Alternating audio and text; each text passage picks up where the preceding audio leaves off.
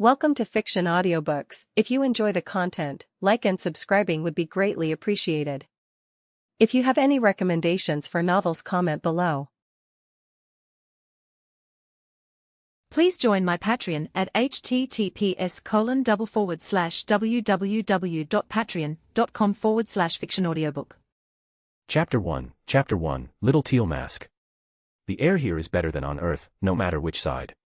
The young man stood at the edge of the forest. He lowered his head and looked at the little one beside him. How does the new world feel, Ogerpon? Ponyeye. Ogerpon is a legendary Pokémon from the Pokémon Scarlet and Violet game. She has a green body adorned with white flowers and yellow circular patterns, with black outer legs, white inner legs, and 2 green leaves between her toes. From her appearance, Ogerpon seems to be wearing a green cloak, with large black thorny vines growing on the upper part of the cloak, and the 2 topmost thorns resembling horns. At this moment, hearing Rin's question, her small mandarin orange-colored face, with 2 starry eyes, happily narrowed into slits. Ponyeye yo. New world, Ogerpon likes it. Good that you like it. Rin looked at the little one jumping and making joyful sounds, and couldn't help but smile. He gently patted Ogerpon's head, then opened her attribute panel. Ogerpon. Contractor, Itoshi Rin. Race, Elemental Spirit. Existence value, Magicules. Magic, Grass-type Pokémon magic, Grass-type moves. Intrinsic skills, Element Absorption, Ability Enhancement. Unique skills, Destroyer, possesses the power to destroy any substance. Growth, can continuously grow by defeating opponents. Destroyer and Growth, huh? What appeared before Rin was not a Pokémon's attribute panel, but a status bar unique to this world. A month ago, Rin awakened his memories from his previous life. In this life, he was a farm boy from a village on the outskirts of the Falmuth Kingdom. The Falmuth Kingdom is located northwest of the Jura Great Forest, with a population of 30 million citizens, plus 10 million free guild members, totaling 40 million people, making it one of the largest nations among the Western nations. However, the lives of ordinary commoners in this country were not good. Falmuth is a feudal country ruled by nobles, and commoners can only ensure they don't starve to death. Their purpose is to be exploited and bled dry by those high and mighty rulers. From the initial confusion and helplessness to the excitement under the world's voice. In just a few tens of minutes, Rin learned what kind of world he had transmigrated into. Falmuth Kingdom, Jura Great Forest, aren't these place names from the time I got reincarnated as a slime? The young man looked exactly like Rin in his previous life, just younger, about 15 or 16 years old. As for the reason for transmigration, Rin's last memory stopped at a dirt truck flashing white light. So, did I soul transmigrate, or reincarnate into another world and only now awaken my past life's memories? If it were the former, Rin did not detect another soul. His former self's memories from childhood felt as if Rin had experienced them firsthand, with no sense of incongruity whatsoever. No matter which one, being able to live again is a gain anyway. Rin, with a when-in-Rome mindset, began to accept his new identity. Soon, Rin discovered that his identity in this world was very delicate. Although he was a half-demon, his former self did not inherit much of the demon's power. Instead, he suffered discrimination from normal humans and was very unwelcome in the village. Fortunately, Rin was not without anything. As a transmigrator, he regretted not awakening a system, but Rin did have a unique cheat. Returning to the present, Rin closed Ogerpon's attribute panel. Open panel. Then, Rin's thought moved slightly, and a new panel appeared in his mind. Itoshi Rin. Race, half-demon, human and demon hybrid. Existence value. Magic, energy cube creation, spirit space, appraisal. Intrinsic skills, adaptability, your body can adapt to the power of any system. Unique skills, traveler, exceptional, you can open a door to an unknown world and traverse it. Leader, by recruiting followers, you can increase your own existence value. Capturer, sign contracts with other creatures and convert them into dependents. Dependents, Ogerpon. Marked world, Pokémon world. In the world of Tensura, there exists a peculiar power called the world's voice, which provides feedback from the world's voice when an individual changes, gains skills, or evolves skills. In short, the world's voice can be understood as the rules and system of this world. Whenever you acquire a new skill or undergo a new change, as long as its impact can pluck the string of the world and leave a mark on it, you will receive a gift from the world. Rin has 3 unique abilities, Traveler, Leader, and Capturer. The first one, Traveler, perhaps due to Rin's identity as a transmigrator, received the exceptional suffix. Unique skill, Traveler. Possesses the ability to allow an individual to leave the cardinal world and traverse between planes and planets within the Tensura worldview. Rin's unique skill goes a step further, capable of breaking through worldviews and traveling to other worlds. The worldview of Tensura is not small. It can primarily be divided into three parts. A material world without magicules. A spiritual world of pure magicules. A chaotic world with both matter and energy. While examining his own attributes, Rin also explained the common knowledge of the new world to Ogerpon. The chaotic world, depending on the abundance of magicules, also has distinctions of high concentration, medium concentration, and low concentration. For example, Rimuru's Earth before his reincarnation in the original work was a material world without magic. And the world Rin is currently in, where demon lords and the world's voice exist, is the top one among the chaotic worlds. It is also known as the cardinal world, the cornerstone and hub of the three major world systems, material, spiritual, and chaotic. Furthermore, because the cardinal world has always been bathed in high concentrations of magicules, its essence has undergone tremendous changes. Ogerpon bent down, she poked at the dirt and stones on the ground with her small hands, then tilted her small head. Pony Eye feels that the things here are no different from the original world. That's because you've also become stronger, Ogerpon. Rin said, every blade of grass, every tree, even a grain of sand here, possesses a solidity and density incomparable to other worlds.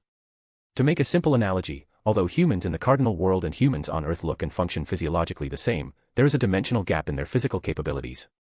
What could destroy an area with a radius of several kilometers on Earth might only create a 100-meter wide pit in the cardinal world.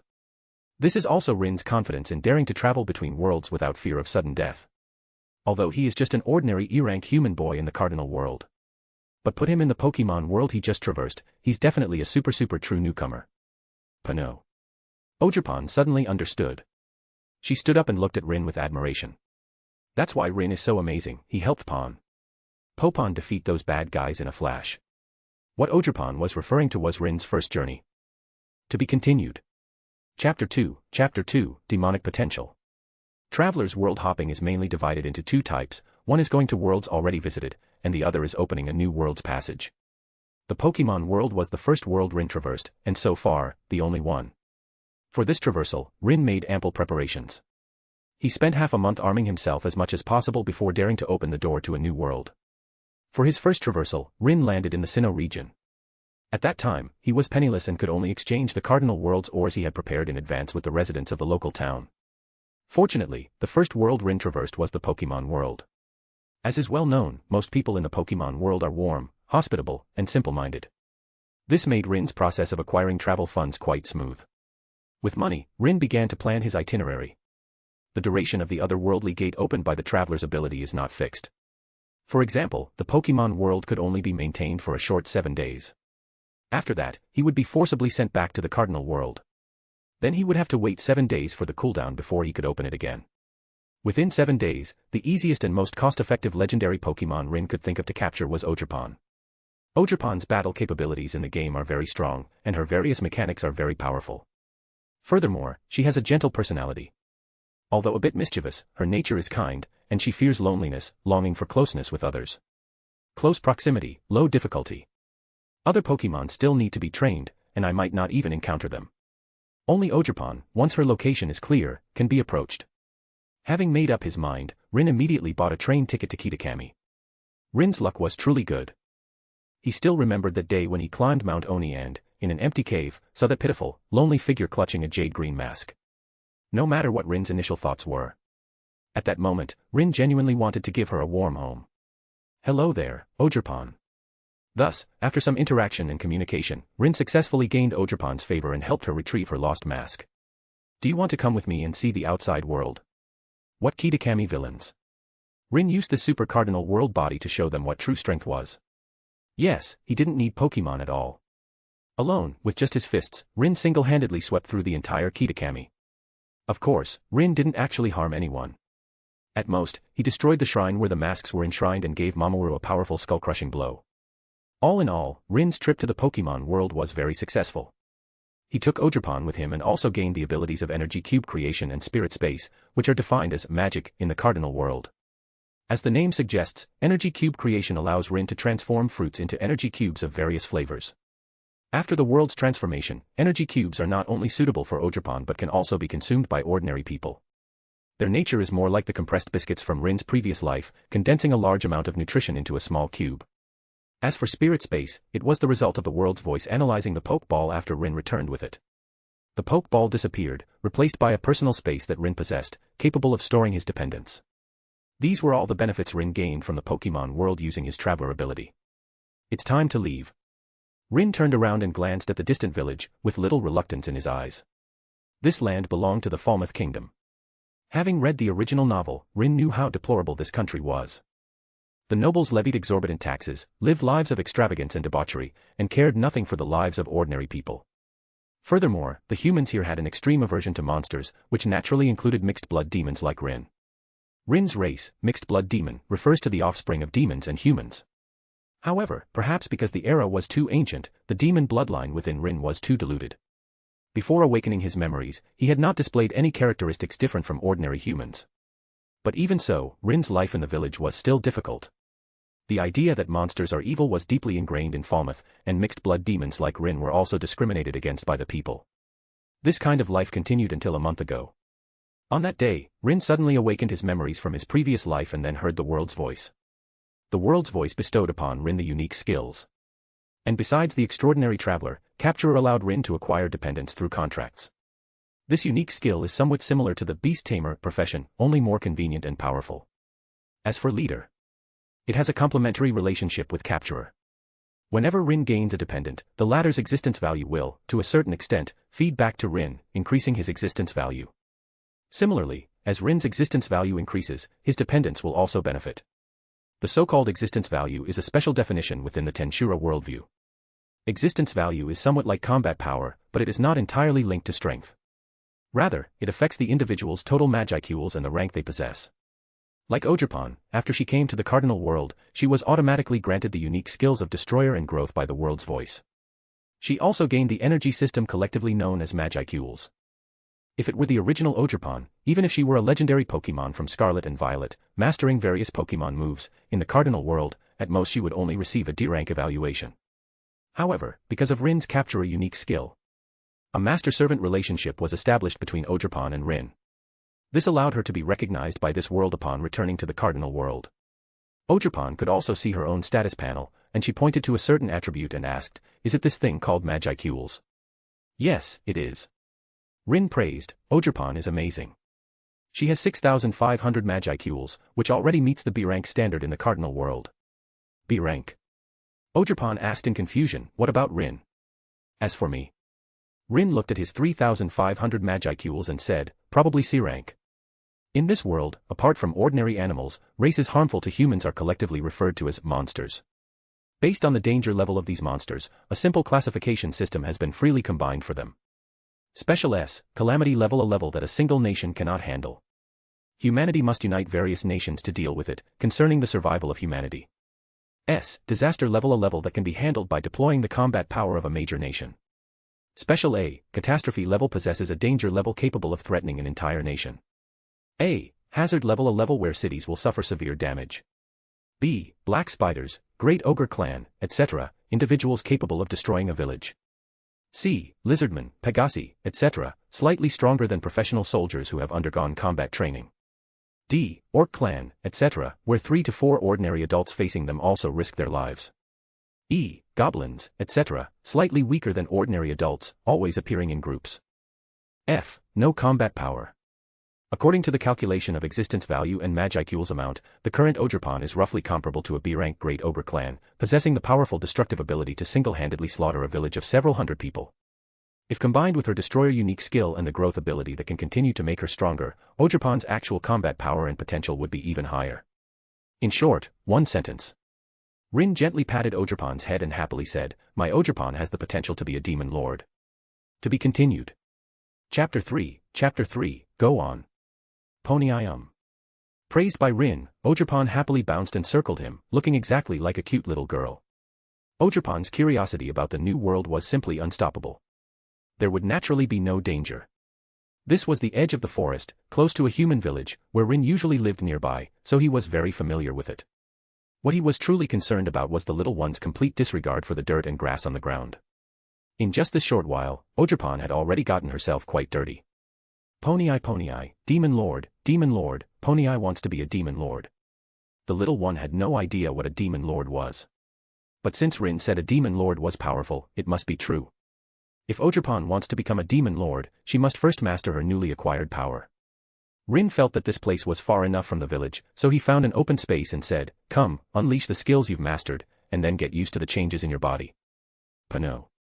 Without the slightest hesitation, Ogerpon immediately began her practice. Ogerpon has the potential to grow into a demon lord. But this does not mean that every Pokémon has Ogerpon's potential. To gain the recognition of the cardinal world and be endowed with Magicules, they must first be converted into dependence by Rin. And the upper limit of dependence Rin can have is closely related to the strength of his capture a unique skill. Currently, Rin can only contract with a maximum of 3 dependents. The scarce slots made Rin hesitant to easily capture Pokémon. It could be said that the poor little one from Kitakami, Ogerpon, was the easiest legendary Pokémon for Rin to acquire that he could think of. According to Rin's understanding, only second-level God, first-level God, and mythical Pokémon possess the potential to grow into a demon lord. Every contract slot is incredibly precious. It's not that Rin hadn't thought about capturing more Pokémon. After all, even the weakest Pokémon, if brought to the cardinal world, could still be trained into decent combat power. Unfortunately, given Rin's current situation, even if he had more dependent slots, he wouldn't be able to protect weak Pokémon as they grew. I'll just have to wait until later to go to the Pokémon world and capture Gardevoir. If asked about Rin's favorite Pokémon, Gardevoir would certainly have a place. However, reality was cruel, and Rin could only tearfully abandon his psychic queen. Ponyeye. Pon. Popon. Completely unaware that Rin was eyeing what he didn't have, Ogerpon was waving her Thornvine stick, performing various Pokémon moves. They can't be called Pokémon moves now. After the transformation of Magicules and rules, all the Pokémon moves Ogerpon mastered had been converted into general skills. Because the moves are no longer simply released by the elemental energy within the Pokémon's body, but are now driven by magic power, they can also be seen as a certain type of special magic, Pokémon magic. Ogerpon feels so much stronger. Ogerpon looked at the large tree she had broken with a single strike, and comparing Kitakami with this place, she said, "My strength has increased several times, and my stamina has also improved a lot. It's not just a simple few times." Rin gently stroked the little one's head and explained, "The physical rules of the 2 worlds are different. The Pokémon world belongs to a low-magic chaotic world. The cardinal world is even higher than high concentration. It's considered a super-concentration chaotic world. According to the simplest calculation, for every increase in concentration level, an individual's performance will increase by 1 tier. Like Ogerpon now, she can smash a large tree with 1 strike in the cardinal world and receive a D-rank evaluation. A single blow capable of breaking a giant tree is equivalent to D-rank, which is generally universal across most worlds. At high concentrations, this blow would rise from D-rank to C-rank. If this were the Pokémon world, after Ogerpon returned, facing beings like Groudon and Rayquaza, she might only need to lift her hand to knock them out of battle. Ogerpon doesn't quite understand, but it sounds very powerful. Ogerpon looked bewildered yet impressed. She wasn't very smart, but since Rin said she had become stronger, it must be true. For her only good friend in hundreds of years, now her family, Ogerpon had absolute trust in Rin. Try to adapt to your newly acquired power as soon as possible. Rin looked into the depths of the forest.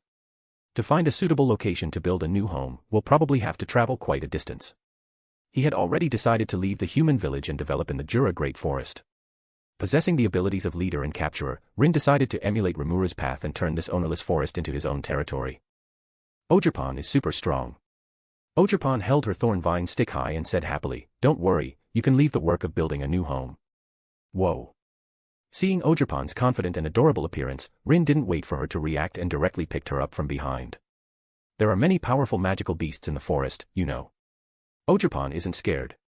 Rin lifted Ogerpon high, and after her initial panic, the little one was now curiously looking at the Jura Great Forest before them. Rin, Ogerpon will protect him. Pokémon trainers, Pokémon, travel, battles, Ogerpon had only seen these things on people who traveled to Kitakami in the past. And now, Ogerpon also had her own trainer and was about to start an adventure. Whoosh whoosh. With Ogerpon's protection, Rin didn't have to worry about the threat of monsters. Thus, Rin left the village where he had lived since childhood and entered the Jura Great Forest. Along the way, the two encountered many magical beasts that emitted dangerous auras. Fortunately, their strength was not great. Facing Ogerpon, who was B-rank but whose combat power was enough to contend with A-rank magical beasts, almost none could last a single move. These magical beasts all turned into Ogerpon's experience points, Magicules, becoming the nourishment for her to grow stronger. Thump thump thump. Suddenly, Rin, who was exploring forward in the forest, felt the ground beneath his feet shake. Something big is coming, Ogerpon. Puh. Without Rin needing to say more, Ogerpon had already summoned her Thornvine stick and stood in front of him. Roar.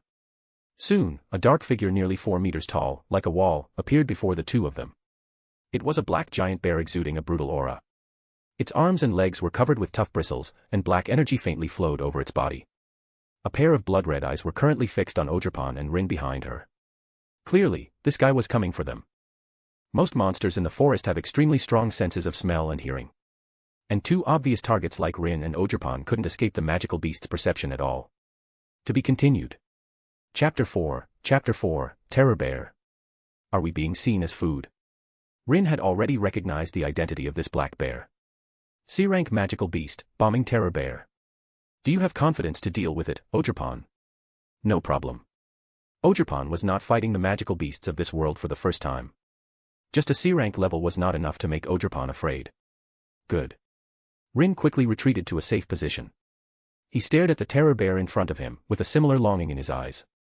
If you want to eat us, then be prepared to be eaten yourself. Go for the kill, Ogerpon.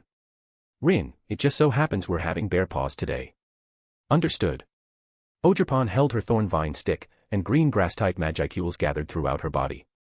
The next moment, the little one's figure had already vanished from its original spot. Swish. Swish swish swish. Ogerpon transformed into a green stream of light, rapidly darting through the trees, causing the previously ferocious terror bear to instantly fall into a daze. One after another, illusory afterimages made the bombing terror bear unable to keep up. Now. Pony Eye. Suddenly, a 3 to 4 meter long thorn vine stick, entirely composed of energy, descended from the sky and slammed violently onto the terror bear's crown. Boom. Rumble. Its skull shattered, blood splattered, and along with it, the terror bear's massive body, comparable to a house, collapsed. Pony Eye. Ogerpon leaped down from the air, landing steadily in front of Rin, not forgetting to strike a cool pose. Notification: individual Ogerpon defeated C-rank magical beast, terror bear. Unique skill, growth, successfully acquired magicules. Obtained existence value, 3 EP. In just a few days, Ogerpon's magicules value had increased from an initial 6,500 to 7,000. It must be said that the unique skill, growth, is truly overpowered. As long as she continuously defeats or kills opponents, she can gain magicules. And magicules is key to a monster's evolution. Well done. Rin praised her. The application of magic and the control of power, Ogerpon, you've completely mastered them. Pony Ion. Ogerpon dissipated her thorn vine stick into grass-type magicules. She shyly scratched her head, a little embarrassed by Rin's praise. Your magicules also increased by 500. If only we encountered more magical beasts, Ogerpon, you could become even stronger. Rin thought of Rimuru in the original work.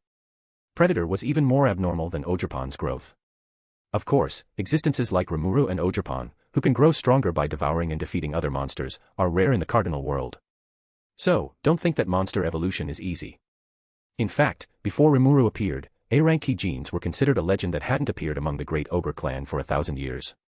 Although not many, it's also not few. If she can defeat another 1,000, Ogerpon will be able to evolve into an A-rank magical beast. Ogerpon just got a little bit stronger again. I feel like Ogerpon has gotten so much stronger recently. Ogerpon hopped back to Rin's side, tilting her head, and curiously asked, is it because I obtained this thing called magicules, EP? That's right. Rin praised and patted Ogerpon's head, explaining, in this world, magicules is closely related to a monster's strength. Normally, the more magicules, the stronger the monster will be. Of course, this doesn't apply to humans. Humans use more of something called technology, rather than skills like monsters do. The bombing terror bear we just defeated was a C-rank monster. And Ogerpon is B-rank. Rin told Ogerpon the information he knew. After B-rank comes B+ rank, A-rank, and then the higher A-rank. In the cardinal world, the general conversion between existence value and rank is as follows. 0 to 1,000, E-rank. 1,000 3,000, D-rank. 3,000 6,000, C-rank. 6,000 8,000, B-rank. 8,000 9,000, B+ rank. 9,000 10,000, A-rank. Then, 10,000 is a watershed. Breaking through 10,000 existence value allows one to become an A-rank monster and receive the evaluation of calamity. 10,000 100,000, A-rank. The A-rank span is very large, completely on a different dimension from previous monster ranks. Generally speaking, an A-rank calamity-rated monster appearing in the human world could destroy a city by itself. At the higher special A rank, it becomes a disaster capable of destroying nations. Breaking the 100,000 existence value bottleneck allows one to gain the special A rank evaluation. Of course, special A rank also has different levels. Among special A rank, some monsters that haven't continued to advance are given the name of disaster. And a special A rank that can break its own limits and continue to evolve will become what humans call a Demon Lord, or Demon Lord Seeds, the moment its existence value breaks through 200,000. In the original story, Demon Lord Seeds weren't portrayed as overwhelmingly powerful, sometimes barely qualifying as Demon Lords. But here, humans didn't distinguish between Demon Lords and Demon Lord Seeds so casually. A Demon Lord Seed is also a Demon Lord, an ultra-large-scale disaster that can threaten and even destroy a country. Once such an existence appears, millions of people will perish, and tens of millions of humans will be displaced. Let alone in the cardinal world, even in modern society, it would be a major global disaster. Ogerpon wants to become a Demon Lord. Ogerpon's determination to become a Demon Lord grew even stronger. Her thought was simple, that way, Ogerpon can protect Rin even better. Ha! Rin felt a warmth in his heart. Come lend a hand, Ogerpon, Rin said, I'll make you something delicious. Rin and Ogerpon couldn't possibly finish such a large terror bear by themselves. But that was fine. Rin had a Pokémon space, where he could store the remaining bear meat without worrying about spoilage due to the passage of time. The two of them weren't short on food. Rin's space contained a large amount of supplies purchased from the Pokémon world. However, Rin had only heard of something like bear paws in his previous life. Now that he had the chance to taste it, he certainly couldn't miss out. Suddenly, Rin saw Ogerpon looking at the dead terror bear. What's wrong? He guessed her thoughts and said, does it make you uncomfortable? A little, but not much. Ogerpon shook her head. The Pokémon world also had normal animals. She wouldn't kill a Pokémon because they were her kind. But as for ordinary animals, there was nothing to care about. This was similar to the relationship between monsters and magical beasts in the cardinal world. Monsters were intelligent, possessed their own language, could communicate, and had emotions. However, magical beasts like the terror bear were monsters completely dominated by emotion. They weren't even products of normal reproduction. To be continued. Chapter 5, Half Demon. It seems I need to explain the origin of these magical beasts to you, Ogerpon. During this time, Rin and Ogerpon had defeated many magical beasts, and also some monsters. But neither of them had dealt a killing blow. Whether it was killing or defeating, the magicals that growth could obtain was the same. This made them prefer to defeat opponents rather than engage in unrestrained slaughter. First, this magical beast don't let its flesh and blood, which we can eat, deceive you. Rin said, in reality, its body is entirely composed of magicals. Completely composed of magicals. This world has three major existences. 1. The astral body, which envelopes the soul and is the most fragile. 2. The foundation for accumulating power, the spiritual body. 3. The material body, which is directly connected to the world. Seeing Ogerpon's expression of, I don't understand, but I'm greatly shocked, Rin couldn't help but chuckle, all right, I know you don't understand these things, Ogerpon. Simply put, the magical beasts of this world, no matter how strong, are products of the fusion of a spiritual body and magicals. They do not possess something called a soul. Spiritual bodies are ubiquitous, formless, and intangible. You cannot eliminate them using the rules of the physical world. When the terror bear died, the spiritual body that drove its actions had already dissipated. What remained was just a pile of meat chunks containing magicals. And someone like you, Ogerpon, is called a monster. Monsters possess souls. They are not essentially different from humans. Ogerpon is a monster. Ogerpon tilted her head and asked, then what about Rin? Is Rin human or a monster? If judged solely by appearance, Rin would definitely be identified as human. However, that was not the case. Rin was a half-demon, meaning the product of a union between a demon and a human. Here, it's important to distinguish that a half-demon is not equivalent to a demi-human. Demi-human generally refers to a human transformed into a demon, also known as a human-demon race, which is a completely different concept from Rin's half-demon. Demi-human, half-demon. Ogerpon scratched her head, still not fully understanding, but she generally grasped some of it. Actually, I'm not very clear about this either. Rin said, as far as I know, half-demons should be extremely rare in this world. Humanoid monsters were called demons. And when demons combined, if they left offspring, a large portion of the parents' magicals would be inherited by the progeny through transmission. This was for reproduction between demons. If it were between a demon and a human, it's no exaggeration to say that the demon parent would simply cease to exist. Losing a large amount of magicals is equivalent to losing most of one's lifespan for a monster. Even the Star King Dragon, the ceiling of this world, was like that. The origin of my predecessor is indeed a bit strange. Even though he's a half-demon, he doesn't know what kind of monster the non-human part of his bloodline came from. Fortunately, Rin wasn't particularly looking forward to the power brought by the monster bloodline. Even if he didn't awaken it, it wouldn't have much impact on Rin. Having monster blood is good enough, why ask for more?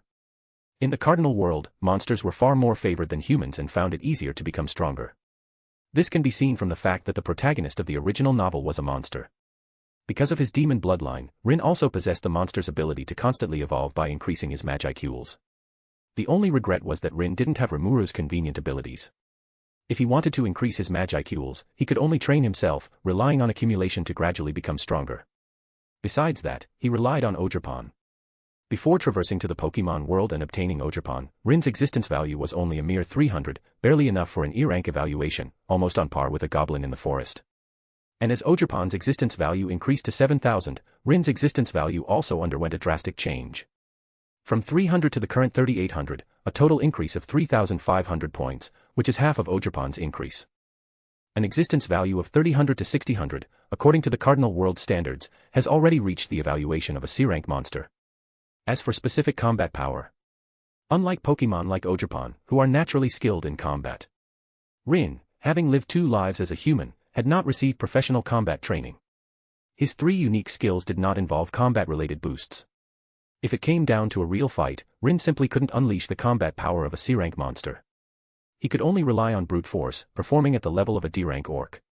As mentioned before, existence value is related to the quantity of Magicools. The more Magicools, the greater the magical power. The relationship between Magicools and magical power can generally be understood as the relationship between max mana, current mana, and mana recovery speed.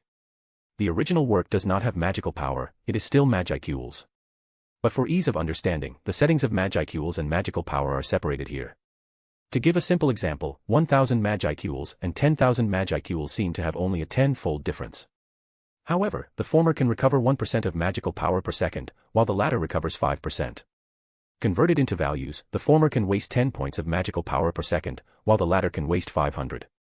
With one increasing and one decreasing, just the basic magical power output has a 50-fold difference, and this doesn't even count the latter's additional magic, inherent abilities, unique skills, resistances, and so on.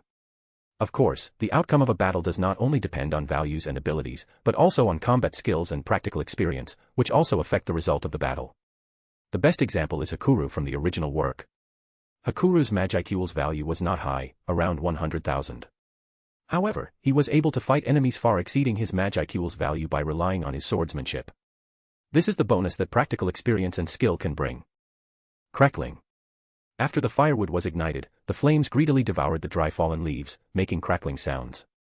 The skewered bear meat was placed on the grill, and the aroma of the meat quickly spread through the fresh air. The meat slices gradually turned from bright red to golden yellow under the heat of the flames, and oil droplets fell into the fire, stirring up bursts of smoke. Gulp. Seeing Ogerpon drooling, Rin picked up a skewer of bear meat and handed it to the little one. Here, eat it. Ogerpon took a big bite, and her eyes immediately narrowed in happiness. So delicious. Rin also took a skewer for himself. It had to be said that everything in this world, whether mushrooms from the forest or animal meat, was incredibly delicious. Is this the change brought by Magicools? Rin could only say that things from a high-level world were indeed extraordinary. While eating, Rin wasn't idle. He took advantage of the break to ponder his future path. Combat skills, magic, practical experience. I have absolutely no way to acquire magic and combat skills. Practical experience is too dangerous. Indeed, the trainer profession suits me well. Rin's positioning for himself was very clear. He was a summoner, the type who just needed to stay behind his summoned beast and cheer them on. Coincidentally, Rin's leader and Ogerpon's growth were the best partners. Ogerpon could gain growth, meaning an increase in Magicools, by defeating or killing monsters and enemies. Of course, this defeat was not without limits. Firstly, each individual could only be defeated once before they had a major breakthrough. Repeatedly defeating the same individual would not yield experience points. Moreover, this Magicool's increase had an upper limit and was not endless. No matter what, growth was only a unique skill. It was already remarkable that it could allow Ogerpon to grow into a demon lord. And to break through special A rank and reach S rank, which is the true demon lord level, the unique skill growth would need to advance further. As for how to improve further, Rin cast his gaze towards the cooling system. I wonder if the next world will have a way for Ogerpon and I to become stronger. To be continued. Chapter 6, Building a Camp. Time passed quickly. A week had passed since the two entered the forest. And on another morning, 7 days later, Rin and Ogerpon finally found a good place to build their new home.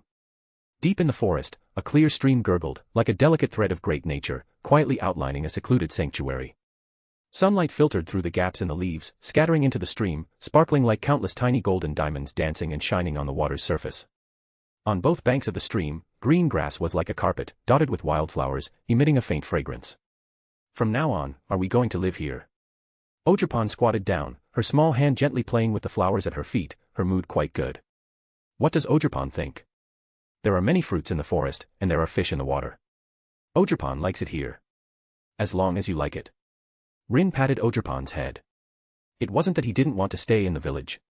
His previous self hadn't had a good life in the village, and after awakening his memories, Rin naturally wouldn't tolerate being looked down upon by others anymore. So, after making preparations, Rin taught a lesson to those who had discriminated against and bullied him. Then, before attracting the attention of human adventurers, he took the prepared supplies and entered the Pokémon world. Furthermore, unlike his previous self, Rin actually preferred the Demon Lord setting over the human identity. After all, in the Cardinal world, becoming a Demon Lord was the mainstream. The demon bloodline in Rin's body just so happened to allow him to initiate the evolution ritual for monsters, completing the awakening of a Demon Lord from low to high rank. And to achieve this goal, conquering humans was useless. For a monster to grow, besides the necessary potential, it needed to increase its existence value through achievements, constantly evolving until it reached the Demon Lord stage. Territory, subordinates, battle achievements. None of the three could be lacking. Rin had the unique skill Traveler, he could obtain power and companions by traversing different worlds. Ogerpon's growth was even more straightforward. She could directly use war to sustain herself, constantly fighting, and naturally become incredibly strong. The current location of the two was in the western part of the Jura Great Forest. There were no powerful monster groups living nearby, and with Ogerpon's B-rank strength, combined with various Pokémon moves, it was enough for them to establish themselves here. Even if they encountered monsters stronger than B-rank, they could immediately abandon this place. Running away was not shameful. First, preserve your life. There will be plenty of opportunities to come back for revenge later. I'll go into the forest to pick some fruits. Having made up his mind, Rin began to arrange their work. Ogerpon, can you help me cut down that circle of trees? Are those the ones? Yes, from here to there, and also this area on the left. Rin pointed to Ogerpon. We are going to build our new home by the stream, and cutting down all these trees will free up more space for future crop cultivation. The cut trees can also be used to build houses, Rin said. We will have more companions in the future, so we need to prepare houses for them in advance. New companions. Ogerpon liked lively environments. Ogerpon wants to build a big house for many friends to live in. But, Ogerpon doesn't know how to build houses. But soon, Ogerpon realized that she had always lived in caves and had no idea how houses were built. Don't worry, leave the house building to me. In his previous life, Rin had studied carpentry out of interest, especially the construction of simple wooden houses, which he remembered quite clearly. Rin is so amazing. Hearing that Rin could build houses, Ogerpon's two star-like eyes widened, and her admiration almost overflowed. It must be said that Pokémon are truly adorable creatures that can heal one's soul. I'm going to pick fruits. Rin's physical condition was good. Just picking fruits wouldn't put him in any danger. Even if a monster did appear, Ogerpon would rush to his side immediately. Next, the two split up. Rin first picked various fruits that he remembered were edible and tasted good, washing them in the stream. Incidentally, he also caught 4 plump fish for lunch. It was a pity that the terror bear meat they had hunted earlier was all gone, otherwise lunch could have been even more abundant. Rin decided to conserve some of the supplies brought back from the Pokémon world. He couldn't be sure that the worlds he would cross into later would always have enough resources. If he encountered a post-apocalyptic, post-disaster, or relatively primitive world. At that time, Rin would have to use his traveler opportunities to stock up from the Pokémon world, which would be too troublesome. Therefore, save whenever possible. Since there was readily available food right in front of them, there was no need to consume the supplies in the warehouse. Rin, is this enough? If not, Ogerpon will cut more. In the clearing by the stream, Ogerpon's small body was lifting a log that 2 people could barely embrace over her head. Utilizing Pokémon moves, combined with Ogerpon's current powerful B-rank strength. Those ancient trees that would take ordinary people several hours to cut down, Ogerpon could snap them with ease. Enough. Rin quickly stopped Ogerpon. No need to be so fast, take your time, we have plenty of time. Looking at the little one's energetic appearance, Rin inexplicably felt a sense of guilt for exploiting child labor. Pony eye. Ogerpon exerted force with her hands, and the log was instantly thrown into the air. Clearly, the little one did not listen to Rin's instructions and just buried herself in hard work, having no idea what slacking off meant. Boom. In just half an hour, Ogerpon not only cut down trees but also did the initial processing. Only a mountain of logs was left, neatly stacked on the grass. But even after doing so much work, Ogerpon not only didn't feel tired but enjoyed it immensely. Having lived alone on Mount Oni in Kitakami for all these years, Ogerpon finally met Rin, who was willing to interact with her. Being naturally afraid of loneliness, after hundreds of years of solitude. Let alone just cutting down some trees, even more arduous work, Ogerpon could happily complete. As long as I can be with Rin, Ogerpon is happy doing anything. To be continued. Chapter 7, Many-Legged Spider Bug. You worked hard, come eat something.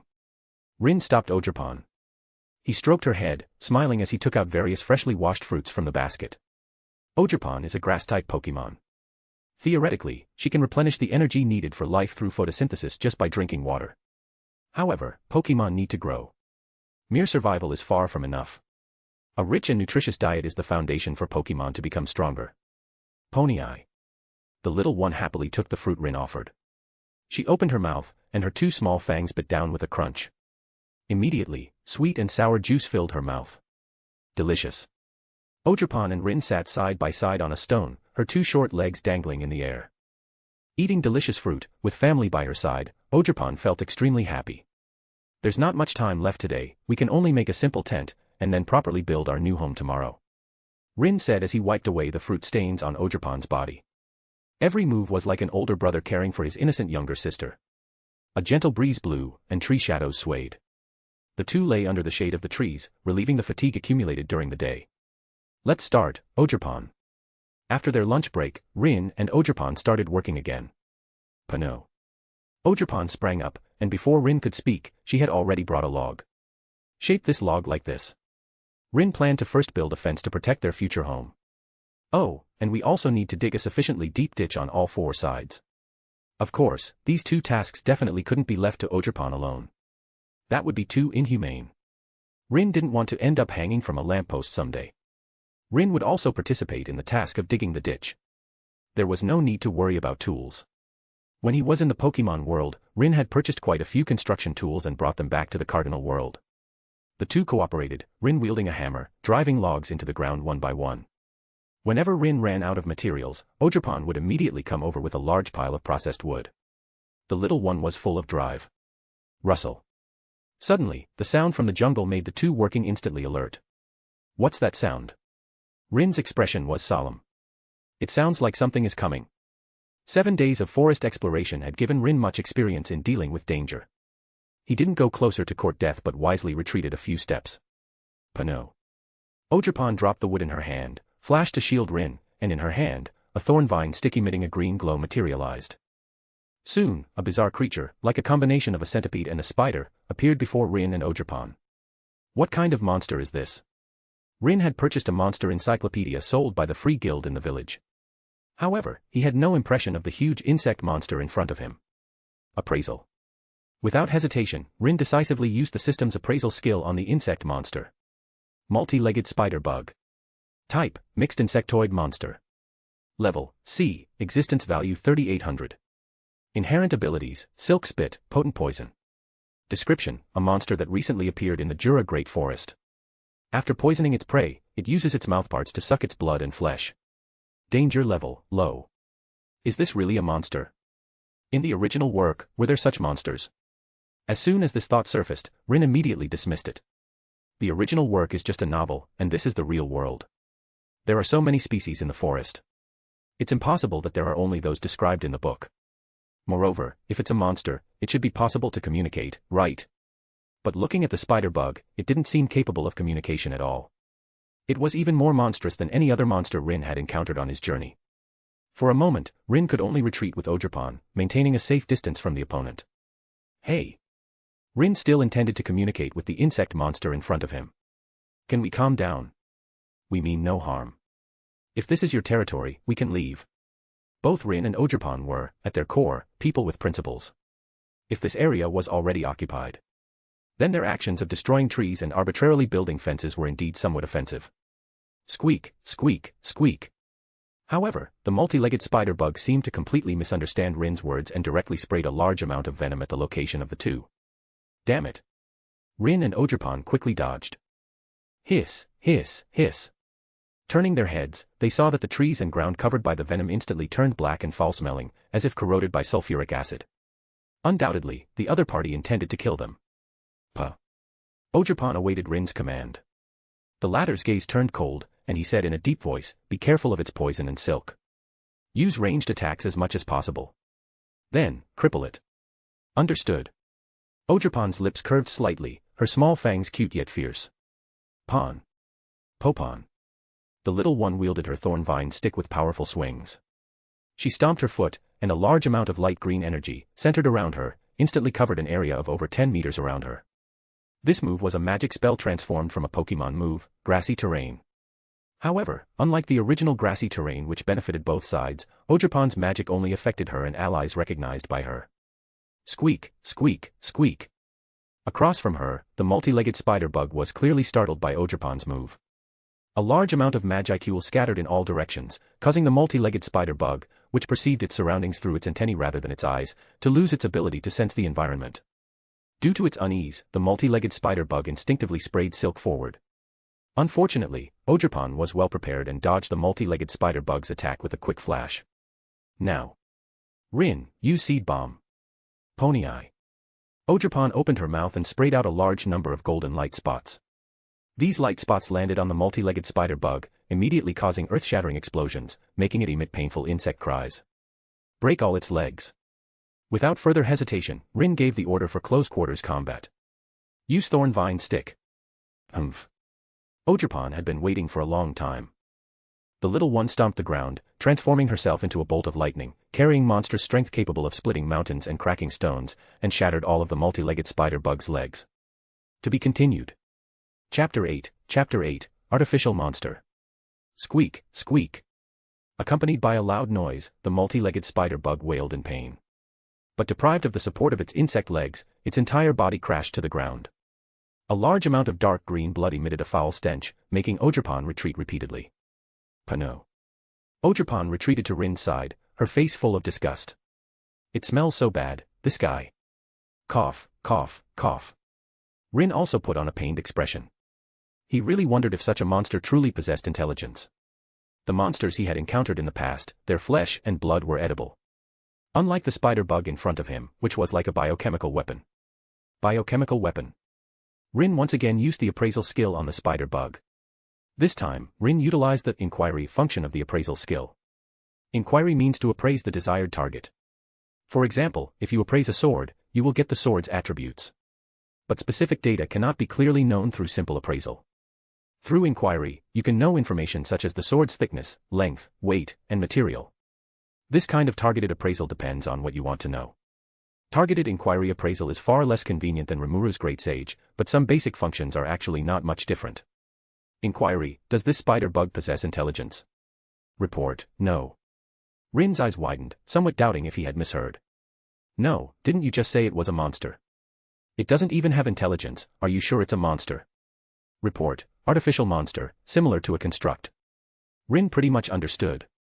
Simply put, this thing was not a naturally born monster. It possessed a soul, but not a complete soul, rather a soul fragment. Rin wasn't entirely sure how it worked. He only knew one thing. There was no need to treat this spider bug as an intelligent life form. So it's just a brainless wild monster. Rin frowned slightly, and he waved his hand in front of his nose. Finish it, Ogerpon. Pony Eye. Ogerpon did not ask why. As long as it was Rin's request, Ogerpon would execute it without hesitation. Boom. Thus, the thorn vine stick swung, and green energy, from dozens of meters away, smashed down fiercely.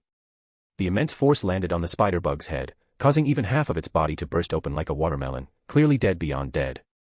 Individual name, Ogerpon, killed, multi-legged spider bug, gained 5 existence value. The experience acquisition prompt that came with Ogerpon informed Rin of the existence value the multi-legged spider bug could provide. 5 existence value, 2 points higher than Terror Bear's 3 points. Rin didn't pay too much attention to the magicules obtained from killing the spider bug. He was more concerned with the term, artificial monster. I always feel like I've fallen into something bad. Rin shook his head, dispelling these unnecessary worries. Strength. As long as I become strong enough, no conspiracy or trickery will be a cause for fear. Ogerpon, who do you think is stronger, this spider bug or the terror bear from before? Ogerpon thought for a moment and said, Ogerpon feels the spider bug is so weak. Don't let Ogerpon's combat style, which involved using grassy terrain to confuse the spider bug's senses and seed bomb to disarm its defenses, deceive you. These were just tactics Ogerpon specifically developed for caution. If it came down to a direct comparison, Ogerpon could finish off the spider bug with one hit. Well, the bombing terror bear was the same in that regard. But Ogerpon still thinks the bear is stronger. This was Ogerpon's intuitive feeling. She couldn't explain why, but she just felt that the bombing terror bear was more threatening. Intuition. Rin believed Ogerpon's feeling was correct, and he looked down at the shattered spider bug. After all, it's an artificial product. It can't compare to a genuine C-rank monster. Of course, part of the reason was also that Ogerpon had become stronger than she was not long ago. When she encountered the terror bear, Ogerpon's Magicules were around 7,000. And now, in just 7 days, Ogerpon's Magicules had increased from the initial 6,500 to 8,000. Ogerpon had been quite active along the way. Whenever she saw a monster or beast that could provide experience points, she would give it a hit, whether it was worth it or not. Rin treated her like a Pokémon grinding for levels. If it was a monster, Ogerpon would try to minimize damage and quickly put it into a baby-like sleep, thereby fulfilling the defeat condition. As for monsters, as long as the opponent chooses to surrender, the growth can obtain the corresponding Magicules. In addition, Rin would also leave food for these defeated ones. Rin, who had just awakened his past life memories not long ago, was still unable to plunder recklessly. He gained experience points, and the other party got food. A definite win-win. Ogerpon used so much magic power to fight the terror bear. But to fight the insect monster, Ogerpon used this much. Ogerpon gestured with her two short hands, indicating lengths, which Rin couldn't understand at all. In short, to fight the insect monster, Ogerpon consumed much less magic power. Ever since she came to the cardinal world, Ogerpon had found that the energy within her body had become much more abundant. Not only had the quantity increased, but even her recovery speed had been greatly enhanced. For example, in the past, after a battle, Ogerpon would always need to catch her breath. But now, Ogerpon stated that even if she had dozens of such battles consecutively, she would not feel tired. The higher the existence value, the more Magicules there were, and the amount of magic power and stamina that could be contained was directly proportional to it. Coupled with astonishing recovery speed, and Ogerpon's unique Pokémon moves, her strength was by no means simply describable as B-class. Rin felt that even if Ogerpon faced A-class, or even A+ level monsters, she would have a considerable chance of winning. Alright. Rin didn't say much more about other things. Artificial monsters and such were too far away from them. The top priority now was to bury the spider insect monster, which had been beaten to a pulp, to prevent it from polluting the farmland. Over the next period, while working, the two encountered 3 waves of insect monster invasions. Rin didn't know what the situation was in this place, why there were so many insect monsters. However, Ogerpon was not to be trifled with either. Her thorn vine stick lived up to her reputation. After adapting to Pokémon-type magic, Ogerpon's combat became even more effortless. Often, the enemy was killed before they could even make a move. There isn't an insect monster nest nearby, is there? Rin watched Ogerpon manipulate tree roots to drag the remaining remains underground for burial. He held a dagger in his hand, and on the ground nearby, there were materials Rin had collected from 3 insect monsters. Resisting the foul odor emanating from these items, Rin was clearly disgusted but still began to clean these materials, determined not to waste anything. Should we go investigate? While cleaning, Rin secretly pondered, no, with just Ogerpon and me, even if we find an insect monster nest, it would waste a lot of time, and it wouldn't be worth it. Considering that the camp had been initially built, Rin finally decided to ignore them. There were still a few hours until the traveler's cooldown was over. At most, by tomorrow, Rin could cross again. The traveler's ability to cross dimensions had a cooldown period. The length of the cooldown period was related to the time Rin spent in the other world. Just like last time, Rin stayed in the Pokémon world for 7 days, so upon returning to the Cardinal world, there would be a 7-day cooldown. Of course, this referred to the cooldown after returning to the Cardinal world. If he was in another world, Rin could return at any time to avoid encountering unmanageable dangers in the new world. Let's just treat it as a monster spawning point. For some reason, Rin felt that it wasn't bad to occasionally have spider insect monsters come to them. This way, they wouldn't have to bother looking for monsters. To be continued. Chapter 9, Ogre Clan. At the same time, tens of kilometers away from the camp Rin had chosen, within the forest, a small village of 300 people was nestled. The figures coming and going, men mostly dressed as samurai, while women wore kimono-like cloth garments, and each was tall with horns on their foreheads. If Rin were here, he would surely recognize this village as the Ogre Village, which was destroyed by the orcs led by footmen in the original work. The Ogre clan had an average combat power of B class, possessing the powerful military strength to destroy human villages by themselves. The Ogre Village had a population of around 300, and its overall strength was such that even if it encountered an A-class monster attack, it could easily win. In the assessment of human adventurers, it was a terrifying force capable of destroying an entire city. However, the Ogre clan in the Great Jura Forest was not as fond of destruction and slaughter as their appearance suggested. On the contrary, although the Ogre clan was combative, they upheld loyalty and never attacked the weak or innocent. They mostly maintained the village's development by obtaining remuneration through employment from different monster tribes in the forest and from humans outside. After over 100 years of accumulation, the Ogre clan had now become one of the three dominant forces in the Great Jura Forest. To the south, the massive orc tribe, numbering in the hundreds of thousands. To the north, the lizardmen, with a population exceeding 10,000 and individual combat power above C-class. And the Ogre clan, numbering only 300, located in the western part of the forest, possessing B-class combat power once they reached adulthood. The three major forces checked each other, forming a tripartite balance, which allowed the Great Jura Forest to maintain superficial peace. Originally, this pattern had continued for a long time. Human adventurers generally did not venture deep into the Great Jura Forest, and the Ogre clan would not actively attack surrounding countries or forces. However, not long ago, a group of insect monsters, whose origin was unknown, broke the peace in the western part of the forest. They wantonly slaughtered wild beasts in the forest and continuously plundered the resources that monsters relied on for survival. At first, the Ogre clan did not take it to heart. The Great Jura Forest was permeated with the storm dragon's magicules, so no one could say what kind of monsters and demon beasts would be born. However, not long ago, some clansmen were hunting in the forest but were attacked by hundreds of C-class insect monsters, their lives hanging by a thread. If it weren't for the young master of the Ogre clan leading a rescue team, this group of clansmen would probably have been completely wiped out. For the sparsely populated Ogre clan, every clansman was incredibly precious. But even so, 2 ogres still died under the attack of the insect monsters.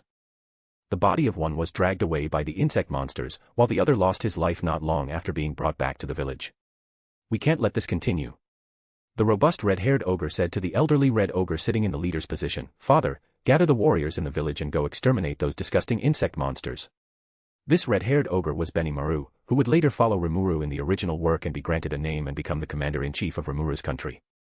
However, at this time, he, along with Cheyenne, Shuna, and others, had not yet received their names. In the cardinal world, most monsters did not have names. Once a monster had a name, it would become a named monster, and its potential and life level would experience a leap-forward improvement. Unfortunately, the current ogre village did not have named monsters. After all, Kijin had long become a legend of the ogre race, and none had been born for 1,000 years. Old man, what do you think? The leader looked at the white-haired elder who was meditating with his eyes closed beside him. The entire ogre clan deeply respected this experienced and highly skilled swordsman. In fact, if the elder hadn't been so devoted to swordsmanship, he should have been the leader of the ogre clan. I have never seen this type of insect monster in the Great Jura Forest, they don't seem like native monsters. Unlike the spider-type insect monsters Rin encountered, the types of insect monsters encountered by the ogre clan and other monster tribes in the forest were far more than just one. Mantis-type, centipede-type, beetle-type, butterfly-type, all kinds, almost encompassing all battlefield needs, truly biological weapons. It's just, old man, I suspect, are those insect monsters really monsters? Categorically, they are indeed monsters. The red ogre leader also couldn't understand. But we tried to communicate with them and found it completely impossible. Demon beasts cannot communicate, have low intelligence, and are purely monsters. Monsters, on the other hand, are intelligent life forms, have their own tribes, and most can coexist peacefully. No matter what, the young master's idea is not wrong. These insect monsters can appear endlessly, so there must be a nest or a similar base camp. Only by finding it and destroying it can we fundamentally eliminate these dangerous insect monsters. The suggestion was approved by the ogres present. So, the leading red ogre patriarch began to arrange personnel. He had the future Benimaru lead the team, including Cheyenne, Shuna, and others to search for the insect monster nest in the forest, and then launch an attack to eliminate this unknown disaster in one fell swoop. As night fell, Rin did not know the origin of the successive waves of insect monsters, nor was he aware that the ogre clan was organizing people to prepare to exterminate them. After a full day of work, Rin and Ogerpon finally completed their first wooden hut. The wooden hut resembled a tent, about 1 person tall, with a triangular structure, enough to accommodate Rin and Ogerpon, providing them shelter from wind and rain. A bonfire was lit in front of the hut, and the two needed to take turns on watch to prevent night raids by wild beasts and monsters. But this was temporary. Once Rin's traveler cooldown was complete, he would take Ogerpon to a new world. If they were lucky, they could not only find a place to rest but also replenish a wave of supplies. Thus, Ogerpon guarded the first half of the night, and Rin guarded the latter half. This arrangement was also to ensure that Ogerpon would have sufficient physical strength and spirit to deal with potential troubles after crossing. The bonfire crackled, a faint flicker of firelight dancing in the darkness. Inside the wooden hut, Rin felt the tranquility of the night forest. Ogerpon rested her head on his thigh, her small body curled into a ball, smacking her little mouth, as if dreaming of something delicious. Even in such a wild outdoor setting, Ogerpon seemed to be sleeping in the warmest of blankets. As long as she stayed by Rin's side like this, Ogerpon would feel incredibly secure. What a little glutton, she's even drooling. Wiping away the moisture from the little one's fangs, Rin stroked Ogerpon's hood-like body. His hand brushed over the pointed horn on her hat. It was part of her body, not just a simple decoration. However, Ogerpon's body felt very soft. Even the ogre horn, which should have been sharp, felt soft and yielding in Rin's hand. And so, Rin watched over her like a younger sister until dawn, without encountering any more insect monsters attacking them. The morning light first broke, and a hint of fishbelly white appeared on the horizon. In the haze, the mist in the forest drifted like a light veil, and faint light filtered through the sparse treetops, dappling the moist ground, where dewdrops were faintly visible, shimmering with silver light on the tender green leaves. Ponyo. Waking up from her sleep, Ogerpon rubbed her sleepy eyes, then instinctively began to look for Rin. And upon seeing Rin, the worry in Ogerpon's eyes immediately dissipated. In its place was pure joy and dependence. Rin, are we still building a house today? With yesterday's experience, Ogerpon already had some insights into building houses. She wanted to challenge herself to build a bigger wooden house, and then construct a large house that could accommodate 2 people. Let's pause for now. Rin patted the little one's head, then took Ogerpon to wash up by the stream, and ate a simple meal of mushroom stewed porridge and a few energy cubes, before announcing today's plan. I plan to open the door to another world and scout it out first. Rin said, if the new world is too underdeveloped, we'll use our once-a-day traversal on the Pokémon world. The technology in the Pokémon world is very advanced. Rin could completely go there, introduce various equipment and resources, and quickly build a simple camp. He had no intention of catching other Pokémon for now. A traveler cannot bring people across, unless the other party becomes Rin's familiar. But the familiar slots were temporarily limited, and Rin did not plan to use all of the remaining 2 slots on Pokémon. However, if we encounter a dangerous world, we will return immediately. Ogerpon will protect Rin. Then I'll leave it to you. Stretching, Rin looked at the re-energized and eager Ogerpon. Are you ready? Pony eye. Ogerpon made a bodybuilding gesture, indicating that she was full of drive. Very good, very energetic. After Rin finished speaking, he activated the traveler's ability, which had cooled down and could be used again. Let's go. Thus, accompanied by flickering light, Rin and Ogerpon were no longer in the campsite, leaving only the extinguished campfire, its smoke lingering in the damp morning air. To be continued. Chapter 10, Obtaining a Cheat. When Rin opened his eyes again, what came into view was an indescribably unique space. The surroundings were pitch black, with only a small bright area in front, radiating a deep light like the starry sky. Ponyo. Ogerpon held Rin's hand, her small face filled with shock. The little one had no idea where this was. What about the promised other world? How did they end up in such a dark place? Don't rush, let me think. Rin was about to ponder where this was and what kind of world he had arrived in. The next moment, rays of light bloomed before Rin's eyes. Pano. This startled Ogerpon, who quickly conjured her thorn vine stick and shielded Rin behind her. Don't let Pon's shyness, fear of loneliness, and small appearance fool you.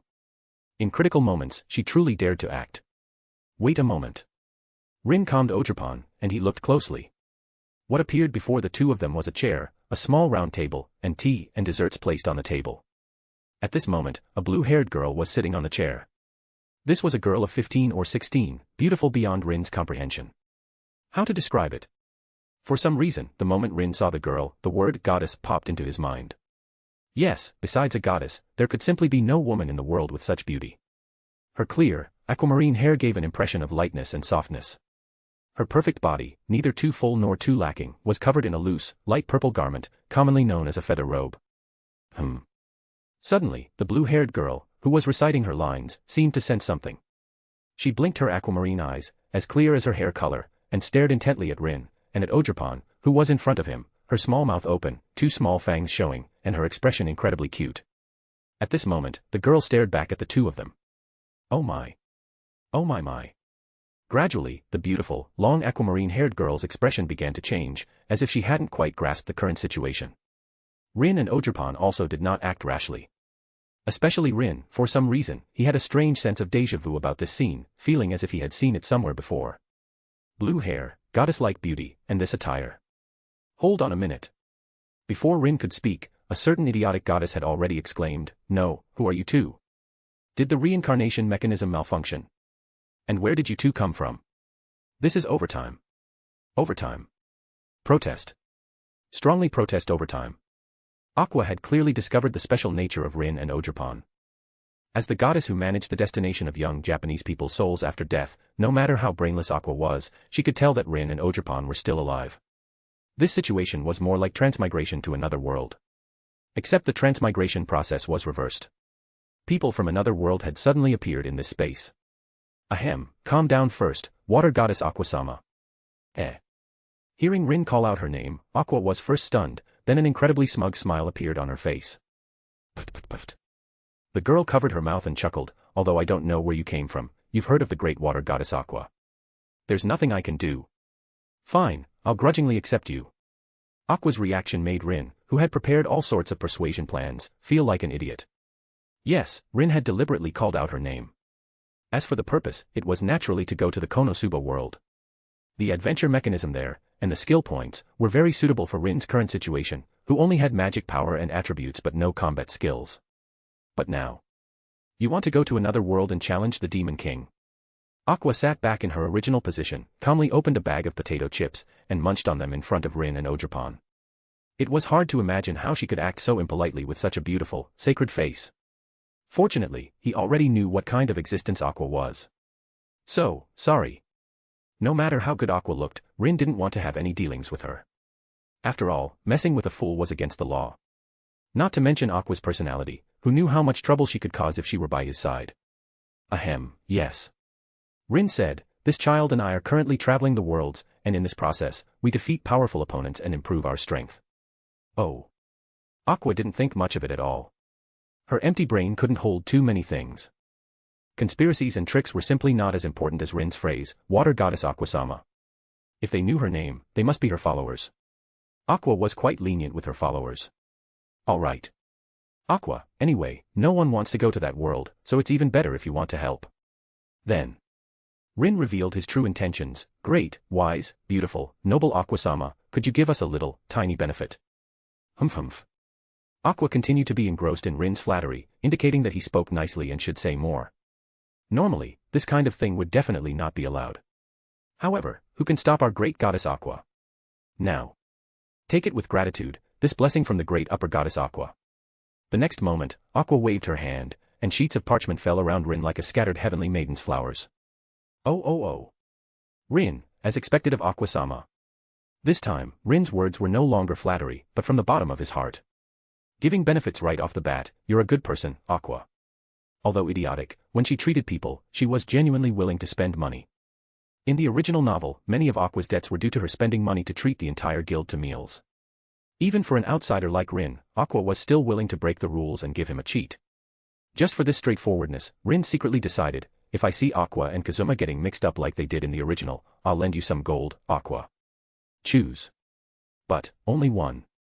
Aqua pointed at Ogerpon and said, its life composition is very special, it's with you, so it can't receive any cheats provided by the gods. In short, even by the Konosuba world's judgment, Ogerpon is Rin's summoned creature. If he could get more cheats this way, wouldn't Rin summoning hundreds of skeleton soldiers directly make the gods go bald? Alright. Rin was a bit disappointed, but since it was a world rule, there was nothing he could do. Greed knows no bounds, and Rin was already very satisfied to get a cheat ability for free from Aqua. Oh, right. His own searching efficiency was too low, so Rin decided to directly ask Aqua, is there a cheat that allows for rapid skill learning? Oh, that kind.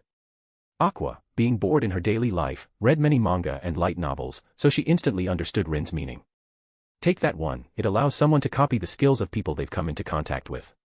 The limitation is that copied skills are only level 1, and their effectiveness depends on one's own attributes. This is a setting in Konosuba. Konosuba's skill points can be spent on any learnable skill, and not just 1 point, but can be continuously invested. Just like Megumin's explosion magic, it requires a large number of skill points to unlock. Similarly, upgrading the level of explosion magic also consumes skill points. The reason Megumin's explosion magic is so powerful is that she specialized in this skill, spending all her skill points on it.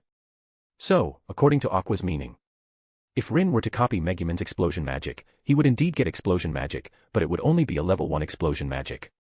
Not only that, if his magic power was insufficient, Rin still wouldn't be able to cast explosion magic. So, this cheat is pretty useless. Aqua, even so, do you still want it? Rin didn't decide immediately, but instead asked about several other cheat abilities he thought might be more suitable for him. Unfortunately, those abilities had more or less certain restrictions and thresholds, and in any case, they weren't very suitable for the current Rin and Ogerpon. Alright then. Having no choice, Rin finally made his selection. I'll take the skill copying ability. So, this. Aqua, what was your name again? My name is Itoshi Rin, and this child is Ogerpon. Pon. Popon. Ogerpon was completely confused throughout. Her mind was filled with, who am I, where am I, what am I doing here? Rin-san, and your familiar Ogerpon, you are about to go to another world to become one of the reserve heroes to defeat the Demon King, and at the moment you defeat the Demon King, you will receive a gift from the gods. As Aqua chanted, a bright magic circle lit up beneath Rin and Ogerpon's feet, then slowly lifted the two of them upwards. Rin did not resist. This was the power of the Konosuba world's gods, far beyond what he could defy now. Ogerpon was also very sensible, obediently staying in Rin's embrace, neither crying nor making a fuss. Oh, hero. May you stand out among the many reserve heroes and be the one to defeat the Demon King. Alright, set off. Light enveloped Rin and Ogerpon, leaving only Aqua's voice echoing in their ears. When the light dissipated, Rin found himself on a medieval European street. Carriages rumbled over the cobblestones, and in front of the neatly arranged red brick houses, people came and went, some with beast ears, some with pointed elf ears. Undoubtedly, this was Axel, the beginner town in the Konosuba novel. To be continued. Chapter 11, The Expressiveness of Different Worlds. Did it really succeed just like that? Rin was still a bit dazed at this moment. He had thought about gaining more benefits in another world. But he hadn't expected things to go so smoothly. Regardless of the Konosuba world's strength. But the adventurer skills here, and the mechanism of leveling up by fighting monsters, were indeed of no small help to the current Rin. As expected of Aqua. Thank you very much. Rin quickly sensed the gift from the gods, that ability called Copy. Itoshi Rin. Race, half-demon. Existence value. Magic, energy cube production, spirit space, appraisal. Intrinsic skills, adaptability.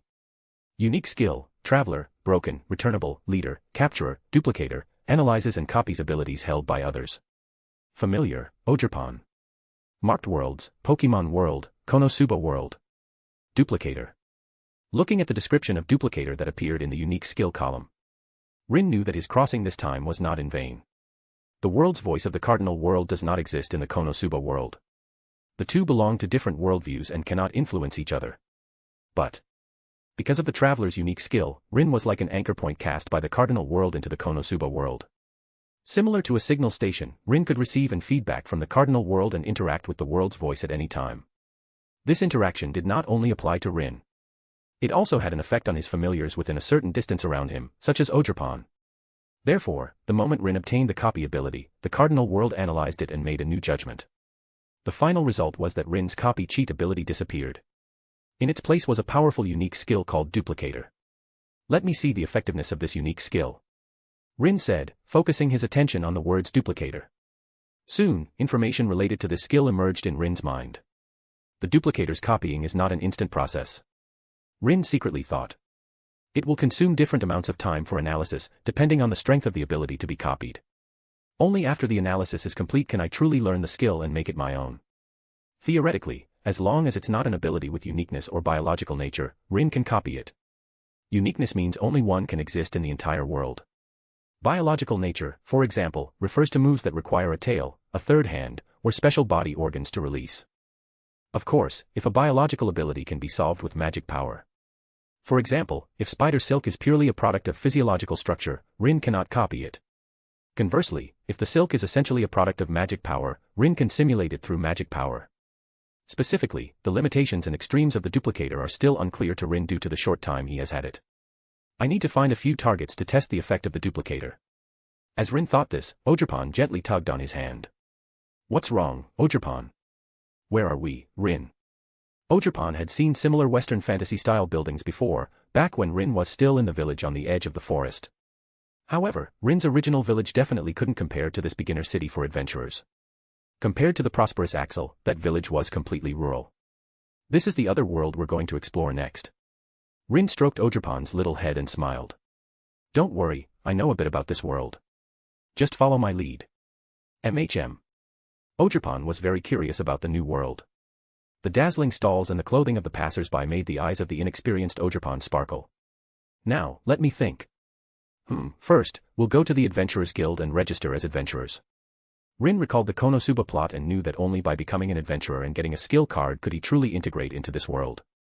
Rin, who possessed the adaptability inherent ability, was not worried about being unable to acquire the Konosuba world's abilities. However, Ogerpon might have some trouble adapting. Without adaptability to integrate into the Konosuba world, Ogerpon would still be using the Cardinal World system. And according to the principle Rin mentioned earlier, the strength of the Cardinal World far exceeds that of ordinary worlds. Although the Konosuba otherworld also has magic factors, and every plant and tree here is also infused with magic, possessing strength and resilience beyond the material world. However, the magic concentration here is far too low compared to the Cardinal World. Calculated by the Chaos World rating, it roughly only reaches a medium concentration level. To put it simply, Ogerpon, who only had a B rank evaluation in the Cardinal World, would at least be 2 major ranks higher, reaching Special A, when placed in the Konosuba world. Rin could also do this, for example, by actively closing adaptability and then gaining A-rank combat power. But in that case, Rin wouldn't be able to acquire the new world's power system.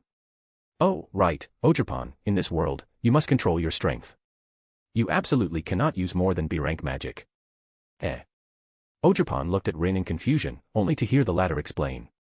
Our method of crossing over this time is different. In the Pokémon world, I entered with my true body. But this time, the situation is a bit different from then. Cutting into the reincarnation ritual that Aqua was in charge of was actually the Cardinal World exploiting a loophole in the Konosuba world's rules, making it treat Rin as one of its own. Essentially, Rin's action was more like a hidden identity smuggling. I have power I want to obtain in this world. So, you must hide your identity as much as possible to avoid being rejected by the rules of this world. Otherwise, if Rin actively closed the Traveler and stepped out of the framework of the current world, the Konosuba rules would blacklist Rin. The worst-case scenario would be being driven out, and Rin would never be able to return to the Konosuba world. A slightly better outcome would be losing the opportunity to acquire the Konosuba world's rules and strengthen the Cardinal World. Rin didn't want to face either of these outcomes. Pony Eye. Ogerpon raised her small hand. Ogerpon understands, Ogerpon will be careful. You don't need to be that careful, Rin said with a smile. Just control your power to around B rank, and that's fine. If you really encounter danger, saving your life is definitely more important. Ogerpon has a question. Ask away. Why B rank? Ogerpon felt that she was very powerful now, and she wasn't quite sure what level of B rank Rin was referring to. In that case, let me explain simply. Rin, first is expressive power. Ogerpon, can you understand? Expressive power. That's right. Rin explained. Worlds are different. The Cardinal World is stronger. A rock there might be harder than steel in this other world. Ogerpon, in the Cardinal World, a normal attack from you can destroy a house. This is called B-rank expressive power. So, here's the question. Rin pointed to the road beneath their feet and said. What kind of destruction can your full power cause in this world right now? Based on the first level of concentration, it is a major realm division. Ogerpon, who came to the Konosuba world, is equivalent to a special A-rank monster. And a special A-rank strike. Things here are very fragile. Ogerpon wasn't stupid. Her battle intuition was very strong, so she quickly made an accurate judgment. If Ogerpon throws one punch, the entire city will collapse. A full power blow from a special A-rank is enough to cause earthquake-level destruction to this city. And this is called special A-rank expressive power. Do you understand? Rin said. The power you can display in the Konosuba world should appear the same as in the Cardinal World. You mean, Ogerpon needs to control her punch to only create a pit a few meters deep. Exactly. Rin confirmed. That's it. If it's B rank in the cardinal world, then when entering a new world, it also needs to be controlled to a B rank level. It's not like when Rin traveled to the Pokémon world, where he didn't need to care about expressive power because his true body traversed. At that time, Rin, who was only E rank, directly increased his expressive power by 3 levels to B rank in the lower Chaos world.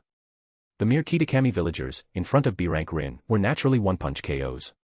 Worlds have memories. We can trick her, but we cannot use the same method to trick her twice. Therefore, unless Ogerpon also gains an ability similar to the adaptability in the future, she should ideally maintain the same expressive power in other worlds as in the cardinal world. Ogerpon understands. Ogerpon understood. She was not a Pokémon who would cause trouble for her master. P.S. The setting of expressive power is to balance the power deviation of various worlds. I hope everyone can understand. Chapter 12, Adventurers Guild. Excuse me, could you please tell me where the Adventurers Guild is? Rin stopped a passerby and asked for the location of the Adventurers Guild, and under their guidance, he found the guild. The Adventurers Guild in the city was a rather large building. Before even entering, Rin and Ogerpon smelled the aroma of food wafting from inside. Pony Eye. Ogerpon. What a fragrant smell, is this a restaurant? The guild here also functions as a tavern. Adventurers can order food here. While explaining to Ogerpon, Rin led the way and pushed open the guild's large door. Upon entering the guild, the first thing that came into view was a hall large enough to host a banquet, with neatly arranged long tables. Although it wasn't yet mealtime, many adventurer parties had already gathered there, starting to drink and boast. The bustling sounds made the atmosphere of the entire guild very lively. Ah, welcome. If you need job introductions, please go to the counter inside. If you need to dine, there are still plenty of empty seats, feel free to sit anywhere. As soon as the two entered, a female waitress with short red hair kindly greeted them. Upon seeing the new faces, adventurers clad in armor, leather, and mage robes all turned to look, their gazes falling on Rin and Ogerpon. What is that? A monster. It must be some kind of familiar. It looks so cute. Ah, it is indeed quite cute. Rin didn't mind. Ogerpon, however, was quite eye-catching. There are no creatures like Pokémon in the Konosuba world. The monsters here, apart from the Demon King's army, have almost no intelligence and are purely beasts. Additionally, familiars in other worlds can generally be understood as summoned beasts. Among the adventurers in the guild, there were also summoner professions, but no one had ever seen a familiar like Ogerpon. Ponyo. Being stared at by so many people, Ogerpon shyly hid behind Rin. And this reaction attracted even more attention. Especially the exquisitely beautiful young girls, who instantly fell in love with Ogerpon, who resembled a small loli. Unfortunately, they didn't know Rin and didn't dare to directly come up and ask. Let's go, Ogerpon. Rin took Ogerpon's hand. He ignored the discussions and gazes of the crowd. The adventurers had no ill intent. They were purely curious. Soon, Rin and Ogerpon crossed the hall and arrived at the counter. There were 4 counter staff, 2 of whom were female employees, and the one Rin chose was the mature blonde older sister from the anime. Both of you. Luna, the counter receptionist, curiously sized up Rin and Ogerpon. How may I help you? Luna originally thought Ogerpon was a human little girl. There was no way around it. Ogerpon's height was just over a meter. Converted to a human, she would at most be a 7 or 8-year-old girl. However, upon closer inspection, although Ogerpon's appearance was cute, she could by no means be categorized as human. Instead, she looked more like some kind of intelligent monster. But considering that Ogerpon was very well behaved, and this was the adventurer's base camp, Luna didn't think too much of it, simply assuming she was Rin's familiar or summoned beast. I want to register as an adventurer. Ah, a newcomer who wants to join, of course, no problem. Luna said with a smile. As long as you pay a 1,000 Eris processing fee, you can proceed with the attribute detection. Processing fee. Cough. Rin realized he didn't seem to have this world's money. Fortunately, Rin wasn't as nervous as Kazuma and Aqua, but very calmly took out a dog-headed gold nugget he had dug up in the Great Jura forest from his spirit space and placed it on the counter. We came here from a very far place and have spent all our reserved Eris along the way. I wonder if the guild can directly trade with gold. Gold is a precious metal in most worlds. So, to prevent the current situation, Rin specially prepared enough gold, minerals, and gems. Of course, Rin's dog-headed gold nugget had been processed. Rin analyzed the Magicule's concentration in the material, lowering it by several levels before taking it out to exchange for the Konosuba world's currency.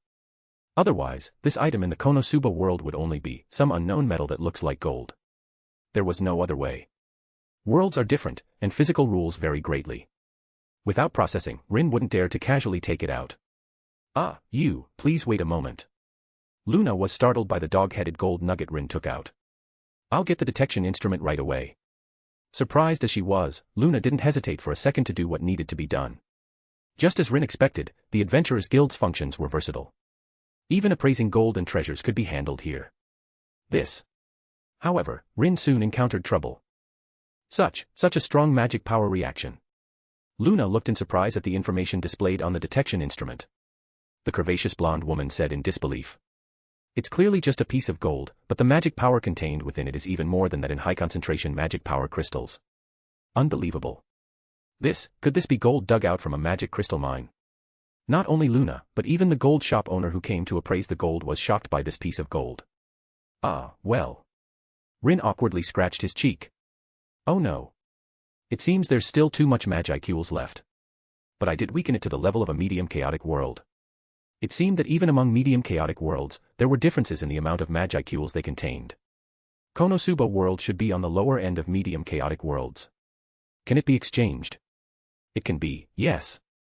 The gold shop owner in charge pushed up his glasses and asked, the question is, which exchange method do you want to choose?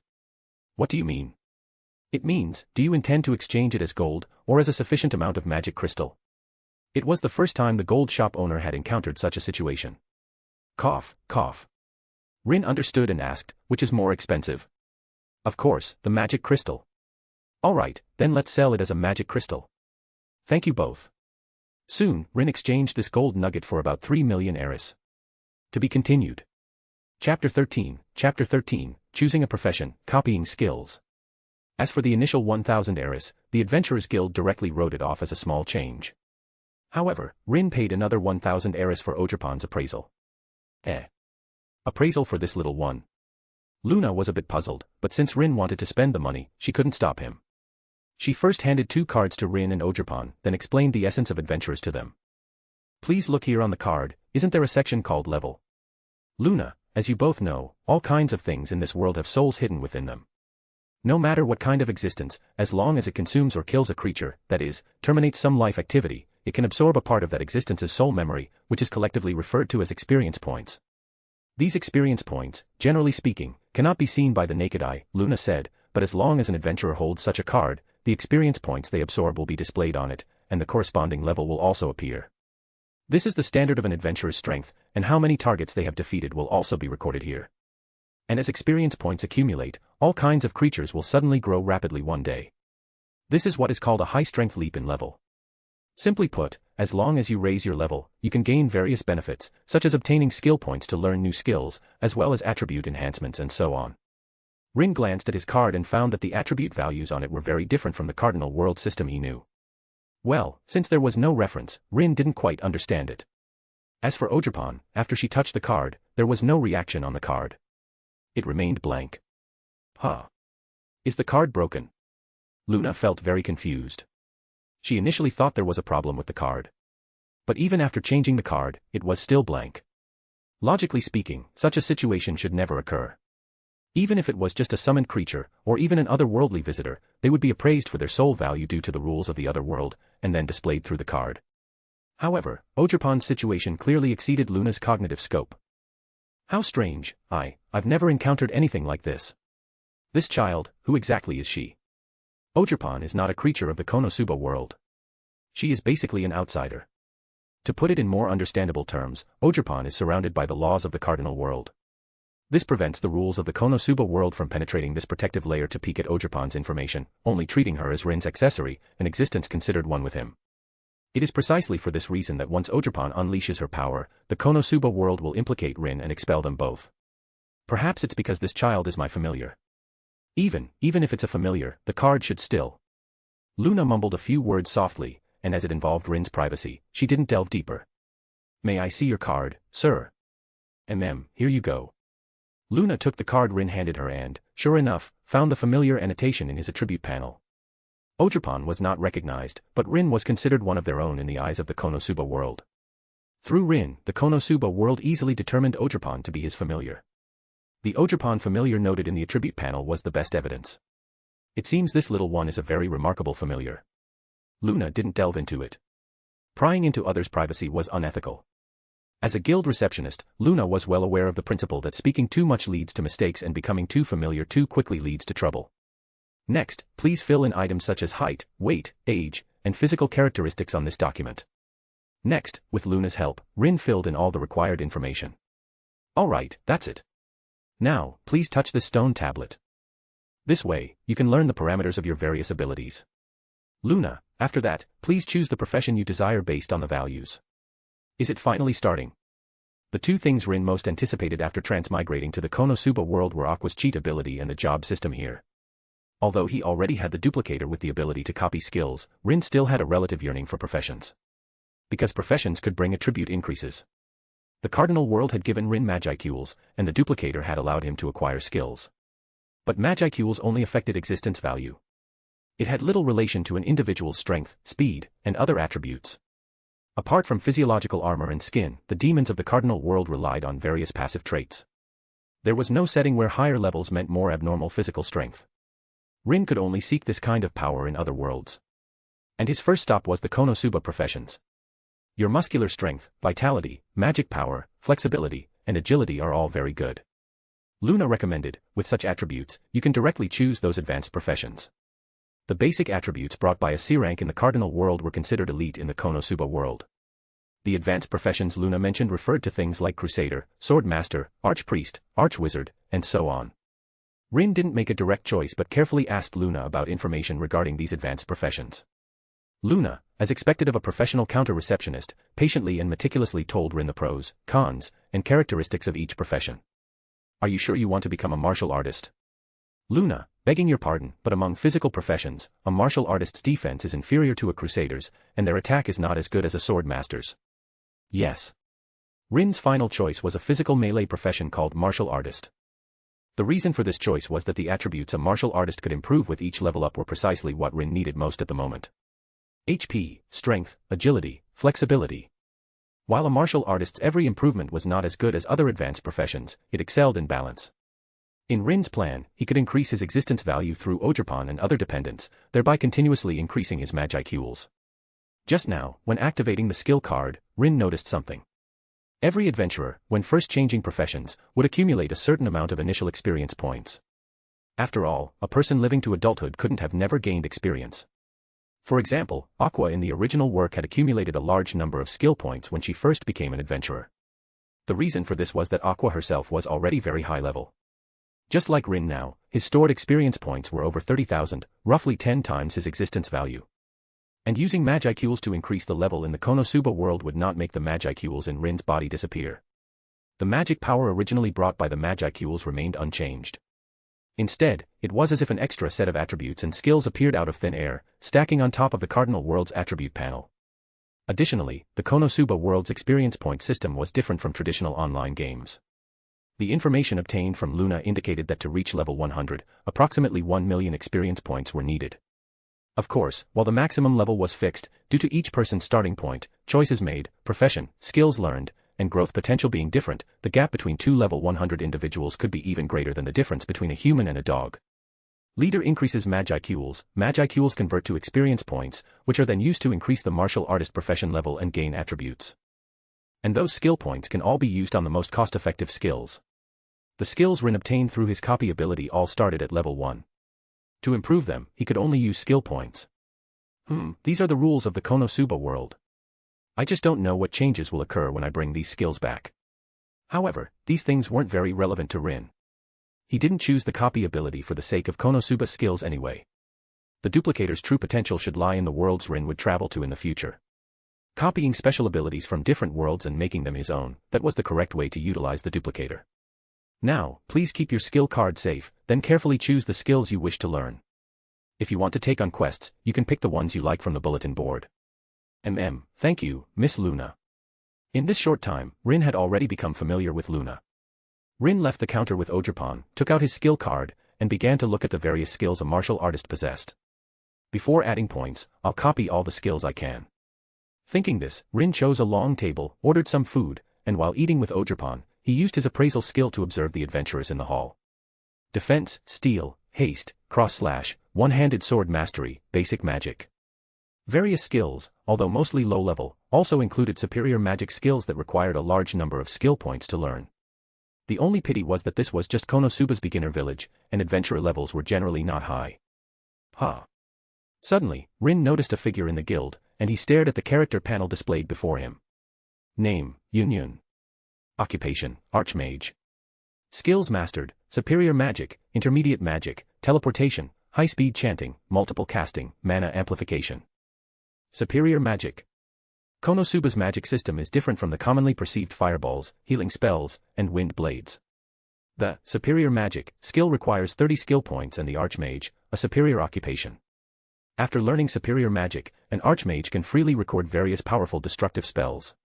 Increasing the skill level of superior magic will also increase the power of the corresponding advanced magic.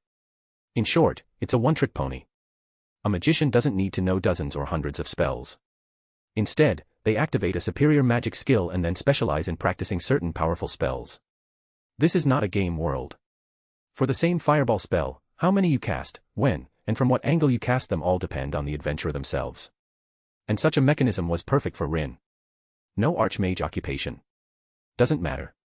So, Rin didn't hesitate at all and directly copied all the skills Yun currently possessed, leaving none behind. By the way, since Yun is here, what about Megumin? Rin wouldn't forget the most powerful explosion magic in all of Konosuba. Soon, Rin found a certain Chunibyo Crimson Demon. Duplicator, copying started. Copying complete. Rin gave himself a mental thumbs up, thinking that this crossing was truly a huge gain. More than a dozen occupations, over 100 skills. Rin even found a fellow adventurer who had switched to a martial artist among the crowd and copied all of the martial artist's skills, saving him a large number of skill points. As expected of Konosuba's beginner village, it's full of talent. The new occupation martial artist and the method of converting Magicules into experience points to improve basic attributes. And the duplicator's unique skill, which is a bug. Next, let me think about which skills to level up. Over 30,000 experience points, after full conversion, can get me to level 15. Martial artist is a superior occupation. In addition to the basic 15 skill points, each level up grants an additional 2 skill points. Basic occupations have no bonus, intermediate occupations get 1 extra point, and superior occupations get 2 extra points. This way, the gap between adventurers becomes apparent. 45 skill points, to be used for skill leveling. The number of times different skills can be leveled is limited and will be displayed in the form of LV1, LV2, etc. When a skill reaches max level, it will display max, meaning it has reached its limit and cannot be leveled further. Skill points are limited. It's best to use them where they count most. Rin scanned the skills he already possessed. Excluding non-levelable passive skills, his attention was mainly focused on those skills that provided percentage amplification. For example, the magic type, high-speed chanting. High-speed chanting LV1 reduces casting time by 10%. A simple description, but very effective. It doesn't increase casting speed, instead, it reduces casting time. A spell that originally took 10 seconds to cast could be shortened to 9 seconds after acquiring this skill. If it could be raised to LV10, it would be instant cast. This skill must be leveled. Similar to high-speed chanting was multiple casting. Multiple casting LV1 can cast 2 spells simultaneously. Raising it to LV2 allows casting 3 spells simultaneously. Upon seeing this skill, Rin could already imagine the scene of casting hundreds of fireballs at once after combining Chain Fireball, intermediate magic, with multiple casting. So far, things have gone very smoothly. Rin had no intention of interfering with the Konosuba plot. He needed to grow quickly, and Konosuba's life was too comfortable. This place was more suitable for Rin to replenish supplies rather than to improve his strength. You say there are wild monsters to fight in Konosuba. Rin's answer was, not enough. The number of wild monsters in Konosuba was too small. In this world, consuming food that provides a lot of experience points is the best way to level up. Hunting monsters is more about solving problems and handling requests from people who come to submit quests. What's more, even if the level is raised to 100, that's only 1 million experience points. Converted to Magicules, it's about 100,000, or even lower. How exactly it converts will only be determined after Rin fights monsters and levels up in Konosuba, then returns to the Cardinal World. To be continued. Chapter 14, Wingman Ogerpon. Next. Rin focused his attention on the martial artist skill tree. Let's see which skills are suitable for me right now. The martial artist occupation belongs to the magic and physical training type. However, compared to a pure ranged mage, a martial artist's magic is more often used for support and self-enhancement. This is quite similar to the spellblades often seen in Western fantasy novels. Passive enhancement skills, once learned, are permanently effective. These are good, I'll take them. There's no need to add these active skills. Rin thought to himself. The LV1 skills copied from others are already enough. Strength enhancement LV1, basic strength attribute increased by 15%. Robust physique LV1, max HP increased by 15%, HP recovery speed increased by 50%. Agility LV1, gains a 15% increase in basic agility attribute. Among the martial artist skill tree, what Rin favored were these skills that could increase strength, HP, agility, and recovery speed. Most of these skills are related to basic attributes. And basic attributes are obtained by Rin through Konosuba's level-ups, which can reach a maximum of level 100. Of course, this is only Konosuba's level. However, Rin will also travel to other worlds to gain more methods of converting Magicules into physical strength. According to Rin's guess, the amplification these skills provide is not just for Konosuba's attribute values, but for Rin himself. To give a simple example, if the HP gained at Konosuba level 100 is assumed to be 10,000 points. Then even if Rin maxes out the robust physique skill, at most it will only increase HP by 1.5 times, reaching 25,000. Other skills follow the same principle. There is a certain limit. But what if these skills strengthen Rin himself, rather than just the fixed 10,000 HP? Then, when Rin accumulates through several worlds and increases his vitality to 1 million, the maxed out stamina skill will bring an additional 1.5 million increase. This is an improvement beyond Konosuba's professional panel. It's equivalent to a permanent effect on Rin himself, rather than simply a level 100 character obtained in Konosuba. What is there to hesitate about? Rin decisively put 9 skill points into stamina, raising it to robust physique LV max. This feeling. It's quite something. At this moment, Rin could clearly feel the surging vitality emerging within his body. Not only that, Rin's body's recovery ability was also greatly enhanced. Described in data, it increased basic HP by 150% and basic recovery speed by 500%. What an overbearing skill enhancement method. Rin clearly felt the power of the robust physique skill. This is an exclusive skill of the superior occupation martial artist. Other occupations might have similar ones, but there are certainly differences in numerical bonuses. Besides that, among the many copied skills, there was one from the Paladin's exclusive skills that gave Rin a huge surprise. Lifelink LV Max, the Paladin's exclusive skill, can bind a teammate, allowing both parties to share HP, equally simple and effective. Lifelink, shared HP. The only drawback is that the method of HP deduction is based on the party that takes the damage. Between a Paladin and a squishy mage, the former's defense is obviously higher. But if the mage is attacked, the HP pool will greatly decrease. In other words, this is like adding a weakness to the Paladin. By continuously attacking the squishy mage, one can bypass the Paladin's armor and defense, dealing direct damage to him. Of course, the benefits are also obvious. That is, it can protect companions, prevent accidents, and gain extra HP. It seems to add a weakness to the Paladin, but it's not actually the case. Mages are always in the back, and under normal circumstances, they won't take damage at all. The Paladin, who is at the front, can instead gain the mage's HP bonus. So as long as the team synergy is high enough, this skill can be called a divine skill. If the front line doesn't fall, the back line won't take damage. Even if an accident occurs, it can avoid the predicament of losing the main damage dealer all at once, improving the fault tolerance rate. For the lifelink skill, the first person Rin thought of was naturally his Ogerpon. Ogerpon, as Rin's subordinate, naturally met the prerequisite of being a teammate.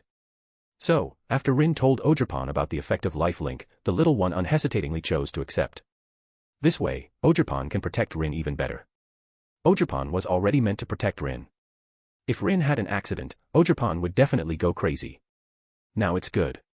With this skill, Ogerpon doesn't have to worry about anyone being dishonorable and ambushing her trainer. Link complete, target, familiar Ogerpon. Rin opened the skill card and found that his health had not received any additional bonus. Is it because the Konosuba system can't detect Ogerpon's attributes? Rin thought of this possibility, but he could also clearly feel a certain connection between himself and Ogerpon. So the health sharing brought by the link existed. It's just that the method might be a little different from what Rin knew. Rin didn't delve into these details. As long as he knew they could protect each other, that was enough. A mage girl wearing a witch's hat and dressed lightly cautiously looked at Ogerpon beside Rin. Can I hug her? Pon. Pony eye. Ogerpon could clearly distinguish between people's good intentions and ill will. She didn't dislike the humans here. Because they seemed to like her very much. Pony eye, pony eye. However, Ogerpon also had her own requirements. What did she say? The mage girl stood there timidly, both nervous and expectant. Girls can, but men can't. They'll be attacked. Rin didn't want his little darling to be touched by those rough men. No problem. The mage girl immediately patted her chest and guaranteed, we'll protect this child well, and we definitely won't let those stinky men get close. Then there's no problem. Pony Eye. Ogerpon raised her small hand, her adorable appearance instantly captivating countless girls. Ah. As expected, the girls in the Adventurers Guild had been paying attention to Ogerpon for a long time. Seeing Rin introduce Ogerpon to them at this moment, they immediately gathered around. For a time, Ogerpon became the beloved pet of all female adventurers, receiving a warm welcome and affection. To be continued. Chapter 15, I'll pay for the drinks. Oh dear, this is not very moral of you. Suddenly, a fierce-looking burly man sat in front of Rin. Sorry. Rin showed no sign of backing down. My Ogerpon is so cute, besides me, she won't let any other man touch her. A mere newcomer, yet so bold. The burly man wasn't interested in cute things. He just came to greet Rin, the newcomer. 2 glasses of bubbly here. You're bubbly. Soon, the waitress placed 2 glasses of bubbly in front of the burly man and Rin. The burly man pushed one of them in front of Rin. Welcome to being an adventurer. Indeed, just as Rin thought, the other party had no ill intentions. He just came to get to know him. Thank you.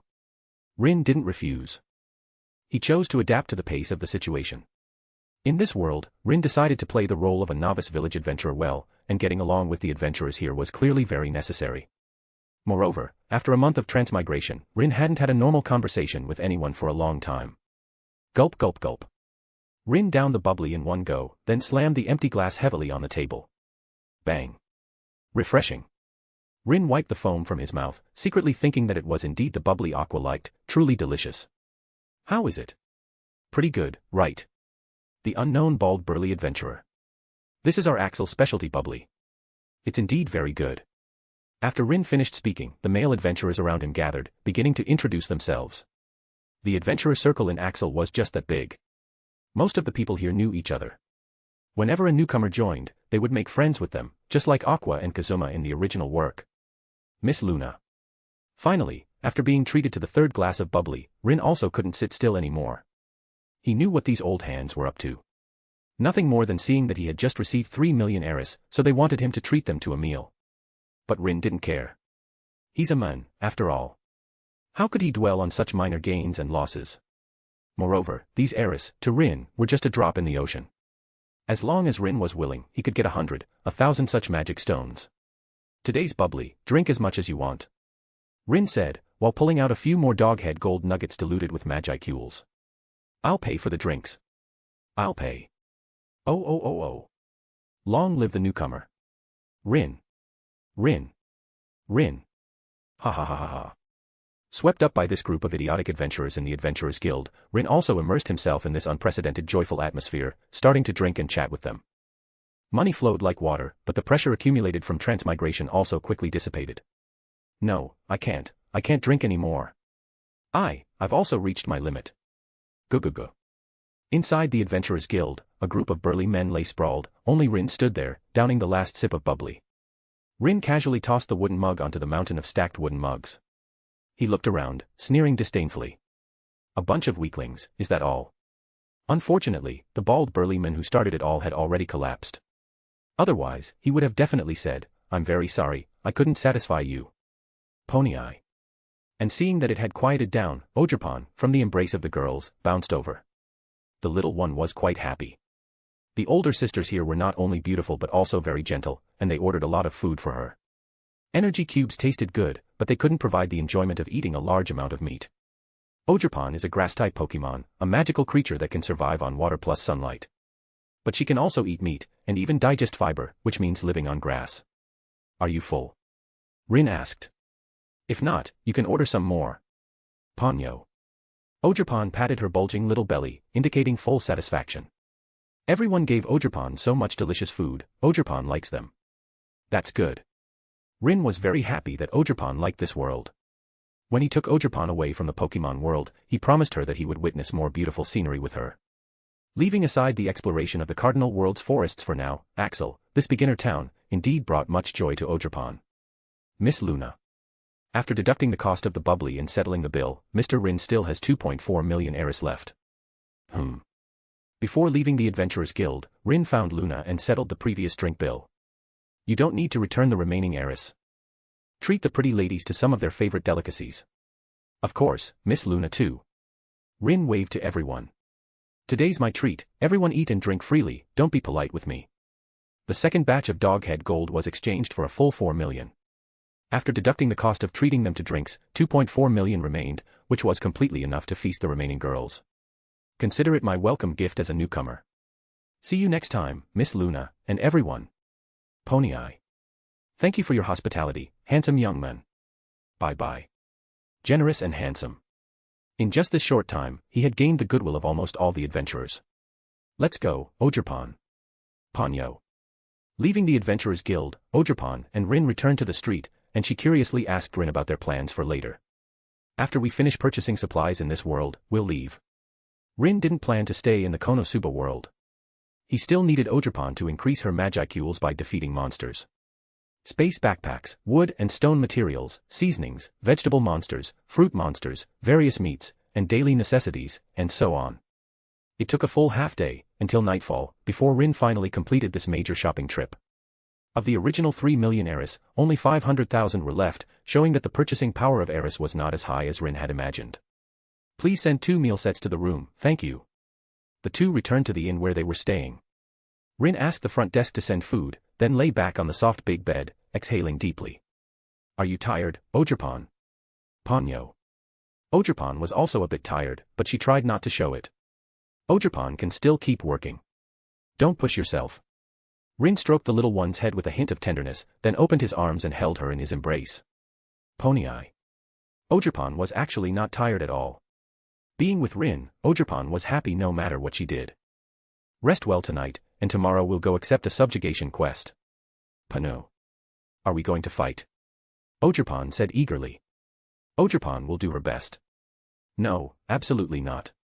Rin quickly exclaimed. You're already terrifying enough with one punch.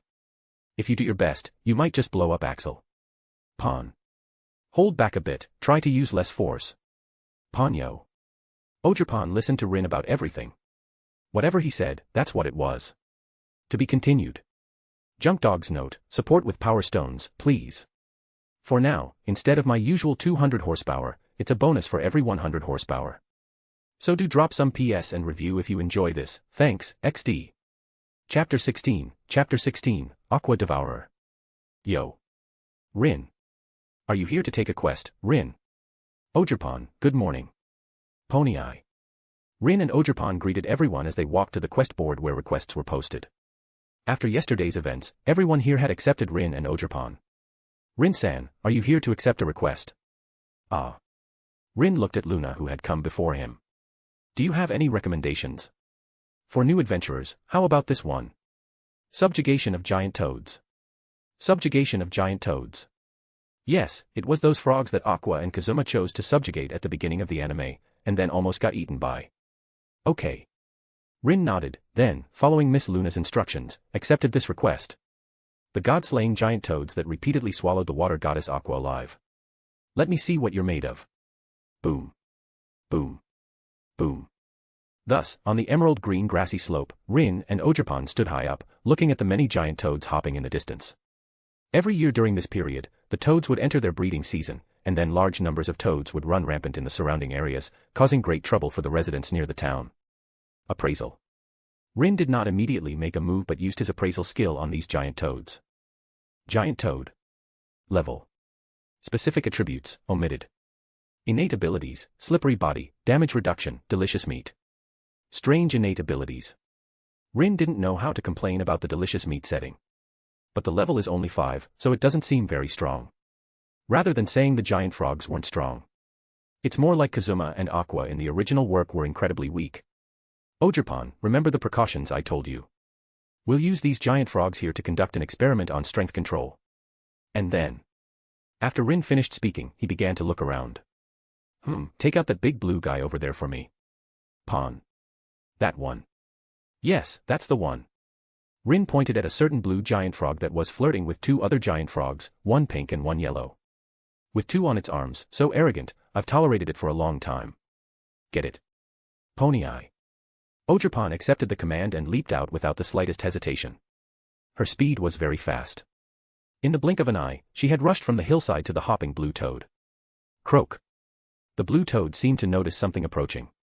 It lowered its head, its nearly 10-meter-tall body appearing like a mountain of flesh in front of Ogerpon. Unlike the bewildered blue toad, Ogerpon wouldn't wait for it to react. She immediately conjured her ivy cudgel and struck towards its abdomen. Boom. As the ivy cudgel stick swung, blue fluorescent light, like a storm, scattered, causing the surrounding air and ground to twist and shatter in an instant. A deafening roar, like dozens of bombs exploding simultaneously, and that terrifying explosive force, surged into the blue toad's body before it even knew what was happening. Croak. Puffed. Amidst the painful croaking, the giant toad's body burst open like a balloon. The next moment, the toad's shredded flesh and blood mixed together, enveloping Ogerpon's entire body, then dyed the surrounding cracked earth a vibrant red color. But that wasn't the end. Along with Ogerpon's strike, the surging wind pressure that followed instantly crushed the hill beneath the giant frog's feet. Also crushed were the rather innocent pink giant frog and yellow giant frog. The three giant frogs didn't even have time to react before they followed their lover. Rin stared blankly at the scene before him, immediately taking a sharp breath. He hadn't expected Ogerpon's first move in this world to unleash such terrifying destructive power. Equally stunned was Ogerpon herself, who had caused all of this. Pon. The little one felt sticky all over, and looking at the giant toad, it had become a pile of shredded meat. This scene sent shivers down the spines of both Rin and the little one. Ogerpon's strike was no different from pricking a water-filled balloon with a needle. Ogerpon, are you all right? Rin quickly ran to Ogerpon's side. He summoned water elements and began to wash the blood off the little one's body. Ogerpon isn't hurt. It's just, is this okay? Ogerpon was a bit worried that she had ruined Rin's experiment. She also hadn't expected the toad, despite its size, to be so fragile. This was unavoidable. Ogerpon, a B rank in the Cardinal world, could already display A rank destructive power in the Konosuba world. What is the concept of special A rank? In the original work, Benimaru, Shuna, and others, after receiving their names, evolved from B rank ogre to A rank Kijin. When fighting the orc army, Shuna could effortlessly cleave a chasm hundreds of meters deep with a single downward strike. Benimaru, even more so, could casually unleash a black flame prison, slaughtering hundreds of orcs. With similar performance, it was perfectly normal for Ogerpon to explode a level 5 giant toad with one strike, along with the small hill beneath its feet. And this was with Ogerpon holding back her strength. Otherwise, at full power, she could probably shatter a mountain hundreds of meters tall into dust. Special A-rank monster, truly terrifying. After seeing Ogerpon's performance, Rin no longer dared to let her casually make a move in the Konosuba world. He took out his skill card and found that the experience value on it had increased by 2 points. Through this, Rin confirmed one thing. That is, the experience points from monsters defeated by Ogerpon would also be counted towards Rin. It makes sense. After all, a summoner couldn't possibly let their summoned beast half-kill the enemy and then step in to deliver the finishing blow, right? Ogerpon, you rest for a bit. Rin had Ogerpon cover for him, then stretched his body and began to choose his opponent. The quest requirement for subjugating giant toads was to defeat 5 of them. Of course, the more of this quest, the better. Rin had no desire to waste time on such a low-level quest. What he truly wanted to do was calculate the conversion ratio between Konosuba experience points and Cardinal Magicules. To be continued. Chapter 17, This Indestructible Body. You're the one. Targeting a massive pink toad, Rin pushed off the ground, launching forward like an arrow loosed from a bow. I'll finish you. Dropping from above, Rin descended like a meteor, delivering a flying kick to the pink toad. Splat. And once again, a familiar scene unfolded before Rin's eyes. The moment his foot touched the toad's head, there was no resistance. His entire body, like diving into water, passed right through it. Boom. The earth shattered, rocks blasting in all directions. Rin stood at the center of a massive crater, drenched in blood, his clothes soaked with thick chunks of flesh and internal organs. Behind him, the exploded remains of the giant toad lay scattered. What the hell? Feeling the slimy mess all over his body, Rin shuddered in disgust. I didn't use Magicules, right? Can a pure physical body really be this strong? No, something's off. He opened his attribute panel and looked at the extra skills, especially the passives. Leaving the magic-type passives aside, the physical ones included Lancer, Knight, Swordsman, Crusader, Dragon Knight, Martial Artist, Pugilist, and Thief. With that many class enhancement passives stacked, even if each was just LV1, that was already more than a 100% increase. And that was assuming all his Magicules had been converted into experience and used to reinforce his body. A body strengthened with Magicules as the foundation. Plus all those passives and the martial artist's enhancements. My stats must have been boosted by at least 300%. With that kind of amplification, Rin's already A-rank physique had been pushed to the level of Special A. In the Cardinal world, existence value didn't have a direct correlation with actual combat power. The Storm Dragon with 80 million existence value wasn't necessarily stronger than an awakened Demon Lord. But right now, Rin was something else entirely. Magicules had fused directly into his muscles and blood. Just that alone already placed him above nearly every monster. Damn. I really underestimated myself. He cast a water spell to rinse off the gore, feeling a little better. Pony eye. I'm good. Rin and Ogerpon both looked like total wrecks, but when they made eye contact, they couldn't help but burst into laughter. Alright, just a bit more. Then we go back and shower. Rin didn't head back right away. He continued hunting giant toads. But this time, he didn't charge in recklessly. Instead, he used basic fireball magic to attack from range. And when he killed his 50th giant toad, he finally heard the sound of his Magicule count increasing. 50 toads, 2 experience each. That's 100 total. Rin was currently level 15, fighting level 5 creatures. Naturally, there was an experience penalty, hence only 2 EXP each. But what really shocked him wasn't that. It was the conversion rate between experience and Magicules. From Magicules to experience, the ratio was 1:10. But from experience to Magicules, it was 100:1. That insane gap made Rin genuinely speechless. Why? He pondered for a while, then came up with a possible explanation. Konosuba's EXP is a lower tier energy. When lower converts to higher, the ratio's gonna be awful. The earlier Magicule to experience conversion probably had some kind of interference involved. Kind of like weak signal reception, some of the Magicules probably got lost in translation. If that's how it works, then EXP's cost-effectiveness is terrible. Even if I hit max level, that's only 1,000,000 experience points. Which means, just 10,000 Magicules. And how many monsters he'd have to kill, how much experience-loaded food he'd need to consume to hit max level in this ridiculous world. Rin couldn't even begin to estimate. Whatever. Even if it's just 10,000. It's still Magicules. No complaints. He shook his head and tossed aside all those stray thoughts. Turning to Ogerpon, he said, "Let's go. We're heading back." Boom. Just as the two were halfway there, a blinding light shot down from the sky, landing just outside Axel City. That. Seeing the oddly familiar sight, Rin immediately thought of something. Sata Kazuma just brought Aqua here, didn't he? As for his opinion of Kazuma. How to put it? It was kind of abstract. Rin didn't dislike him. As a protagonist with no cheat, stuck leading a group of problematic teammates, who still managed to take down the Demon Lord. Honestly. That guy was impressive. Of course, Rin had zero plans to make contact with the original party. Right now, he was completely focused on one thing, getting stronger. He didn't have time to waste getting dragged into Konosuba's slapstick daily life plot. Let Aqua and Kazuma go work on a construction site for 2 weeks first. This way, Ogerpon. And with no hesitation, Rin pulled Ogerpon along and walked in the opposite direction, away from Aqua and Kazuma. Getting close to them now would be a disaster waiting to happen. Especially Aqua. Even with the past favor of a cheat, Rin wasn't dumb enough to get near that one. The two of them returned to the inn and cleaned up there. No one along the way really cared about their blood-soaked and battered appearance. Adventurers couldn't afford to look clean anyway. But neither Rin nor Ogerpon realized. On the other side of the stream, a certain blonde girl in Crusader armor was staring at them, trembling violently, her face flushed bright red. Huff huff. The girl called Darkness clenched her fists tightly. That man, he didn't even spare his own familiar. Gee hee hee. Suddenly, Rin shivered. Pon.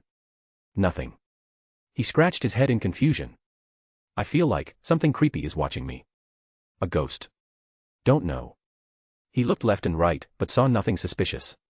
He didn't bother using detection spells either, there was no need. In Axel, there was nothing that could pose a threat. No need to worry. If anyone really tries something. Rin said casually, I'll show em what it means to blow up a giant toad in one hit. To be continued. Junk Dog's note, support with power stones, please. Bonus chapter for every 100 horsepower, and 2 bonus chapters for every 10 reviews, currently February 10th. So do drop some PS and review if you enjoy this. Thanks XD. Chapter 18, returning to the Cardinal world. Where are they? Those two adventurers I saw yesterday. The next day, the blonde crusader girl, Darkness, burst into the Adventurers Guild. She looked around, scanning the place, trying to spot Rin and Ogerpon from the night before. But after searching all over, she saw nothing. Not here. Did they go on a quest? Thinking that, Darkness walked up to Luna and asked about Rin. In the Konosuba world, asking about fellow adventurers wasn't rude. There really wasn't much scheming here. Are you referring to Rin-san and his familiar, Ogerpon? Rin. What a strange name. Darkness repeated it a few times under her breath, then asked, I'd like to join their party. Could you help me keep track of this Rin's movements? I can. But wouldn't posting a notice be quicker? I'll do that too. Just thinking about Rin and Ogerpon's blood-soaked, dripping wet appearance made Darkness tremble again. She unconsciously clamped her legs together, and her pale face flushed with an odd blush. Luna stared blankly, not sure whether she should report this to Rin. All right. Luna nodded. Next time I see Rin-san, I'll pass on your message. But what neither she nor Darkness knew was that Rin had already left the Konosuba world.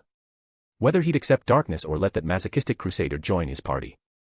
That would be something for Rin to decide after he returned. Cardinal World. Pon. Two figures appeared on a grassy hillside. Rin and Ogerpon had returned from the Konosuba world. New intelligence acquired. Beginning analysis. Analysis complete. Obtained intrinsic skills, melee mastery. Obtained intrinsic skills, all weapon mastery. Obtained intrinsic skills, all class mastery. Obtained special skill, Magicule solidification. Acquired new magic, explosion magic, superior magic, elemental magic, healing spell. Magic integration complete, obtained class, mage. Divine blessing discovered, beginning appraisal. Appraisal complete. Obtained unique skill, duplicator. We're back. Rin exhaled as he opened his status panel. Itoshi Rin. Race, half-demon. Existence value, 4015 EP. Magic, energy cube creation, spirit space, appraisal, explosion magic, superior magic, advanced healing spell, etc. Class, mage, can directly construct magic using magic power. Special skill, Magicule solidification, can convert Magicules into spirit and flesh for storage. Intrinsic skills, adaptability, melee mastery, all weapon mastery, all class mastery, etc. Unique skills, traveler, broken, leader, capturer, duplicator, can duplicate others' general skills and inherent skills. Dependent, Ogerpon, 8031 EP, B rank. Marked worlds, Pokémon world, Konosuba world. The mage profession must have formed from integrating all the Konosuba magic I absorbed. Same with all these melee-related mastery skills. Rin had also gained a unique skill, duplicator. Can duplicate others' general skills and inherent abilities. In the Cardinal world, skills are divided into 4 tiers, common skills, intrinsic skills, extra skills, and unique skills. Above those are ultimate skills that only true demon lords can awaken. According to this world's rules, only beings with special souls can gain unique skills. In the original story, there was a case where Shogo, a summoned otherworlder, killed a girl named Karara and sacrificed her soul to obtain the unique skill survivor. Only a special soul from another world could be traded for a unique skill. That proves how rare unique skills are. Even Rimuru initially only had 2, Great Sage and Predator. This trip to the Konosuba world was a massive win. In just one day, to have gained this much. Rin increasingly felt the power of the broken rank traveler skill. Just as he was examining the changes in his panel, Ogerpon's startled cry interrupted his thoughts. Rin. Following Ogerpon's gaze, Rin's eyes narrowed. This is our camp. What greeted them was a total mess. The camp, which was supposed to be nearly complete, had been reduced to rubble. Ogerpon was completely stunned. Who did this? She was furious. Crude as it was, that camp had been built with Rin's hands, piece by piece. It was their effort. Their base. Who destroyed Rin's hard work? Ogerpon was ready to summon her ivy cudgel and beat whoever did it into the ground. Calm down. Rin gently reassured the angry Ogerpon, and the two cautiously moved in to inspect the scene. These tracks, definitely some kind of large insect. Rin crouched down, examining the imprints in the mud. Could those insect monsters have sent others looking for us? The smell of that insect creature still lingered in the air. No doubt about it, it was them. Damn it. Ogerpon hates bugs. She was frustrated, but more than that, her heart ached for the ruined camp.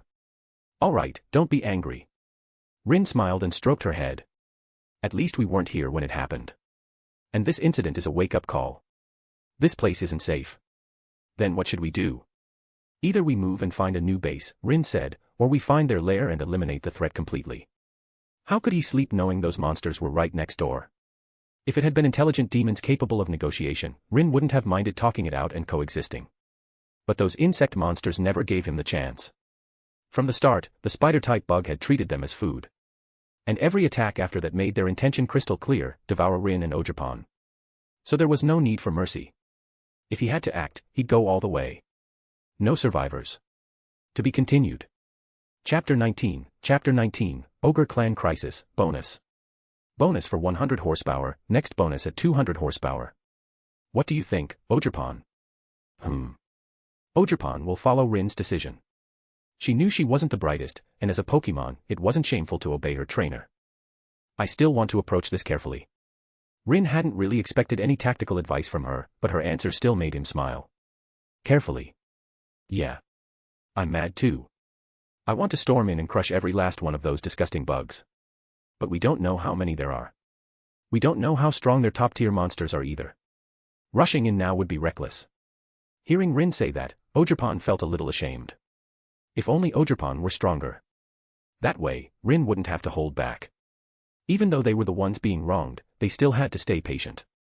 You are strong. Rin wasn't just saying that to make her feel better. At B rank, Ogerpon could easily defeat most A rank monsters in a one-on-one fight. In the Great Jura Forest, she was already at the top of the food chain. Only disaster-class A rank threats could force her to retreat. How about this? Rin made his decision. No matter what, we need to find the source of these insect monsters and figure out how far their main nest is from us. That was essential for both relocating and preparing a counterattack. On top of that, Rin had another reason for targeting them. Before Ogerpon could evolve into a demon lord, her unique skill growth needed massive amounts of experience from monsters to accelerate development. Slaying those insect monsters would speed up her growth. I don't know how many there are, but judging by the damage, there must be a lot. If we wipe them out, Ogerpon's existence value might break through 10,000. That would be A rank. With an A rank Ogerpon by his side, Rin's safety in the Great Jura Forest would be fully secured.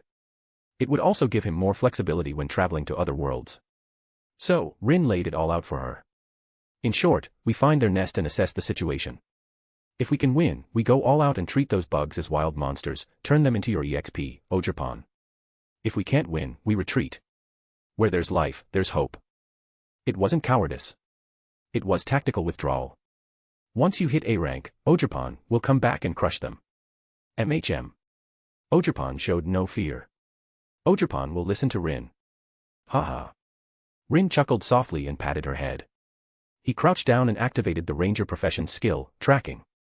In the next moment, waves of magicules rippled out from him in all directions. Trees. Bushes. Rocks. Information flowed rapidly into Rin's mind.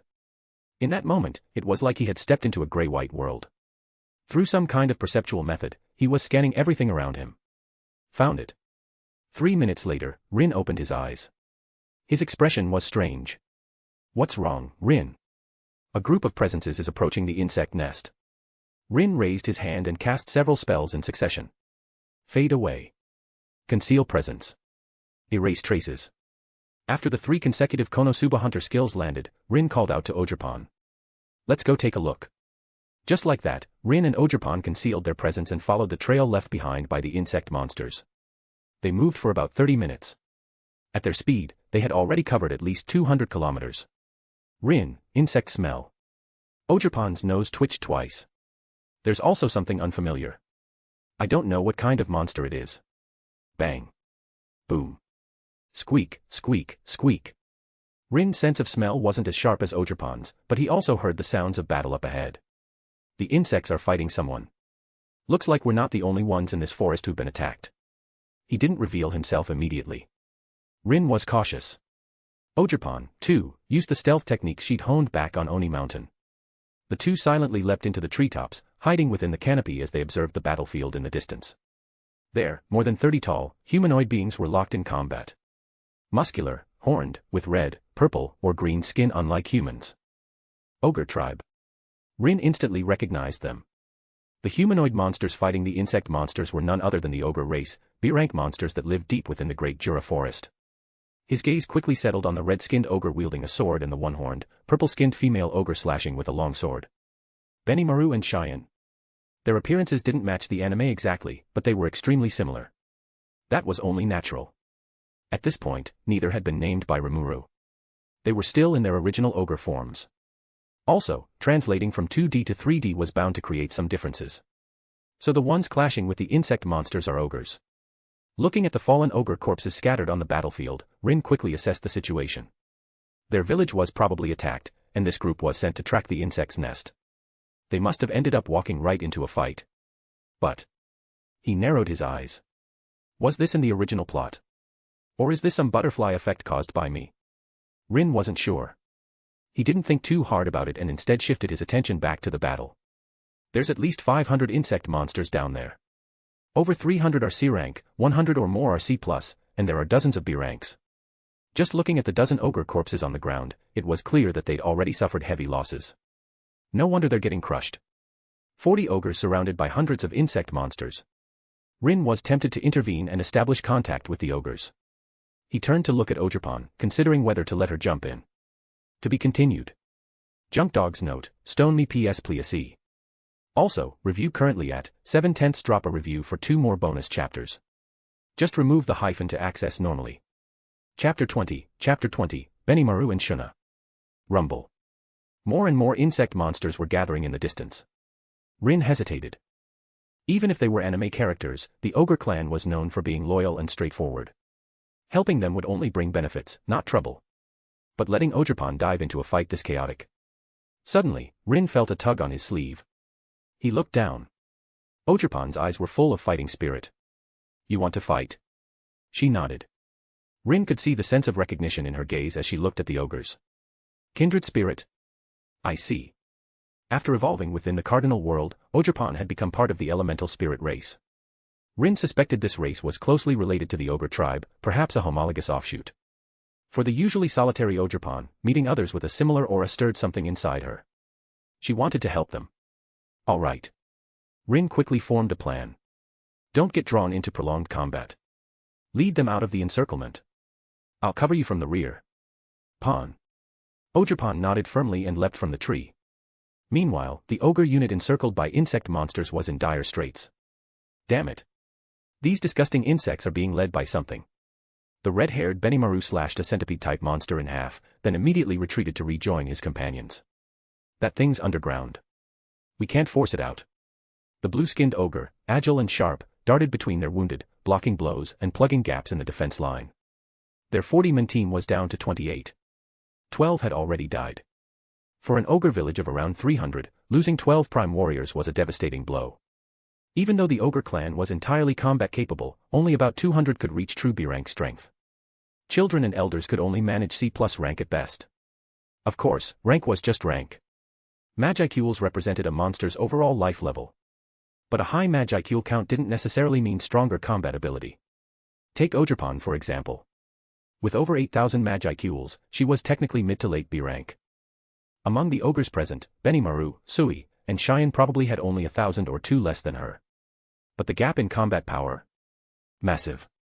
This 40-man ogre unit, with an average B rank evaluation, would get wiped out in a direct fight against Ogerpon. That was how wide the skill gap was. Ogerpon had at least 30 spells derived from Pokémon abilities. Melee, ranged, defense, recovery, support, transformation. And that didn't even include her innate unique skill, Destroyer. If she went all out and dropped a seed bomb, the ogres would have no choice but to dodge. If they got hit, they'd either die or be crippled. Any monster with a unique skill had the potential to reach special A rank. A unique skill was essentially a demon lord seed. Ha. Ha. The purple-haired, one-horned female ogre, Cheyenne, swung her giant cleaver and cut down a beetle-like insect monster, shielding the pink-haired princess, Shuna. Are you all right? Shuna quickly conjured fire magic, releasing a massive fireball. Big brother, I have enough Magicules left to cast one more big illusion. As the village's shamaness, Shuna was one of the few ogres capable of casting spells. She was positioned in the rear, protected by the others as she provided support and healing. There's too many. Cheyenne gritted her teeth. These bugs keep coming. We kill one wave and another follows. We can't hold out much longer. Benimaru was frustrated. He knew that with their current numbers, they couldn't break through the insect nest. Their best bet was to retreat, report back, and return with reinforcements to wipe out this pest nest. Watch out. Suddenly, Cheyenne yanked Shuna to her side. A mosquito-like monster, grotesque and thin, had managed to sneak through their defenses and rush toward Shuna. If Cheyenne hadn't reacted instantly, the stinger would have pierced straight through her chest. Die, bastard. Without hesitation, Cheyenne swung her cleaver with full force, cutting the giant mosquito in half. Ah. But she hadn't expected there were more. Just as she finished the swing, still catching her breath, a mantis-like insect monster struck. With her guard down, several ogres were injured, and the mantis lunged at the two girls. Damn it. Seeing Shuna in danger again, Cheyenne didn't hesitate. She pulled the girl into her arms. Puff. A blade flashed through the air, slicing deep into flesh and grazing her spine. GHH. Cheyenne felt a searing pain. She tried to lift her sword, but the injury ran deep. Her body went numb, the greatsword slipping from her hands. Heal, heal. I'll heal you right away. Shuna desperately pressed her hands over Cheyenne's wound, pale green healing magic glowing faintly from her palms.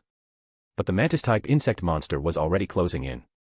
Its sickle-like forelimbs gleamed with a deadly green sheen, and neither Benimaru nor the others had time to reach them before those blades came down. Squeak, squeak, squeak. The insect's blades filled Shuna's vision. She couldn't dodge.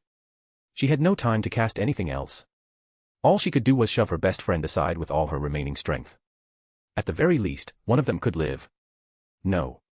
Cheyenne, lying half-prone on the ground, could only watch as the attack closed in. She could only watch as Shuna prepared to die for her. Overwhelming disbelief gripped the ogre girl. She wanted to move. To fight. To scream. But her body wouldn't respond. Is this it? Shuna could already feel death's cold breath on her skin. She wasn't afraid to die. But the thought of leaving her brother, of leaving Cheyenne behind, of all of them falling here like this. It tore her apart. She shut her eyes. And then. Pop. The pain never came. Instead, there was a sharp, crisp sound. Clear. Strange. Beautiful, even. Like a nightingale's cry echoing in the dark. To be continued. Chapter 21, The Violence, Bonus. Clang clang, clang, clang. ZZZZT.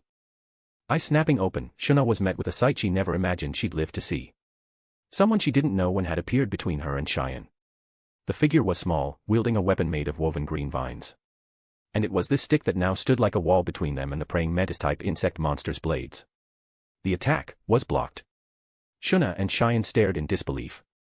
Those blades, sharp and massive, were halted by what looked like a glorified wooden stick. No, not just blocked. Crack. Fractures spread across the mantis monster's sickle arms, running all the way down its limbs. You, who are you? Benimaru and the rest had also seen the sudden turn of events. They didn't know where this being had come from, but the aura it gave off. It was one of their own. An ogre. Just like them. Ogerpon has entered the battlefield. What? In the next instant, under the stunned gazes of the ogres, the emerald-green ivy cudgel surged with magicules and shattered the mantis insect monster in a single swing. Yes. Not knocked away. Shattered. And it didn't stop there. The ivy cudgel's momentum carried through, flattening 5 or 6 other insect monsters blocking the path between Benimaru and the two girls. Rumble. The wind roared across the battlefield, tossing the ogres' cloaks and armor. Dust exploded outward, clouding their vision. They instinctively fell back into defensive stances. Whoosh whoosh. Boom. But the expected attack didn't come. Instead, cries of agony echoed through the battlefield as a single figure weaved through the monsters, knocking them down one after another. One strike. The monster's body split apart. Ogerpon dodged the gushing body fluids and stomped down. In an instant, green light flowed with the wind. A carpet of grass surged up from the soil. What the? This is. And my wounds, they're healing. Some kind of healing spell. Are we being healed? Without exception, every ogre on the battlefield felt it. Wounds closed. Strength returned. Even Cheyenne, whose spine had been slashed, was healing. My back, it's so itchy. Who was she? Cheyenne and Shuna both stared forward. The smoke cleared. There, standing on top of a crushed scorpion-type insect monster, was a small girl. Her face was masked by a green leaf veil. Behind her floated 3 gemstone-like masks in a triangular formation, blue, gray, and red, glistening like sacred relics in the sun. Unlike when she was still a Pokémon, Ogerpon's mask reflection had transformed with her evolution. Now she could summon all 4 masks simultaneously. With one at the center, she formed a 4-fold mask, gaining the combined strength of every mask. Ha! Grass energy flowed into the Wellspring mask, Hearthflame mask, Cornerstone mask, and Teal mask. Water, fire, rock, grass. 4 elemental energies spiraled around her. The entire battlefield was her stage now. An ogre. And just a child. The aura she gave off was familiar, warm, wild, instinctively comforting. But her size, barely over a meter tall. To the ogres, all towering at 2 meters and above, she couldn't even be called a child. But her presence. Her power. The raw pressure of her Magicule said otherwise. I'm here to help. Ogerpon summoned another Ivy Cudgel and entered a dual-wielding stance. Help. Benimaru finally registered what she said. He was about to respond, but she was already gone. Wait. Too late. Her movement was blinding. The boost from her masks, combined with Rin's leader skill, enhanced every stat. Her B-rank Magicules formed the base, and the mass transformation let her fight head-on with B+ rank monsters. With Rin's leader buff, plus her innate Destroyer unique skill, she might even stand a chance against A ranks. And what played out before the ogres was a one-sided massacre. What rank is this monster? This kind of strength. She's one of the legends, right? A true Oni. She was tiny. But every strike she landed caused earth-shattering impact. Destroyer. Anything hit by her would break. Weapon, armor, flesh, it didn't matter. Unless the opponent possessed a unique skill of equal or higher tier, it was a guaranteed effect. A rule. Hit equals destruction. No defense mattered. Boom. Ogerpon spun midair like a horizontal tornado, twin Ivy Cudgels turning everything nearby into dust. Her destructive power. Her explosive burst. The entire ogre force was slack-jawed. What a brutal fighting style. She's that small, and she's that strong. Giant bugs with armor thicker than steel, and she breaks them in one hit. They'd never seen anything like it. Young master, what do we do? The one who would one day be Sui, now still just a young blue-skinned ogre, reported in. The clan has regrouped. The retreat path has been cleared by that little girl. Just mentioning her left Sui shaken. That wild presence. That fearless charge. This was the violence an ogre was born to wield. To be continued. Chapter 22, I'll make my move, bonus. We can't let our righteous companion fight alone. Benimaru naturally couldn't just retreat like this. At the very least, he had to leave together with Ogerpon. Rumble. But before he could give any order, the ground in front of them began to quake. The mud collapsed inward, revealing gaping sinkholes beneath the battlefield. In the next moment, an enormous swarm of insect monsters surged from the depths like a tidal wave. Holy shit. Even Rin, watching from a distance, twitched his lips. What the hell are these things? There's way too many of them. Just a glance showed at least 5,000. And Rin was certain even more were still underground. As for their levels. Under Rin's appraisal, these insects weren't as strong as the previous wave. They were smaller, too. Mostly D rank. About 20% are C-. A few hundred C rank. Maybe 100 C+. Rin completely ignored the D ranks. For growth to function, the defeated enemies couldn't be too far below Ogerpon's level. In general, if the monster's Magicules were lower than C-, even if Ogerpon killed it, she wouldn't gain any existence value. So, despite the overwhelming numbers, only around 1,000 were actually worth consuming. Still, that should be enough for her to push into true A rank. And based on the Cardinal World systems, once Ogerpon reached A rank and received a disaster class designation, her chances of completing an evolution into a more advanced ogre form would rise significantly. Should we retreat? Rin didn't care about the D rank fodder. They weren't strong enough to even scratch Ogerpon's defenses. More importantly, defeated C rank monster X1. Gained 4 existence points. Defeated C- rank monster X2. Gained 3 existence points. Defeated C+ rank monster X1. Gained 8 existence points. Since Ogerpon had joined the battlefield, every time she felled an enemy, she gained existence value. In just 10 minutes, she had already jumped from over 8,000 to more than 8,500. At this rate, and with the remaining C-rank monsters, Rin calculated, she should be able to break 10,000 and reach A rank by the end of this fight. A rank was a turning point. Below A rank was one world. Above it, another. Even the most average A-rank monster could single-handedly level an ogre village. Let's go. Rin made up his mind. He wasn't going to let this feast slip through his fingers. Ogerpon. Rin. Through their familiar connection, Ogerpon heard Rin's voice. Can you keep fighting? Ogerpon isn't tired at all. She was still smashing insect monsters left and right with her ivy cudgel. Ogerpon can fight them all day long. Great. She's Captain America now. Of course, that was a joke. But the elemental spirit race did have terrifying stamina and endless energy. More than that, the growth talent was working non-stop, converting defeated foes into Magicules and energy. According to the Cardinal World's rules, the larger the Magicule reservoir, the more power an individual possessed. So instead of wearing out, Ogerpon's condition was actually better than when the battle started. Good. Then. Knowing her state, Rin raised his hand and cast a loud-speaking spell. Friends of the ogre tribe, Ogerpon and I are here to help you. That voice. The gathered ogres looked up. Benimaru narrowed his eyes, searching the treetops and horizon. The Ogerpon he mentioned, is that the little one tearing everything apart? So her name is Ogerpon. That's a weird name. Wait, is she actually a named monster? She has a name. The chatter spread quickly through the group. Benimaru ignored the noise. He just waited for the next command from the one giving orders. Rin had no plans to enter the melee himself. His role was a summoner and mage, a backline commander. Jumping headfirst into the swarm would be suicide. Next, I'll cast a powerful spell on the insect nest to force everything hiding underground to the surface. If their numbers are beyond imagination, I'll have Ogerpon retreat immediately. You all retreat with her. Simple, clear. Benimaru immediately understood. The strength of the nest was unknown. So was the number of enemies hiding below. If Rin's spell forced out tens of thousands. Staying behind would mean death. Retreating to regroup would be the only smart move. But if it turned out there weren't as many as feared, then there'd be no need for the ogre tribe. Rin already had his own army of one. General Ogerpon, capable of crushing legions alone. Everyone. Benimaru made a snap decision. Follow the orders of the one giving commands. Shuna was his sister. Cheyenne, his childhood friend. Both had just been saved by Ogerpon. That alone was a debt the ogre tribe could never repay.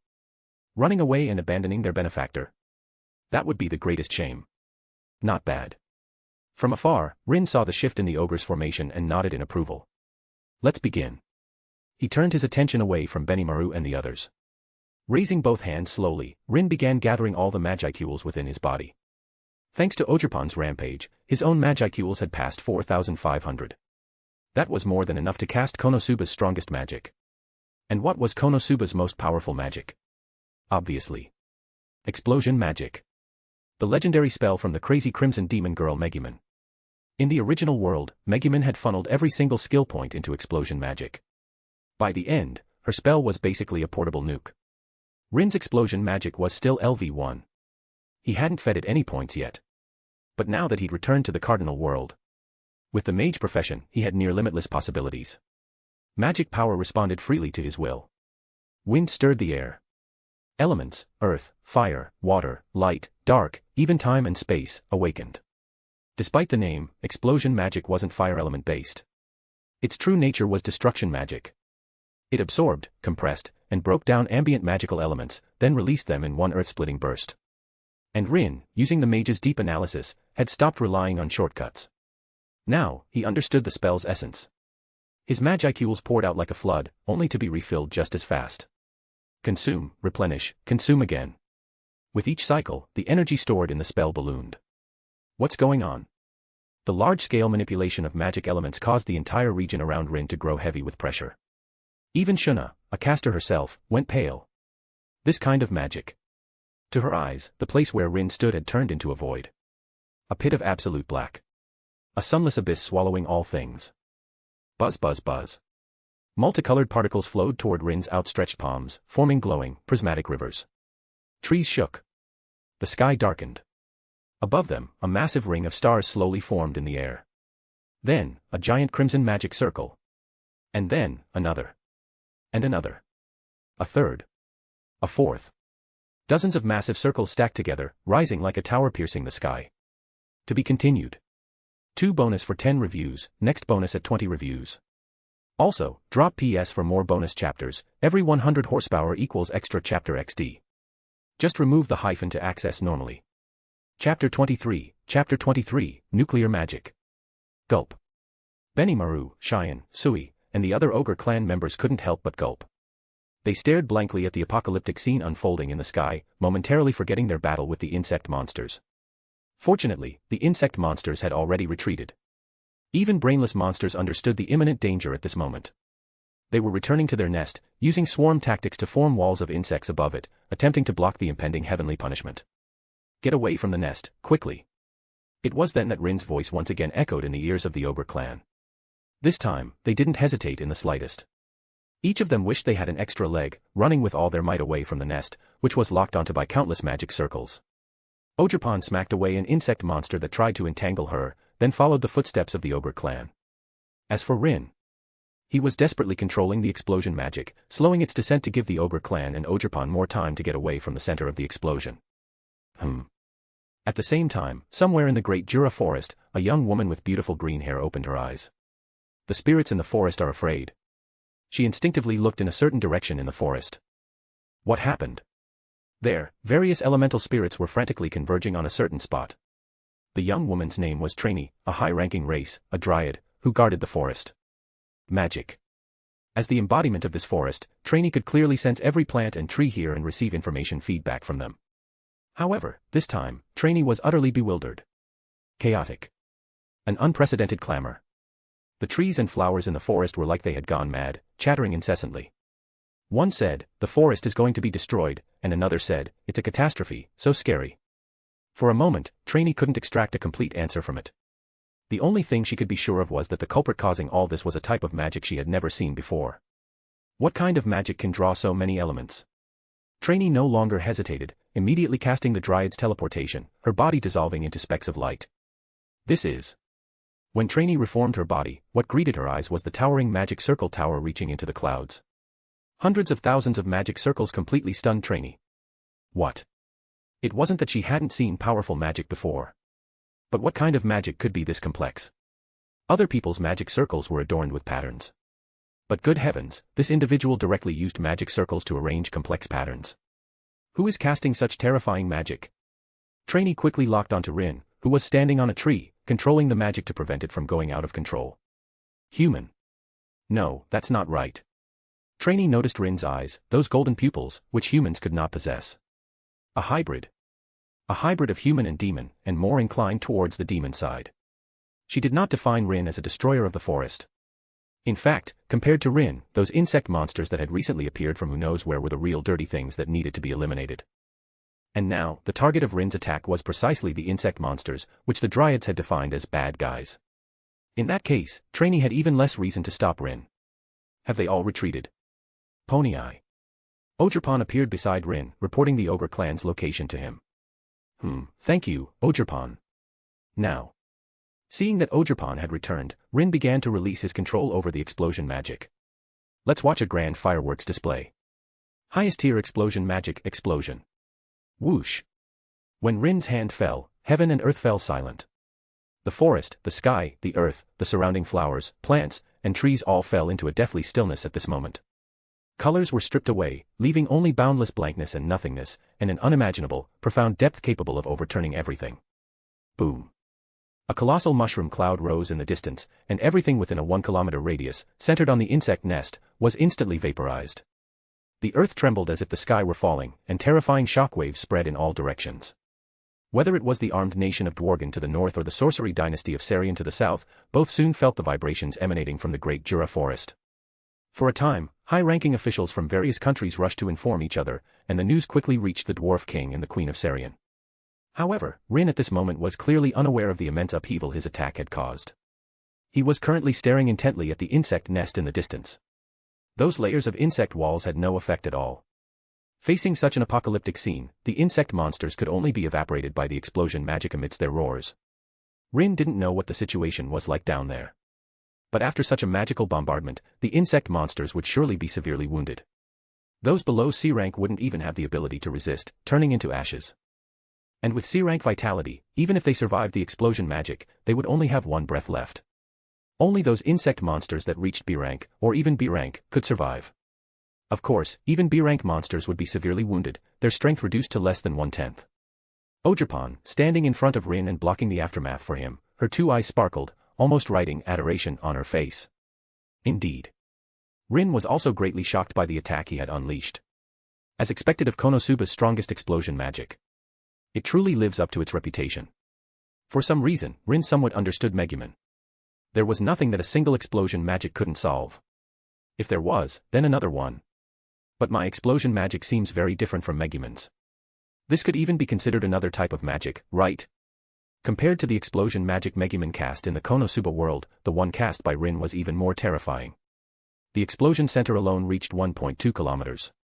As for the affected area, it reached the size of a large city in the cardinal world's human nations. Undoubtedly, if this magic landed in a human nation, the result would be no less than directly wiping a city and the tens or hundreds of thousands of people living in it off the map. To be continued.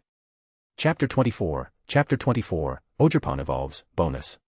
Bonus for 200 horsepower, next bonus at 300 horsepower, keep the PS coming.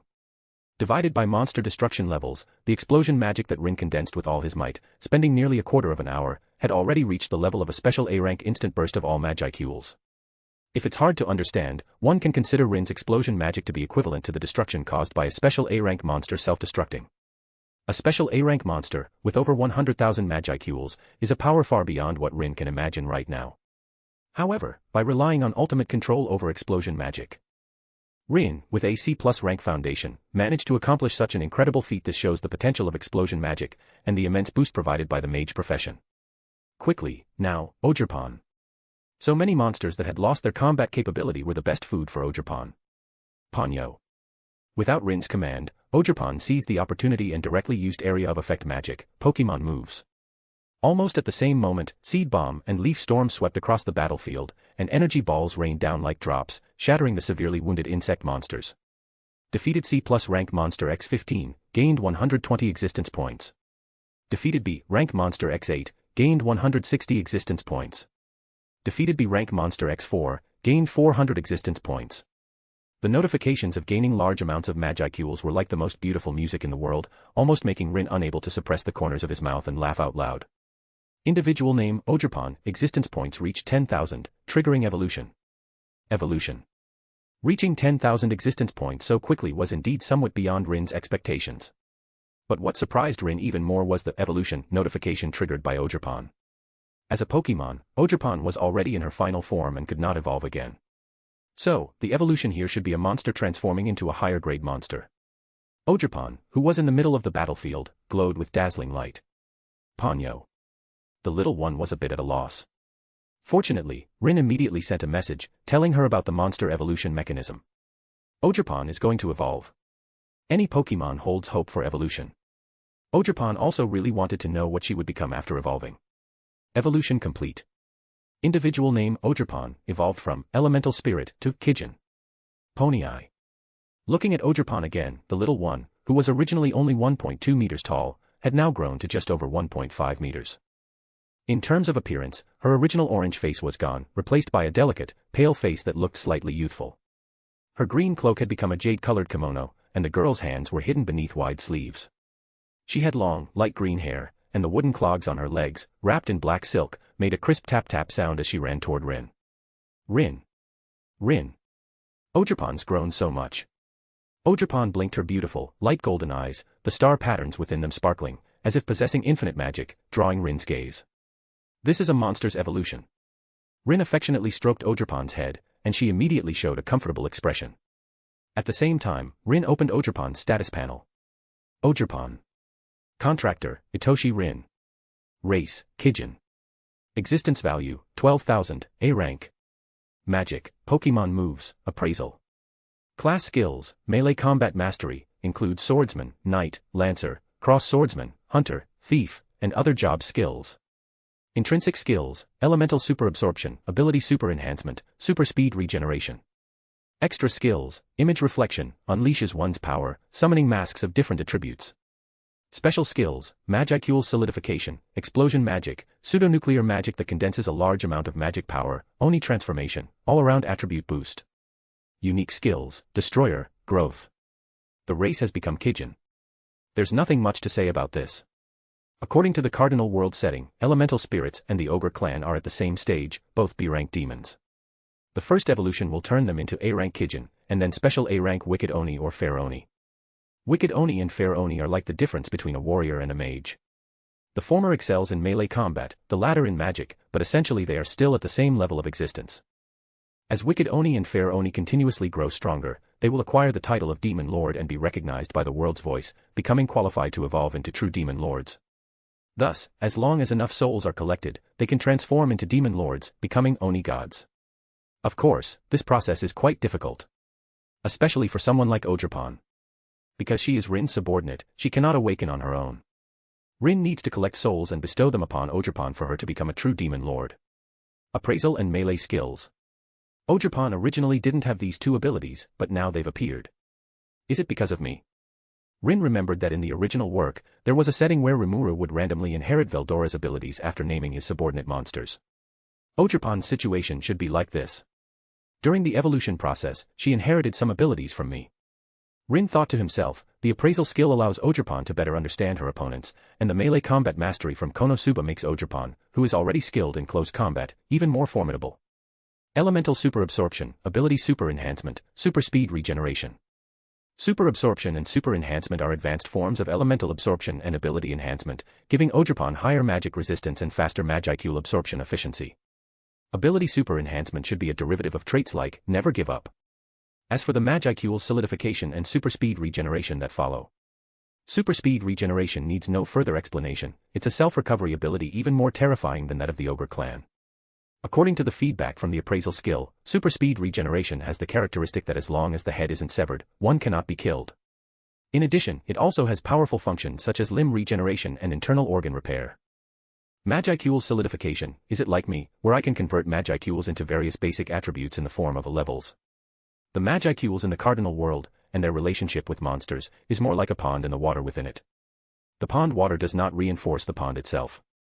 So, an individual with 10,000 Magicools, facing an individual with 10 million Magicools. The difference in their physical strength is not as exaggerated as imagined. In contrast, with the Magicool Solidification ability, a situation will arise where a level 50 fights a level 100. Even if a level 100 monster runs out of magic power, its basic attributes are not something a mere level 50 weakling can contend with. To be continued. Next 2 chapters bonus at 20 reviews. Also, drop PS for more bonus chapters, every 100 horsepower equals extra chapter XD. Just remove the hyphen to access normally. Chapter 25, Danger Assessment, Special A rank. With the special skill Magicool Solidification. As long as Rin and Ogerpon continuously increase their Magicools, their physical strength will also continue to increase, making Magicools directly proportional to physical strength. Finally, there's Explosion Magic and Oni Transformation. Explosion magic, in the cardinal world's judgment, is defined as nuclear magic. Nuclear magic refers to magic with destructive power comparable to nuclear weapons, considered a classification system by the people of the cardinal world for gauging magical destruction levels.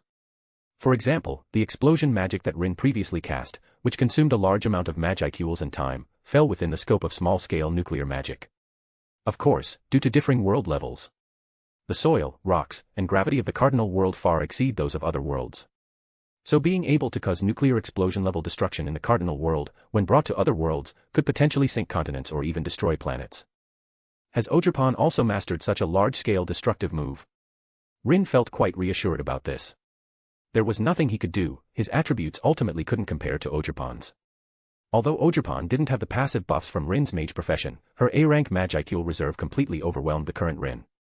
It's easy to imagine just how terrifying the power would be if the current Ogerpon were to cast explosion magic. Ogerpon. What is Oni transformation like? Rin was quite interested in this, so he asked Ogerpon to perform Kijin transformation once. Ogerpon's body erupted with fierce Magicools. The next moment, Ogerpon's body began to swell, rapidly growing from a small stature of less than 1.4 meters to a height of 1.8 meters. Not only that, her sharp ogre horns, fierce eyes, and seemingly slender yet explosively powerful physique all indicated how terrifying Ogerpon was in this state. If the previous Ogerpon was a cute little girl, then the fully transformed Ogerpon had clearly become a beautiful older sister with an impressive figure. Even Rin, who had always treated Ogerpon as his younger sister, couldn't help but take a few extra glances. Oni transformation. Description: temporarily increases one's actual combat power by 1 rank, but consumes a large amount of magicules. Appraisal. Rin unhesitatingly cast Appraisal on Ogerpon in this state. Ogerpon. Danger Assessment, Special A, Disaster Class. Disaster Class. Rin hadn't expected Ogerpon's transformation to provide such a significant boost. Even though Ogerpon's Magicule quantity was still A rank, her actual combat power was such that even a veteran A+ powerhouse might not be able to defeat her. Coupled with this Oni transformation ability, Ogerpon forcefully received a Special A assessment. Ogerpon, how long can you maintain this state? Ogerpon thought for a moment, then obediently said, about 5 minutes. In other words, Ogerpon, at full burst, could maintain Special A combat power for 5 minutes. All right, change back. MHM. Ogerpon's body quickly shrank, and in the blink of an eye, she returned to her petite form. Ogerpon has gotten stronger. Rin, have you gained power from Ogerpon? Haha. Of course I have. Rin stroked the little one's head and laughed. Ogerpon provided me with a full 6,000 existence value. Now, I'm also B rank, you know. The leader unique skill allows Rin to gain about half of his subordinate's existence value. Ogerpon's existence value is 12,000, so the amount transferred to Rin is 6,000. In addition, Rin himself had also made some breakthroughs. His original base existence value was only 500 points. But because of this battle, Rin also gained merit, which is recognition from the voice of the world. Although not much, it at least allowed Rin to escape the weakling category. To describe it numerically, it probably increased from 500 existence value to 1,500. Among monsters, this is already equivalent to D rank. So, Rin's current Magicules are 7,500, right? Upon hearing this, Ogerpon immediately perked up. Ogerpon will continue to work hard to let Rin evolve soon too. Yes, Rin can also evolve. As a hybrid of demon and human, setting aside the human bloodline for now. The demon bloodline also grants Rin the ability to evolve like monsters. However, Rin is not yet clear what his demon bloodline is. In addition, there was another piece of good news. That is, as Rin broke through from C rank to B rank, his subordinate slots also changed from the original 1/3 to the current 1 to 6. Do I gain 3 new subordinate slots every time I advance a rank? Rin originally thought that the upper limit of subordinate slots could not be changed, but he didn't expect them to continue increasing with his strength. In that case, there's no need to be too conservative with the subordinate slots. Ogerpon. Suddenly, Ogerpon, who was cuddling with Rin, seemed to sense something. She turned her head and looked in a certain direction but didn't see anything suspicious, which puzzled Ogerpon. What's wrong? Rin noticed Ogerpon's actions and asked curiously. A gaze. Ogerpon said, just now, it seemed like someone was peeking at us, but Ogerpon couldn't find the peeping person. This is already the second time. The first was when Master used explosion magic. Peeking at us.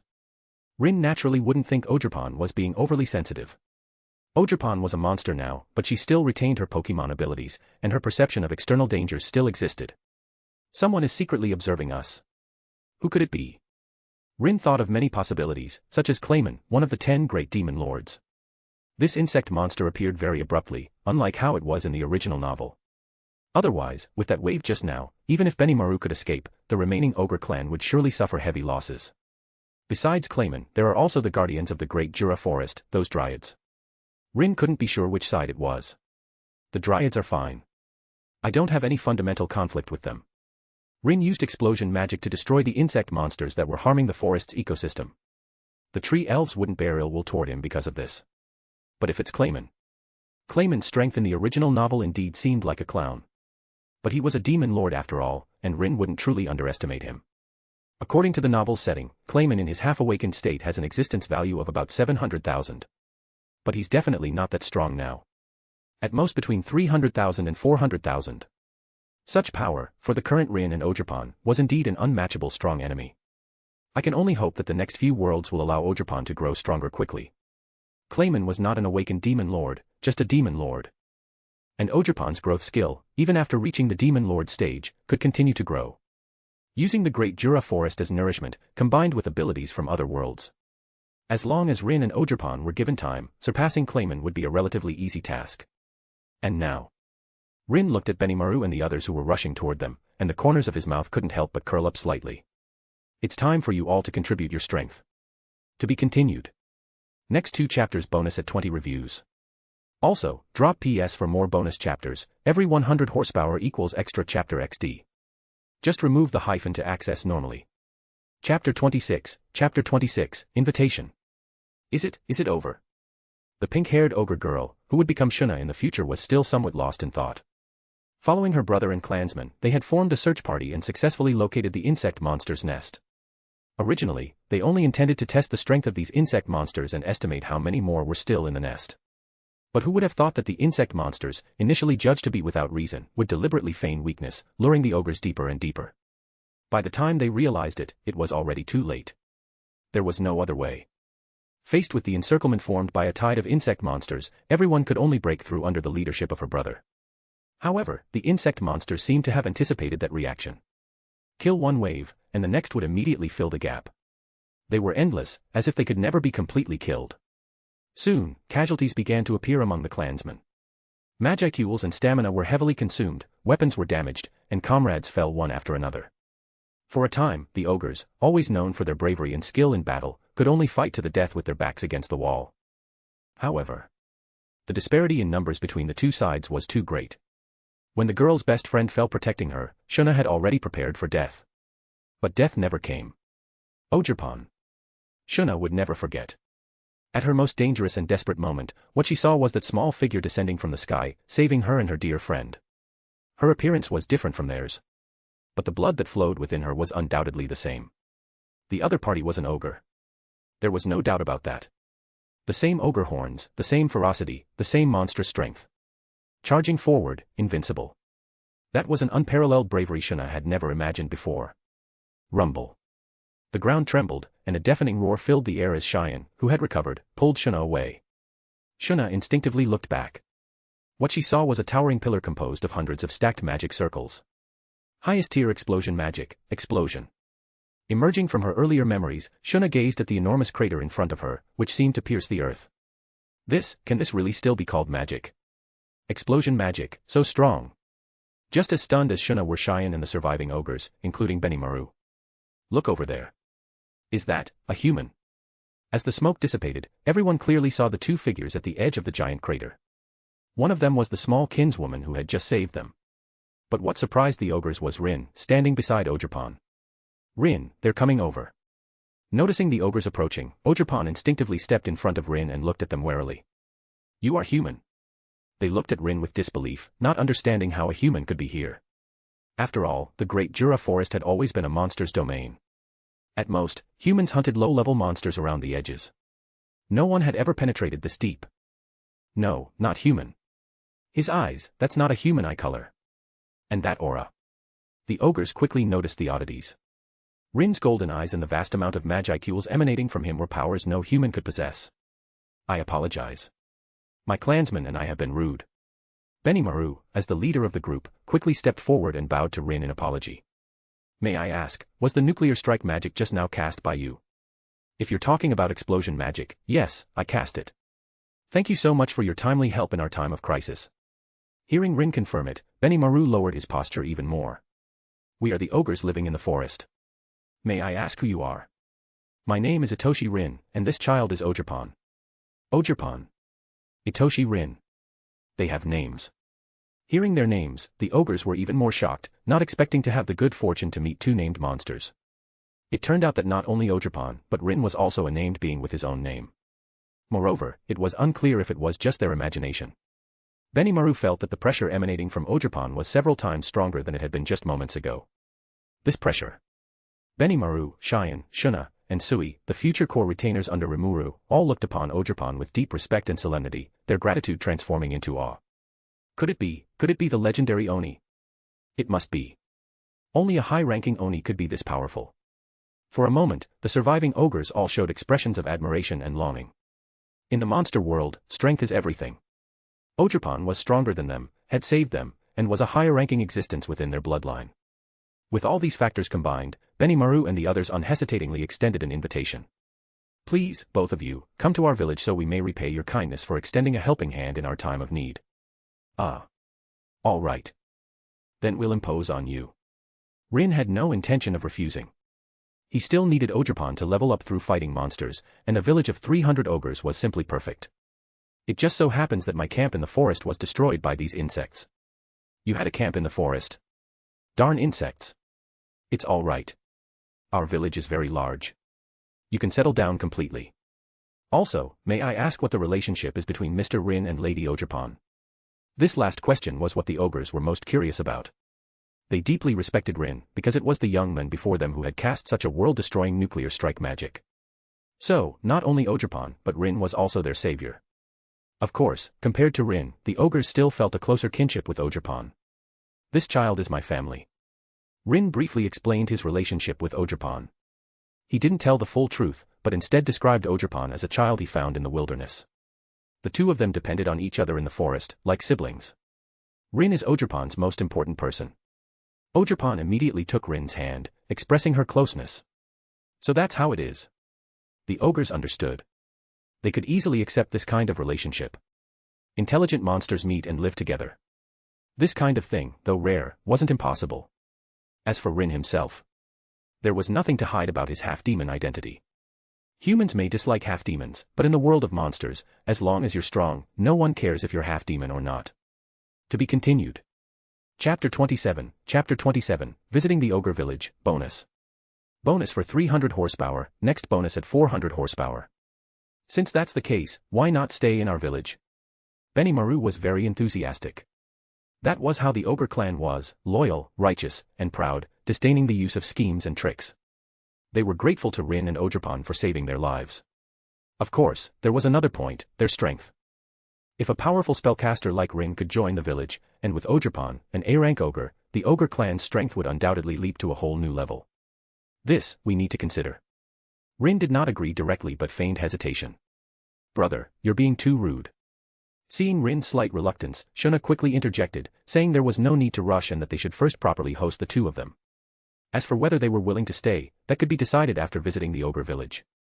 Right, I was too hasty. Having not yet experienced the pain of clan annihilation, Benimaru was still a straightforward, big-hearted simpleton. All right then. With the ogre's warm invitation, Rin naturally wouldn't refuse. After all, he already had the intention of subduing the ogre clan. Rin had a good impression of them. He knew their future trajectory and didn't want them to be annihilated by the Orc Lord. 300 ogres, with an average rank of B. Such a force, if brought under Rin's command, would allow him to formally establish a foothold in the Great Jura Forest. Moreover, the ogre's potential was high. In the future, they could evolve into Kijin, or even into Fair Oni and Wicked Oni. Rin had no reason to pass up a ready-made army like this. Thus, Rin joined the ogres group, preparing to return with them to the village. Before that, the ogres still needed to collect the remains of their fallen comrades. They did not blame Rin's explosion magic for blasting some of the ogre bodies to pieces, even turning many to ash. About this, the ogres had only one thing to say, perhaps it's not bad to be buried in the Great Jura Forest. Besides, there are so many insect monsters to be buried with them. The ogres were very open-minded about life and death. And in such a critical moment, it was already a miracle that Rin had acted. Who could dare ask for more? The reason for cleaning the battlefield was only to confirm whether there were any survivors. The result did not exceed Benimaru's expectations. The insect monster's claws contained extremely terrifying venom. Even the ogre clan's strong bodies could only resist for a short while. In this regard, Cheyenne surviving was truly very lucky. Rest in peace, everyone. Rin and Ogerpon have already avenged you. Soon after, led by Benimaru, the ogres held a simple mourning. Rin and Ogerpon stood silently off to the side, not participating but waiting patiently for the ritual to end. Sorry to have kept you waiting. No matter. Please follow us. Benimaru led the way toward the village, with Rin and Ogerpon walking behind the group. During this time, the two girls, Shuna and Cheyenne, frequently looked back. They were very interested in Ogerpon. However, Ogerpon stayed right by Rin's side to protect him, making it impossible for them to find a chance to approach and express their thanks. We've arrived. Welcome to the ogre clan's village. Stepping out of the dense forest, what appeared before Rin's eyes was an ancient village. The village wasn't large, with architecture leaning toward Japanese style, mostly wooden structures, arranged along grid-patterned streets. Rin naturally understood the reason for this. Hakuru's grandfather, Araki Byakuya, was an otherworlder who had crossed over from Japan more than 300 years ago. It was because of his influence that the ogres used swords as weapons and valued loyalty and righteousness more than the knights of this world. The ogres would not submit to others. Conversely, once they pledged allegiance to someone, they would follow them wholeheartedly. What exactly happened? The ogres in the village had already noticed Benimaru and the others' return. The families of the fallen wept, and the women and children sobbed softly. But sadness was meaningless. The world of monsters was not like the world of humans, where people could wallow in grief. Perhaps they had long since accepted life and death. The ogres who had lost loved ones took their family members or what remained of them and buried them in the cemetery near the village. Throughout the entire process, Rin showed no displeasure. He simply gave them the basic respect they deserved. Father. After dealing with the affairs of the fallen, Benimaru finally had time to introduce Rin to his father, a red-haired ogre much older than himself. Thank you very much for your assistance. Please accept our sincere gratitude. Led by Benimaru's father, a group of ogres bowed deeply to Rin in unison. No need for this. Rin waved his hand and said, I just happened to be passing through. I also have a grudge with those insects, so I helped out. No matter the reason. The red ogre leader replied sincerely, in such a critical situation, if it weren't for your righteous intervention, my son and daughter would surely have perished. Father. How much longer are you going to make Rin and Ogerpon stand here? Shuna said, they just fought a fierce battle and traveled all the way here with us. They must be exhausted. Ah, yes. Like his son Benimaru, the red ogre leader scratched his head awkwardly. It was my oversight. Honestly. Shuna turned around and gestured to Rin and Ogerpon. Please wait a moment. I'll have hot water prepared for bathing right away. Ah. Rin initially wanted to say there was no need to go that far. But seeing Shuna's serious gaze, he and Ogerpon exchanged looks and could only nod. All right then. Thank you for the trouble. Shuna was right. They had been traveling through the forest all day, and the sun was already setting. Saying they weren't tired would definitely be a lie. Rather, the fact that Shuna could notice such details showed her thoughts were far more delicate than the other ogres. To be continued. Just remove the hyphen to access normally. Chapter 28, Popular Ogerpon. Splash, splash. Soon, Shuna led the two of them to a slightly elevated area.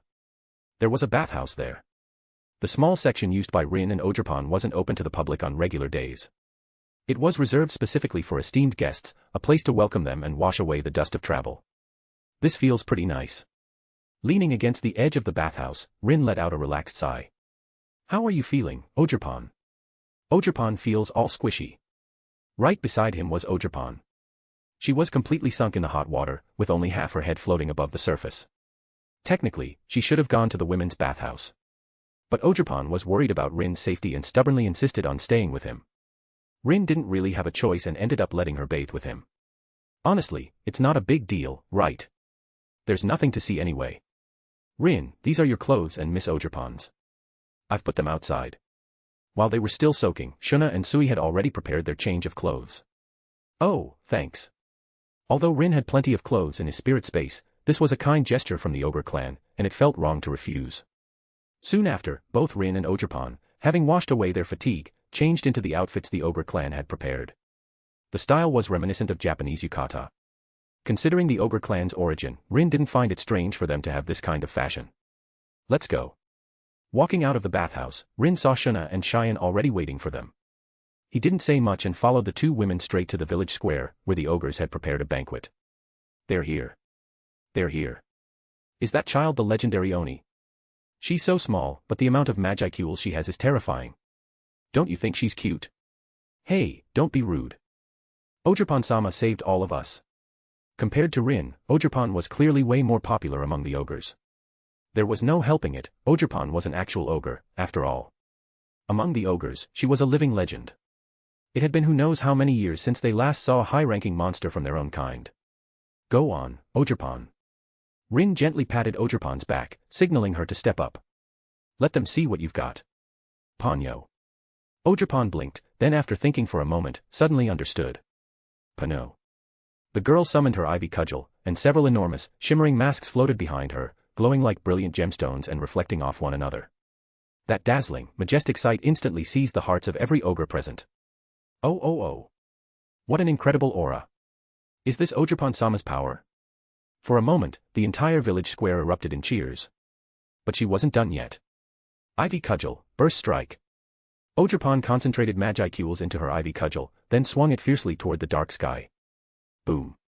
A massive beam of light, woven from green, red, blue, gray, and other hues, shot into the sky, then exploded into a spectacular display of fireworks. Wow. The vivid, colorful fireworks reflected in the eyes of the ogre children. Meanwhile, the adult ogres were stunned by the overwhelming power radiating from Ogerpon's casual swing. While the adults stood dumbfounded, the kids had already surrounded Ogerpon, cheering and laughing. Seeing this, Rin gave her a subtle signal not to worry about him. After all, the two of them were connected by life link. If anything happened to one of them, the other would know instantly. Go have fun, Ogerpon. After saying that, Rin headed toward the Red Ogre Chief, who had been waiting for him. Oh, right. Rin turned to Shuna, who was walking beside him. Let me add some extra flavor to tonight's feast. He opened his spirit space and pulled out a large stash of ingredients and seasonings he'd brought from the Konosuba world. At first, Shuna tried to refuse. But once she tasted Rin's spices, she couldn't resist anymore. The aroma and flavor were on another level, something she had never experienced before. When she used those spices on the ogre clan's usual roast meat, the wild flavor exploded across the entire square. This. What is this smell? It's incredible. This is roast meat. So good. This is insanely good. It's the spices, right? They're magical. That night, bonfires blazed in the village, celebrating not only the successful hunt of the insect monster that had been plaguing the forest, but also welcoming Rin and Ogerpon. At Rin's encouragement, Ogerpon returned and sat down with Shuna, Cheyenne, and the other female ogres. Ogerpon, who came from the Japanese Momotaro legend, had a personality and lifestyle that perfectly matched the ogres. She blended in effortlessly. Elsewhere, Rin sat with Hakuru, accompanied by Benimaru and his father. Old man, you're the eldest here, right? Rin poured the old man a cup of wine, then gestured for him to try it. He wasn't worried about any threats. Thanks to lifelink, even fatal attacks were meaningless. Even if Hakuru tried to slice his neck open, the damage would just be transferred to Ogerpon as numerical loss. In the past, Rin would have worried about Ogerpon being drained to death because of him. But now, with super speed regeneration, Ogerpon could recover from full damage within minutes. That's why Rin could sit across from a sword master like Hakuru without flinching. Thank you, young man. Hakuru smiled, picked up the cup, and took a sip. His eyes immediately widened. What a sweet, mellow wine. Even someone as calm as Hakuru couldn't help but get lost in the flavor of Rin's drink, and he began speculating about Rin's origins. Rare spices, exquisite wine, and unmatched power. Is he a reincarnator from another world? Still, Hakuru held no ill will. Rin had saved the younger generation of the village. That alone was a debt too large to repay. So, the danger Rin had feared upon arriving in the ogre village simply didn't exist. The ogres were a race that valued loyalty and repaid kindness. They would never harm their benefactor. Rin-san, your kindness is more than we ogres could ever repay. If you're willing to settle down in this village, it would be our greatest honor. The Red Ogre Chief knew Rin still needed time to think, so he suggested gently, you and Ogerpon-sama can stay at my house for now. Tomorrow, we'll begin construction on a new place for you. If you'd prefer to live somewhere outside the village later, we'll do our best to help you find a suitable spot. Even though he said that, the chief was clearly hoping Rin would stay. This temporary stay would be a great trial run. Then I'll be in your care. That night, Rin and Ogerpon slept at the Red Ogre Chief's house. Even though they were deep in the Great Jura Forest, Rin was able to enjoy all the comforts of a civilized life, food, clothes, and shelter. It was undoubtedly far more comfortable than building a camp from scratch. To be continued. Chapter 29, Dryad Trainee. Quick. Move everything over. The house must be built today. The next day, early in the morning, the ogres, led by Benimaru and Sui, began construction on Rin and Ogerpon's new home. The process of building the wooden house was fast. The ogres, with their natural monstrous strength, were basically walking construction machines. With dozens of them working together, it only took a single morning to finish building the house for the two of them. It was a two-story, Japanese Edo-style house, with a small garden out front where some children had already planted wildflowers picked from the forest. What do you think? Shuna was assigned as the liaison for Rin. Whatever Rin needed, he could just tell Shuna, and they would do their best to accommodate him. Very good. I'm very satisfied. Rin and Ogerpon both expressed their thanks to Shuna, while also experiencing firsthand the simplicity and sincerity of the ogre race. If they received kindness, they repaid it. They acted without hesitation and were generous, straightforward, ideal friends, really. Pony Eye. And that very night, just as the new house was finished, an unexpected guest arrived at Rin and Ogerpon's door. The visitor wore a long green dress. Tender sprouts and branches swirled around her body. Her face was so stunning that even Rin, who had grown up amidst an internet-saturated world full of celebrity images, couldn't help but be impressed. Fortunately, Rin already knew who this person was. That alone kept him from getting caught up in her presence and beauty. Instead, Rin became wary, standing with Ogerpon, both of them watching her with serious expressions. It seems you already know of my existence. The girl was none other than the guardian of the great Jura forest, Dryad Trainee. She bowed elegantly toward Rin and introduced herself. My name is Trainee, and I am the caretaker of this forest. A Dryad. Rin didn't pretend otherwise and directly acknowledged her identity. May I ask, mysterious Dryad Miss, what brings you to visit so late at night? It wasn't that Rin was nervous. It was just that Trainee's strength was hard to pin down. First off, Trainee's true form was actually a great spirit tree deep within the forest. Her current Dryad appearance was more like a projection. In terms of monster rank, Trainee was near Special A rank. In a direct confrontation, she wasn't far off from Ogerpon's current level. And if you factored in things like Destroyer and Explosion magic, Ogerpon had a solid chance at beating her in a one-on-one. But Trainee's situation was unique. A large portion of her strength came from her contracted spirit, the greater elementals of Wind Sylphide. Sylphide had over 1 million in Magicules and possessed combat power on par with an awakened demon lord. In the original plot, it even cut off one of Laplace's arms from the moderate Harlequin alliance. There was no doubt that once Trainee summoned Sylphide, Rin and Ogerpon's only viable option would be to activate Traveler and escape to another world. Please do not be nervous. I bear no ill will toward the two of you. Fortunately, Trainee had a gentle temperament. As long as the ecosystem of the Great Jura Forest remained intact, she wouldn't interfere. No need to worry. Trainee smiled and said, rather, I came to thank you both for resolving a major crisis in the forest. You mean those insect monsters? Yes. Trainee then explained the origins of the insect monsters. A few months ago, the insect monsters came from another world and built a nest somewhere in the forest. After that, they started multiplying at an astonishing rate, one even Trainee hadn't predicted. Unknowingly, the insect monsters had become a serious threat to the forest. If Rin hadn't acted this time, Trainee would have had to request aid from other monster tribes in the forest, like she had during the Orc Lord crisis. Do you know where those insect monsters came from? That. Trainee shook her head with a hint of regret. I only know that they do not belong to this world. Beyond that, I'm afraid I cannot say. I see. As for the origin of the insect monsters, Rin speculated that they were likely connected to the heavenly demon, beings known for invading other worlds. It was possible these monsters were some kind of biologically engineered weapon. The so-called heavenly demon were originally angels from the cardinal world who had fallen and become corrupted. Of course, all of that was still far from Rin's current situation and not something he should worry about yet. There's no need for thanks. Rin said, I plan to live in the ogre village moving forward, so that makes me part of the forest too. I don't mind eliminating threats to this place. He wasn't trying to earn points with Trainee. That was just how he genuinely felt. That's wonderful. Trainee smiled brightly.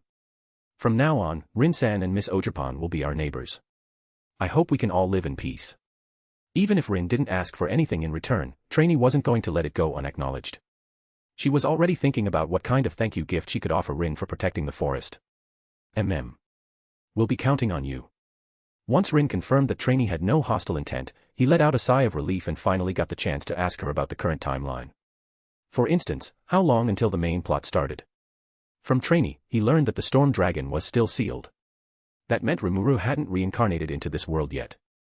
As for further details, Rin couldn't determine much more. If you need anything in the future, Rin-san, you can just call my name. Trainee said, as long as you're within this forest, no matter where you are, I'll be able to hear your voice.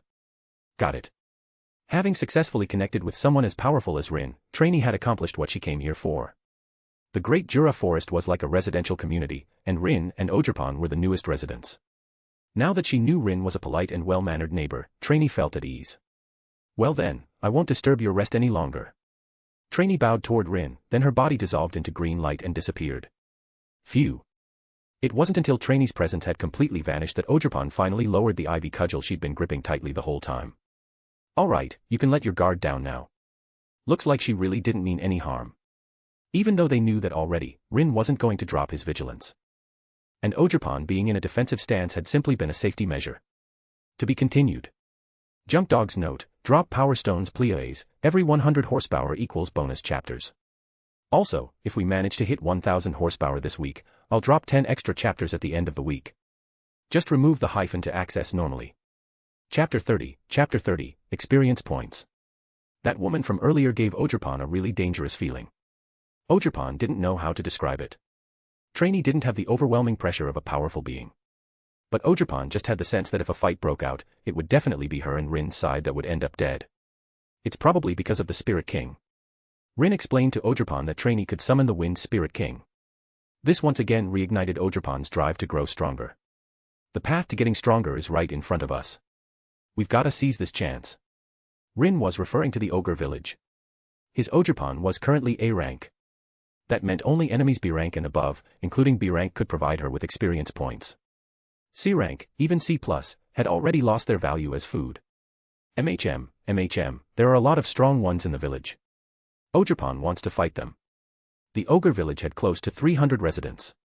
Excluding those who had died in battle, those out on mercenary commissions, and young children. There were still 200 B rank or higher combatants in the village. I'm thinking the same. But Rin added, what reason should I give? He couldn't just send Ogerpon out to start beating people up for no reason. Ogerpon thinks, training guidance. Training guidance. Yep. Rin nodded. The ogre race is naturally combative, so sparring and dueling must be part of their daily life. This is a perfect chance for Ogerpon to have some matches with them. Ogerpon was now an A-rank ogre, which meant she was already classified as an upper demon. It made complete sense for her to guide the ogres, spar with them, and gain experience in the process. And as it turned out, things went even more smoothly than Rin expected. In fact, Rin didn't even need to bring it up. The ogres came to him first. The Red Ogre Chieftain and Hakuru, along with several young ogres, came to see Rin and Ogerpon. They hoped that during Rin's time in the village, he could help train the young warriors. Of course. It was like getting a pillow the moment you feel sleepy. Rin had been racking his brain for how to bring up sparring, and they handed it to him on a silver platter. However, Rin didn't want to reveal the secret that Ogerpon could gain experience and level up from combat. Ogerpon's growth, combined with Rin's leader, would be their fast-track path to power until their Magicules broke the 1 million mark. If it were other subordinates, Rin wouldn't mind revealing it. But for the ogre race, who he'd only just met, Rin played it safe. Chieftain. What are your instructions, Rin-san? The Red Ogre Chieftain treated Rin with great respect, which Rin found a little excessive. Still, considering the warrior culture of the ogres, Rin decided to go with the flow. From here on out, I'll have Ogerpon spar with the warriors of your village. To avoid exposing growth while maximizing experience gains, Rin decided to scale up the training sessions. You can come at her one-on-one or team up in groups. Rin ruffled Ogerpon's hair. Don't worry. I'll have her hold back so she won't hurt anyone seriously. Pony Eye. Ogerpon gave an innocent smile, winning more favor from the ogres. Are you sure that's okay? Won't that be a huge burden on Ogerpon? Hearing Rin's decision, the chieftain was overwhelmed with emotion. He hadn't expected Rin to be this considerate. He had just made the request, and Rin not only agreed immediately but even made arrangements to benefit everyone. At this moment, the Red Ogre Chieftain became even more determined to keep Rin and Ogerpon in the village. Even if he had to give up his position as chieftain, he wouldn't hesitate. I'll go gather everyone right now. Leaving aside the matter of persuading Rin to stay for the time being, what the Red Ogre Chieftain needed to do now was inform everyone in the village of this great news. What? What's going on? The central plaza of the ogre village, called a plaza but really just a large open space surrounded by wooden houses, had a raised platform built into it, the designated sparring arena. It's Ogerpon. Ogerpon is willing to train with us and help us get stronger. The ogre race worshipped strength and yearned to grow stronger. Being able to spar with a powerful upper demon like Ogerpon was something they wouldn't have even dreamed of on an ordinary day. Ogerpon's going to teach us combat techniques. In a monster world where the strong preyed on the weak, the ogres were somewhat better. At the very least, Rin and the elders would teach their junior swordsmanship and combat skills. But that was the limit. To face higher-ranked monsters, you had to risk your life. Now, Ogerpon, an A-rank ogre whose real strength might even exceed that, was willing to spar with them. No wonder the chieftain made the request.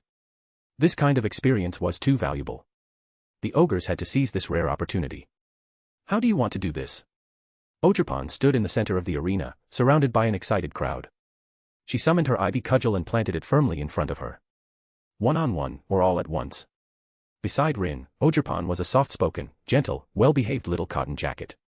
But once she stepped into the battlefield, this quiet, socially anxious little girl became more violent than anyone else. One swing, one down. 3 swings, shattered peach hearts. Her record of inflicting hundreds of years of psychological trauma on a certain scoundrel wasn't just a rumor. To be continued. Chapter 31, Destroyer, Bonus. Please guide me, Lady Ogerpon. The first to enter the arena was Benimaru.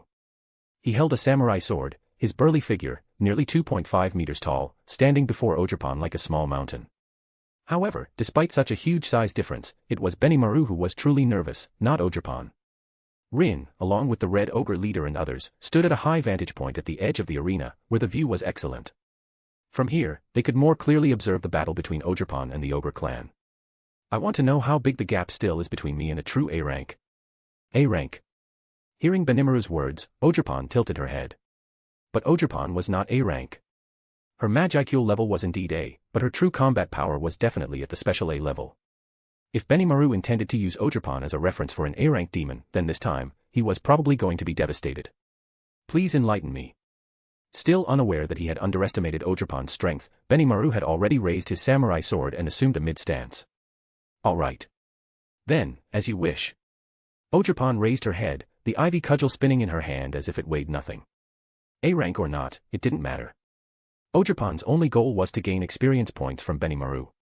Are you ready? Ray. Swish. However, almost at the instant Benimaru's words fell, the Ogre clan's young master's pupils sharply contracted. The next moment, Ogerpon's figure vanished from Benimaru's sight without warning. Fast. So fast that among all the Ogre clan members in the entire village, only Rin barely managed to catch a glimpse of Ogerpon's moving shadow. What? By the time Benimaru reacted, he only felt a monstrous force, like a mountain toppling, assailing him from the front. The burly red-haired ogre instinctively tried to block with his sword. But Ogerpon's ivy cudgel was one step ahead, stopping right in front of his face. Boom. Before Benimaru could recover from his shock, he was met with the fierce wind pressure generated by Ogerpon's single blow.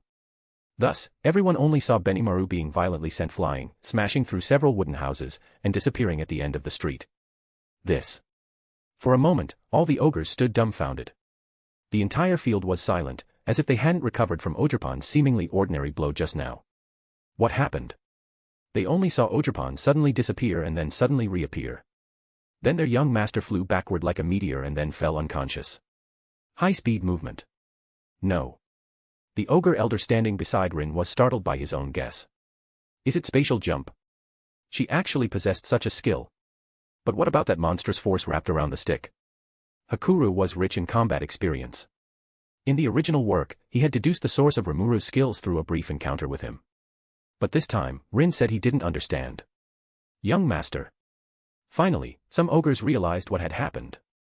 They anxiously rushed in the direction Benimaru had flown. After some searching, everyone finally dug out the unconscious Benimaru from the ruins. Young master. Young master, are you all right? Young master. Fortunately, there was an experienced physician in the village. The physician stepped forward to examine Benimaru's condition and found that he had simply fallen into a coma, with not many injuries on his body. He's just unconscious. The physician said, most of the young master's injuries are superficial, and with our ogre clan's recovery ability, he will heal quickly. Phew. Hearing the physician's diagnosis, everyone finally breathed a sigh of relief. And after the initial panic, what emerged from the hearts of the ogres was admiration for Ogerpon's power and astonishment at her effortless skill. So amazing. Lady Ogerpon is not only powerful, but her control over her strength has reached such a level. Unbelievable. This is the first time I've seen anyone other than the old man do something like this. The old man the ogres referred to was naturally Hakuru. However, even Hakuru would find it difficult to achieve Ogerpon's delicate technique of injuring without killing. This involved too many technical aspects, unimaginable to ordinary people. Hakuru didn't know that this was precisely a martial art from the Konosuba world, which, after being transformed by the Cardinal World's rules, formed a completely new professional system. Before this, the Cardinal World had no similar skills. It was no exaggeration to say that in terms of martial arts attainment alone, Ogerpon had already reached the pinnacle of the Cardinal World, with only a very few Grandmaster-level humans being able to compare. Hakuru's swordsmanship had almost reached the Grandmaster realm. However, he was too old, and his spirit was willing but his flesh was weak. Don't worry, Ogerpon held back. Rin, bring him over. With such destruction just now, Benimaru only sustained such minor injuries, which absolutely meant Ogerpon had held back. Soon, the unconscious Benimaru was brought before Rin. Healing spell. Rin raised his hand, and golden magicule sprinkled down. Benimaru's injuries immediately healed at a visible speed. This miraculous scene once again drew gasps of astonishment from the ogre clan. The injuries have healed, he will wake up in a little while. After treating Benimaru, Rin looked at Hakuru and asked, with your experience, can you discern the profoundness of Ojapon's blow just now? Hakuru shook his head and sighed, I failed to grasp the profundity of her move. Please enlighten this old man, Rin-san. Hakuru did not voice his guess. He had originally thought that Ojapon had used some kind of spatial jump skill, which allowed her to instantly cross dozens of meters and appear before Benimaru. But soon, this conjecture was overturned by Rin. It wasn't spatial teleportation. Ojapon's method of movement belonged to a realm Hakuru couldn't comprehend. It was a bizarre method he had never imagined. Its destruction. Rin didn't make it difficult for Hakuru, explaining the profoundness of Ojapon's blow just now to the two of them. Ojapon possesses the power to completely destroy anything she touches. To be continued. Just remove the hyphen to access normally. Chapter 32, Sweeping Through. Destruction. Hakuru's pupils contracted. He instantly thought of something. Could it be? In the path of that blow just now, she destroyed both the air and space. So that's how it is. Seeing Rin smile without saying a word, Hakuru beside him was secretly alarmed, his hand stroking his beard trembling slightly. Ojapon's spatial movement, rather than being a spatial skill, was more like a variation of Destroyer. By shattering space, she executed an incredibly violent instantaneous leap. This process was even faster than ordinary spatial teleportation based on coordinates and was nearly impossible to interfere with or interrupt. Of course, physically traversing shattered space would undoubtedly cause immense damage. No one would dare to cross space in such a manner, except for Ojapon, whose physical durability was absurd and whose recovery ability was basically a bug. How reckless. Hakuru's mouth twitched slightly as he thought to himself that Ojapon's actions were way too outrageous. Then, what about the power that was wrapped around the ivy cudgel just now? Oh, that. Rin said, besides her pure super strength, which is already ridiculous, she probably used Destroyer to pulverize everything in her path. After Ojapon evolved, the depth of her unique skill, Destroyer, increased. If the previous Destroyer could only destroy things Ojapon could see or touch, then now, she could forcibly destroy phenomena like air resistance, gravity, light, and sound, depending on what she needed. A violence that shatters space, a strike that breaks the rules. If Ojapon hadn't held back and that ivy cudgel had landed square on Benimaru's head, Hakuru and the Red Ogre leader couldn't even imagine the consequences. A headshot would be the least of it. Even the village behind Benimaru might have been leveled by the shockwave stirred up by the ivy cudgel. Shuna and Sui, who had watched Benimaru's duel with Ojapon, had expected Benimaru to lose, but to fail to withstand even a single move was far beyond anything they had anticipated. And Ojapon had held back. Cough. Cough, cough, cough, cough. Rin's healing magic was outrageously effective. Benimaru quickly regained consciousness. He first sat up in a daze. Then the memory of Ojapon's strike flashed through his mind, making his heart seize up. It wasn't until Sui called out to him from the side that Benimaru snapped out of it. Thank you for your guidance, Lady Ojapon. Benimaru bowed deeply to Ojapon. He was completely convinced. Humbled by Ojapon's overwhelming strength. Moreover, Benimaru was certain that Ojapon's strength wasn't simply A rank. A rank was only her Magicool level. The actual combat power she unleashed far surpassed that, very likely touching the realm of legendary calamity class, special A rank. Want to go again? Anyone's fine, no matter how many. Ojapon rested the ivy cudgel on her shoulder and looked around, issuing a challenge to the entire ogre clan. Don't worry about getting hurt. Ojapon won't kill anyone. There was something else Rin didn't say aloud. Even if someone really did have an accident, he could resurrect them. Resurrection magic was a high-tier spell from the Konosuba world's archpriest. Of course, Rin's resurrection magic wasn't as absurd as Aqua's. His resurrection spell had strict limitations. First, the deceased's body had to be relatively intact. It couldn't be missing more than 30%. Next, the time since death couldn't exceed 5 minutes. However, that 5-minute rule wasn't absolute. It mainly depended on the condition of the soul. If the soul could be preserved, and Rin had a way to reconstruct the body, then resurrection would be incredibly easy. I'll hold back. Ojapon showed a brilliantly pure smile. Pokémon naturally loved to battle, and even after becoming a monster, Ojapon hadn't lost that instinct. So, for the next 3 days, Ojapon, under the pretext of checking everyone's strength, beat up all 250 ogre clan members in the village, children included. Of course, she was measured. When it came to the little ogre kids, Ojapon mostly just played with them. Even when she sent them flying, she dialed back her power. Although Benimaru had been defeated, he wasn't one to give up on challenging her. This time, he brought back up Sui, Shuna, and about 10 other ogre clan elites. Naturally, the result was inevitable. In the face of overwhelming power, numbers were meaningless. Whether it was 1 person, 10, or even 100 ogres charging at her, they couldn't even touch Ogerpon. It was only Hakuru and the Red Ogre leader who managed to give her the slightest sense of engagement. Hakuru's swordplay was eerily sharp, appearing and disappearing like a ghost. But Ogerpon's senses were too monstrous. Once she activated grassy terrain, she could lock onto enemies using the natural elements themselves. The Red Ogre leader had tremendous strength and a durable body. Unfortunately, he ran into Ogerpon, who possessed the Destroyer skill. The Ivy Cudgel, empowered by Destroyer, just brushing it could maim, and taking a direct hit meant instant death. Hakuru's sword merely grazed the Ivy Cudgel and shattered into a pile of iron dust. The Red Ogre leader had it worse. His arm, after being touched by the Ivy Cudgel, exploded into a mist of blood, and half of his body was nearly turned to mush. Fortunately, Rin's healing magic saved him and restored him completely. This fight made the entire Ogre clan realize how terrifying Ogerpon's power truly was. A-rank Magicules, special A-rank combat power. Ogerpon earned the complete respect and admiration of the Ogre clan through her battle feats, even gaining the title of the strongest among them. Rin, Ogerpon feels like she got stronger again. Yeah. Inside the wooden house, Rin had erected a soundproof barrier. He gently patted Ogerpon's head, who had transformed into a young girl form, and praised her. 250 Ogre clan members, with the weakest being B rank, and the strongest being B+ rank. On average, each Ogre clan member provided Ogerpon about 80 Magicules. Her total Magicule count had risen from 12,000 to 33,000. All thanks to you, Ogerpon. I can finally break through to A rank. Leader allowed Rin to receive 50% of his subordinate's existence value.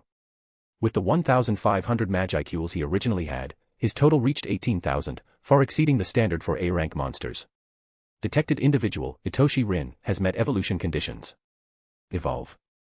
The voice of the world had already sounded in Rin's mind when Ogerpon was only halfway through her battles. But Rin didn't choose to evolve immediately. He waited until now, when Ogerpon had reached her strongest state, to evolve. Ogerpon won't let anyone disturb Rin. Ogerpon said as she cast another magic barrier outside Rin's silence barrier, one that blocked Magicule fluctuations to make sure no one would notice the disturbance caused by his evolution. Then I'll leave it to you, Ogerpon. Looking at Ogerpon standing guard with her Ivy Cudgel in hand, Rin silently chanted in his heart. Evolve. To be continued. Just remove the hyphen to access normally. Chapter 33, New Race. Ah. As soon as the evolution began, the vast Magicules within Rin's body became restless. The next moment, an unimaginable, excruciating pain instantly spread throughout his body, causing him to cry out involuntarily. Rin. Ogerpon was startled. She wanted to rush forward to check, but a voice in her heart told her not to disturb Rin. These were all normal phenomena, a unique transformation belonging solely to him. The intense reaction was a sign of his monster bloodline awakening. Bloodline appraisal beginning. Before this, Rin had always been unclear about his bloodline. It wasn't until this moment, with the echo of the voice of the world, that his bloodline was truly activated. Appraisal complete. Pseudo-dragon kind bloodline activated. Obtained exclusive skill, Stardust Manipulation. Evolution successful. Individual, Itoshi Rin, has obtained the race Dragonoid, pseudo. Skill appraisal has been sublimated, advancing to extra skill Dragonite. As the physical pain faded, a series of prompts from the voice of the world echoed in Rin's mind, causing him, who had just recovered, to suffer the torment of information overload all over again. Only this time, Rin wasn't uncomfortable, he was ecstatic. Stardust Manipulation. It's Stardust Manipulation. And Dragonoid. Rin never expected that the demon bloodline hidden within his body would actually be dragon kind. And not just any dragon, but from the Star King dragon, the apex of the cardinal world. One had to understand, Dragonoid in Tensura wasn't a race, but referred to a specific individual, Melim, one of the 3 oldest demon lords. Melim was the daughter of the Star King dragon, the human Lucia. She inherited her father's infinite Magicules and dragon-kind bloodline, thus becoming the unique Dragonoid. But now, Rin had also been granted the Dragonoid race by the voice of the world. Pseudo-Dragonoid was still Dragonoid. But after the shock, Rin couldn't help but wonder, where did the dragon-kind bloodline in this body come from? First, Melim could be ruled out. She was just a little girl. It was impossible for her to combine with any human and have offspring. And after ruling out natural reproduction, the only explanation Rin could think of was Magicule infection. In the original story, monsters mutated and evolved after being exposed to the Magicules dispersed by Veldora. From this, it could be seen that powerful Magicules themselves could give birth to life, so it was understandable that they could infect an existing being and grant them partial power. In other words, one of my ancestors was once eroded by the Magicules of the Star King Dragon, or Malim. And then, they managed to survive and passed on this Magicule factor through their bloodline. But considering how unique Malim's Dragonoid status was, Rin felt none of his ancestors had ever actually awakened that power. This perfectly aligned with the memories of the original body, whose ancestors were all just ordinary people. Because the Star King Dragon's bloodline was too high-ranking, those infected ancestors couldn't awaken this power at all. Then why did I awaken the power of the Star King Dragon? Recalling his own uniqueness, Rin thought of a possibility, his broken-level talent, Traveler. The power to traverse worlds was the key to awakening the dragon-kind bloodline. The faint dragon-kind bloodline, combined with Traveler's world-hopping nature and the cardinal world's Magicules. The fusion of those three factors created this miracle. Even if there was still a pseudo-tag after Dragonoid, Rin estimated that he might need to become a Demon Lord seed, or even a fully awakened true Demon Lord, to remove that pseudo-label. But that doesn't matter. It'll happen sooner or later anyway. Obtaining the Dragonoid bloodline is equivalent to opening an evolution path with an extremely high ceiling. Most importantly, I also gained Stardust manipulation ahead of time. Even after reading the original novel, Rin's understanding of Stardust remained vague. First, the concept of star particles. To put it simply, star particles were highly condensed Magicules that had been compressed to their limit. Just as matter is made of atoms and molecules, Magicules also had a basic unit, spiritons. Previously, Rin had been puzzled about the meaning behind Magicule values. For example, 9,999 Magicules and 10,000 Magicules. Even though it was just a 1-point difference, why was the former considered B rank while the latter was A rank? It's known that an A rank monster with 10,000 Magicules could easily crush a B rank with 9999. So, was that 1 point really that significant? Shouldn't the jump from B rank to A rank be a huge surge in power? But now, Rin finally understood. That seemingly small 1-point gap was a full-blown qualitative leap. If Magicules below 10,000 used spiritons as their base unit, then 9,999 Magicules could actually be broken down into 99.99 million spiritons. In contrast, once a monster broke through to A rank, their Magicules became a unified whole. The basic unit of A rank was no longer spiritons, but simply Magicules. 10,000 Magicules was exactly that, 10,000 indivisible units. Unless the A rank monster willed it, outsiders couldn't deconstruct them into spiritons. This transformation massively increased the weight and quality of A rank monster in the cardinal world. It's not an exaggeration to say that in a clash between A rank and anything below, the latter would be instantly crushed. Of course, A rank individuals also had control abilities far beyond what B ranks could imagine. They could break one Magicule into millions of spiritons and manipulate them with precision to perform effects that B rank users could only dream of. This was the active deconstruction available to A rank monster. In that sense, no one else could touch you, and you could fully control yourself. Through this give and take, the A rank threshold was formed. Maybe this is the difference between common skills, intrinsic skills, and unique skills. Only special A rank monster possess unique skills. Conversely, a reincarnator who possesses a unique skill from the start, as long as they grow properly, will naturally reach special A rank. And unique skills were most likely the result of refined Magicules. They were only called unique skills after recognition from the voice of the world. In other words, the leap from A rank to special A rank is the process of finding one's own path. Once that path is found, one can be promoted to special A rank and earn the title of Demon Lord Seed. Rin had more or less figured out the whole evolution path from monster to Demon Lord Seed. I currently have 4 unique skills: Traveler, Leader, Capturer, and Duplicator. Among them, Capturer and Leader, neither of them, when taken individually, could be considered powerful. At least, they couldn't compare to Rimuru's practically omnipotent Predator. Capturer allowed the user to form contracts with individuals possessing potential. Once they became stronger, the voice of the world could perform a reverse evaluation, allowing the Capturer to ascend. This sounded nice on paper, but in practice, it was incredibly hard. Because Capturer didn't offer much in terms of direct combat power. It was very easy to be eliminated in the early stages. Unless the Capturer had a high-status identity like a noble or lord, someone that people would naturally follow. Otherwise, the skill had little future.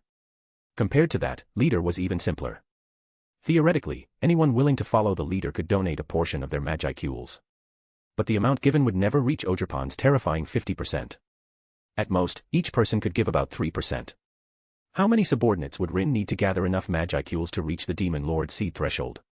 Without at least 10 or 20 years, it'd be impossible to build that kind of force. Fortunately, Rin's leader and capturer complemented each other. Combined, he felt they weren't inferior to Rimuru's predator at all. Traveler, because of its broken level nature, had an incalculable ceiling, so it didn't need to be evaluated right now. And finally, Rin felt that Duplicator wasn't much weaker than Predator either. Continuously copying abilities and using them to grow stronger. That kind of power was a cheat in any Isekai light novel. To be continued. Chapter 34, Skill Potential. Bonus for 200 horsepower, next bonus at 300 horsepower. If unique skills were categorized, Duplicator should be considered a high-level unique skill, just like Predator. And Leader and Capturer, which have developmental potential, would be considered mid-level unique skills. Don't let the flaws of Leader and Capturer fool you.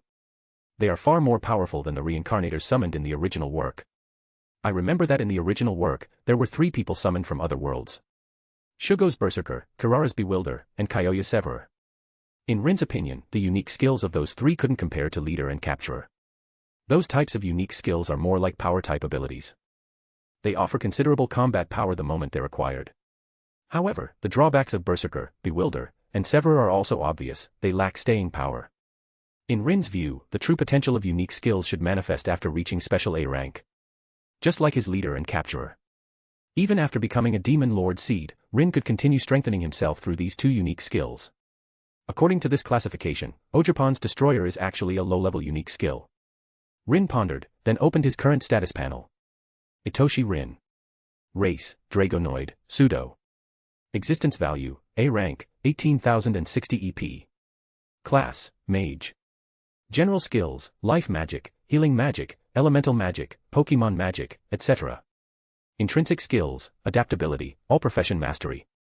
Extra skills, Dragon Eye, Explosion Magic. Unique skills, Traveler, Broken Level, Leader, Capturer, Duplicator. Special skills, Magicule Solidification, Star Particle Manipulation.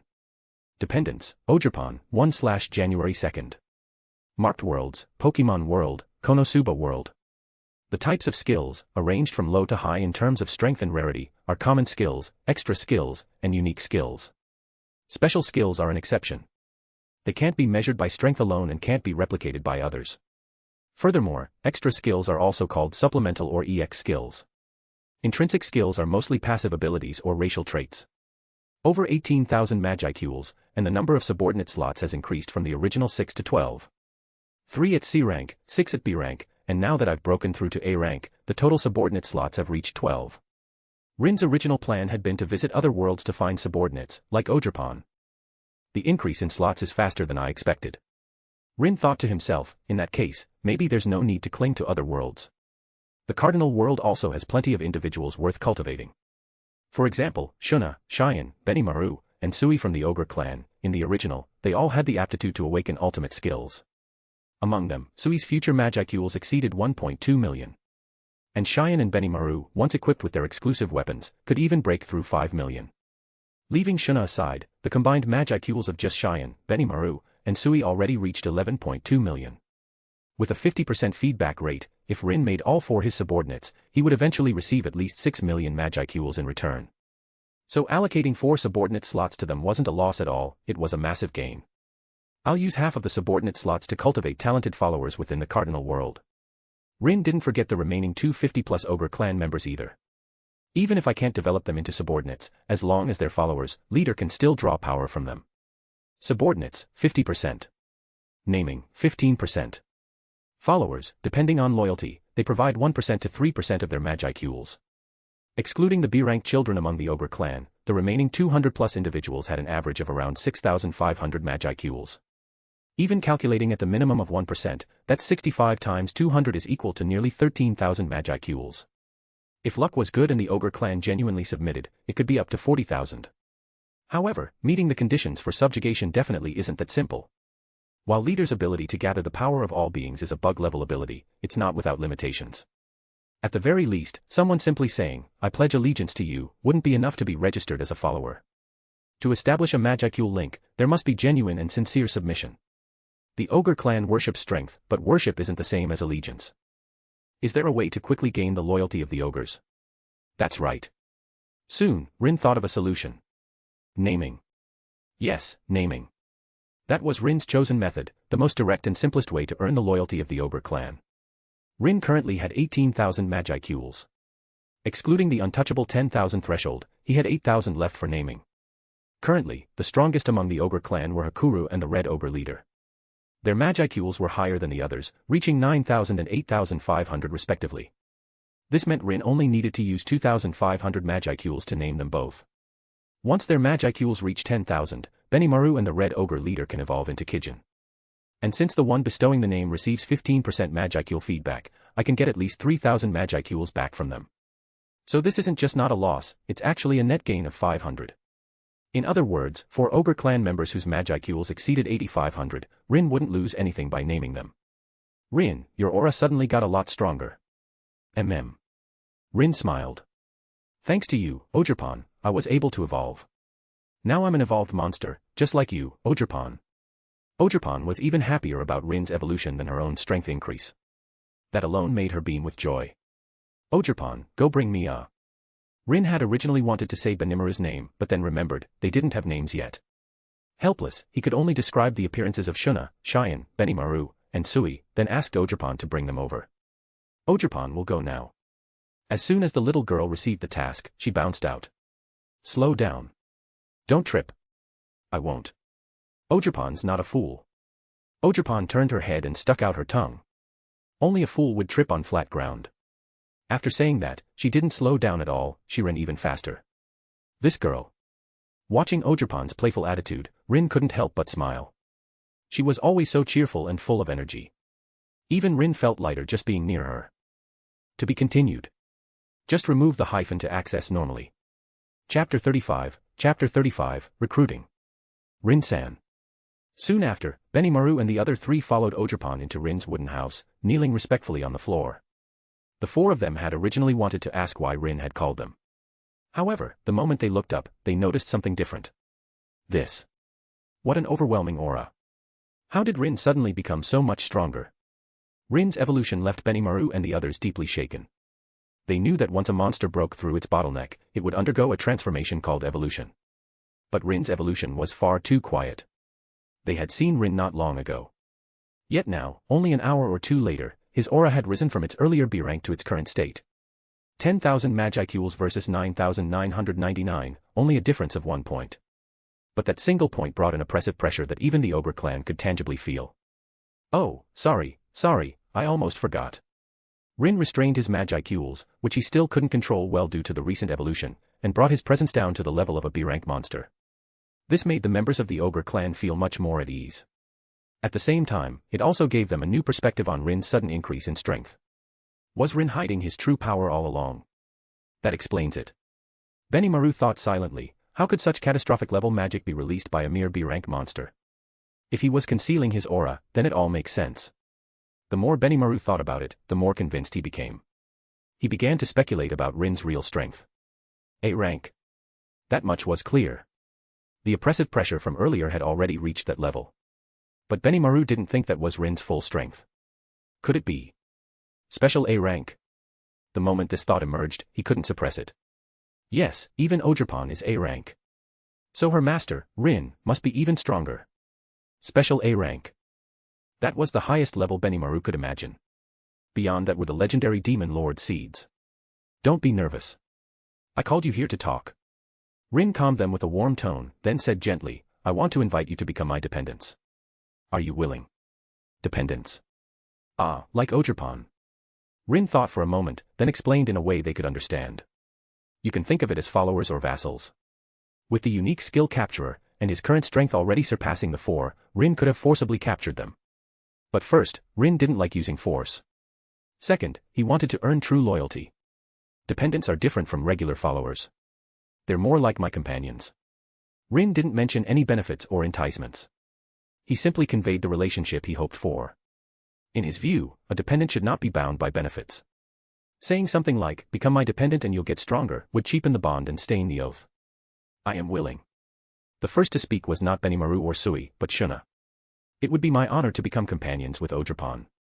Shuna continued, at that time, if Rin-sama hadn't acted, I would have already died in that insect monster's jaws. I can never repay the grace of having my life saved. I am willing to serve by your side. After speaking, Shuna bowed gracefully before Rin. Ah. Rin hesitated for a moment but didn't refuse. Regardless of the reason, Shuna's intent was genuine, and that was enough. Ahem. Well, no need to be so formal. Become my dependent, and we'll be family from now on. He smiled. Then, welcome to the family. That's too sly, isn't it? When Cheyenne saw that Rin had truly accepted Shuna, she turned to Benimaru and said, Sorry, young master. I also want to become Rin-sama's dependent. I understand. Although Benimaru was known as the young master of the ogre clan and the future heir of the village, that was in name only. At least, Cheyenne and Sui had never formally sworn loyalty to him. To be more precise, the four of them had grown up as childhood friends, not as lord and vassals. Cheyenne's reason for choosing to follow was the same as Shuna's. At that time, the two girls had been in despair, and it was Rin and Ogerpon who saved them. The grace of having one's life saved outweighed anything. Now that Rin wanted to recruit them, what reason did Cheyenne have to refuse? And Rin had said. He wanted companions, not servants. That sincerity alone was enough to move anyone in the ogre clan, let alone Shuna and Cheyenne. May I ask what your plans are? It was the normally silent Sui who spoke. He wasn't opposed to following Rin. The ogre clan had originally lived as mercenaries in the Great Jura Forest. Becoming Rin's vassal wasn't much different, it just meant turning a temporary job into a permanent one that required complete loyalty. Rin's strength. Ogerpon's power. That aligned perfectly with a monster's instinct to follow the strong. Of course, if it were only that, then Jelmud in the original story wouldn't have failed to subdue the ogre clan. What truly moved Sui was Rin's explanation of what it meant to be a dependent. Not a servant. Not a subordinate. But family. If Rin was really that kind of lord, then Sui was willing to follow him to the end. As for future plans, Rin said, I plan to accumulate strength, and eventually become a demon lord. Demon lord. At those words, the four all revealed stunned expressions. Do you really have that kind of ambition? Sui's face was serious, but his voice was full of sincerity. I'm willing to become your shadow. I will help you achieve the feat of becoming a demon lord. To find a master like this, and to devote his life to him. This was the future Sui had always dreamed of. Seeing Sui's serious face, Rin could only nod and say, all right, then I'll count on you. To be continued. Just remove the hyphen to access normally. Chapter 36, Bestowing Names. After accepting the loyalty of the three, Rin's gaze once again fell upon Benimaru. The young leader of the ogre village, with his blood-red long hair, was in a state of deep inner conflict.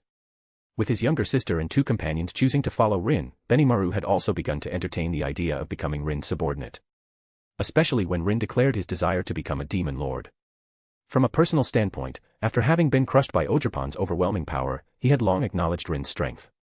Serving such a powerful existence, Benimaru felt no hesitation whatsoever. But the problem was. Sorry. Benimaru was extremely reluctant, but he still made his decision. I am the young leader of the ogre village. I cannot abandon the people in the village. So please forgive me. I cannot follow you. Is that so? Hearing Benimaru's reason for refusing, Rin wasn't angry. Instead, he felt even more appreciative. This was indeed the man who would become the commander-in-chief of the Jura Tempest Federation in the original work. With that level of responsibility and sense of duty, having someone like Benimaru guarding the rear would allow Rin to confidently leave the cardinal world and seek opportunities in other worlds in the future. I think you misunderstood something. Rin waved his hand and said, I actually don't plan to leave the ogre village. What? Benimaru was stunned. Shuna, Sui, and Cheyenne were just as shocked. You mean? I want to subdue the ogre village. Rin didn't hide his ambition at all. Then I'll build this place into my base, as the foundation for my advancement to Demon Lord. This. The four exchanged glances, momentarily at a loss for words. Subduing the ogre village, this essentially meant taking over the place. If it were anyone else saying this, Benimaru and the others would have definitely fought them to the death. The ogre race would rather die than surrender. They'd never compromise in the face of violence. However, Rin was different. First, he had saved their lives. Rin and Ogerpon had rescued the village's younger generation, preserving the future of the ogres. Then, not long ago, Ogerpon had single-handedly defeated the entire ogre village. No flashy magic, just brute force. An ivy cudgel, and a pair of pink fists. Ogerpon had simply beaten them all senseless in the area the ogres prided themselves on the most. A fellow ogre who had shown great kindness to the village, coupled with the overwhelming aura Rin gave off, along with his respectful and friendly attitude toward the ogres. Rather than a conquest, it felt more like Rin and Ogerpon wanted to become a part of them. What conquest? Cheyenne blurted out. Clearly, Rin-sama wants to protect us and lead us forward. That's right.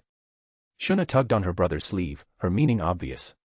If they refused something so good, they'd be idiots. Please accept my loyalty, Rin-sama. Benimaru no longer hesitated. He placed his hands on the ground and swore, I can't make decisions on behalf of the village, but I'm willing to follow you. He was only the young leader. The real clan leader was his father. But so what? As for whether the ogres should submit to Rin, Benimaru had already chosen a side. Besides, he didn't believe his father was so foolish that he couldn't see the situation clearly. To receive the protection of Rin and Ojapan, the only price to pay was the leader's seat. Welcome to be my companions. After Rin finished speaking, he raised his hand. For invisible oaths enveloped the four of them. Here, I bestow names upon you. Benimaru. Cheyenne. Shuna. Sui. Rin didn't change their names. He followed the original work faithfully. On the other side, the four who had received names were stunned.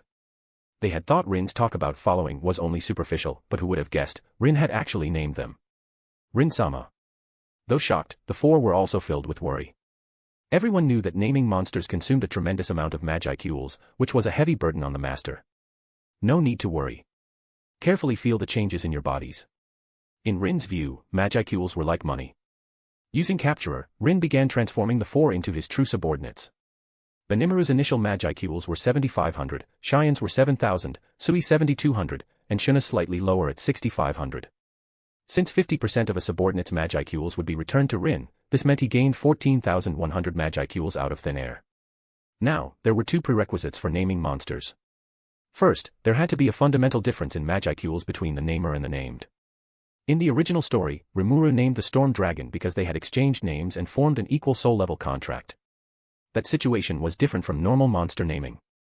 Additionally, a single naming required enough magicules to allow the target to complete their evolution. Meaning, to name Benimaru and the others, Rin had to raise each of their magicules above 10,000. Only then could they evolve from the ogre race into the Kijin race. 10,800 magicules. However, since half of their increased magicules would flow back to Rin, the real cost was only 5,400. Going by that, I actually profited 9,000 magicules. So, after this wave, Rin didn't lose magicules. He gained, increasing his total from 18,000 to around 27,000. If over 10,000 magicules meant A rank, then with nearly 30,000, both Rin and Ojapan could already be considered mid-tier A rank. The advantage of recruiting monsters from the Cardinal World as subordinates was that Rin already knew their initial rank and magicule count.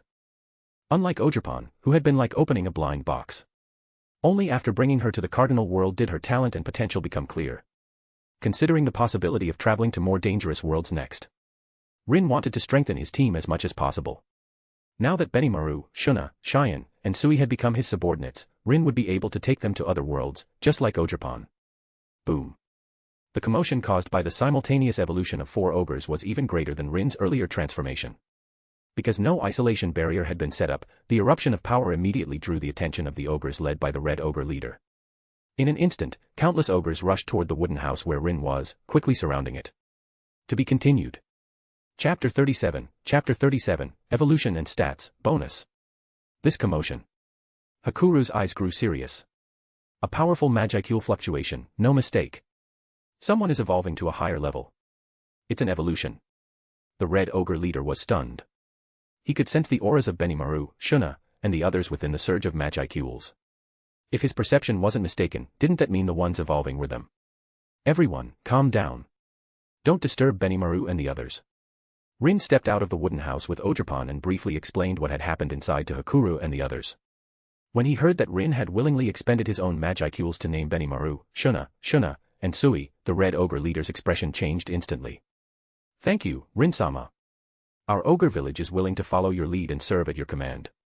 Once Benimaru and the others completed their evolution, they would become 4 new A-rank Kijin species. The rise of the ogres within the Great Jura Forest would be inevitable, and at a time like this, a powerful and wise leader was exactly what they needed. Just as Benimaru and Shuna had anticipated, the red ogre leader chose to submit to Rin. Not long after, as the magicule fluctuations gradually subsided, 4 figures stepped out of the wooden house in turn, none other than the newly evolved Benimaru and the others. Just like in the original work, their appearances had undergone dramatic changes. Rin-sama. Benimaru and Sui dropped to one knee simultaneously, expressing their loyalty to Rin.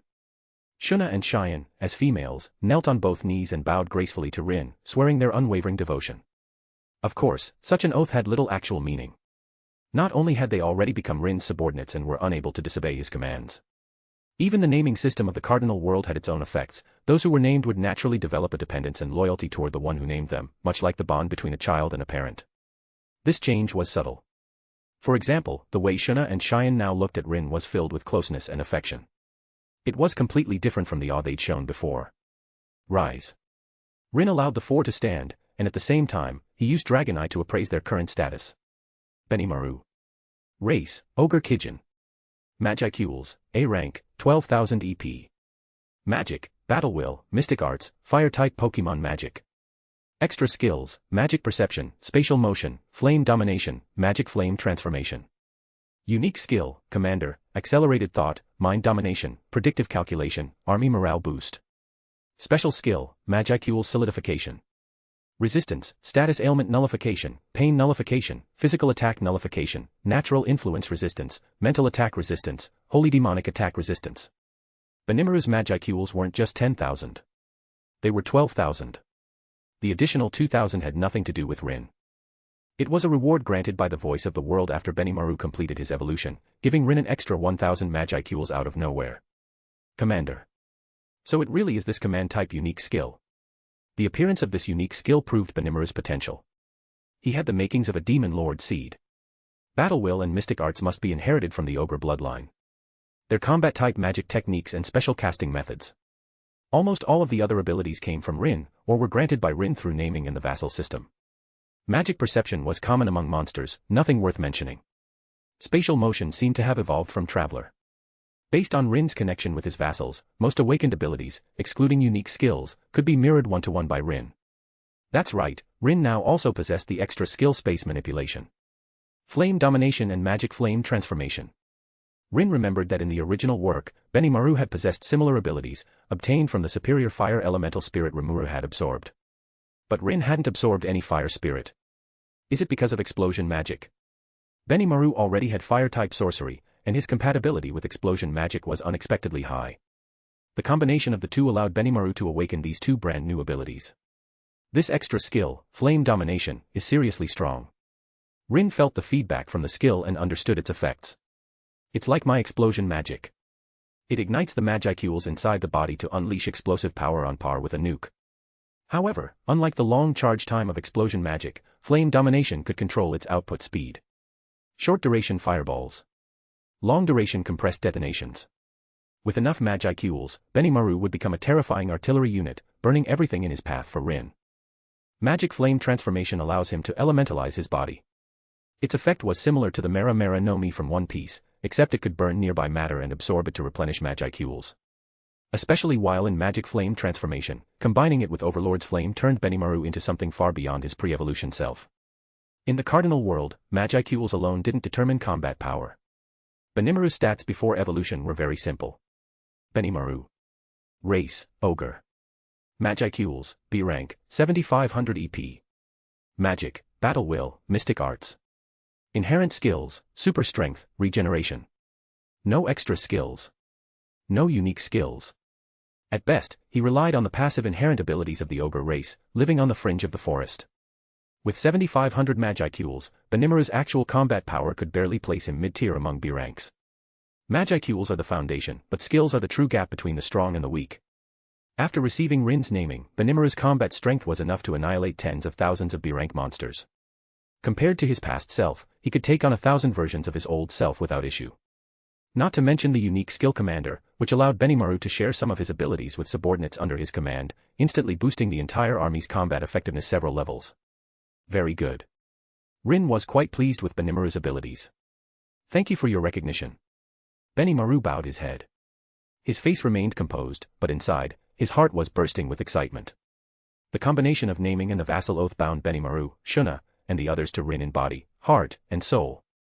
Now nothing brought them more joy than Rin's approval. To be continued.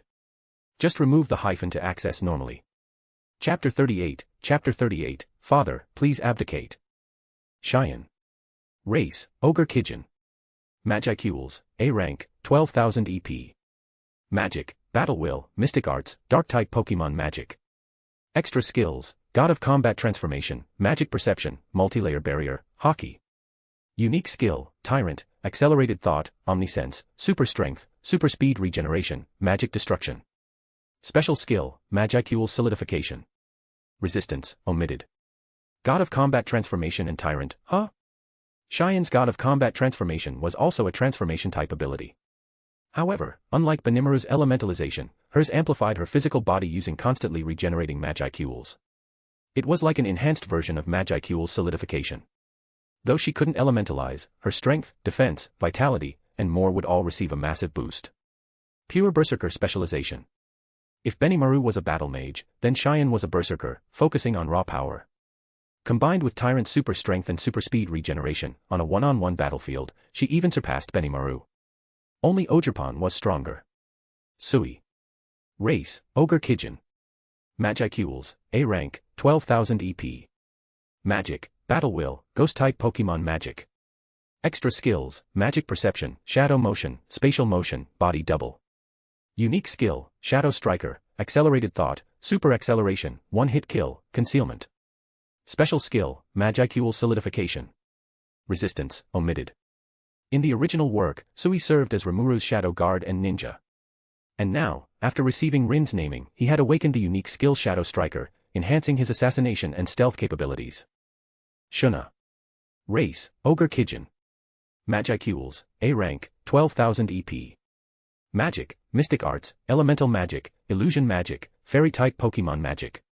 Extra skills, Magic Perception, Multilayer Barrier, Spatial Motion, Majesty. Unique skills, Analyst, Accelerated Thought, Analysis Appraisal, Chant Annulment, Law Manipulation, Manufacturer, Material Transformation, Fusion, Separation. Special skill, Magicule Solidification. Resistance, omitted.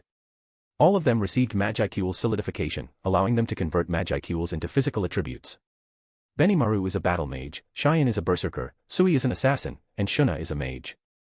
What surprised Rin most was Shuna, who had awakened not just one, but two unique skills. Analyst and Manufacturer, these were true god-tier abilities in the realm of magic. Their potential was no less than Rin's own duplicator. All of them reached 12,000 Magicules. Which meant the four would provide Rin with a total of 24,000 Magicules in feedback. Subtracting the 5,400 he'd used in naming them, Rin now had about 36,000 Magicules remaining. That number had even surpassed Ogerpon. So strong. Young Master and the others became so strong. The surrounding ogres looked at Benimaru, Shuna, and the rest with expressions full of admiration and envy. The instinct to evolve was rooted deeply in monsters. And the easiest way to achieve a higher form of life was to be named by a powerful being. Rin-sama. Before the ogres could react further, Cheyenne, who had already received Rin's permission, quickly stood up and threw herself into his arms. Rin suddenly felt something soft pressing against his arm. Rin-sama's scent. Such a dreamy smell. Cheyenne's movements were too fast. So fast, Rin didn't even have time to react.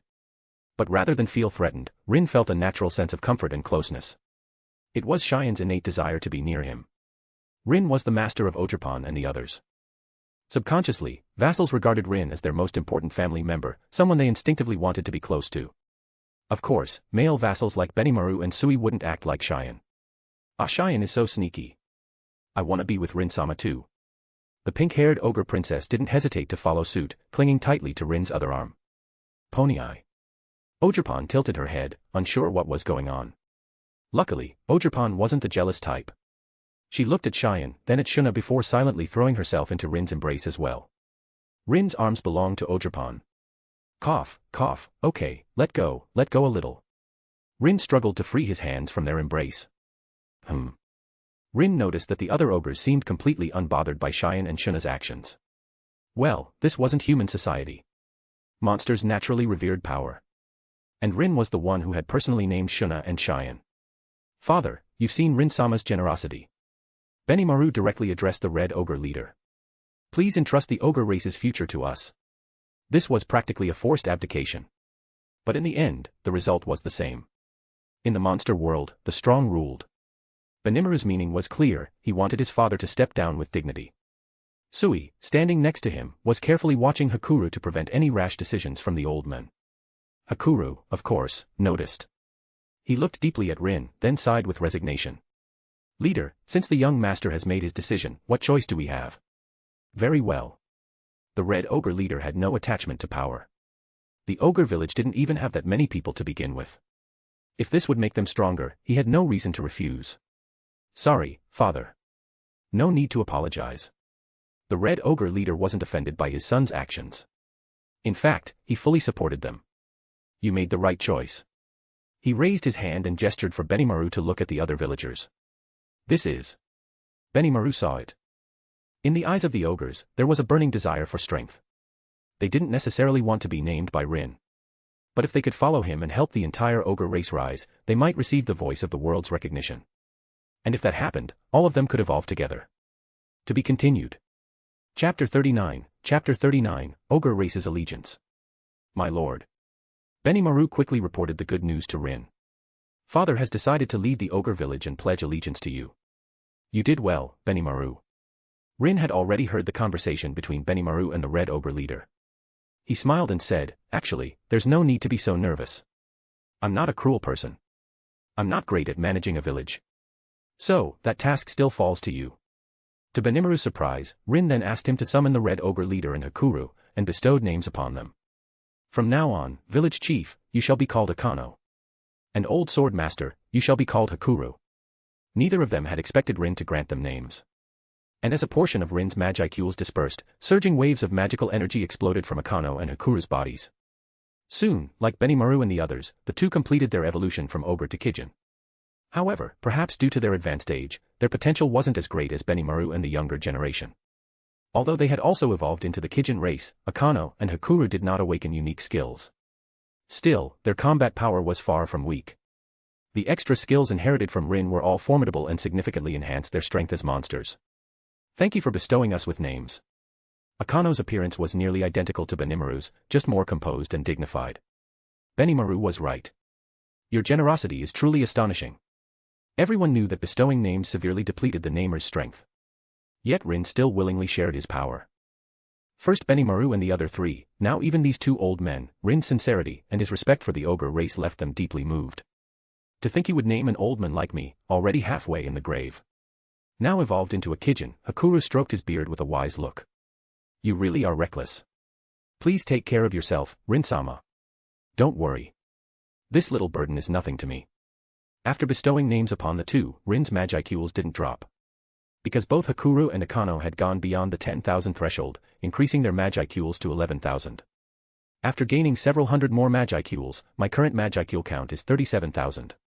Subtracting the basic 10,000 needed for an A rank, I still have 27,000 I can use to name more ogres. Rin planned to spend all of it enhancing the village's strength, evolving as many ogres as possible. When they heard that Rin still intended to bestow names upon more members of the village, Benimaru and the others were all shocked. The four tried to dissuade him, hoping Rin would prioritize his own well-being and not make such a large sacrifice. But there was no such thing as scarcity breeds conflict among monsters. Monster communities functioned as one. With Benimaru, Akano, and the other six evolving successfully, the overall power of the village had already taken a significant leap. Their strength would naturally protect the rest of the village, helping it thrive further. That was a good thing for everyone. This was completely different from Rin taking his named subordinates and leaving the village behind. Leaving meant robbing the village of its core power. Staying meant providing protection. If Rin had a favorability system, his standing in the eyes of the ogre race would have already reached worship. Powerful. Generous. Benevolent. How fortunate it was for the village to welcome such an exceptional leader. It's fine. My situation is a little different. Bestowing names on part of the ogre village won't hurt me much. Rin didn't bother to explain that he possessed the unique skill leader, which caused those who were named or pledged as followers to return a portion of their Magicules back to him. This meant that the actual Magicule cost for Rin was much lower than it appeared. But before that, there's one more thing I need you all to do. Rin looked at the six before him and shared his next request, to gain the allegiance of the entire ogre village. I'll gather everyone immediately. Hearing that all Rin wanted was a simple show of allegiance, Akano instantly stood up and began organizing the ceremony that would make Rin the village's true master. Excellent. Rin had calculated that getting the entire ogre village to submit would generate at least 30,000 Magicules. Adding that to his current 37,000, Rin would have enough to reach Special A rank based on Magicule quantity alone. Staying just below Special A rank. Letting this Magicule sit idle isn't worth it. Naming wasn't a waste of Magicules. It was more like transforming them into a stored form elsewhere. It's finally over. The allegiance ceremony lasted from day to night. Throughout the ritual, Rin wore a luxurious ceremonial robe and sat at the head, as families stepped forward in turn to swear fealty and offer their worship. And one thing had to be said, the ogre race was truly sincere and honest. Originally, Rin had estimated that these ordinary villagers might return 1% of their Magicules as feedback, which was already considered decent. After all, to be officially recognized as a follower under the leader unique skill, they needed genuine loyalty from the heart. In Rin's view, that was no easy task. But the reality of the ogre village exceeded his expectations. These big, fierce-looking warriors turned out to be soft-hearted. Rin's earlier actions had completely won them over. The amount of Magicule feedback from the ogre villagers basically hit the full 3% cap possible for followers, even the ogre children weren't exceptions. Ogre children didn't have much Magicule since they hadn't matured yet, averaging around C rank, or 4,000 points. The ogre village's total population was 254. 20 were away on missions, and another 20 or so had died in the insect monster disaster. Phew. Recalling the scene of the ogre race's oath, Rin opened his status window. 84,000 EP. Nearly 85,000 Magicules. Just seeing it gave him a deep sense of satisfaction. Benimaru, Sui, Shuna, Cheyenne. Rin looked at the four of them. Have you selected the elites I should bestow names upon next? We have. This time, Rin planned to use 64,000 Magicules. With the 15% feedback ratio for named subordinates, any ogre with over 8,500 Magicules would give back enough to result in 0 loss to Rin. But within the entire village, only Akano and Hakuru had crossed the threshold. Even top talents like Benimaru, Sui, Cheyenne, and Shuna had only started with 7,000 plus. So, Rin set the naming threshold at 6,500 to 7,000. He had noticed that most young adult warriors in the village had just over 6,000 Magicules, putting them at early B rank. In that sense, the ogres, who relied mainly on brute force, didn't hold a very high ecological position among B ranks. Ogres with over 6,500 Magicules were absolutely the best of the best in the village. Rin assigned Benimaru and Sui 10 slots each. Their squads would be called the Red Corps and the Shadow Squad. Benimaru's Red Corps would manage patrols and hunting missions by organizing and leading the rest of the village. Sui's Shadow Squad was structured more like a ninja corps, specializing in reconnaissance and protection. Shuna and Cheyenne were each given 5 slots. They planned to select elite female ogres from the village to form their own groups, the Purple Corps and Mikoheim, Shrine Priestess. The Purple Corps under Cheyenne would serve as Rin's personal guards. The Mikoheim under Shuna would be responsible for Rin's daily care, essentially becoming his exclusive maids. To be continued. Just remove the hyphen to access normally. Chapter 40, Changed Form.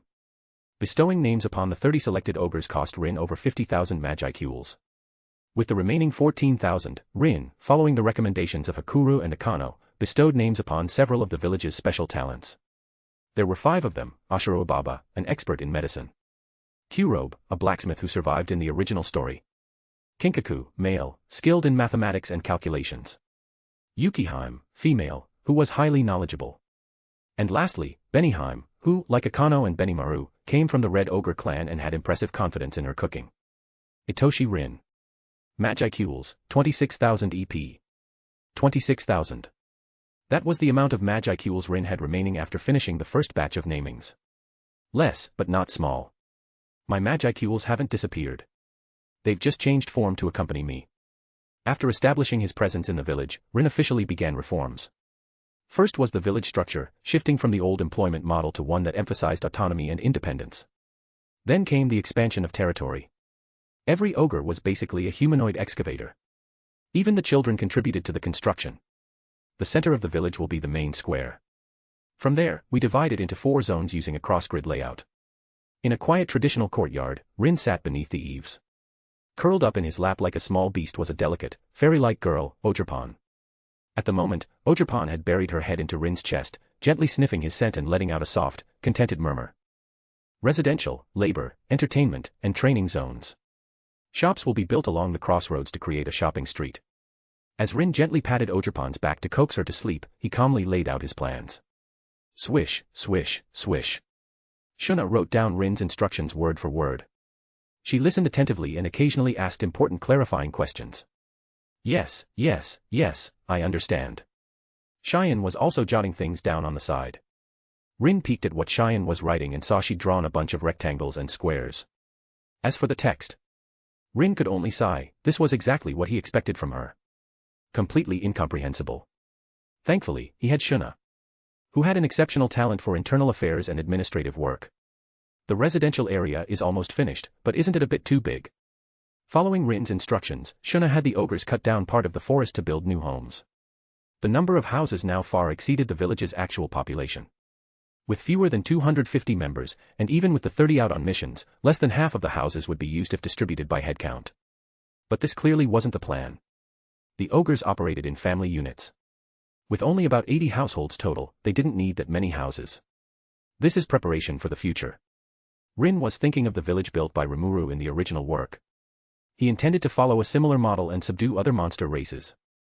Doing so would not only bring Rin more Magicule income, but also lay the groundwork for founding a nation. If he wanted to become a demon lord, he couldn't walk that path alone. He'd need ministers, armies, and citizens. What do you mean? There aren't only ogres in the Great Jura Forest. Rin said, lizardmen, goblins, insect-type monsters, tengu, orcs. I need their power. Shuna and the others were Rin's followers now, so he didn't need to hide such intentions. If I can get them all under my banner, even if each only provides 1% of their Magicules, and the average is just 10 points, that's still millions. When Shuna heard millions, her face turned bright red. She looked like a new bride learning her husband's annual salary. 1% is just the beginning. Rin was confident.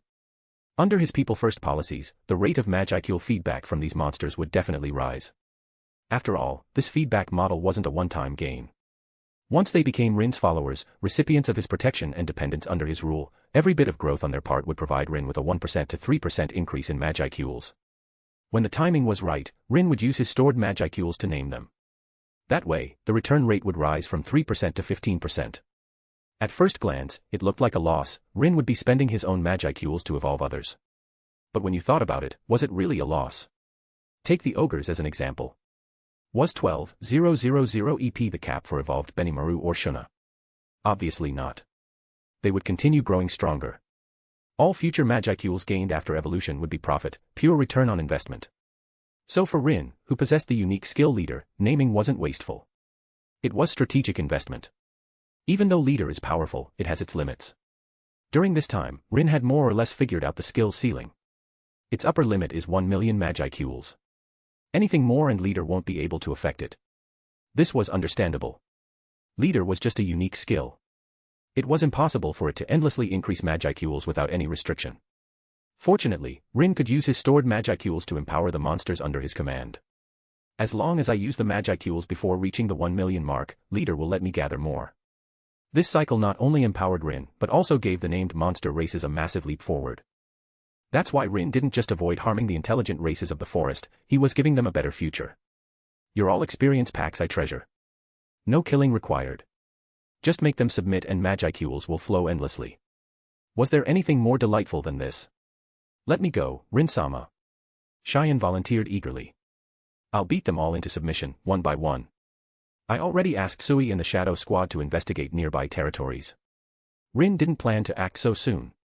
I'll make the call after they return with intel on the neighboring races. Ugh. Cheyenne looked disappointed. She really wanted to go out and fight. Don't worry. When the time comes, you'll get your turn. Really. Cheyenne was easy to please.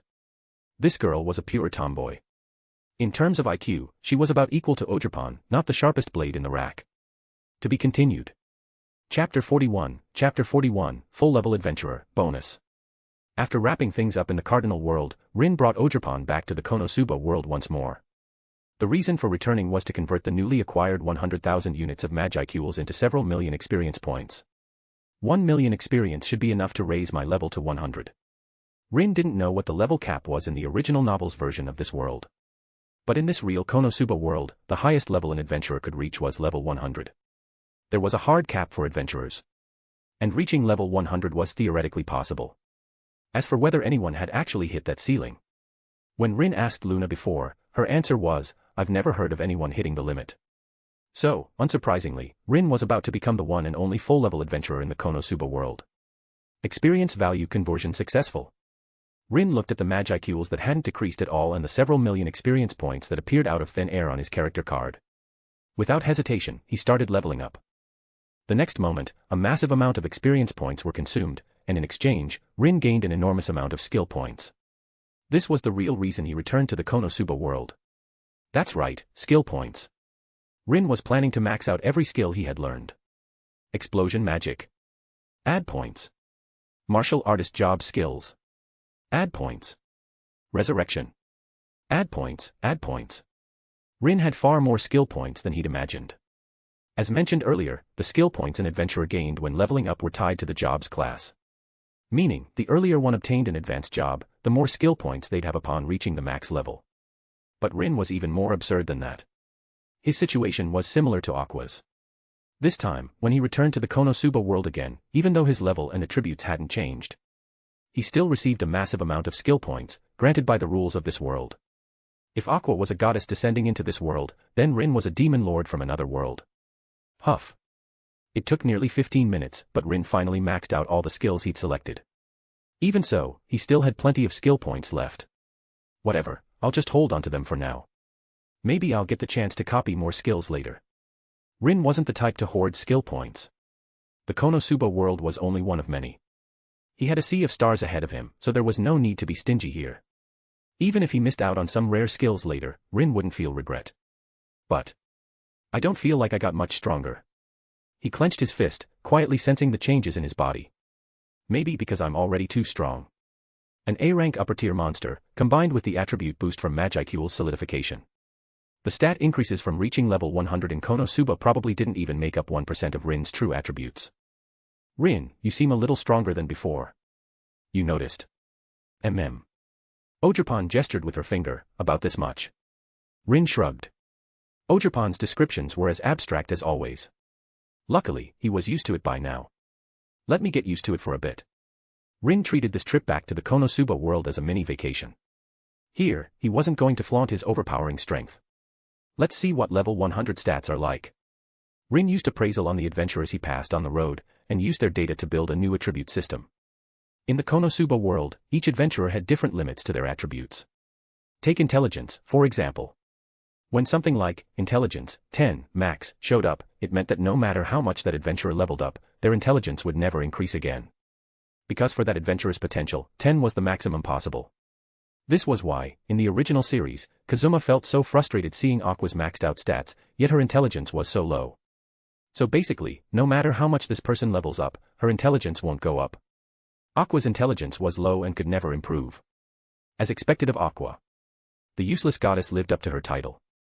Back to Rin. All of Rin's attributes had reached the Konosuba world's limits without exception. Not his personal limits, but the system's limit. In numeric terms, that was 999. This was the conclusion Rin reached after analyzing the data of all adventurers in Axel using his Magicule's perception. Even Wiz, the secluded lich, had max attributes that only hovered around 800. Of course, Rin's strength, agility, and vitality couldn't be measured with a mere 999. His true stats had long since exceeded the Konosuba system's framework. But in this world, it's best to keep power within the allowed range. In other words, keep all visible stats at 999. As long as Rin didn't exceed that boundary, the worlds wouldn't reject him. Ogerpon, same goes for you. Rin shared this upper limit with her. Keep your strength within 999, got it? Ogerpon nodded obediently. Oh, right, Rin. Ogerpon tugged at his sleeve and asked, now that our level's gone up and we've used our skill points, are we heading back? To avoid causing a stir, Ogerpon had returned to her spirit space form. She didn't mind it. In fact, that form was more comfortable than her human girl form. No need to rush. Rin gently patted her head with a smile. You've worked hard helping the ogre tribe build up their infrastructure. Ogerpon doesn't mind hard work. I know. He gently stroked her head again. But you still need to rest. Don't you think this world is great for relaxing and taking it easy? Rin originally came to level up and assign his points.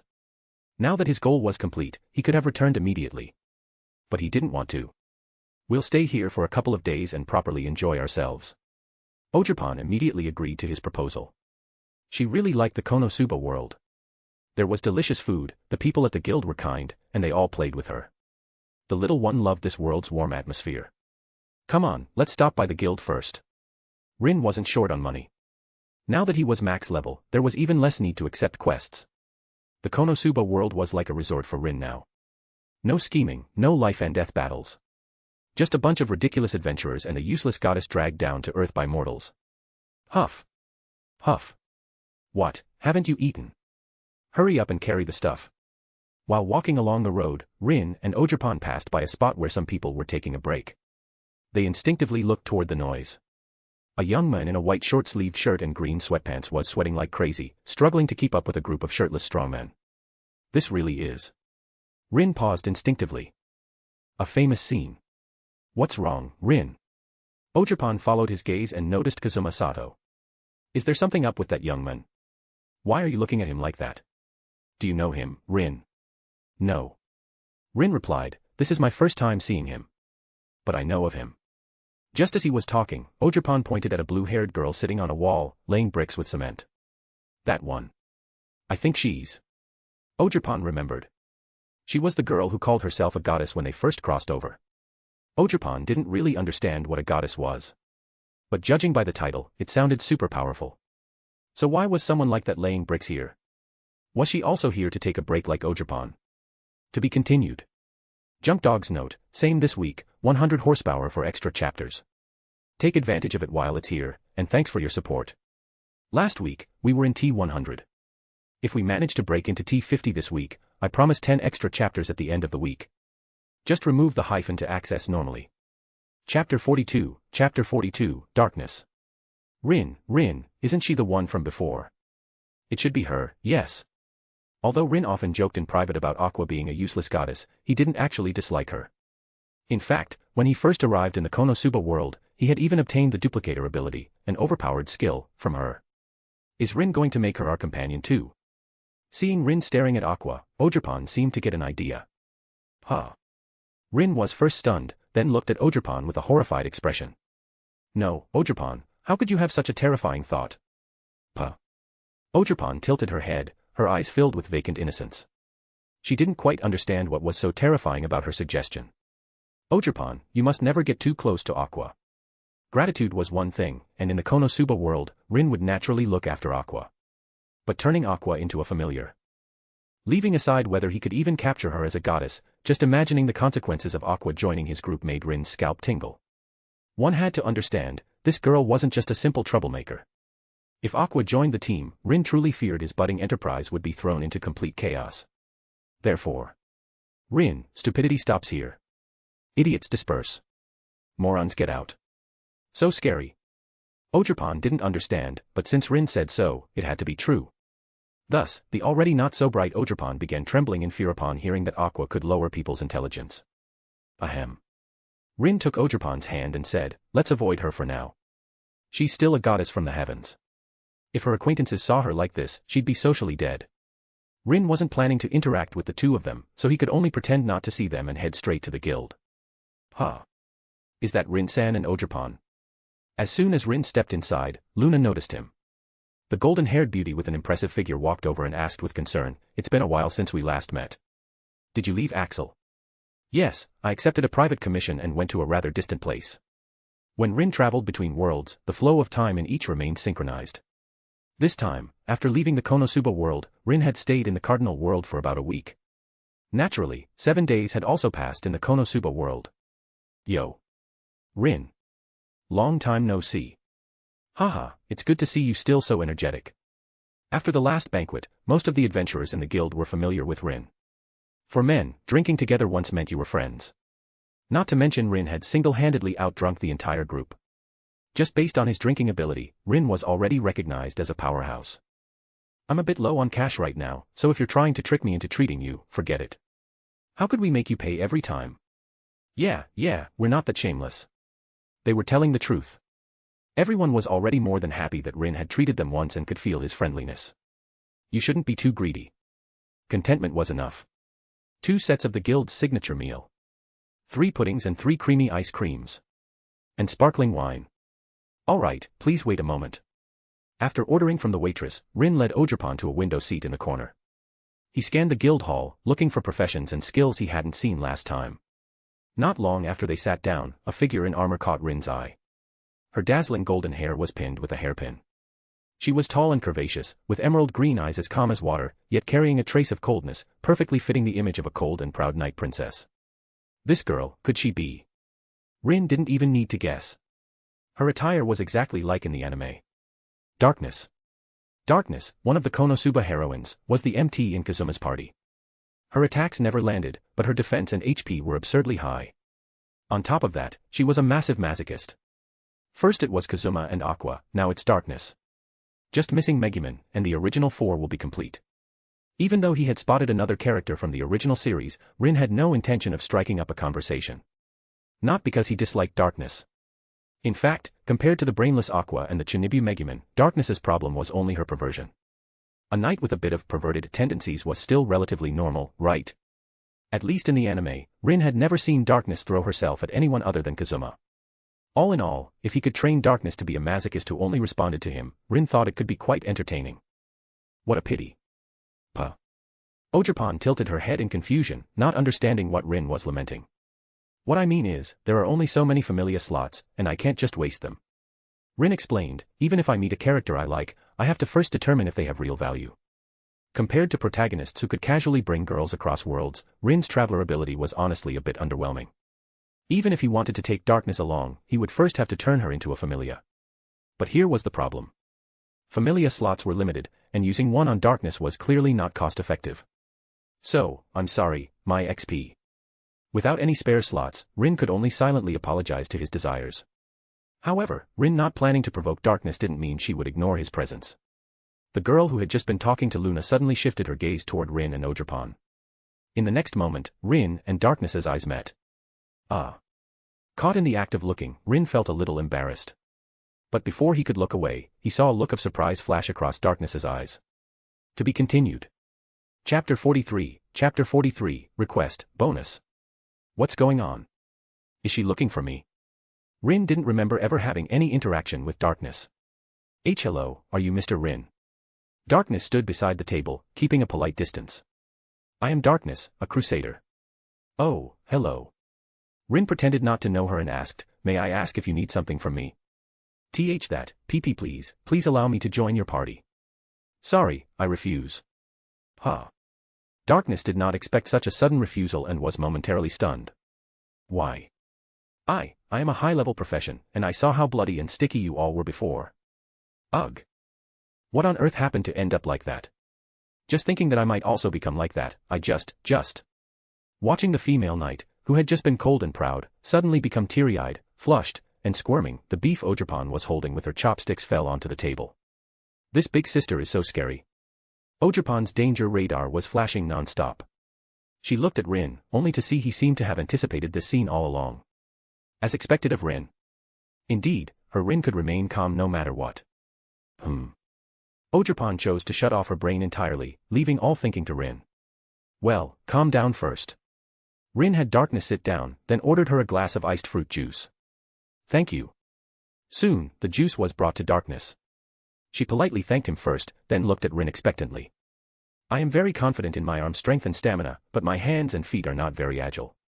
Although my attacks completely miss enemies, if I'm just used as a shield, you don't have to care about my feelings at all, just use me however you like. It's fine even if I break. In fact, the thought of being broken made Darkness short of breath, every cell in her body trembling with excitement. Well, calm down first. Rin gestured for Darkness to drink some juice and calm down. My situation is rather special. My party doesn't actually lack a vanguard.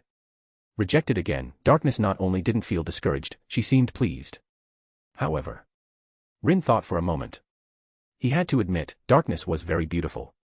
Golden hair, emerald eyes, an impressive figure, and a noble temperament. As long as she didn't speak or show her perverted tendencies. Moreover, Darkness was different from Aqua or Megumin. The former was too reckless and prone to causing trouble. Megumin's obsession with casting explosion magic once a day was something Rin had no interest in managing. Rin knew a bit about Darkness. Her real name was Dustiness Ford Lalatina, the daughter of the Dustiness family, a prestigious noble house of the Belzard Kingdom. Darkness lost her mother when she was very young, so young that she didn't even remember her face. Being an only child and lacking maternal love, her father Ignis spoiled her without much discipline, which ironically made her crave discipline, ultimately turning her into a hopeless masochist.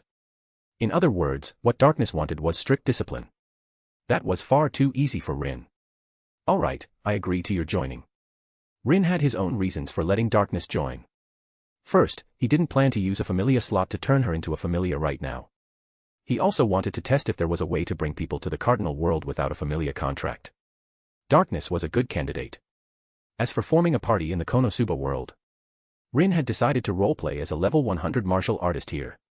As long as his secrets didn't go beyond that, he could reveal them to Darkness without worry, and there was no danger of leaking information about other worlds. Really. Darkness hadn't expected Rin to accept her. She didn't think Rin was unaware of her eccentricities. So, are you willing to discipline me? No, no problem. No matter what kind of perverted request, I will persevere and show you. Rin somewhat regretted agreeing to let her join. She spoke too loudly. Didn't she notice the surrounding adventurers were already looking over? Hey. What was with those looks? He wasn't some pervert who enjoyed bullying knight princesses. However, this told Rin one thing. Almost no adventurers knew about Darkness's fetish. Clearly, this was her first time exposing her eccentricities in public. Normally, although she was a clumsy idiot who couldn't hit monsters, her public image was still positive. Ahem, well, we are friends. Rin nudged Darkness, hinting for her to explain. Fortunately, Darkness didn't make things awkward. She directly stated that she had joined Rin's party, then apologized for speaking too loudly. What, so it's a game for a young couple? As expected of Rin, he managed to win over the aloof knight princess as soon as he arrived. Darkness. I hope Rin can handle her. What? Is there gossip? Ah, no, it's just that when I teamed up with Darkness before, she was clumsy and couldn't hit monsters at all. After learning it wasn't a conflict between Darkness and Rin, everyone turned back to their own business. It seems I need to make some rules with you first. Rin said, unless you agree, I will not accept your joining. Is it starting already? You're going to do this and that, and this to me. Darkness grew more and more excited, but Rin quickly raised his hand to interrupt. Wait, calm down first. I agree. Darkness said, as long as I can be your teammate, I'll do anything. To be continued. Bonus for 100 horsepower, next bonus at 200 horsepower. We are already at T50, now we just have to maintain it to get that 10 extra CHP. So don't forget to drop that PSXD. Just remove the hyphen to access normally. Chapter 44, Conditions. Rin sighed, then looked at Ogerpon, who was already staring blankly beside him. Ogerpon, don't learn from her, got it? Pony Eye. Ogerpon nodded seriously. First, I agree to you joining the party, and I can also understand your strange habit. Strange, or whatever, on. It was a very ordinary word, but when Rin said it so calmly, Darkness felt as if she was being treated like an insect. That forcibly suppressed her excitement, making her think her choice had indeed been correct. As long as she stayed by this man's side, she would definitely feel more pleasure. Although I can't understand, but... forget it. Rin rubbed his forehead helplessly, then continued, first, you can only accept discipline from me. If you start showing that side of yourself to others, I will punish you. He stopped pretending and laid his cards on the table. Since Darkness had come to him, Rin wasn't going to let go of such a beautiful girl. It was just that Rin was selfish. He would never allow Darkness to. I understand, I will be obedient. This is my first time telling someone these things. I've always hidden it very well before. Darkness had already made ample preparations. So she didn't feel there was anything wrong with Rin saying such words so seriously. Yes, just like this.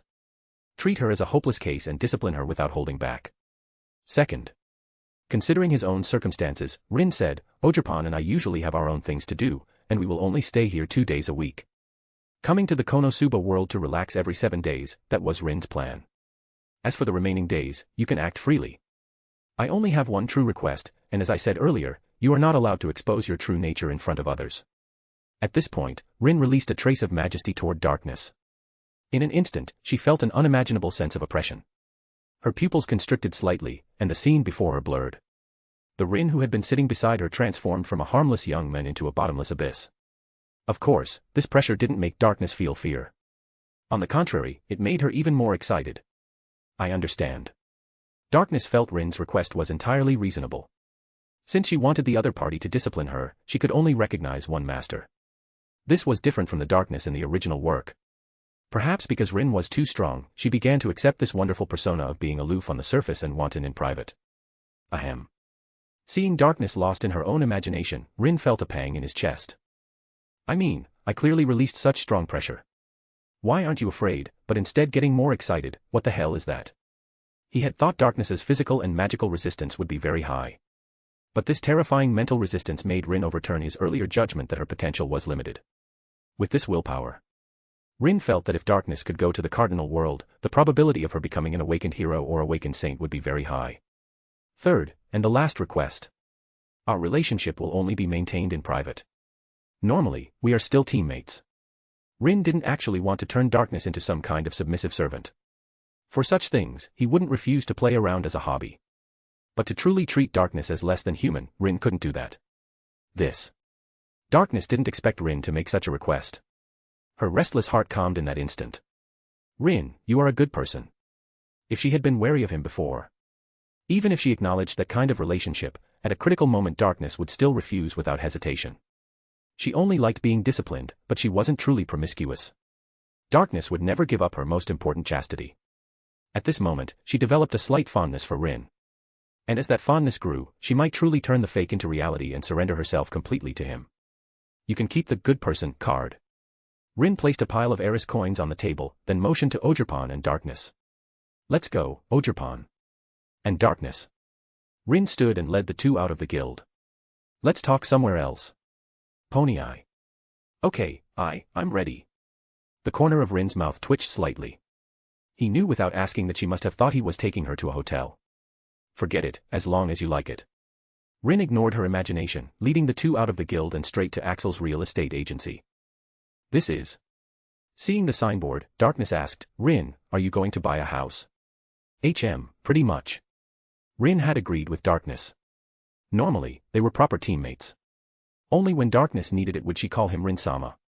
Then, Rin would become the strictest master and discipline her severely. But now was clearly not the time for such things. Staying in all the time is too much of a loss. Rin said, so I plan to buy a villa in Axel. Yes, a villa. Rin wouldn't settle for an ordinary house. He had plenty of money. Even without taking quests, just by reselling materials from the cardinal world, Rin could live more lavishly than a king. Adventuring, at most, was like fishing, a hobby. I don't know much about this. Rin said, can you help me with it, Darkness? No problem, leave it to me. Darkness came from a noble family and was quite knowledgeable about such matters. So, accompanied by her, Rin and his companions visited several properties.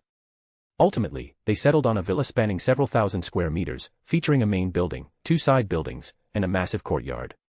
To be continued. Chapter 45, Satakazuma, bonus. From now on, this will be our base in Axel. With this villa, Rin could bring Shuna and Cheyenne along next time he came. Pony Eye. Ogerpon didn't quite understand, but if Rin was happy, she was happy. Darkness, however, was indifferent. She came from a noble family, her family's estate was countless times larger than this. Still, Darkness was somewhat curious about Rin's identity. Such a large villa would cost at least tens of millions of Eris. Yet Rin bought it without hesitation. His attitude of not caring about money at all made Darkness guess that he, like her, was a child from a prominent family experiencing life outside. Darkness, feel free to pick a room. Ah. Darkness had intended to say she had a place to stay at the inn. But wasn't the current situation precisely the place she most desired? Are you already impatient to humiliate my body? Darkness thought of Rin's command. She carefully observed, only they were around, no one else. So. All right, I understand. Darkness's breathing quickened. Anyway, even if I refuse, you will definitely force me to stay here. Rin and Ogerpon exchanged a glance. Fortunately, both of them were already accustomed to Darkness's strange hobbies. So now. Rin slowly raised his hand, then brought it down sharply. The next moment, a crisp smack echoed through the villa's courtyard, accompanied by a girl's low moan, a mix of pain and a hint of excitement. Your room is right next to mine. I understand. Darkness nodded obediently, not daring to resist Rin's arrangement in the slightest. According to the rules, from now on, Darkness was Rin's possession, and the latter could do whatever he pleased with her. Rin naturally wouldn't truly do anything excessive. At most, he would strictly discipline Darkness, allowing her to experience the novel sensation of being humiliated. Pano.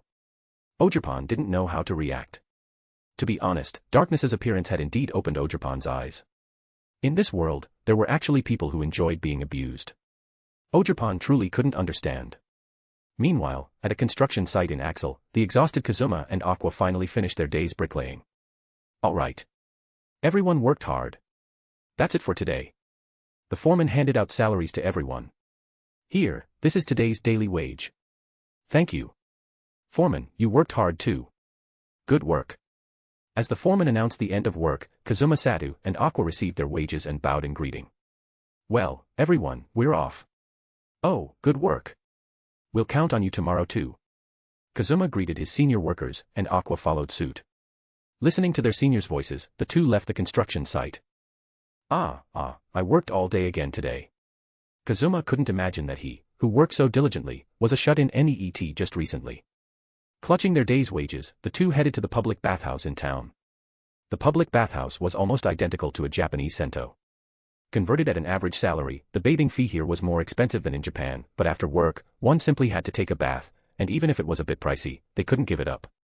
I'm alive again.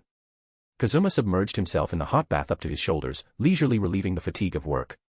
Since this place looked like a medieval setting, Kazuma had initially thought bathing in another world would be a luxury, but it seemed that was just his unilateral preconception. Thank you, thank you. Muttering gratefully, Kazuma left the bath and walked out, just in time to see Aqua waiting for him at the bathhouse entrance. What do we eat today? Aqua had no self-awareness as a goddess whatsoever and was already enjoying her current life.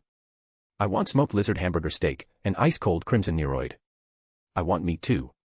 Kazuma said, then, let's go to the guild and order 2 sets of smoked lizard hamburger steak meals. Agreed. Aqua raised both hands in agreement. And sparkling wine. A hamburger steak without sparkling wine has no soul. For the past week, the two had been working on the expansion of the town's outer wall. In other words, they were civil engineering laborers. This was far from the adventurer's work Kazuma wanted to pursue in this world. No, why has Aqua adapted to this life without even the slightest question? You're a goddess, aren't you? As if Aqua heard his inner thoughts, she said matter-of-factly, why, if you don't work, you don't eat, right? You don't like working, do you? Honestly, shut-in neets are always so picky. In principle, there's also sales work in the shopping district you can do. No.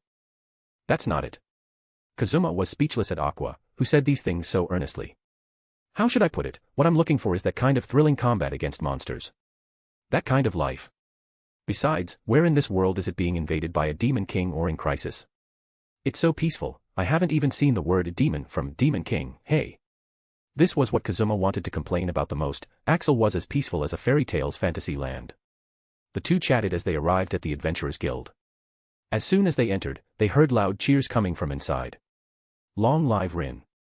Long live sparkling wine. Rin. Rin. Rin. Soon, Aqua learned about the current situation from others. A rich patron booked the place. Sparkling wine is free-flowing, and everyone gets to order 1 set meal. Ah. Hooray. Long live Rin. With such exciting news, Aqua couldn't hold back. She immediately pulled out her fan and cast her banquet magic. Oh. This made the scene even livelier. As for why Rin was throwing money around again. It was, of course, because he was happy. Recruiting darkness and buying a new house, how could he not celebrate? Anyway, Rin had plenty of money in the Konosuba world. Let alone booking the place once, if Rin wanted to, he could easily buy the entire Axel. To be continued. Just remove the hyphen to access normally. Chapter 46, Opening the Door to a New World, bonus. What is it? Are there adventurers like that in the guild? Kazuma was stunned. Still moving bricks at the construction site, he couldn't imagine how much it would cost to reserve the entire guild. But what did it matter? He was the one being treated, after all. Please give me the most luxurious set meal. Kazuma had no integrity whatsoever. Rin. Even though Kazuma didn't know who Rin was, it didn't stop him from cheering. As for Aqua. You couldn't expect an idiot to remember Rin's name. And Rin didn't linger, avoiding an encounter with Aqua. Over the next 2 days, Rin thoroughly satisfied Darkness's various twisted demands, playing every possible scenario without missing a single one. Can't I go with you? That morning, Darkness looked at the two who were temporarily bidding her farewell, curious about their destination. Not yet. This time, Rin had essentially fulfilled Darkness's needs. At least during Rin's absence, she would be able to maintain her image as a cool, aloof female knight and wouldn't dwell on her masochistic desires. Well, to some extent, Darkness needed some time to digest the immense stimulation Rin had given her.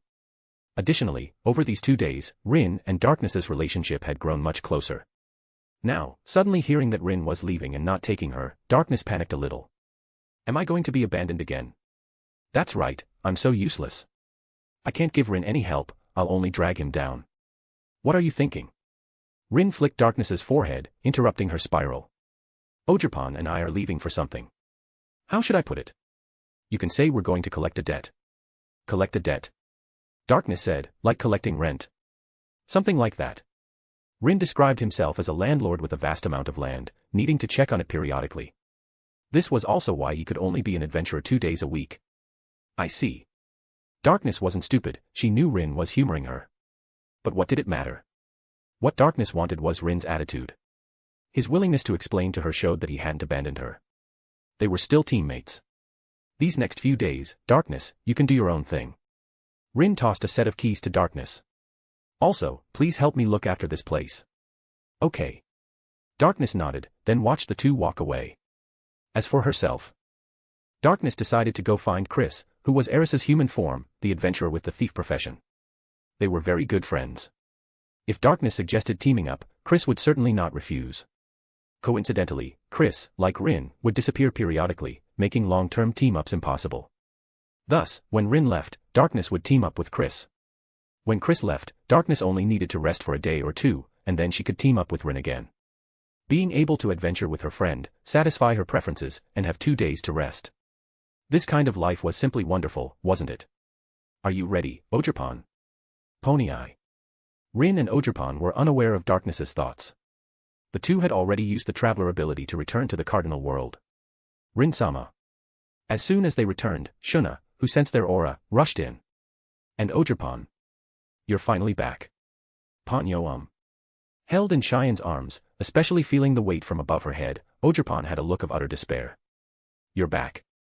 Shuna was a step slower than Cheyenne. She wasn't as idle as the latter and had a lot of work on weekdays. Ah. Rin nodded. Anything happen in the village these past 2 days while I was gone? No, the village is very stable. Shuna reported, everyone's strength is steadily improving, and they are diligently executing the expansion plan you set out. You've all worked hard. Returning from the Konosuba world, Rin had no intention of resting.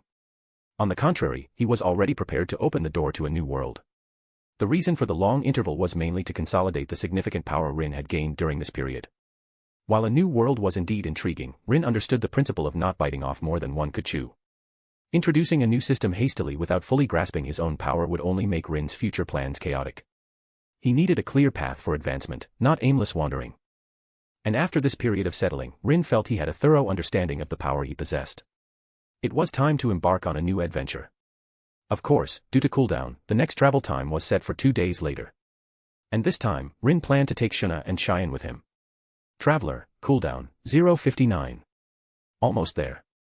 As time reached the 3rd day, Rin looked at the 1-minute countdown on the skill, then at the 2 girls. This time, I plan to take Ogerpon, and you too, with me. Really? That's great. Cheyenne couldn't hide her emotions. Hearing that Rin planned to take her, she jumped up with joy. And with that movement, the full fruits in front of her instantly caught Rin's attention. Cough. Rin coughed, then averted his gaze. Shuna naturally noticed Rin's gaze. This made her secretly grit her teeth, complaining about Cheyenne's body, wondering why it was so vulgar. Everyone was an ogre, so why was she only small and cute? My brother and Sui, aren't you planning to take them too? Shuna said, for a new world, wouldn't it be unsafe with just Cheyenne? Isn't Ogerpon there too? Cheyenne had grown stronger, but she still respected Ogerpon, regarding her as Rin's top general and her own big sister. Well, in terms of age, there was actually no problem with this. Ogerpon had lived for hundreds of years in the Pokémon world. In terms of age alone, she might even be older than Rin, so Cheyenne calling her big sister was well-deserved. I'll have to trouble Ogerpon again. Rin stroked Ogerpon's small head, helping to smooth her messy hair and putting on her hood. Ogerpon raised her hand, energetically shouting, Ogerpon will beat up all of Rin's enemies. I will also protect Rin-sama. Me too. Shuna and Cheyenne also refused to be outdone. Rin's traveler ability couldn't carry people across worlds. However, in the traveler's judgment, dependents were not outsiders, but a part of Rin's power. As long as Rin wished, he could actually bring 5A rank or higher combatants with him to explore other worlds. Are all the things ready? Already checked. To be able to travel between worlds at any time, Rin always kept a large amount of supplies in his sprit space. That's good then. Using the dependent connection, Rin informed Benimaru and Sui that he would be leaving for a while, asking them to manage the village well. Yes, Rin-sama. Please rest assured, Rin-sama. Sui and Benimaru replied to Rin almost simultaneously. They were already accustomed to Rin's occasional departures. This time was no different, some dependents went out, some stayed, and everyone performed their duties. Additionally, Benimaru secretly contacted his sister Shuna, instructing her to take good care of Rin and not let their master suffer outside. Leave it to me, brother. Shuna was meticulous, not only Rin, but also Ojapan and Cheyenne were under her care, making her practically Rin's grand steward and head maid. Thus, with the activation of the traveler ability, the figures of the four disappeared before Benimaru and the other ogres. The four only felt a blur before their eyes. By the time they reacted, what greeted their sight was a biting cold wind and an endless expanse of the extreme northern ice plain. To be continued. Just remove the hyphen to access normally. Chapter 47, The Fragile World. What's going on? Where did this send me? As space rippled, the moment Rin landed, he felt a cold wind assault his face. Whoosh whoosh. Heavy snow fell, and the world seemed to be nothing but white. Gusts of wind whipped up snowflakes, sweeping like white tidal waves. In the distance, colossal ice mountains stood like ancient castles, majestically towering over the vast snowy plains. They shimmered with dazzling light under the sunlight, yet the shadows of the ice mountains were deep and cold, evoking a sense of profound mystery. Travel completed. Beginning rule parsing. The voice of the world echoed in Rin's ears. This was the first time he had encountered such a situation. Rule parsing. Rin understood. This crossing was not a true body descent, nor was it like the Q-jumping in the Konosuba world. Ponyo. Ojapan looked left and right, clutching her ivy cudgel, ready to guard against any potential danger. The temperature here is so low. With Rin at the center, Ojapan stood in front, while Cheyenne and Shuna stood behind their master. But it's strange, why does my body feel so light? Cheyenne lightly leaped, and then her entire body, like a human on the moon, bounced hundreds of meters into the air. Rin and the others only heard a tremor beneath their feet. Looking at Cheyenne again, the ground where she had stood was now a massive crater, like an impact site, and Rin and the other two were now at the bottom of this collapsed pit. Undoubtedly, this was the result of Cheyenne's single jump. What's wrong with this world? Cheyenne was also startled by the commotion she caused. She instantly became cautious, fearing she might step into another large pit. Is the ground here made of biscuits? The rules of this world are a bit off. Soon, Rin also discovered the problem. He bent down and picked up a frozen stone by his foot. Crack! Effortlessly, the stone crumbled into dust in Rin's hand. Even matter is too fragile. Cheyenne, Ojapan. Rin seemed to realize something and quickly instructed, control your strength. This world is far weaker than the cardinal world. Every move you make could cause unimaginable destruction to this world. Because there was no comparison or testing, Rin was unsure of the exact difference between the two worlds. But just the ground beneath their feet gave them the feeling that with just a little more force, they could shatter it into pieces. I will be careful. Pony Eye. Cheyenne and Ojapan immediately became extremely cautious. They had also noticed. The physical rules of this world were very strange. To put it simply, compared to the cardinal world, which was completely bathed in magicules, everything here, from grass to trees, felt like foam to Cheyenne. It would burst with a single poke.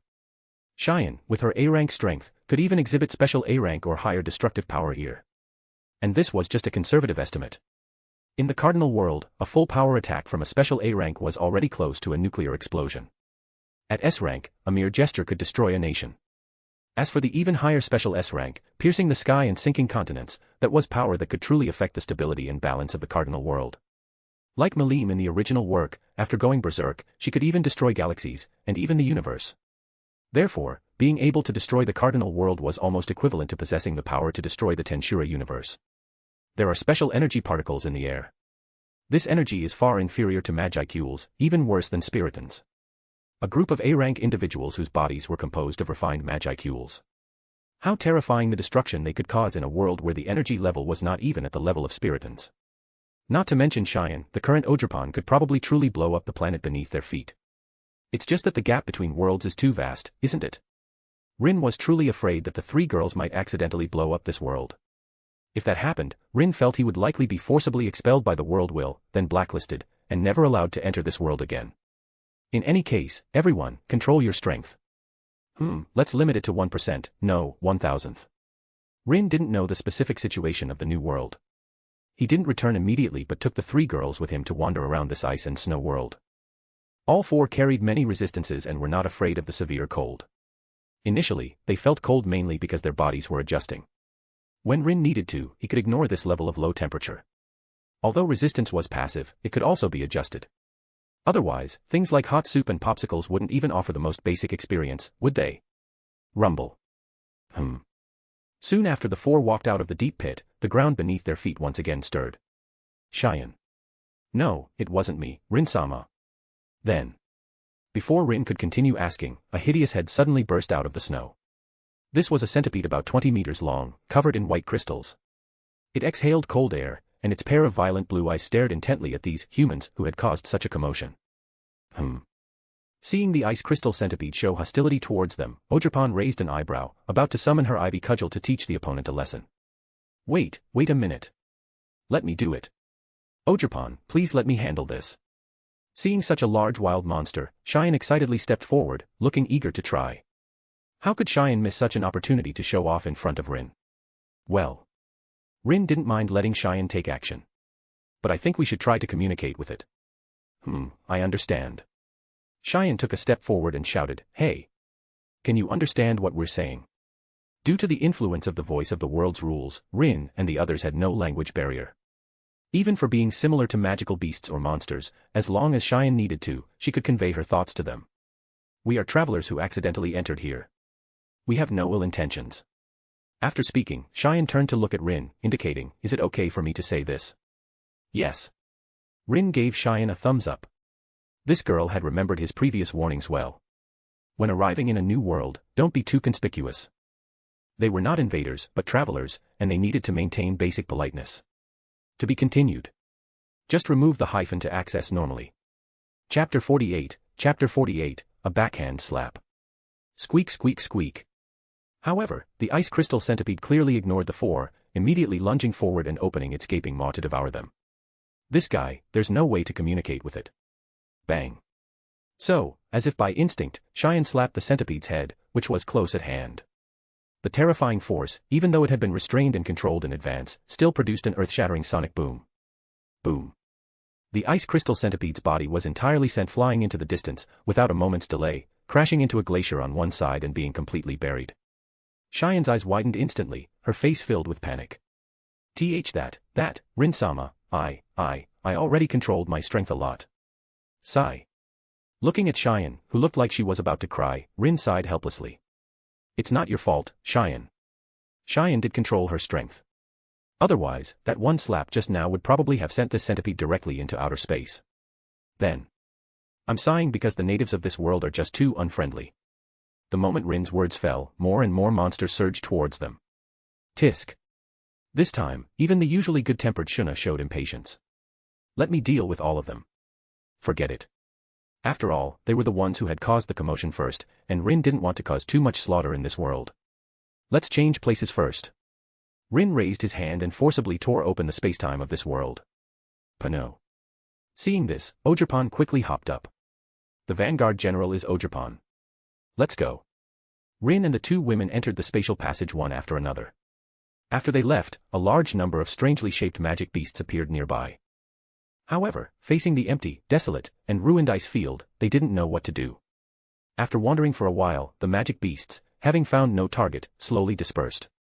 Shuna, sense the surroundings.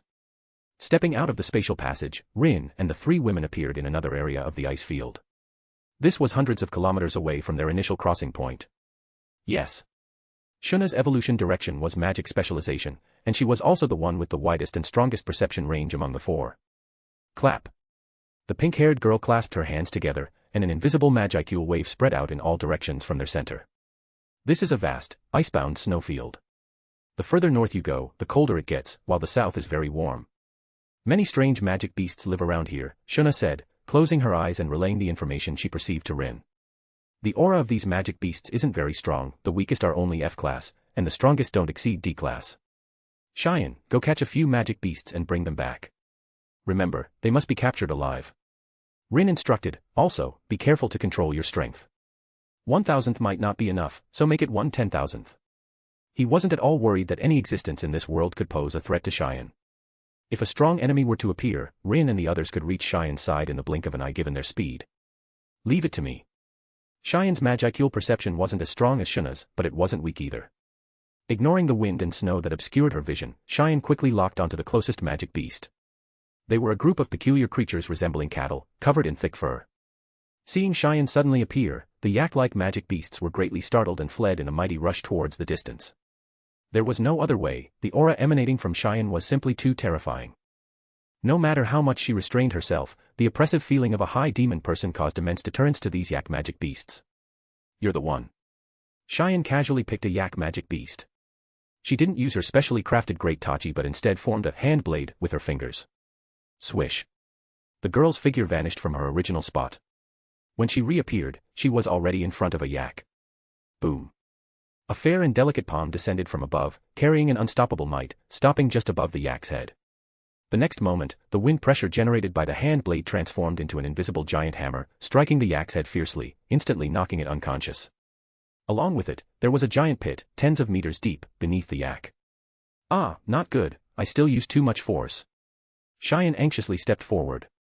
Good, it's still alive. Phew, you scared me, I thought I had directly killed it. Normally, after enduring such a terrifying blow, one that even shattered the earth, the yak should have already turned into a lump of meat paste.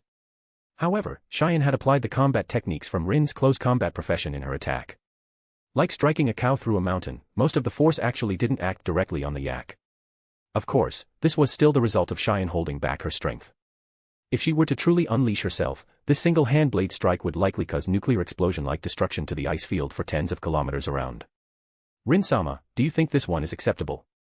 Cheyenne, carrying the yak magic beast, crossed space and appeared before Rin and Shuna. Let me see. Rin carefully examined the ice-blue yak Cheyenne brought back. A strange creature. It contains an energy similar to magicules, but with a very low concentration. If using the number of spirit particles as an analogy, the magicules of the cardinal world contain over 5 million spirit particles per point. However, the energy within this magic beast only has about 100 per unit, a difference of almost 50,000 times. In such a weak world, will there truly be the power you need, Rin-sama? Cheyenne couldn't understand. In her opinion, there was nothing here that could make Rin-sama stronger, so there was no need to continue wasting time. Don't be too anxious, Cheyenne. Shuna said, Rin-sama needs new ideas, it has nothing to do with the strength of power. From what we heard from Rin-sama, the Pokémon world is also not strong in those standards. But Ogerpon is now stronger than us. Shuna continued, although the individuals in this world are weak, we cannot guarantee that there are no strong ones here. Shuna is right, Rin praised. The power system of the weak may not be without its merits. Although the monsters of the cardinal world are strong, their starting point is too high, making it difficult for us to perfectly control our own power. Being weak has its advantages, which is that these worlds have a high probability of giving birth to some technologies unimaginable to the monsters of the cardinal world. To be continued. Chapter 49, Successful Stowaway, Bonus. I understand. Cheyenne nodded obediently. She looked at the yak on the ground. Do you need me to wake it up for you? Wake it up. Yes. Cheyenne controlled her aura, condensing it into a single point, then suddenly enveloped the yak with it. Moo. The sudden impact instantly jolted the unconscious yak awake. The creature quickly got up, about to flee, but upon seeing Cheyenne and Rin, it froze on the spot, looking utterly terrified. Oh. So it's not a wild beast, but an intelligent creature capable of communication.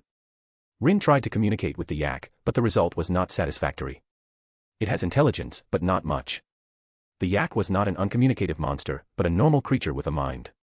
This was fundamentally different from the magic beasts in the Great Jura Forest.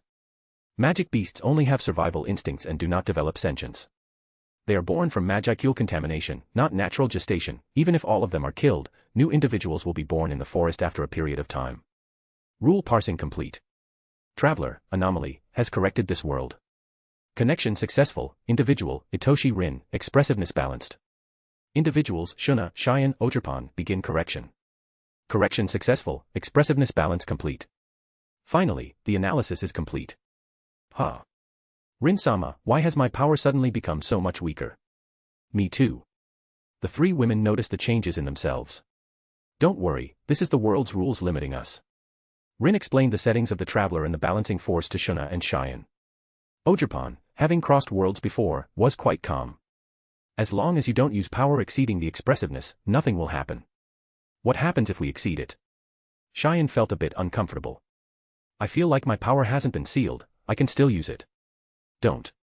Ogerpon quickly warned, if you use power beyond the specifications, Cheyenne, you will be forcibly expelled. Expelled. It means returning to the cardinal world. Ogerpon carefully explained the current situation to them. We are one. If you get expelled, we will all be expelled, and it will be very difficult to return to this world again. Huh. Is that how it is? At this, Cheyenne dared not make any big moves anymore. Even when speaking, she became cautious. Haha, it's not that exaggerated. Rin added, Ogerpon is indeed correct, but this time, the four of us are not bound together.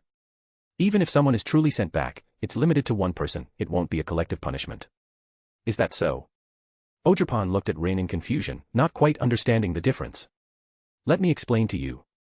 Rin gently stroked Ogerpon's head and continued, my traveler ability can open doors to different worlds. After the door opens, we will cross over, and the voice of the world will arrange corresponding identities for us. Simply put, there are 3 ways to cross over like this. Rin had now opened 3 doors to different worlds. In the Pokémon world, Rin had also received similar prompts, but at that time, the voice of the world's reply was, the supreme will of the current universe has tacitly approved. According to Rin's understanding of the Pokémon world, the supreme will there, if no accident, should refer to the true body of the creator god Arceus, the great god of Sinnoh.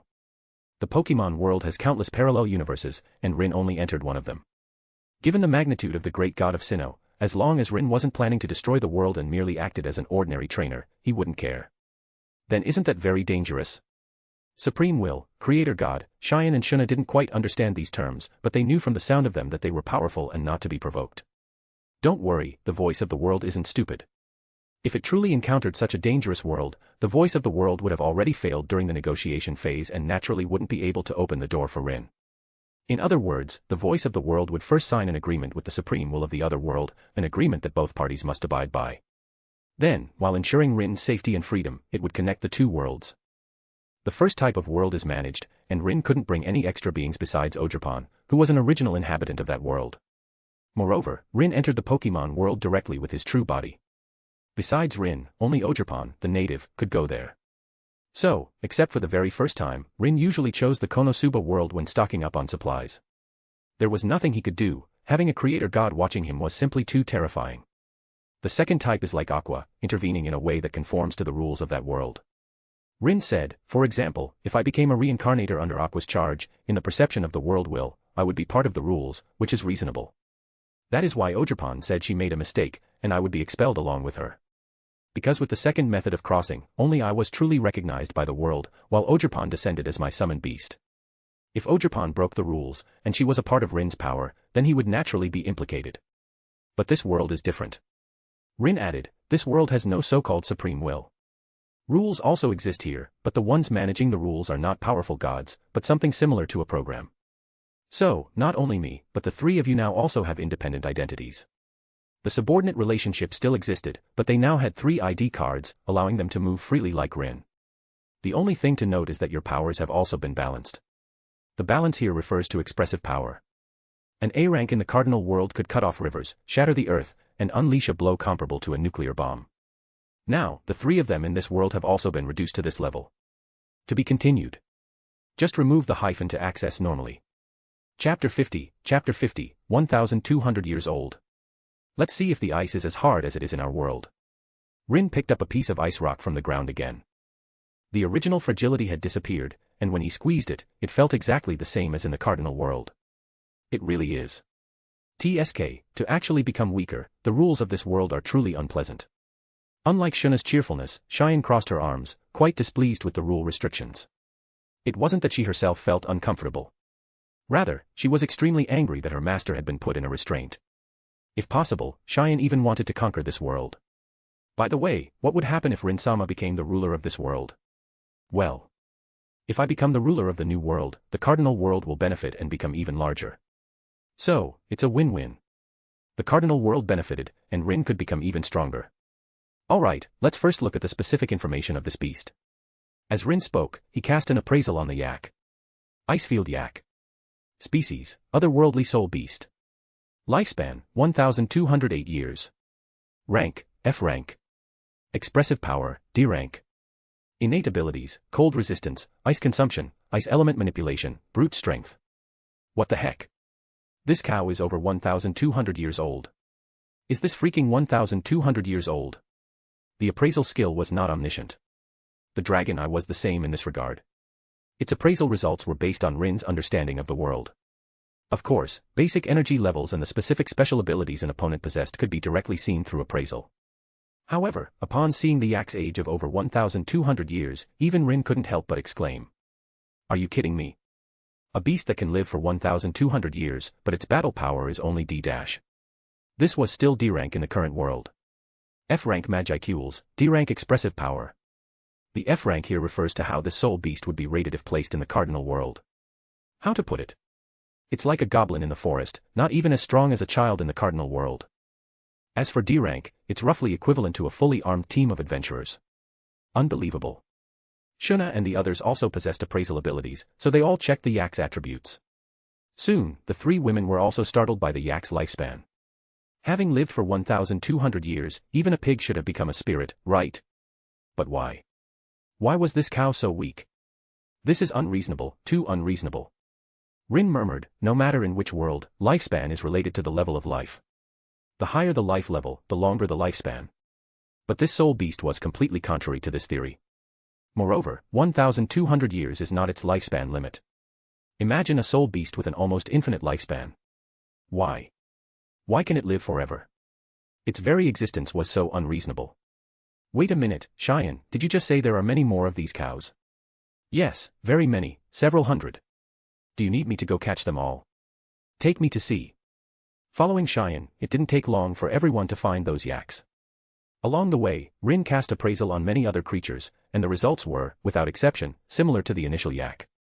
Rin searched his memory for settings similar to this world. Ice and snow, strange soul beasts, almost infinite lifespan, but battle power completely unmatched by their long lives. Soul land. Rin thought to himself, soul beasts that live for thousands or tens of thousands of years, but their battle power is very weak. In other worlds, an animal training for 10,000 years would at least be a demon king, capable of moving mountains and filling seas. But in the Soul Land world, a 10,000-year soul beast is equivalent to a human soul master. As for the expressive power of a soul master, how to put it? They could be easily shot dead by crossbow arrows. Rin increasingly felt that this world was like Soul Land. To prove his guess, Rin directly killed a tiger-like soul beast that appeared from nowhere and regarded them as prey. Indeed. Looking at the purple energy ring floating from the soul beast's corpse, Rin confirmed, soul rings are born after soul beasts die. This is the Soul Land world. If it's Soul Land, then the extremely low energy purity makes perfect sense. Rin remembered that the physical rules of Soul Land were inherently bizarre. However, the low strength was also a fact. Soul Land, and it's a world of ice and snow, so this is the northern icefield. I just don't know what time period it is now. Is it Soul Land 1, Tang San's era, or Soul Land 2, Soul Land 3, or a transitional period not described in the novel? If possible, Rin naturally hoped it was the Soul Land 1 period. After all, after Tang San became a god, the Soul Land continent became his family's continent. Rin did not want to have any dealings with him. Let's find someone to ask first. Coincidentally, in Rin's perception, a human presence appeared in the north. Shuna. Yes. Shuna had completely analyzed the space of this planet. Her hand lightly lifted, instantly teleporting the four of them near the closest human presence Rin had sensed. Whoosh. In the wind and snow, an old man was moving at an extremely fast speed towards the warmer south. His hair and beard were white, he looked about 70 years old, and he was wearing thick silver-gray military attire, looking travel-worn. The old man was carrying a strange metal device in his hand, inside which a light blue energy was restless, as if trying to break free from its confinement. Who? Noticing someone ahead, the old man immediately stopped, his face showing a grave expression. Don't be nervous, old sir. Rin stepped forward, trying to make his tone as gentle as possible. We are adventurers exploring the northern icefield. May we ask you a few questions, old sir? The white-haired old man stopped. He looked up, surprised to see Rin and the others who had appeared so suddenly. He didn't speak, just watched Rin silently. A faint golden blue light flowed in the old man's eyes, which made Rin quite surprised. Rin discovered that there was an energy different from soul power within the old man's body. If soul power was low-concentration magic power composed of only a small amount of spirit particles, then this energy's quality was already no weaker than ordinary magic power. To be continued. Just remove the hyphen to access normally. Chapter 51, The Sealed Snow Empress. Energy with even higher quality than soul power. Could it be spiritual power? This guess surprised Rin. How is that possible? At this time, someone appearing in the northern icefield possessing divine power. Well, Rin hadn't researched Soul Land too deeply, so he really couldn't guess the old man's identity. A soul beast that has taken human form. However, the old man was currently sizing up Rin, as well as Ogerpon and the two other girls standing beside him.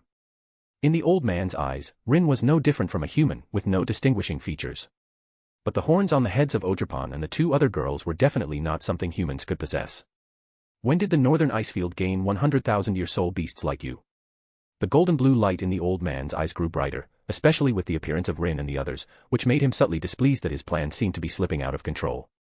Never mind, I'll take you down first, then interrogate you thoroughly. Huh. The old man's words stunned Rin. What the hell? After just meeting and exchanging a few words, they were forcibly defined as transformed soul beasts. Soul beasts in Soul Land, after training for over 200,000 years, could transform into human form. This transformation was not like a transformed soul beast abandoning its training to become human, but rather a change in appearance, allowing them to walk in human form. The old man obviously took Rin and the others to be in this situation. Tisk. Cheyenne was displeased with the old man's tone. Rin-sama, can I kill this guy? This time, Rin did not try to stop her again. Because even Rin was somewhat displeased with the old man's attitude. This attitude, as if he had them completely cornered, was truly unpleasant. Presumptuous. The old man was enraged by Cheyenne's words. A mere soul beast daring to speak to him like that was simply courting death. Boom. The old man's figure flashed, and in the blink of an eye, he was in front of Cheyenne. At the same time, a giant hammer shimmering with blue lightning, carrying an overwhelming might, seemed poised to smash Cheyenne into paste. Bang. However, Cheyenne's counterattack was no weaker than the old man's. The girl drew the great blade she carried on her back and simply held it horizontally in front of her, effortlessly blocking the old man's enraged strike. What? The immense force not only failed to kill Cheyenne, but the old man only felt a surging, overwhelming power coming from the front, forcing him to fly backward. Humph. Cheyenne's eyes narrowed, and she advanced with her blade, engaging the old man in battle. Neither of them used any special moves, purely clashing in terms of strength, causing glaciers to shatter and the earth to be scarred with ravines. The enormous commotion spread in all directions, startling countless powerful soul beasts living in this northern icefield. What powerful strength! Who is it? Beneath a distant glacier, a giant ice scorpion, entirely emerald green like jade, turned its head in a human-like manner. She was the second-ranked of the northern icefield's 3 Arctic kings, the Ice Empress. This aura doesn't seem like a soul beast. Damn it. It's those hateful humans. If it wasn't a soul beast, then it was a soul master. Upon realizing that soul masters had intruded into the core area of the northern icefield and were causing such a commotion, how could the Ice Empress possibly tolerate it? She immediately rushed out of her lair and sped towards the direction of Cheyenne and the old man's battle. To soul beasts, humans were mortal enemies. Now, they had even entered her territory and were openly engaging in battle. This was no longer mere provocation but a blatant declaration of war. Even to defend her territory and the dignity of a fierce beast, the Ice Empress had to go and bury these uninvited guests. A hammer with lightning. Could it be the Clear Sky Hammer? Someone from the Clear Sky sect. The old man's strength was absolutely not comparable to an ordinary titled Douluo. According to Rin's estimation, Cheyenne, constrained by world rules, could at most unleash nuclear bomb-like destruction on the Douluo continent. Such power even surpassed that of a limit Douluo, reaching the demigod realm of this world. And this was still in a sealed state. Once Cheyenne disregarded the world's repulsion and fully unleashed herself, even a first-class god descending would fall beneath her blade. To be able to fight Cheyenne to this extent, the opponent must also be a demigod-level soul master. But does the Clear Sky sect have such an individual? Tang Chen from Soul Land 1. Or De Ming and Air Ming from Soul Land 2. Rin had some guesses about the old man's identity, but a better method was to directly use appraisal. He hadn't used it earlier out of politeness. Appraisal wasn't a very high-level skill, it wasn't silent. Rashly detecting others, if detected, would certainly be seen as a provocative act, leading to conflict. But now, the old man was already fighting Cheyenne, so Rin naturally had no need to hold back. Appraisal. Appraisal failed. Reason for failure, interference from special mental energy. Interfered. The skill feedback surprised Rin. He quickly used the more powerful Dragon Eye's appraisal ability for another investigation. Detection started. Interference successfully broken. True name of individual obtained, Tang San. Tang San. Rin's pupils constricted. This result almost fried his CPU. No, is Tang San like this? Are you sure this is Soul Land? No. Incorrect. Rin continued to observe with the Dragon Eye and quickly discovered something amiss with the old man. It's not Tang San himself. In Rin's investigation, although the old man was strong, he was only a level 99 limit Douluo, not a demigod. The old man's state was more like that of a manipulated puppet. Within his body existed a more powerful consciousness that was controlling him, and the source of the spiritual power was also him. Dragon Eye. Immediately after, Rin cast appraisal on the soul tool the old man held in his left hand. Level 9 Soul Tool, God Sealing Altar. 100,000-year Soul Beast Embryo, Snow Empress. Good heavens. At this point, Rin finally cleared up his thoughts. It's now the period of Soul Land 2, Peerless Tang Sect. The Snow Empress transformed, but was discovered by human soul masters and captured using the level 9 God Sealing Altar. This was a plot point in the original novel. This matter, was Tang San scheming behind it? When reading the original novel, Rin felt this plot was very unreasonable. The Snow Empress transformed in the core area of the northern icefield, and the place she chose must have been safe.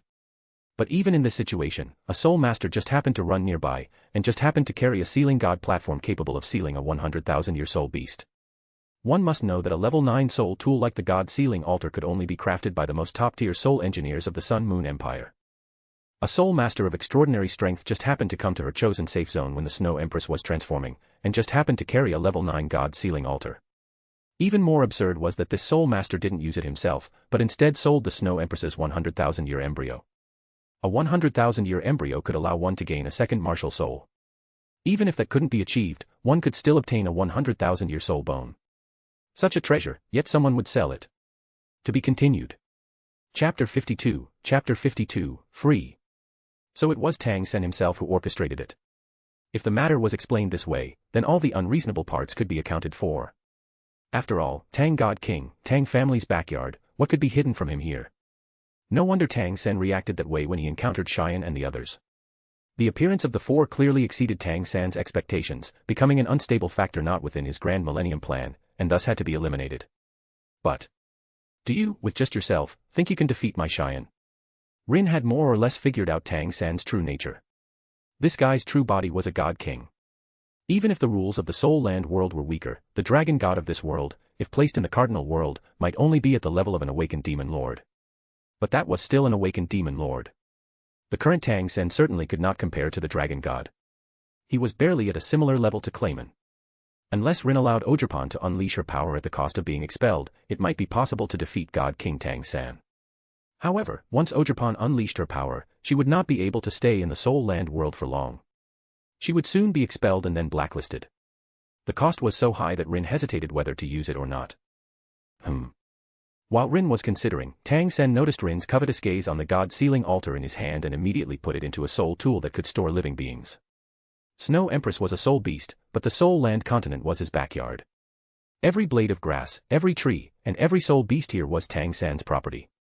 Tang San would never waste powerful fierce beasts like the Snow Empress.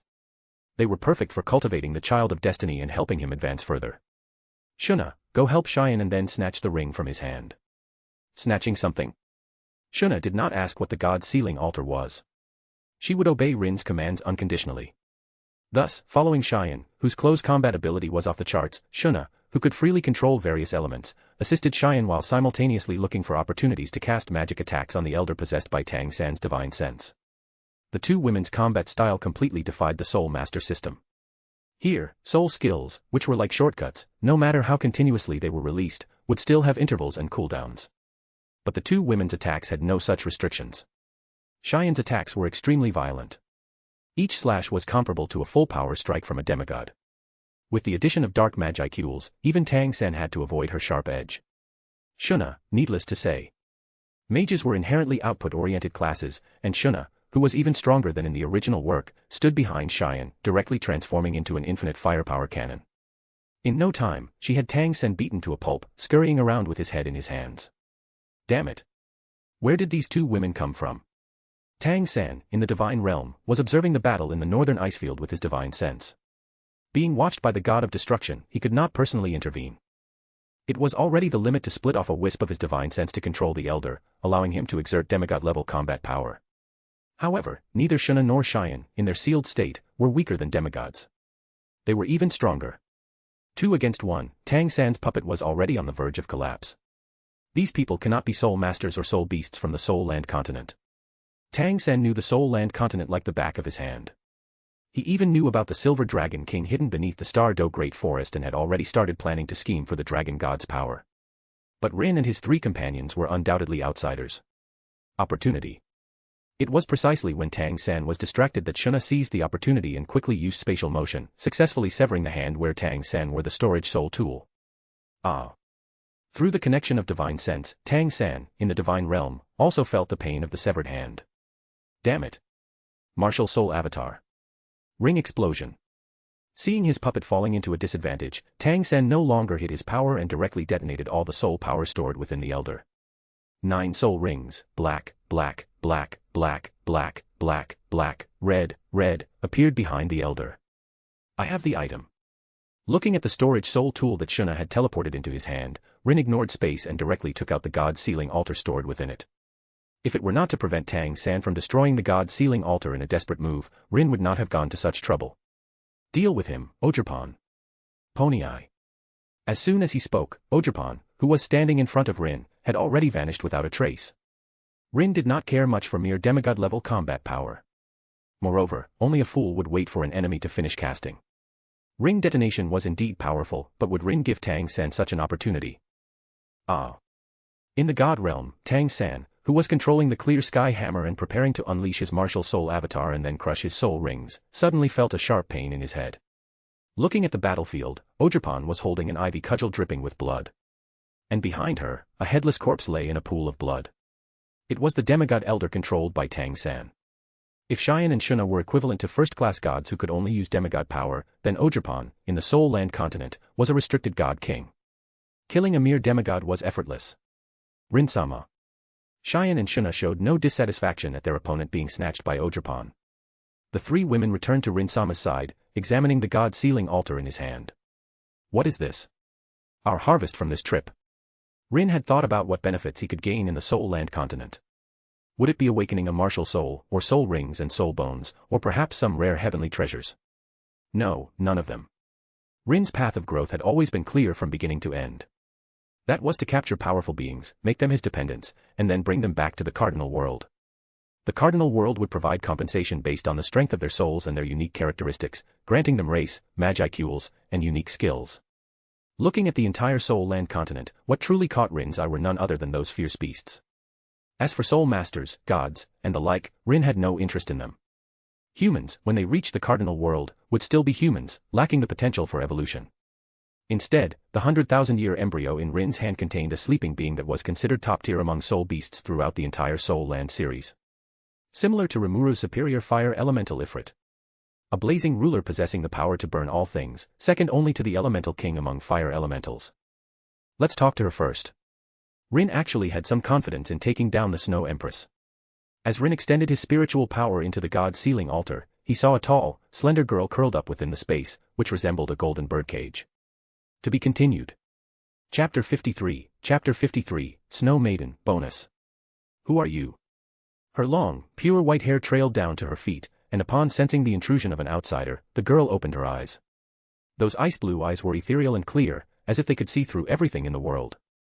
Her slender, delicate figure was flawless. A plain white dress, though without any adornment, made her appear noble and exquisitely beautiful. My name is Itoshi Rin, and I am the one who saved you from the evil god king. Evil god king. Although the Snow Empress was sealed and could not easily perceive the outside world, the intense battle earlier between Tang San, Shuna, and Cheyenne had been strong enough for her to sense even within the seal. So, the Snow Empress did not doubt Rin's words. She simply did not understand what Rin meant by God King. Do you remember the group of soul masters who ascended to the divine realm 10,000 years ago? Rin quickly explained about Tang San, how he treated the Soul Land continent as his backyard, and how he schemed against her, wanting to turn her into a chess piece. The more the Snow Empress listened, the more her anger surged uncontrollably. Even though this was a mental space, her power still affected it. Large amounts of ice crystals began to spread, and even the space itself subtly showed cracks. She did not suspect Rin was lying. Firstly, Rin was not human, and that was crucial. The monsters of the Cardinal world were different from the soul beasts of the Soul Land world. The Snow Empress was certain Rin was not her kind. But just as importantly, Rin was not human either. That alone was enough. The enemy of my enemy is my friend. The Snow Empress's logic was very simple. Thank you. If you really want to thank me, how about coming with me? Come with you. The Snow Empress did not understand his meaning. Was he asking her to follow him, to become his subordinate or something similar? In the world of soul beasts, the strong were respected. The Snow Empress valued her dignity greatly and would not stoop to serving others. But Rin had saved her life. As repayment, the Snow Empress was not unwilling to do something for him. I will not be subservient to anyone. After saying this, she quickly added, but if there's anything you need me to do, I am willing to help you. Her words, in a roundabout way, already told Rin she was willing to do things for him to repay this life-saving grace. Moreover, given my current state, if there's anything, please wait until I complete my human transformation. The Snow Empress was helpless when it came to soul beast transformation. She had no confidence in surviving the heavenly tribulation, so she could only choose human transformation and retrain in hopes of a chance at godhood. For some reason, she began to wonder whether, with her current strength, she could truly help Rin at all. No, it's not about working for me. Just as the Snow Empress was bewildered, Rin spoke, instead, come with me to leave this world and venture into a vaster expanse. Leave this world. Rin's words completely exceeded her expectations. You can take me out of this world. That's right. Having read the original work, Rin knew the Soul Land continent was a huge cage for soul beasts. The Snow Empress was already nearing the end of her lifespan, otherwise, she would not have chosen to transform into human form to gamble on that slim chance of becoming a god. However, Rin had a ready-made solution. As long as she left the Soul Land world, the Snow Empress could immediately break free from her shackles and gain a new future. So the question arose. Could Rin take her across worlds? The answer was no. Unless she became Rin's dependent, she could not leave the Soul Land world. To leave, she could only become Rin's person.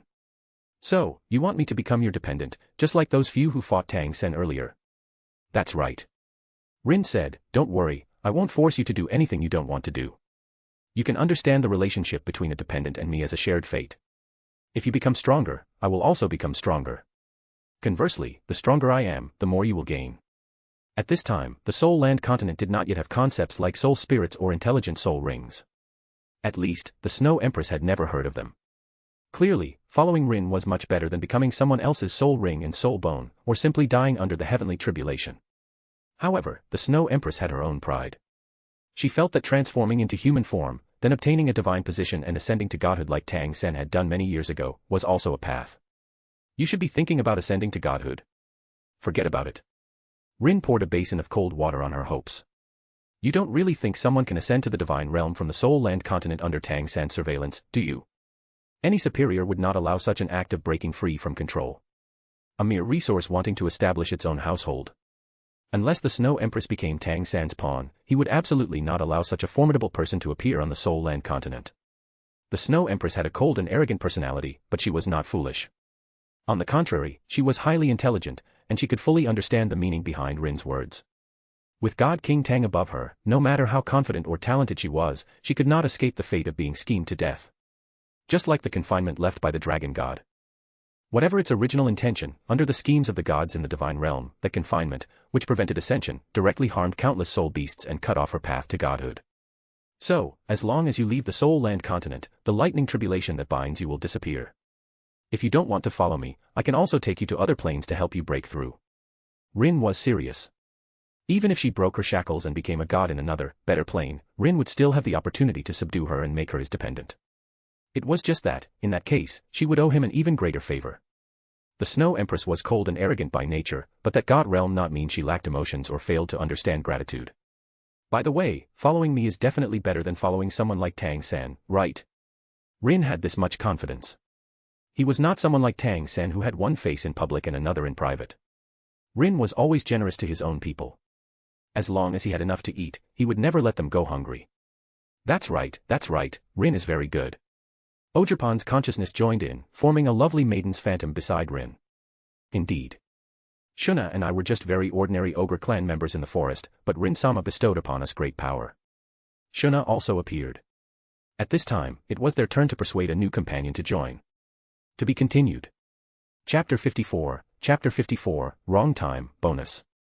This world is so weak, what's the point? Following us, you'll definitely meet many strong people in the future. Cheyenne's words resonated even more with the Snow Empress. Fighting them and constantly getting stronger, isn't that much better than being trapped in a small world? Yes, Cheyenne and the others were right. The three of them felt genuine gratitude and affection for Rin, and this could not be faked. Most importantly, following Rin could make her stronger.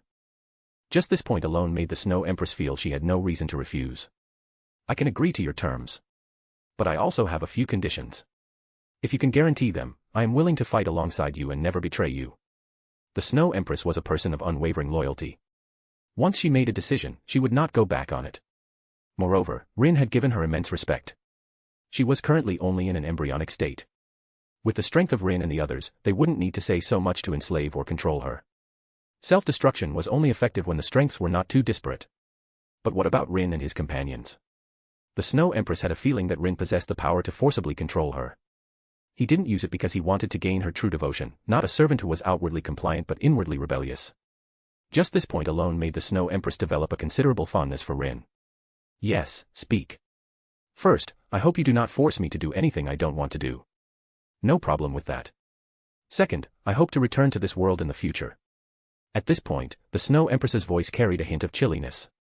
I want to take revenge on Tang-san and those high and mighty gods. Being captured like a plaything. Such humiliation, the Snow Empress absolutely could not tolerate. She wanted to become stronger, then return here and make those high and mighty gods pay the price. Even if you don't say it, I will help you with this matter. As long as the Snow Empress became his dependent, she would be his own person. Rin would help her bear the Snow Empress's hatred. In the future, if there was an opportunity, Rin wouldn't mind directly conquering the Soul Land universe and making it a part of the Cardinal world. Good. Seeing Rin agree, the Snow Empress breathed a sigh of relief and became even more satisfied with her new master. What do I need to do to become the dependent you spoke of? Just relax. Seeing that the Snow Empress had acknowledged him, Rin didn't hesitate and quickly activated his capturer ability on her. This is. The Snow Empress vaguely heard a question, asking if she was willing to become Rin's dependent. The capturer could forcibly capture, or it could gently inquire like this. I am willing. Having made her decision, the Snow Empress would not be suspicious. She was willing to trust Rin once. If she were deceived, she could only blame herself for being too naive and blind. You won't regret it. Rin's dependent transformation of the Snow Empress proceeded very smoothly.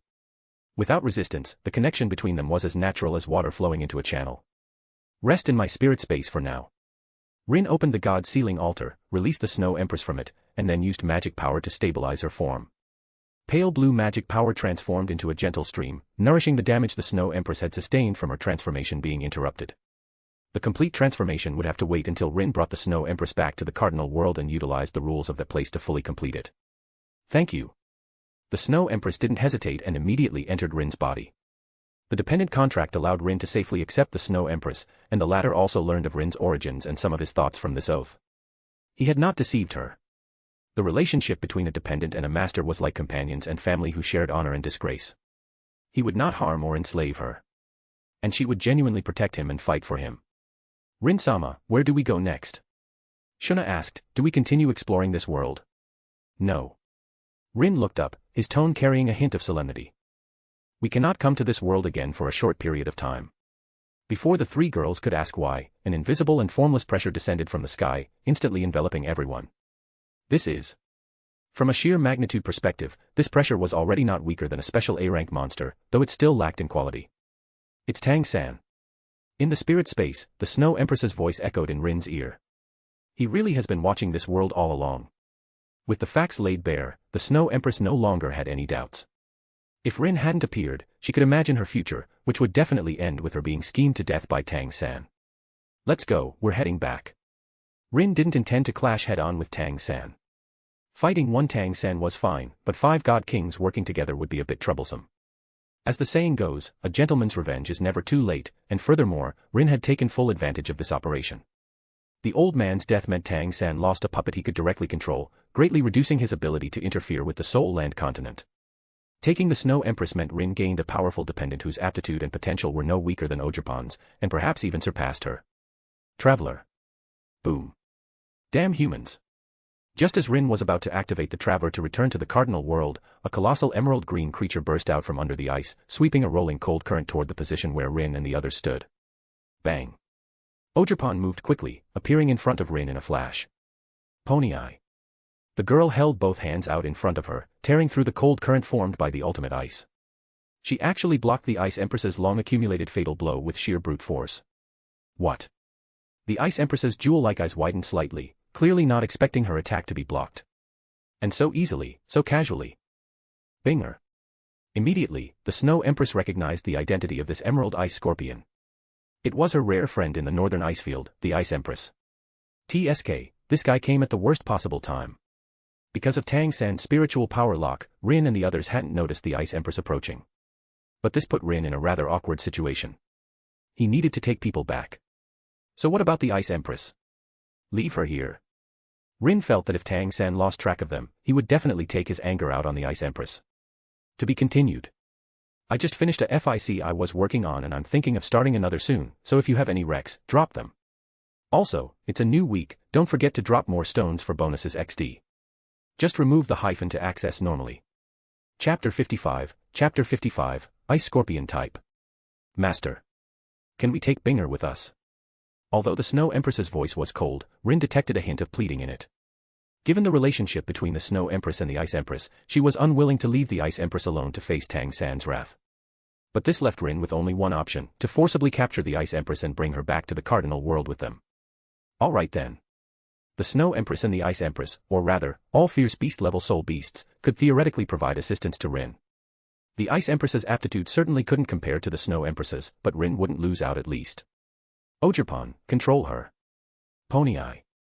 Hearing Rin's command, Ogerpon unhesitatingly summoned her Ivy Cudgel, then, before the Ice Empress could even react, slammed it hard onto her head. Bang. Terrifying monstrous strength poured down, and the Ice Empress only felt a world-shattering tremor before she directly fainted. Capturer, activate. For beings who had lost the ability to resist, the Capturer required no preparation whatsoever. With a flash of light, the enormous Ice Jade Empress Scorpion vanished into the giant pit, and with her, the figures of Rin and the others also disappeared. How is this possible? In the Divine Realm, Tang San sat on the God King's throne.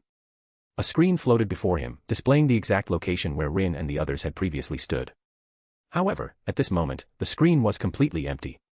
Where are they? Space transfer? Or aura concealment? Tang San's divine sense continuously poured into the image, then searched the entire northern ice field in a carpet-like fashion, and spread to even more distant places. Tang San. However, Tang San's actions were quickly discovered. The god of destruction burst in with fury, his face grim as he glared at Tang San. What are you doing?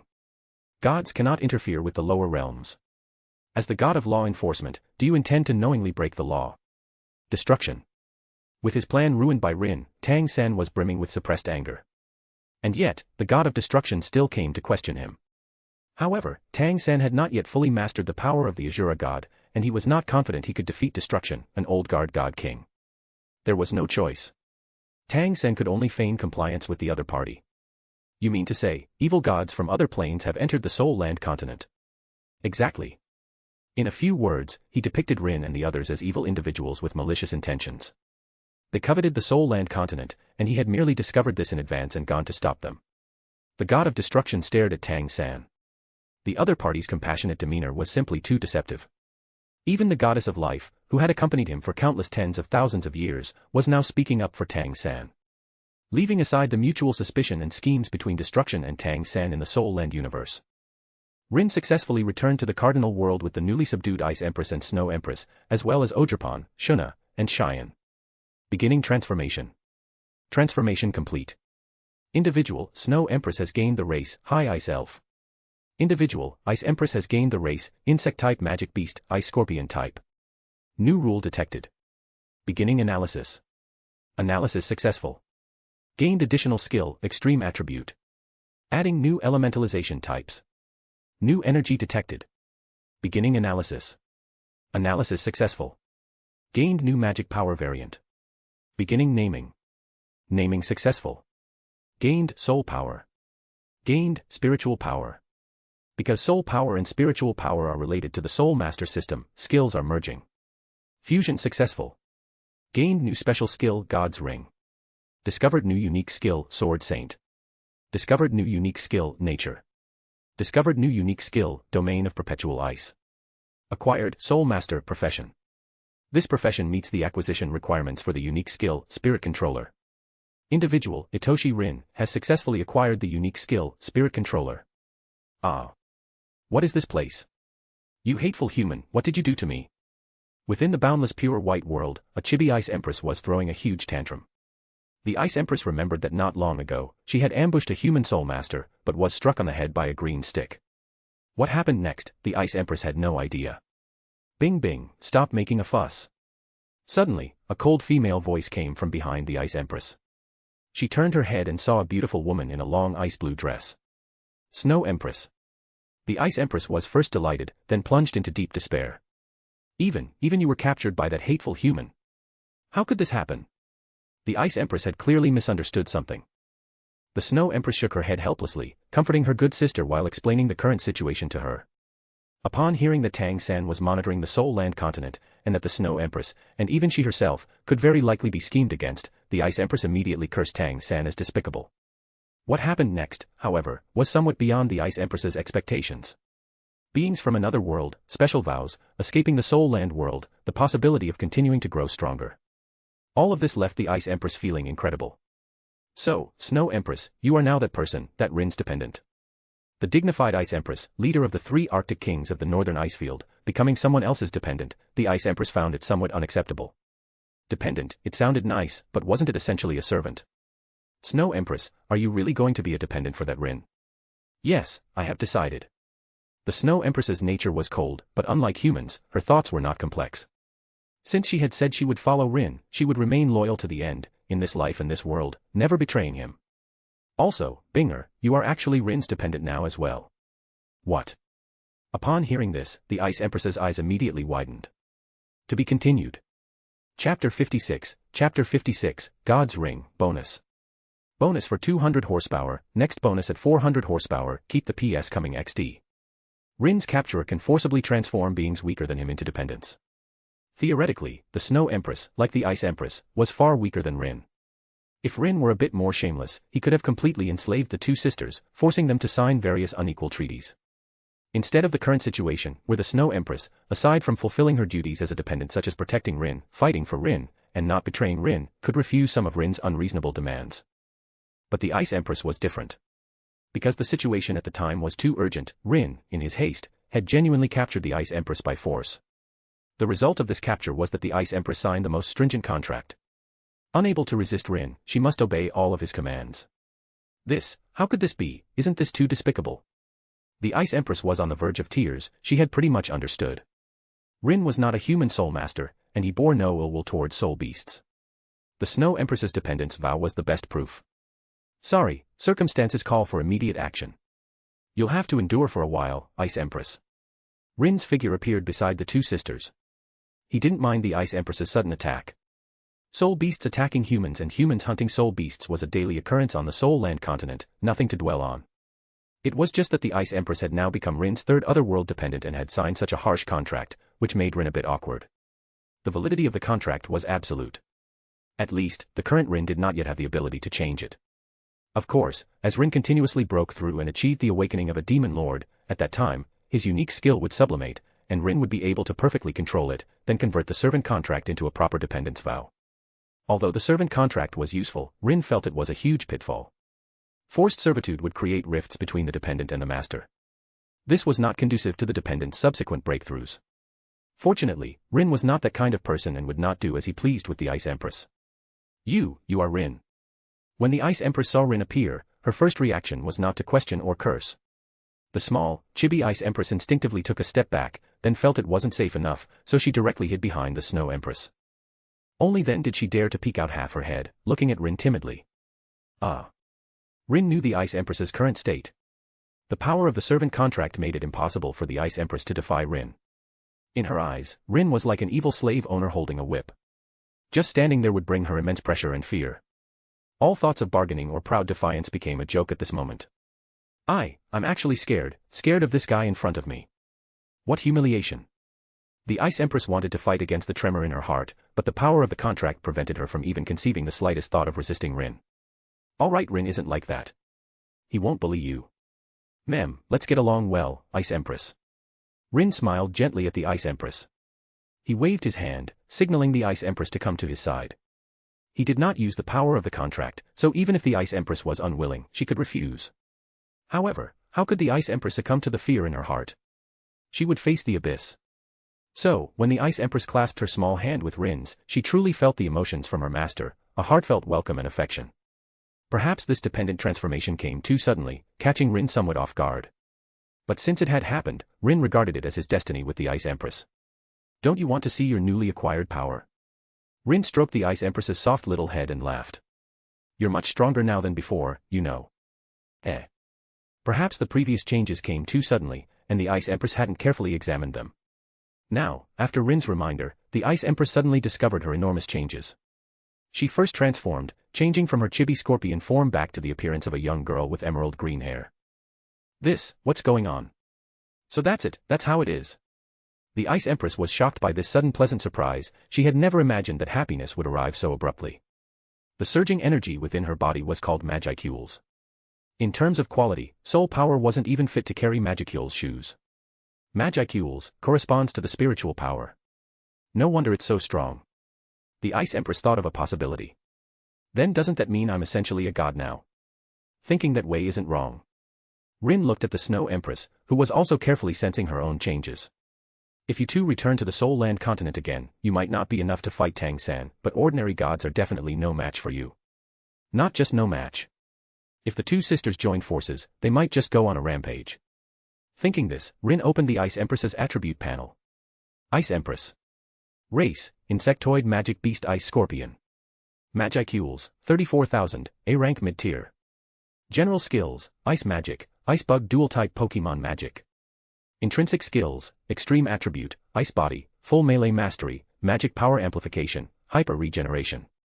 Extra skills, Thought Acceleration, Universal Perception, Ice and Snow Domination, Spatial Motion, Multi-Layer Barrier. Unique skill, Domain of Perpetual Ice, creates a domain where the flow speed of matter within it can be freely controlled. Exclusive skill, Twin Martial Soul Eternal Night Blazing Sun, both Ice and Snow Empress are Rin's martial souls, sharing life and death, capable of martial soul fusion. Special skills, Magicule Solidification, Inheritable, God's Ring, Non-Inheritable. Resistance, Physical Attack Nullification, Status Anomaly Nullification, Mental Attack Nullification, Natural Influence Nullification, Holy Demonic Attack Resistance. Insectoid Magic Beast, Ice Scorpion, huh? The insectoid race is a race in the cardinal world, but they are not true insects. Rather, they are a variant of cryptids. Or rather, the insectoid race is one of the products of cryptids degradation. 34,000 Magicules, almost the same as Ogerpon, both reaching A rank mid-tier. According to Magicules, A rank is 10,000 to 30,000 for beginner, 30,000 to 60,000 for mid-tier, 60,000 to 90,000 for high-tier, and 90,000 to 100,000 for peak, which is equivalent to Quasi-Special A, Quasi-Calamity. Ice Empress's potential should be similar to Ogerpon's. To be continued. Just remove the hyphen to access normally. Chapter 57, Twin Martial Soul. General skills, Ice Magic, Ice Bug Dual-type Pokémon Magic. Ice Magic, presumably a mix of Ice Empress's abilities from her Soul Beast period and the elemental magic she obtained from me. Ice Bug Dual-type Pokémon Magic. Rin wasn't surprised by this. His retainers seemed to be able to awaken Pokémon moves from 18 attributes based on their own compatibility. Here, it was called Pokémon Magic. The name was different, but the essence was still the same. Intrinsic skills, Extreme Attribute, Ice Body, Full Melee Mastery, Magic Power Amplification, Hyper Regeneration. There was nothing much to say about the intrinsic skills. The latter three all came from Rin. Extreme Attribute, I remember the voice of the world mentioned discovering new rules earlier. Rin remembered that the extreme attribute in the Soul Land continent should mean that a certain attribute had reached its peak, and it was also a symbol of talent. However, after the transformation by the cardinal world, the extreme attribute underwent some changes. Broadly speaking, the extreme attribute was equivalent to a passive ability that could amplify the same attribute and greatly suppress other attributes. Regarding this, Rin could only say it was pretty good, but that was all. After all, it's just the Soul Land continent. Even if the attributes there reach the extreme, how strong can they be? Compared to the extreme attribute, this ice body is a bit more interesting. Simply put, Ice Empress's ice body was somewhat like a Kiji's ice fruit in one piece, possessing the ability to elementalize. This allowed the Ice Empress to be immune to almost all general skills and have great resistance to most physical extra skills. To defeat the Ice Empress, one would at least need to use magic type or rule level extra skills. Otherwise, with a bug-like elementalization ability like Ice Body, she would be virtually invincible. Of course, there was pure Magicule suppression. For example, Maleem's kind of destructive Mana Bullet. Even with Ice Body, the Ice Empress would be obliterated by a single shot. In the Cardinal world, Magicules weren't absolute, but they were truly overbearing. Extra skills, thought acceleration, universal perception, ice and snow domination, spatial motion, multi-layer barrier. Most of the abilities were inherited, and an ice and snow domination was added. What Rin truly looked forward to was what kind of unique skill the Ice Empress would acquire. Domain of Perpetual Ice, this unique skill, made Rin think of Chloe's Infinity Prison in the original work, the move that sealed the Storm Dragon Veldora. It was just that the Ice Empress's version was a lower tier one. According to Purity, unique skills of the ability system like Domain of Perpetual Ice should be classified as low-level rarity. But this ability. Rin felt that this unique skill was very strong, extremely strong, and its future potential was no less than Chloe's Infinity Prison. The types of both were the same, sealing, confinement, and control abilities. Once unleashed, challenging opponents beyond one's level would be effortless. Exclusive skill, Twin Martial Soul Eternal Night Blazing Sun. Special skills, Magicule Solidification, Inheritable, God's Ring, Non-Inheritable. Twin Martial Soul. Martial Soul Fusion Skill. No, it's not a Martial Soul Fusion skill. Rin carefully analyzed this exclusive skill. Unique, exclusive, and special, these three types of skills could not be copied or seized and possessed strong independence. Essentially, all three belonged to unique skills, but because they could not be accurately judged, they were further categorized by the voice of the world. Twin Martial Soul Eternal Night Blazing Sun has two ways of use. The first is for the powers of the Ice and Snow Empresses to resonate, then with Ice Empress as the primary, instantly unleash an attack capable of rivaling a Demon Lord's level. The destructive power of a Demon Lord's level, that was truly terrifying.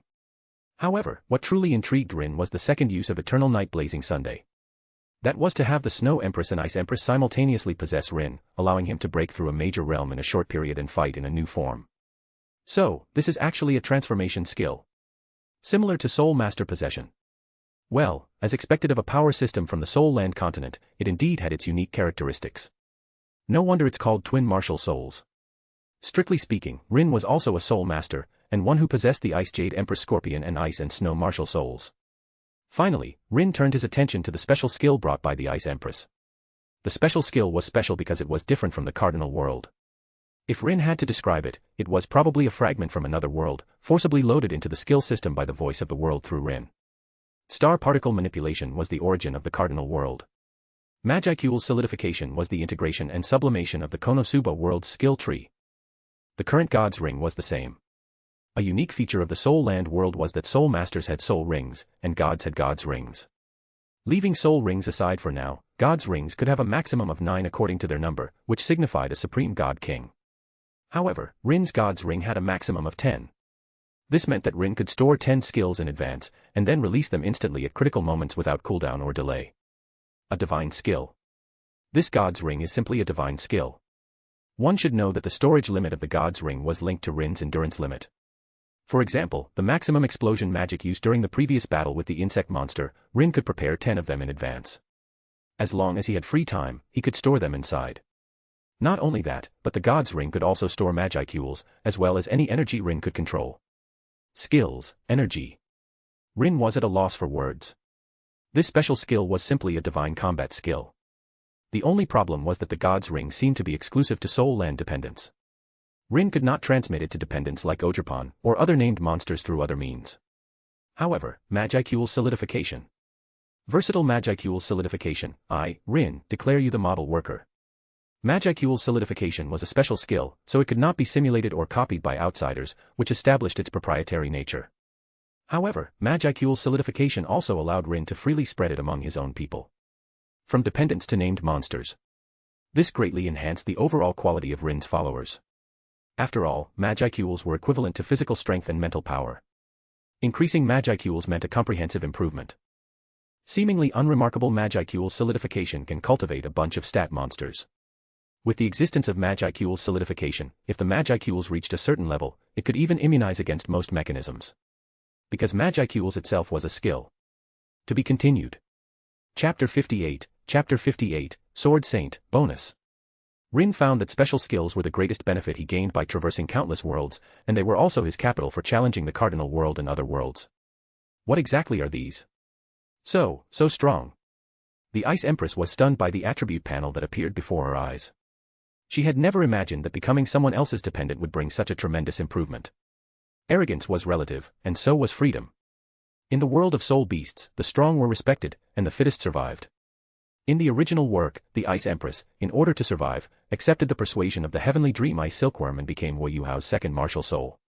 In Soul Land 2, the Ice Empress and Snow Empress, in essence, became divine beasts by Wu Yuhao's side. It seemed good, but in reality, they were still pets of humans and gods, their lives not their own. Sorry, I misunderstood you, Master. The Ice Empress's address of Master was utterly sincere. If the soul beasts of the entire Soul Land continent knew that becoming Rin's dependent would bring such earth-shattering changes, countless of them would fight to the death for it. The Ice Empress paid the price of her freedom. But what was that small price compared to a bright future and continued survival? The only difference was whether one could follow the right master. However, looking at the present, the Ice Empress and Snow Empress were undoubtedly fortunate. They met a generous and humane master. Master. The Snow Empress, standing nearby, nodded. She also saw her attribute panel. Calling Master by his name is indeed improper. From now on, I will also call him Master. Actually, there's no need. Rin originally wanted the two women to call him Rin directly, but seeing their firm attitude, he said nothing more. Dependent and Master. This was originally a transaction. However, the Ice Empress and Snow Empress truly won big. Perhaps some might think that Rin also gained benefits. But in the eyes of the Ice Empress and Snow Empress, Rin had countless choices, while they only had this one opportunity to follow him. They were fortunate, far more fortunate than other soul beasts on the Soul Land continent. From now on, please allow me and Ice Empress to serve by your side to repay your life-saving grace. MHM. The Ice Empress nodded obediently. Since even her older sister said so, as the younger sister, she naturally just had to follow suit. All right. Rin looked at the Snow Empress and asked, Snow Empress, what do you think? Very strong. On the Snow Empress's cold and beautiful face, a smile like melting winter snow appeared. Perhaps, among Master's subordinates, I am the strongest now. Snow Empress. Race, High Ice Elf. Magicules, 86,000, A rank high tier. General skills, Ice Magic, Ice and Fairy-type Pokémon Magic. Intrinsic skills, Icy Body, All Swordsmanship Mastery, All Melee Mastery, Magic Power Amplification, Super Regeneration.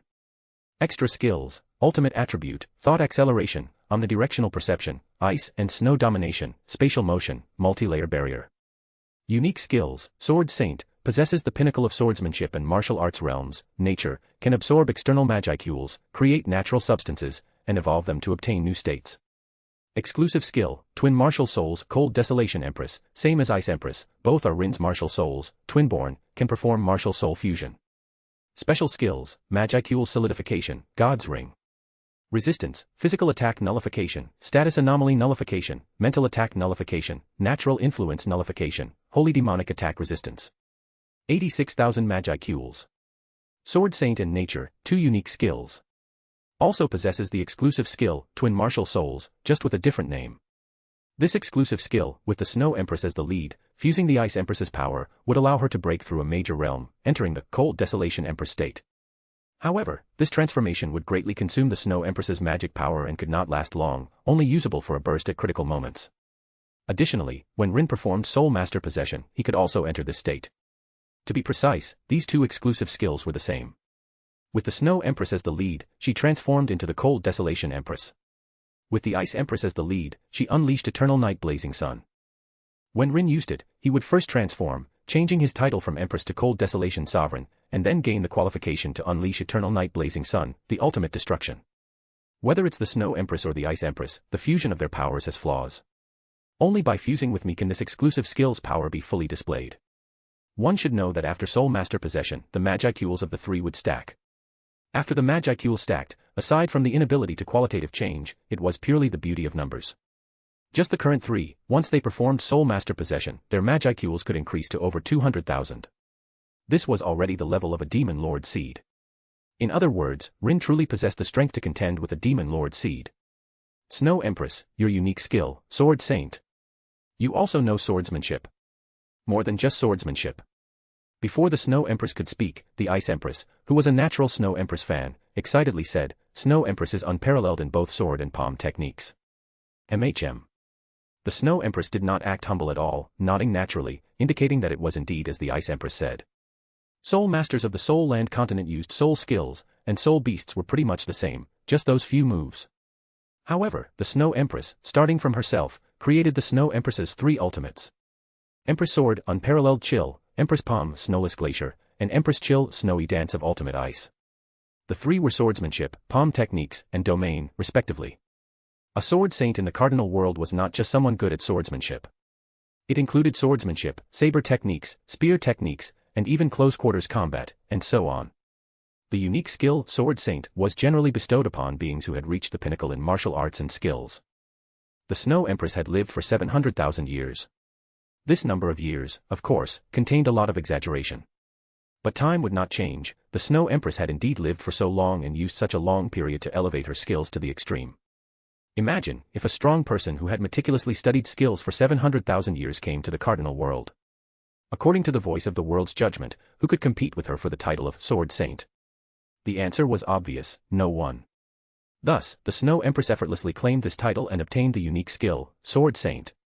To be continued. More powers to Aneses. Just remove the hyphen to access normally. Chapter 59, Clayman's Plan. As expected of Snow Empress. Rin marveled at Snow Empress's excellence. What is nature? A skill that converts magicules into existing matter. This skill was somewhat similar to Rimura's Analyze and Create, yet it also had certain differences. The biggest difference was that Snow Empress's creations were not mere transformations of form, but closer to creation from nothing. For example, Rimuru would consume minerals and herbs, then directly create weapons and potions. Snow Empress could do similar things. Not only that, but she could also use magicules to create various minerals and plants. As Snow Empress gained further control over nature, she could even synthesize life, such as monsters and magical beasts. Isn't that like being a creator? There are differences. Snow Empress shook her head slightly. This skill cannot create souls. When used to create life, plants were best, followed by ordinary animals with low intelligence such as pigs, dogs, cattle, and sheep. If creating monsters, the monster's soul must come from an external source, and the monster's potential would depend on the strength of the infused soul. In the cardinal world, potential and aptitude were primarily determined by soul strength. The stronger the soul, the higher the upper limit of skills it could bear. I see. Rin praised, that's still very impressive. With you here, Snow Empress, we will never lack resources again. Magicules equaled resources, and resources could be used for development. No wonder it was called nature. Snow Empress alone could support Rin's entire family, and the future looked promising. Itoshi Rin. Race, Dragonoid, Pseudo. Level, A rank high tier, 87,000 EP. Class, Mage. General skills, Life Magic, Healing Magic, Elemental Magic, Pokémon Magic, etc. Intrinsic skills, Adaptability, All Profession Mastery. Extra skills, Dragon Eye, Explosion Magic, Soul Summoning, Human Soul Fusion. Unique skills, Traveler, Broken, Leader, Capturer, Duplicator, Spirit Controller, can transform dependents into soul spirits and gain a soul spirit space. Special skills, Magicule Solidification, Inheritable, Star Particle Manipulation, Non-Inheritable, 10 Rings of God, Non-Inheritable. Exclusive skills, Twin Martial Souls, possesses Snow Empress and Ice Empress Martial Souls, can possess or directly summon them. Dependents, Ogerpon, Snow Empress, Ice Empress, 3/6, Benimaru, Shuna, Cheyenne, Sui, 4 out of 6. Marked worlds, Pokémon World, Cooling Down, Konosuba World, Cooling Down, Soul Land Universe, Sealed. Spirit Controller, a new unique skill. Rin was very happy to have gained another new unique skill. Spirit Controller allowed dependents to accompany him in Soul Spirit, Martial Soul, form and live in the Soul Spirit space. Rin originally had a similar space. But the Spirit space and the Soul Spirit space had fundamental differences. The Soul Spirit space was based on mental power. Here, Rin could directly materialize anything, making the dependents inside very comfortable. The Spirit space could store matter and physical bodies, but it was too narrow inside, with almost nothing. I wonder if these two skills can be fused together. If so, the combination of matter and consciousness would truly create a portable mini-world. However, this task was quite difficult, and Rin had no idea how to approach it. As for the Soul Land universe being sealed and inaccessible, Rin was not surprised. Tang Sen was, after all, the enforcer god of the divine realm in Soul Land. His power was immense, capable of triggering world rules to be wary, which Rin found very reasonable. Rin expressed indifference to this. Soul Land was currently in the peerless Tang sect era, and no matter how much Tang Sen trained, he would only reach a certain level. Rin's speed of becoming stronger was beyond Tang Sen's imagination. When he could forcibly break the seal of the Soul Land universe, Rin would naturally seek out Tang Sen to have a good talk about today's events. At the same time, east of the Great Jura Forest, an ancient castle sat atop a cliff. The plan failed. Failed. Laplace, the Wonder Pierrot, reported the latest intelligence from the forest. Beside him, a little girl named Tyr raised her hands, spinning around and giggling as she repeated Laplace's words. Footman grumbled, those insects indeed couldn't amount to anything. They were just a batch of failed modifications, we didn't have much expectation, did we? At the head of the table sat a tall man. He had silver-white hair, red pupils, 2 golden streaks on his forehead, and a sinister smile curling at the corners of his mouth, making him appear exceptionally demonic. This person was Clayman, one of the 10 Demon Lord, known as the Marionette Master. He was also the mastermind behind the insect magic beast Chaos in the forest. However, having the plan destroyed by someone is quite displeasing. Clayman looked at Laplace and asked, did you find out who did it? A newly appeared fellow, seems to be called Itoshi Rin. Itoshi Rin. Clayman swirled the red wine glass in his hand, then indifferently took a sip. Never heard of him, probably just some small fry who crawled out of a corner. Don't be careless, Clayman. Laplace's expression was somewhat serious. That guy is very strange. Not only did he defeat your modified insects, but he also subdued the ogre clan in the forest. He was actually able to subdue that ogre clan. Tia clapped her hands. So amazing. Ogre clan. Clayman remained disdainful. Just a bunch of muscle-brained simpletons. A mere B-rank ogre clan, and only a meager 300 of them, Clayman didn't even put them in his eyes. I will have Jelmud notify the Orc clan to advance towards the ogre clan's village. In Clayman's view, the Orc Lord, who had already reached Special A rank, was fully capable of sweeping through everything in the Great Jura Forest. The Orc Lord. That guy gives off a terrifying feeling. With the Orc Lord, the new guy who just emerged will soon be eliminated, right? How pitiful. Just gained control of the ogre clan's power, and now he's about to die. In the clown's eyes, a mere ogre clan village, what power did it have to stop the Orc Lord's advance? Then we will continue to monitor that forest, Clayman. I leave it to you. Watching the clowns leave, Clayman drained the wine in his hand. Clayman could not personally intervene in the matter of the Great Jura Forest. That forest was the Storm Dragon's territory. Other demon lords would not rashly enter unless necessary. According to Clayman's plan, he would send the Magen Jelma to name the monsters in the forest, thereby gradually encroaching upon the Storm Dragon's territory through this hierarchical relationship. What Clayman did not expect was that among the Orc clan, an Orc Lord, rarely seen for hundreds of years, had appeared. The Orc Lord possessed the power to devour all things and could rapidly increase his magicula by continuously feeding. If the Orc Lord could become a Demon Lord seed, then, with him, the power of 2 Demon Lord seeds would completely surpass the other existences. Yes, at this time, Clayman had no idea how enormous the gap between a Demon Lord seed and a true Demon Lord truly was. In Clayman's view, even the ancient Demon Lord Guy and Malim. Even if these two were stronger than him, they wouldn't be much stronger. If 1 Demon Lord seed couldn't win, what about 2? 2 against 1, could they still not secure a place among the 10 Demon Lords? A newcomer who appeared out of nowhere. Standing up, Clayman walked to the floor-to-ceiling window, then looked at his reflection, and smiled sinisterly. Cherish this brief period of beauty. Soon, you will know the cruelty of this world. To be continued. Chapter 60, Beat Him. Bonus. Bonus for 400 horsepower, next bonus at 600 horsepower. Give me more Power Stones XD. As the sun set, the afterglow sprinkled over the rural village, golden light intertwining with the fresh green of the rice paddies, forming a peaceful and harmonious picture. Smoke from the wooden houses curled upward, blending into the gradually darkening sky, as if it were the most natural connection between heaven and earth. Pony I Ponyo. The girl in the straw hat rolled up her pant legs, stepped into the wet rice paddies, and bent down to plant the rice seedlings into the mud. Ojapan hummed a tune no one understood while releasing a green grassy terrain from her body, using grass-type magicules to nourish the fields and seedlings, helping them grow stronger. Beside her, sturdy ogre clan members systematically planted rice seedlings. The cultivated land was not only for rice seedlings but also for vegetables and fruits. The cardinal world also had various crops, including those unique to other worlds and plant seeds from Earth. Due to the existence of skills, creating crops, altering genes, and cultivating varieties were far simpler than on Earth. This made the biodiversity of the cardinal world far more comprehensive than described in the original work. In front of the wooden house, a small river flowed gently, its clear water sound harmonizing with the sounds of farming in the distant fields, creating a tranquil pastoral life. This stream, about 4 to 5 meters wide, was specially dug by Benimaru and his people. The ogre clan had planted many cherry and peach trees along the riverbank. When the wind blew, pink and white petals fell like flying snow, truly transforming the village into a paradise within the great Jura forest. How does it feel? Rin sat by the river, holding a fishing rod, leisurely waiting for a fish to bite. Very good, I like this world. Snow Empress stood behind Rin, glancing at Ice Empress, who was playing with the ogre clan children not far away. It's been a long time since I've seen Ice Empress this happy.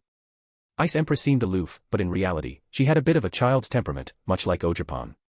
Ogerpon was a good child, and not long after meeting Ice Empress, the two became inseparable. Oh, and Cheyenne should be added too. The three of them were like mischievous tomboys, often led by Cheyenne to wreak havoc on the brainless magic beasts in the forest. Of course, this was a good thing. Magic beasts are inexhaustible. As long as there are Magicules in this world, if one batch of magic beasts is killed, new ones will quickly be born. Unlike soul beasts, magic beasts in the cardinal world are no different from resources. Monsters hunt magic beasts, and human adventurers also hunt magic beasts. Magic beasts, when can we stand up? Unfortunately, magic beasts cannot stand up. Because magic beasts lack the essential thing for evolution, a soul. The reason Rin doesn't subdue magic beasts is precisely because they lack souls. They cannot provide Magicules to Rin. I've been learning management from Miss Shuna recently. Snow Empress positioned herself as Rin's assistant. And to be a good assistant, both wisdom and strength are indispensable. She disliked being subservient but was unwilling to leave Rin, which is why she chose the position of assistant. Moreover, having seen a new world, if she couldn't continue to grow stronger, wouldn't it be a waste of Rin's good intentions? Snow Empress would never easily let go of this hard-won opportunity. Also, Hakuru is very powerful. His swordsmanship has greatly benefited me. After returning to the cardinal world, Snow Empress began to establish her prestige. The first thing she did, just like Ogerpon, was to subdue the entire ogre clan, including Benimaru, Cheyenne, and other subordinates of Rin. Under Rin's command, no one was Snow Empress's opponent except for Ogerpon and Ice Empress. Even Ogerpon, when facing Snow Empress's fully unleashed Snow Empress form, had to avoid her sharp edge and rely on delaying tactics to wear her down. However, Snow Empress would not give Ogerpon such an opportunity at all.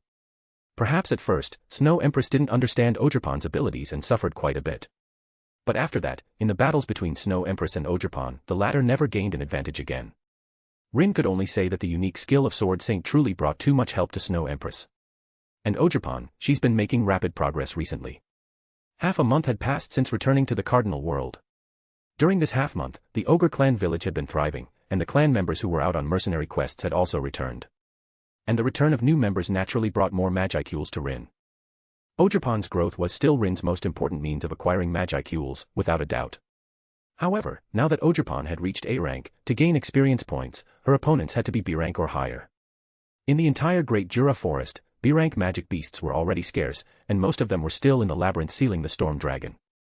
Rin temporarily did not plan to deal with the Storm Dragon. The Dragonoid race made Rin prepare for low-key development, trying his best not to be discovered by those dragon kind. This decision significantly slowed down Ogerpon's experience harvesting efficiency. In half a month, Ogerpon's Magicules barely reached 48,000. Rin's Magicules, however, due to Ogerpon's recent advancement, officially broke through the 90,000 mark, entering the realm of A-rank pinnacle. Let's go, Snow Empress. Rin put his things into his spatial storage and then called out to Snow Empress. Let's start today's training. Snow Empress quickly followed. She would train Rin's combat abilities every day, helping him familiarize himself with various powers. Rin's Magicules were vast, and their value was also very high. However, Rin was truly not excellent in the combination of various skills and on-the-spot improvisation. Despite possessing such immense power, Rin only displayed less than 5% of it. Of course, Snow Empress could see that Rin was not bad at fighting. Rin definitely had combat talent. The only thing Rin lacked was experience. Soon after, Rin and Snow Empress returned to their wooden house. The two did not go to the arena specially built by the village. Because it wasn't necessary. With a spiritual world like the Soul Spirit space, they could completely conduct consciousness simulations. Ice Empress, who was about to go play with Ogerpon not far away, suddenly stopped. It's starting again. Perfect, let me see Master's progress. Ice Empress split a wisp of her mind, letting it control her body to walk towards the field area, while more of her energy was focused on the battle within the soul spirit space. Cheyenne and others took the same action as her. Except for Ice Empress and Snow Empress, who were permanently stationed outside, other subordinates, as long as they received Rin's permission, could enter the consciousness space in their soul spirit form. Such a good combat stage was not only for Rin. Other subordinates also liked to request duels for practical sparring. Over time, a combat power ranking was even created among the subordinates. Among the 7 subordinates, Snow Empress undoubtedly had the best record. Next was Ogerpon. Cheyenne and Ice Empress had similar records. Basically, if they lost one day, they could win it back the next. Benimaru, due to his unique skill being more military-oriented, was a step behind the 2 women. Sui and Shuna, one specialized in assassination and the other was a priest, simply could not defeat those combat fanatics head-on. To be continued. Just remove the hyphen to access normally. Chapter 61, Palm that freezes time. Is Rin-sama going to fight Lady Snow Empress again? Sui and Benimaru had things to do, so they didn't watch this battle. Cheyenne and the others stayed in the village, so even if they split their minds, it wouldn't affect their daily activities. I wonder how long Rin-sama can last this time. Cheyenne respected Snow Empress, but she would not slack off on the necessary challenges. Cheyenne would never easily give up her position as Rin's close subordinate.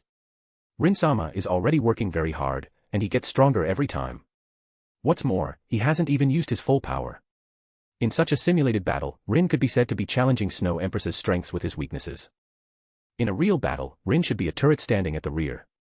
Under absolute firepower, any technique would seem so flashy.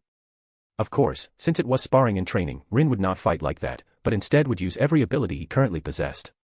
Only by constantly using them could one deeply explore and thus make oneself more perfect. Go, Rin.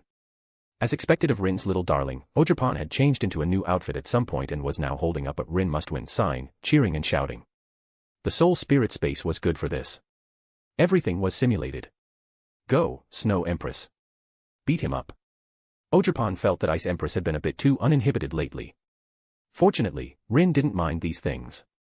Let this old man be the referee. Hakuru stroked his beard and stepped forward, standing to one side of the battle circle. I'll have to trouble you again, Hakuru. Not at all. To be able to witness such a wonderful battle is a great enjoyment for this old man. As Hakuru spoke, his brow slowly split open, revealing a vertical pupil. This was precisely the old man's reliance for being able to act as a referee, the heavenly eye.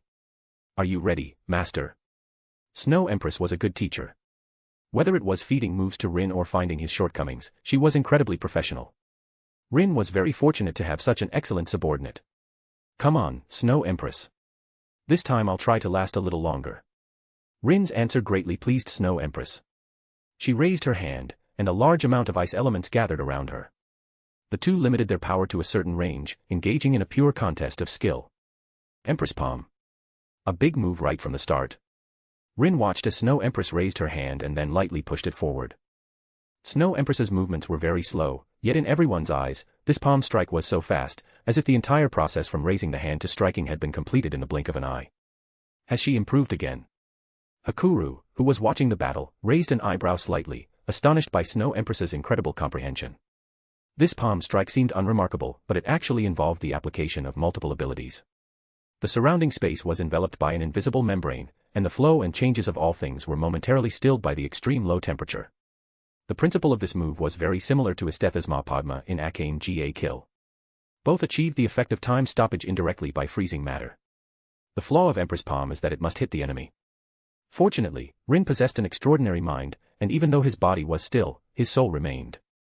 Thus, he could still think. And being able to think meant that the monster's skills were not sealed. There's still a fight left. However, just as Rin was preparing to counterattack, an invisible force gently landed on his chest. Rin felt a chilling sensation spread from his heart throughout his body. Due to their master-servant relationship, Snow Empress was unable to inflict any harm on Rin. But if this move had landed on anyone else, even if it didn't kill them, it would certainly result in severe injury. Snow Empress wins. At the same time, Hakuru, acting as the referee, immediately announced the battle's outcome. Huh. Rin was stunned, then immediately reacted, looking at Snow Empress in surprise. Snow Empress, does your Empress Palm no longer need to make contact with the enemy? In such a short time, Snow Empress had perfected all of her 3 Snow Empress ultimates one after another. The Empress Palm, originally only applicable to short distances, no longer required direct contact. As a result, Snow Empress gained another unexpected killing move, and her combat ability increased once again. So powerful, I had no chance to retaliate at all. In the Cardinal world, Magicules were never the key factor in determining strength. Some monsters, despite having only tens of thousands of Magicules, could fight against powerhouses with hundreds of thousands, or even millions, of Magicules. The best example was Hakuru in the original work. As for Snow Empress, she was already the strongest combat force under Rin's command. Even Ogerpon, in a one-on-one situation, could only rely on her destroyer advantage to fight to mutual destruction. You did great. Hit him, keep hitting him. Although the surrounding audience didn't fully understand, they were greatly shocked. Especially a certain green-haired girl, who was practically screaming her throat raw, wishing she could personally step in and punch Rin. This Ice Empress. Rin's mouth twitched slightly, secretly deciding that after the training ended, he would definitely spank her. Don't be silly, Ice Empress. Snow Empress glanced at Ice Empress, finding this quite a headache. Although she had already accepted Rin as her master in her heart, Ice Empress was not one to admit defeat verbally. Snow Empress truly feared that one day, Rin might lose his patience and go wild on her. Snow Empress, you're getting stronger so fast. In such a short time, you've completely adapted to the Cardinal world's power system and even developed new techniques based on it. Losing to Snow Empress, Rin was not disheartened. Rather, Rin had already lost to Snow Empress dozens or hundreds of times during this period, so he was already accustomed to it. Master, too, your progress speed is even faster than I expected. Snow Empress still cared about Rin's face, she comforted him. At first, when I froze time and space, Master couldn't even react. After this period of training, if you encounter similar situations again, Master can calmly handle them. Snow Empress was not just talking about her moves, but also sudden assassination methods similar to time-space freezing. If it were the initial Rin, facing such a sudden attack, he would definitely be caught off guard. But now, Snow Empress was fully confident that no matter how sudden the situation, Rin would be able to react instantly. And this was Snow Empress's true goal. To be continued. Chapter 62, Great Jura Forest Conquest Plan, Bonus. Bonus for 600 horsepower, next bonus at 800 horsepower. You're truly putting in a lot of effort, Lady Snow Empress. Hakuru sighed with emotion. What the Lord lacks is not the ability to fight enemies, but means of self-preservation. With powerful dependents like Snow Empress, Ice Empress, and Ogerpon protecting him closely, Rin actually had no shortage of combat power. Sending out any one of them was equivalent to unleashing a powerful ultimate move. They were inherently Rin's strength. There was no reason to believe that he had to personally fight for it to count as his own action. Thank you, Snow Empress. Between you and me, there is no need for thanks. Snow Empress said, come, let's continue our training. Providing Rin with means of self-preservation was Snow Empress's most urgent priority. And beyond that, it was to unleash Rin's combat potential, making him no longer a weakness, but the strongest in the team. As her master, how could Rin be weaker than her? Having a sword but not using it, and having no sword to use, are two different concepts. Rin not needing to fight did not mean he could not fight. When enemies finally broke through the interception of Snow Empress, Ogerpon, and others, and finally reached Rin, they would discover that he was the strongest. This was Snow Empress's ultimate goal in training Rin's combat skills and instincts. Good. Rin did not decline, nor would he let down Snow Empress's good intentions. The battle ended, and Rin still failed to defeat Snow Empress. Rin, however, was indifferent to this. Previously, Ogerpon was stronger than him, and now there was another Snow Empress. It made no difference. You've worked hard, Rin-sama. Shuna brought a food box filled with many dishes she had personally prepared. The ingredients were mountain delicacies and wild game from the forest, and after Shuna's cooking, they were incredibly delicious, so much so that even Ice Empress and Snow Empress, who had little interest in human food, quite enjoyed them. Ponyo. Ogerpon came bouncing from afar. Because she had just come out of the rice paddies, the girl left muddy, black footprints behind her with every step. Ah. Wait, Ogerpon, stop quickly. Puh. Seriously, how can you come into the house all dirty? Shuna hurried forward, summoning water to wash Ogerpon's hands and feet. After this period of getting along, the ogre clan in the village had become familiar with Ogerpon's personality and character. She was just an innocent and kind little girl. In terms of strength, Ogerpon was indeed unmatched among the ogre clan, but in terms of temperament, they completely treated her as the ogre clan's mascot and took care of her. Especially Shuna, their relationship was as close as sisters. Wash this foot too, and this side, oh, so comfortable. Ogerpon didn't mind at all being treated like a child, and she even regarded Shuna, who was good at taking care of people, as an older sister. Thank you, Shuna. M.O. You need to be more careful next time, you're always so clumsy. Shuna dotingly stroked Ogerpon's head, while handing the specially made sandwich to the girl. Ogerpon took the sandwich, took a bite, and her eyes immediately lit up. Delicious.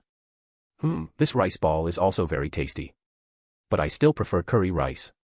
Okay, I'll make it for you next time. Oh. There was a lot of food in the basket. Shuna usually enjoyed researching these, and Rin's preferences were her main focus of study. In the original work, Shuna was not strong in combat, yet she was still Rimuru's second-in-command, and there was a reason for that. With Shuna overseeing the base camp with her excellent logistics and coordination abilities, even when Rin was away, their foundation would not fall into disarray. Gurgle gurgle. After eating, Rin drank the freshly squeezed juice prepared by Shuna, and looked at the prosperous and lively scene in the village, feeling a sense of peace in his heart. The Great Jura Forest was vast, with many scenic and pleasant places. The Ogre clan's village was nestled by mountains and rivers, rarely encountering conflicts with the outside world.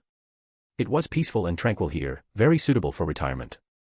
If I didn't have the traveler ability, living in the Ogre clan village for a long time would eventually make me lose my fighting spirit. However, I can go on adventures in other worlds. Explore outside, and when tired, return to this village for recuperation and relaxation. Rin-sama, this is the village's subsequent construction plan, please take a look. Mornings were for Rin and Snow Empress's morning training, and afternoons were for handling official duties. The official duties were not complicated, mostly concerning resource consumption, construction plans, and directions and goals for external expansion. Rin didn't need to consider the specific details. What he needed to do was grasp the overall direction. Tell me the specifics, Shuna. All right. Shuna clasped her hands in front of her lower abdomen, then reported to Rin the changes in the village over the past half-month. First, Ogerpon, under her leadership, the magic beasts within a 50-kilometer radius have been completely cleared.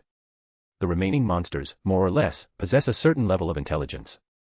According to your request, intelligent monsters, as long as they do not actively attack, have the right to survive in this land.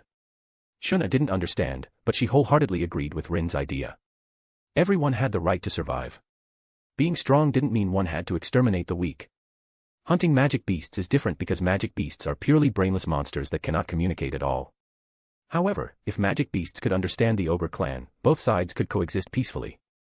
In contrast, even with the lowest intelligence, monsters still follow some basic rules. This allowed the village, including the forest and fields within a 50-mile radius, to develop a completely new ecosystem. It's just that the village's development has reached its limit at this point. Shuna spread a map before Rin. Our Ogre clan is the strongest monster tribe in this area. Further out, there are scattered goblin villages and some intelligent monsters.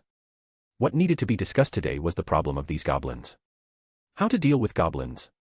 Rin remembered that in the original work, Rimuru first subdued the goblins in the forest and even bestowed names upon them. Rimuru's Magicules were backed by the Storm Dragon, so even if they were depleted, they would quickly recover. But Rin didn't have such confidence. His Magicules were limited, so even if he bestowed names, he would only choose the most outstanding and promising monsters. However, this was only a matter of time. After all, naming monsters could provide Rin with more Magicules.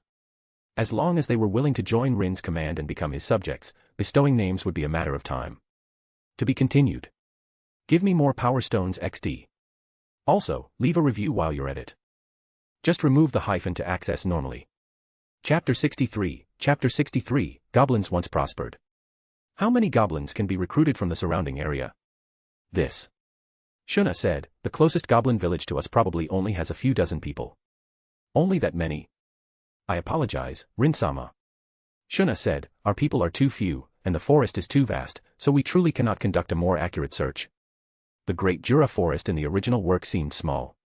But only after truly transmigrating to this world did Rin realize how vast the real Great Jura Forest was. Though called a great forest, it actually featured diverse terrains, including grasslands, swamps, lakes, and hills. These areas were separated by dense forests, which formed the monster circle of the Great Jura Forest. It's alright, you've done your best. Rin naturally wouldn't blame the loyal Ogre clan. I know about goblins, you see. Just as Rin was contemplating how to better search for tribes in the forest, a figure slowly appeared before Rin and the others.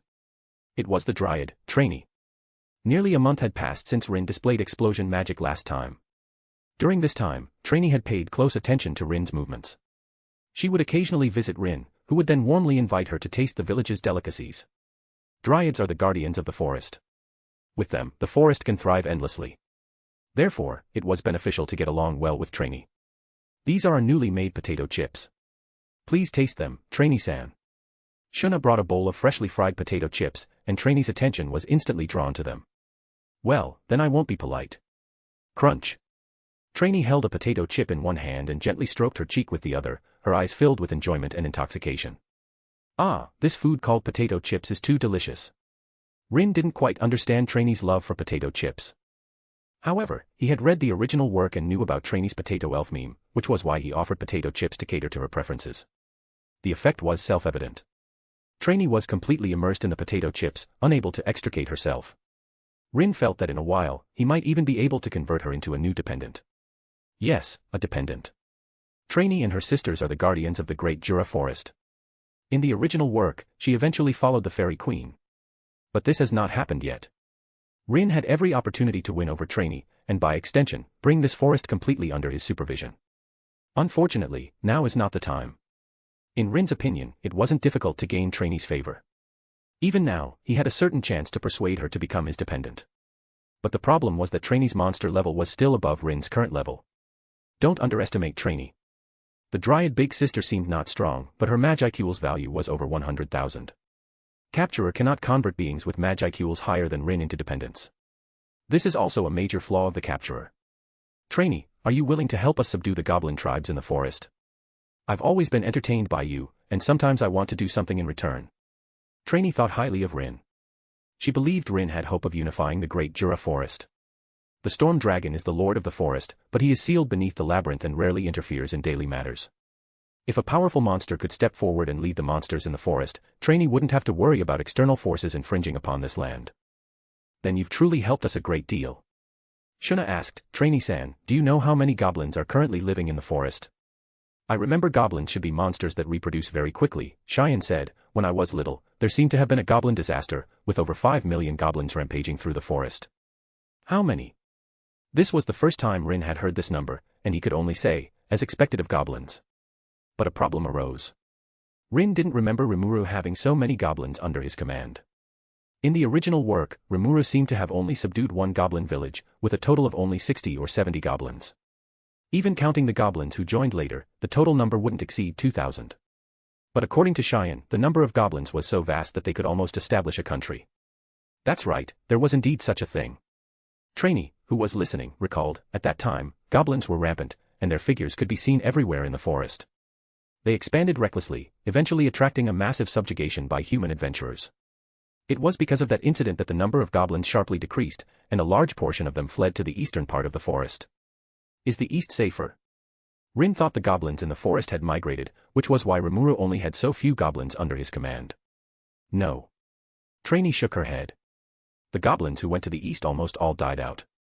Ah. Soon, Rin learned the reason from Shuna. The Great Jura Forest, in terms of ownership, was considered the territory of the Storm Dragon, Veldora, and the Demon Lord's domain to the east. The Western nations, and the Northern Empire all tacitly acknowledged this.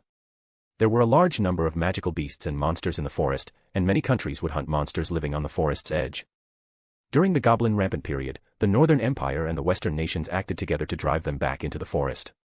They thought that as long as they stayed away from humans, they would be safe. However, the 3 demon lords in the east similarly looked down on this group of weak goblins and carried out a massive purge against them. By now, only the goblins living in the central area of the forest remain, estimated to be no more than 30,000. Normally, the goblins in the Great Jura Forest shouldn't be as few as they were in the original work. Otherwise, wouldn't human adventurers not receive any quests to subjugate goblins? But the situation at that time was quite special. The Storm Dragon's aura disappeared, and the monsters in the forest became unrestricted, beginning to devour each other. It's not surprising that the number of weak monsters like goblins plummeted from tens of thousands to around 2,000. Will goblins not go extinct? They won't. Trainee said, monsters are very difficult to truly exterminate. Monster factors will not disappear because of the extinction of a certain race. Even if all the goblins in the world were killed, new goblins could still be born in the future. To be continued. Chapter 64, Monster Factors. Furthermore, the voice of the world will also maintain balance, Trainee said. When they are truly on the brink of survival, goblins all over the world will receive blessings. This blessing is not limited to one place. Instead, goblins worldwide will rise simultaneously. Weak monsters will greatly increase in number during the Magicule's tide. Powerful monsters will give birth to kings rarely seen in 100 years.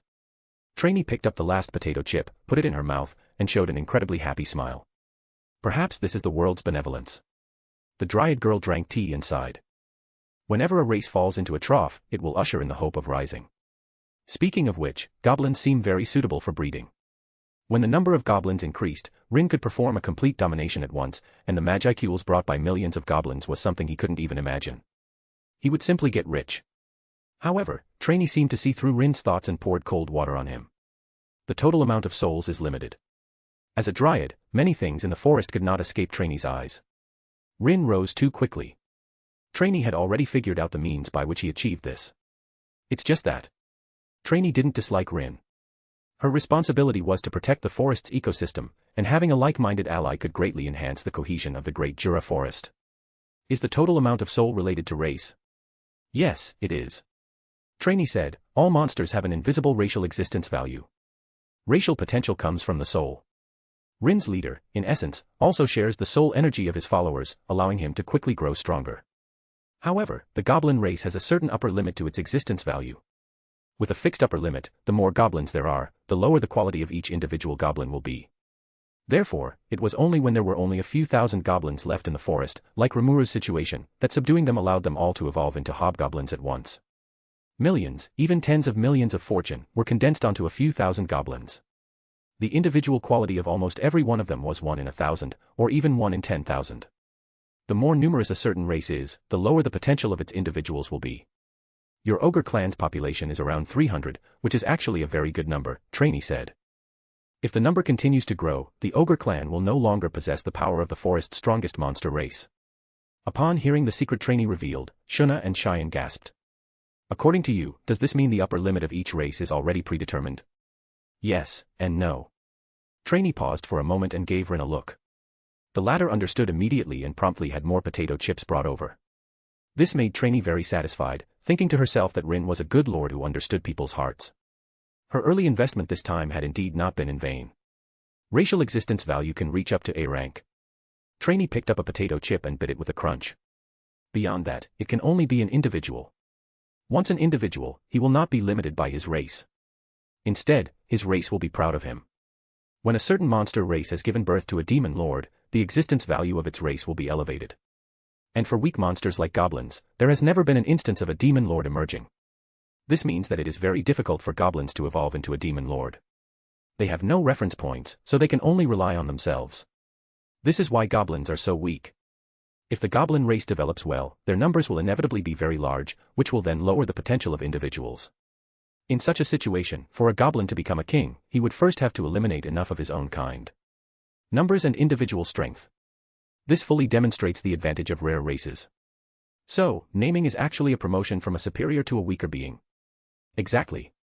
Trainee nodded and said, there is no path, but if a strong person from above is willing to pull you up, then things become very simple. Strong individuals do not need to follow rules. Because they themselves are the rules. In the original work, Rimuru transformed the remaining few thousand goblins into hobgoblins all at once, causing a leap in their racial existence value. The hobgoblins from the goblin village were separated from other goblins in the cardinal world. The two no longer shared the same racial existence value. How many goblins are there in the western part of the forest, near us? Rin couldn't possibly cross half the forest to the south and north to find scattered goblin villages.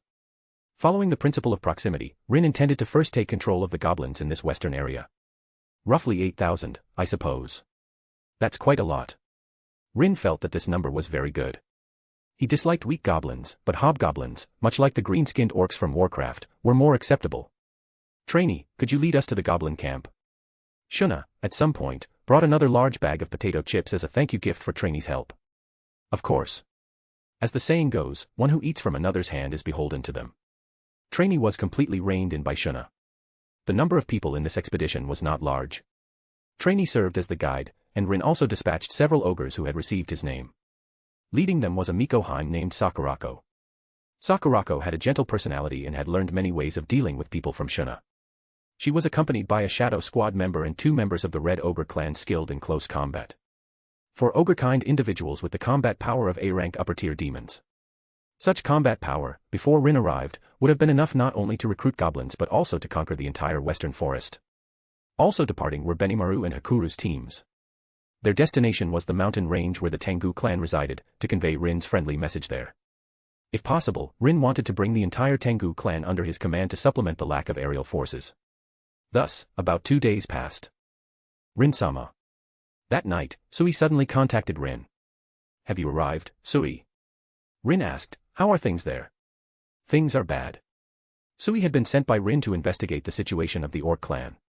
He remembered that in the original plot, the Orc clan, unable to obtain enough food, had their leader, who would later become the Orc Lord, forced to go out in search of hope. There was one point, the Orc clan leader possessed the unique skill, Starved, even before Jelmud named him. Starved was like a curse, causing the normally gentle Orc clan's appetite to surge, leading them to devour their stored food and even resort to cannibalism. To be continued. Just remove the hyphen to access normally. Chapter 65, Traces of the Orc Lord. Just as you predicted. Sui stood on a cliff, gazing at the desolate land in the distance. Under the scorching sun, not a blade of grass grew. There's nothing, neither grass nor trees, all gone. It seems Starved has already manifested. Through this event, Rin was able to roughly determine the current time period. After Rimuru reincarnated, it took him about a few months to leave the labyrinth. Afterward, he successively subdued the goblins and dire wolves, encountered Benimaru and others whose villages were annihilated by the moderate Harlequin alliance, and soon met the invading Orc army. Rin felt that it should be around the first half of the story's plot, as the storm dragon was still present. However, considering the insect-type magic beast not mentioned in the original work, Rin felt he couldn't completely rely on the original as a reference. In the real world, any event can trigger a butterfly effect. Rin didn't think the future would unfold exactly as described in the novel. Sui. At your service. Go to the Lizardmen's territory, inform them of the Orc clan's changes, and then propose an alliance with us. Rin wanted to subdue all the monsters in the forest. Each of them was an important source of magicules for him, and he couldn't let a large number of them die off casually as in the original work. Understood. Upon receiving the order, Sui wasted no time and immediately rushed towards the Lizardmen's stronghold. This is a bit troublesome. Upon learning the current time period, Rin felt a slight sense of distress, and his expression was immediately noticed by Ice Empress. "Master, is something wrong?" Rin pondered for a moment and told Ice Empress the information he knew. Simply put, someone is behind a conspiracy, and there's a group of very strong individuals hiding in the shadows. I'm a bit uneasy. Rimuru's initial opponent, the early antagonist, and later a power-level measuring unit, Clayman, one of the 10 Great Demon Lord. Don't misunderstand, even though this guy didn't perform well in the original work and was easily dealt with by Rimuru. But Clayman was still a Demon Lord seed, after all. The term Demon Lord seed here does not refer to a truly awakened Demon Lord. In the Cardinal world, if you are a Demon Lord seed, then acquire territory and an army, you can call yourself a Demon Lord. Afterward, through the Demon Lord Council, as long as the other Demon Lord do not object, then you are a Demon Lord. Clayman and the Demon Lords, are they very strong? Hearing that there were powerful individuals, Ice Empress felt a little excited and wanted to fight these strong ones. Among the 10 Great Demon Lords, 7 are true Demon Lords. Currently, Clayman's Magicule's value is estimated to be around 400,000. The amount of Magicules doesn't represent everything, so even the current Rin has a chance to fight Clayman. Ice Empress and Ogerpon, the two girls' Magicules are A+, but in a real fight, ordinary special A ranks are no match for them. But this is clearly not enough. I'm not afraid of Clayman. What I'm worried about is the moderate Harlequin alliance behind him. Clayman belongs to the moderate Harlequin alliance and is the weakest member within it. Besides him, every other clown possesses combat power comparable to a Demon Lord. To put it bluntly, the current Rin, facing any one of the clowns, would be utterly annihilated. Fortunately, the clowns will not easily expose their existence. After all, once a conflict breaks out between the two sides, the sheer commotion would be enough to attract the attention of other Demon Lords. Yuki Kagurazaka would definitely not jump out at this time. Every one of them has the power of a Demon Lord. Ice Empress was a bit surprised. She increasingly felt that following Rin was the most correct decision she had ever made. Interesting. There will be opportunities. Rin said, if things become impossible, I will activate Traveler and take you to other worlds. With Traveler as a fallback, the worst outcome is merely living to fight another day. After he becomes stronger by relying on the power of countless other worlds, he will return for revenge. It seems that after arranging things here, it's time to start exploring new worlds. The feeling of being targeted wasn't good, and Rin hated those who schemed in the dark. Even if they aren't deliberately targeting us, since we are destined to be enemies, there's nothing more to say. If Rin was to follow Rimuru's path, then Rimuru's enemies would eventually emerge. Now, information on the Orc clan has been obtained. As for the goblins, Trainee will lead the way. Rin wasn't worried about Sakurako and their safety regarding the goblins. Trainee could summon Sylphide, and even if the clowns had truly arrived in the Great Jura Forest, they wouldn't dare to provoke her. I wonder how Benimaru and Hakuru are doing. Rin's understanding of the Tengu clan in this world was limited. Tengu. Ice Empress and Snow Empress, however, were quite interested. Rin explained. Although they are called Tengu, they actually resemble angels with wings. A long time ago, an angel incarnated into the body of a mountain wolf, thus giving birth to the Tengu clan. The Tengu clan here didn't actually have long noses. They liked to wear red, long-nosed masks and had white or black wings on their backs, and were called the Tengu clan due to their arrogant personalities. Years ago, the founder of the Tengu clan, Keed, practiced swordsmanship under Araki Byakuya alongside Hakuru. The two developed feelings for each other and gave birth to a daughter, who was Momiji in the original work. However, the gestation period for Tengu was extremely long. Hakuru's wife took a full 300 years to give birth to Momiji, and she passed on most of her Magicules to her. The stronger the monsters in the cardinal world, the less likely they were to bear offspring. Because this was a huge detriment to monsters. Bearing offspring meant the offspring would inherit a large portion of the parent's power. Even the former Star King Dragon fell because of this. Given the relationship between the Tengu clan and Hakuru, with him stepping forward, and then Benimaru entering into a marriage alliance as in the novel, Rin felt there was a high chance of gaining the loyalty of the Tengu clan. At worst, he would take on the conflict between the Tengu and Frey. Frey's strength might be slightly stronger than Clayman's, but she was definitely no match for those few clowns. Rin was confident that before Sky Queen Frey clashed with him, he would become strong enough that she wouldn't dare to provoke him. To be continued. Just remove the hyphen to access normally. Chapter 66, Subduing Goblins. The territories of the Tengu are located near Demon Lord Frey's country. Snow Empress memorized the map of the cardinal world. Hakuru and the others will probably have to travel for a while, so it definitely won't be that fast. Then let's wait a bit longer, until the goblins submit. Rin also took this time to continue researching the traveler's abilities. He discovered that the traveler's ability to open gates to other worlds wasn't entirely random. There were some controllable aspects. For example, Rin didn't directly use the traveler, but instead dispersed Magicules to capture world gates wandering in the void. During this process, Rin could obtain some fragmented information, thereby making a preliminary judgment about what kind of world was on the other side. Additionally, this usage would not consume the traveler's travel opportunities. Rin didn't need to worry about encountering danger and being unable to use the traveler. Alright, let me see what the next world will be like. Rin closed his eyes, his consciousness completely focused on the traveler's ability. The next moment, a large number of images flashed through his mind at an extremely fast speed, including worlds inhabited by countless monsters, and universes distorted by strange rules. All kinds of information surged like a tide, forcing Rin to actively disconnect. Huff. Huff. Huff. Opening his eyes, Rin gasped for breath, a large amount of cold sweat appearing on his forehead. Are you okay? Seeing this, Snow Empress quickly stepped forward to check. His condition was most keenly felt by Ice Empress, Ogerpon, and the other dependents, but fortunately, Rin replied that he was training, which appeased them. I'm fine. Rin smiled slightly at Snow Empress and said, good luck, I successfully captured an interesting world. An interesting world? Not yet confirmed. The new other world Rin discovered was a bit special. It has a very strong protective wall. I can't enter it freely like the previous few worlds. Of the three methods, connecting with that world and leading Rin in was impossible. Just now, as soon as the traveler's ability touched that side, the worlds will there reacted violently. Clearly, the other side was unwilling to interact with outsiders and just wanted to close its doors and live its own life. Forcibly intervening is also impossible. That world is very vast. Rin wasn't sure how vast the other side was, but in terms of sheer size, it was no less than the cardinal world.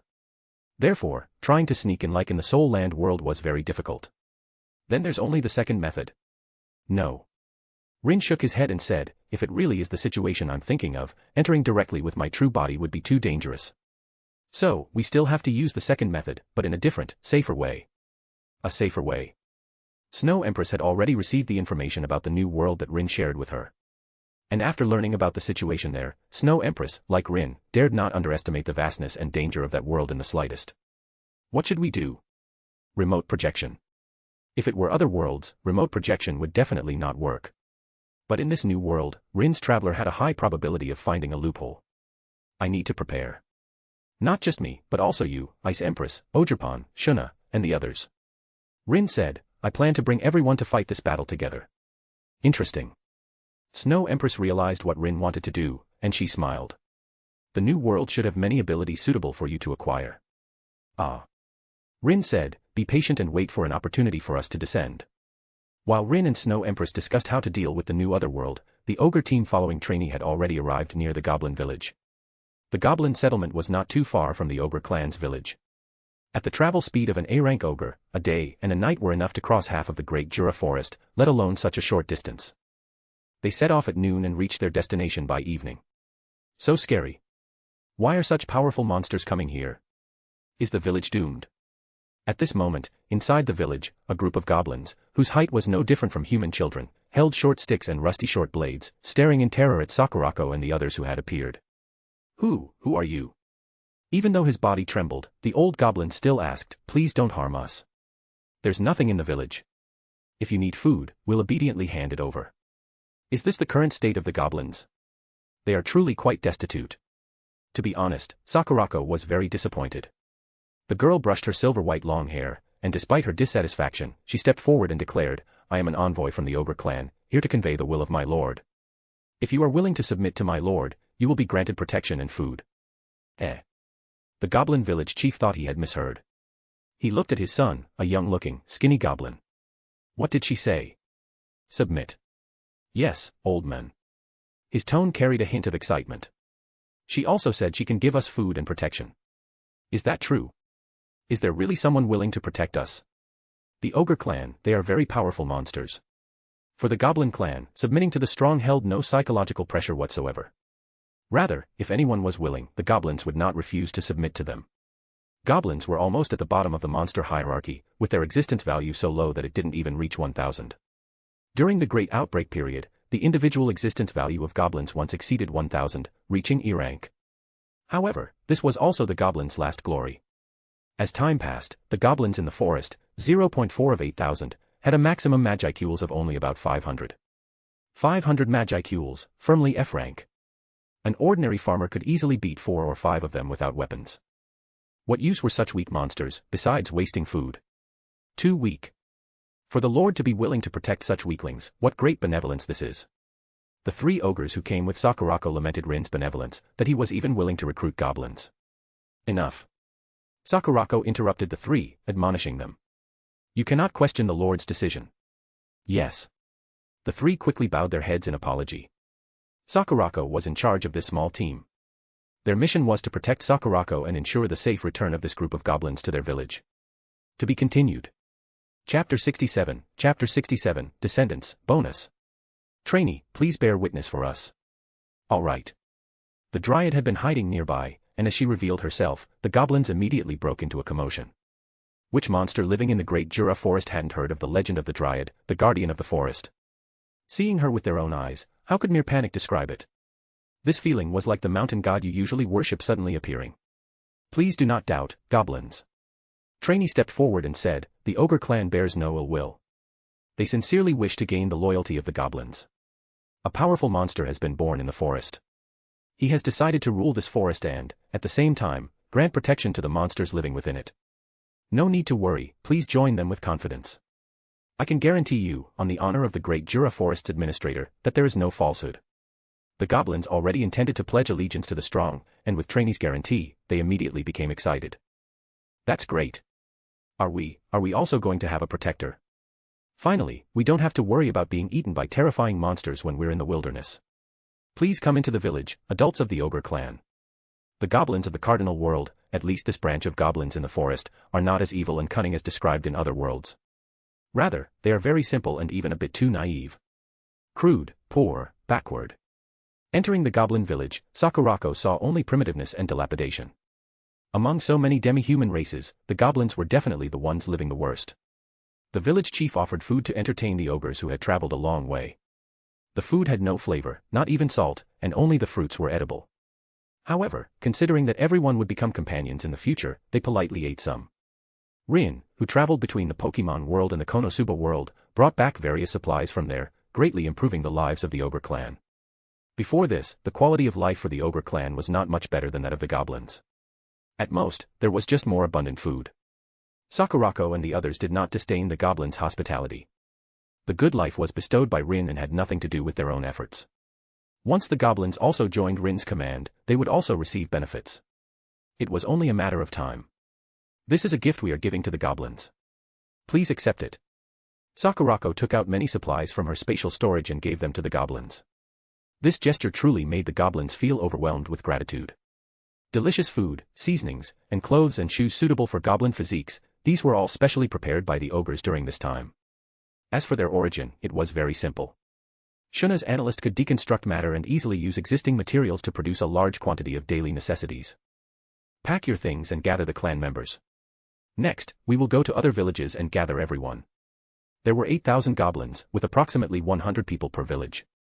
With over 80 villages, it would take Sakurako and the others at least a full day to visit all of them. Fortunately, the goblin villages were not far apart.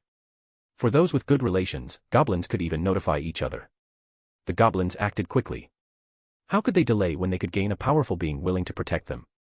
They immediately packed their belongings at the fastest speed, ready to depart. Sakurako did not think much of the goblins' messy village. The future center of their monster country would be the ogre village. Now was a time when population was scarce, and the addition of 8,000 goblins would greatly accelerate the development from a village to a town. Alright, please wait a moment, members of the ogre clan. I will have someone organize the supplies immediately. Quick, don't keep them waiting. We'll go prepare right away. The reactions of the goblin villages were largely similar. From initial vigilance and suspicion, to excitement upon receiving gifts, and joy at gaining favor. Soon, led by various goblin village chiefs, a large number of goblins gathered on the grassland designated by Sakurako and the others. These should be all the goblin villages that can be found nearby. Let's go. At Sakurako's command, the vast goblin procession, under the protection of the ogres, set off towards the ogre village. Due to the large number of people, what was originally a half-day journey increased to 3 days. During this time, Sakurako and the other ogres also had to protect the goblins. The numbers were too great, 8,000 people, nearly 10,000. Even though goblins are small, 8,000 of them crammed together still formed a dense, dark mass. To protect them well, the ogres dared not relax their minds, constantly maintaining magic perception to guard against dangerous magic beasts that might rush out of the forest. Oh my, oh my. How magnificent. Magnificent, magnificent. In the forest, 3 figures hidden in the shadows had long noticed this scene. They were members of the moderate Harlequin Alliance, Laplace, Footman, and Tyr. The 3 had actually arrived in this forest earlier. However, the schemes in the Great Jura Forest were currently being led by Clayman, and they were only there to assist him. The insects have been subjugated. Now even the forest's administrator has started helping him. I feel like he's going to become an incredible fellow. A monster who appeared out of nowhere but grew to this extent in just 1 month. Compared to Clayman's carelessness, Laplace instinctively felt a threat. To be continued. Chapter 68, Direwolf Clan, Bonus. Should we interfere? Laplace spun around, a cunning glint in his eyes. It's just that the few monsters around this guy seem difficult to deal with. Before, it was subjugating the ogre clan. Now it's goblins. Are we really not going to interfere? If this continues, Clayman's plan will be ruined. Footman felt they should try to gauge Rin's depth, while Tyr felt they should be a bit more cautious. It's too conspicuous. Tyr fiddled with her long sleeves, a hint of difficulty in her voice. Wouldn't the demon lords discover us? The 4 ogres in front of them were already difficult to deal with. If they fought, it would definitely cause a huge commotion. Not to mention Trainee the Dryad was also there, and they did not want to provoke such a being. Tell Clayman about it, and let him figure out a solution. The 3 were not very keen on getting directly involved, and the matters here in the Great Jura Forest were, in fact, the responsibility of Clayman, who was openly in charge. If anyone should worry, it should be him. In that case, let's go find Clayman first. I wonder how he will handle this sudden intruder. Thus, the 3 clowns silently lurked in the shadows. They did not leave but continued to observe the procession. Sakurako and the others, who were on their journey, were clearly unaware that their actions had already fallen under the gaze of a certain demon lord. Swish, swish, swish. Moonlight, like water, spilled across the vast grassland, silver light intertwining with the dark green sea of grass, creating a mysterious tranquility. The night wind gently brushed by, making the tips of the grass sway and rustle, as if whispering the secrets of the grassland. Dozens of giant wolves were galloping across the grassland, their figures appearing and disappearing like ghosts under the moonlight. The commotion caused by the goblins' collective movement not only attracted the attention of the clowns but also other monsters living in the forest. Among them were the dire wolf clan, who in the original work proactively attacked goblin villages to contend for forest supremacy. On a protruding hillside, a giant dire wolf howled at the sky. Behind it, hundreds of dire wolves quietly awaited their wolf king's command, whether to launch an attack on this group of goblins leaving their village. Father. The dire wolf who had gone out to gather intelligence on the goblins returned. He was the leader's offspring and the strongest among the young dire wolves. Have you found out why the goblins left their village? I smelled the aura of ogres. Ogres. Hearing the word ogre, the dire wolf leader immediately thought of the ogre clan in the forest. Those powerful lower-tier demons with B-rank strength were not something their mere C-rank monsters could compare to. Despite having a numerical advantage, the dire wolf leader began to hesitate at the thought of directly facing the ogre clan. Have the goblins surrendered to the ogre clan? We can't let them go to the ogre clan's village. If they really entered the village, the ogre clan was so strong, and with goblins as soldiers. 1 + 1 would be greater than 2, which would definitely be a huge obstacle to the rise of the dire wolf clan.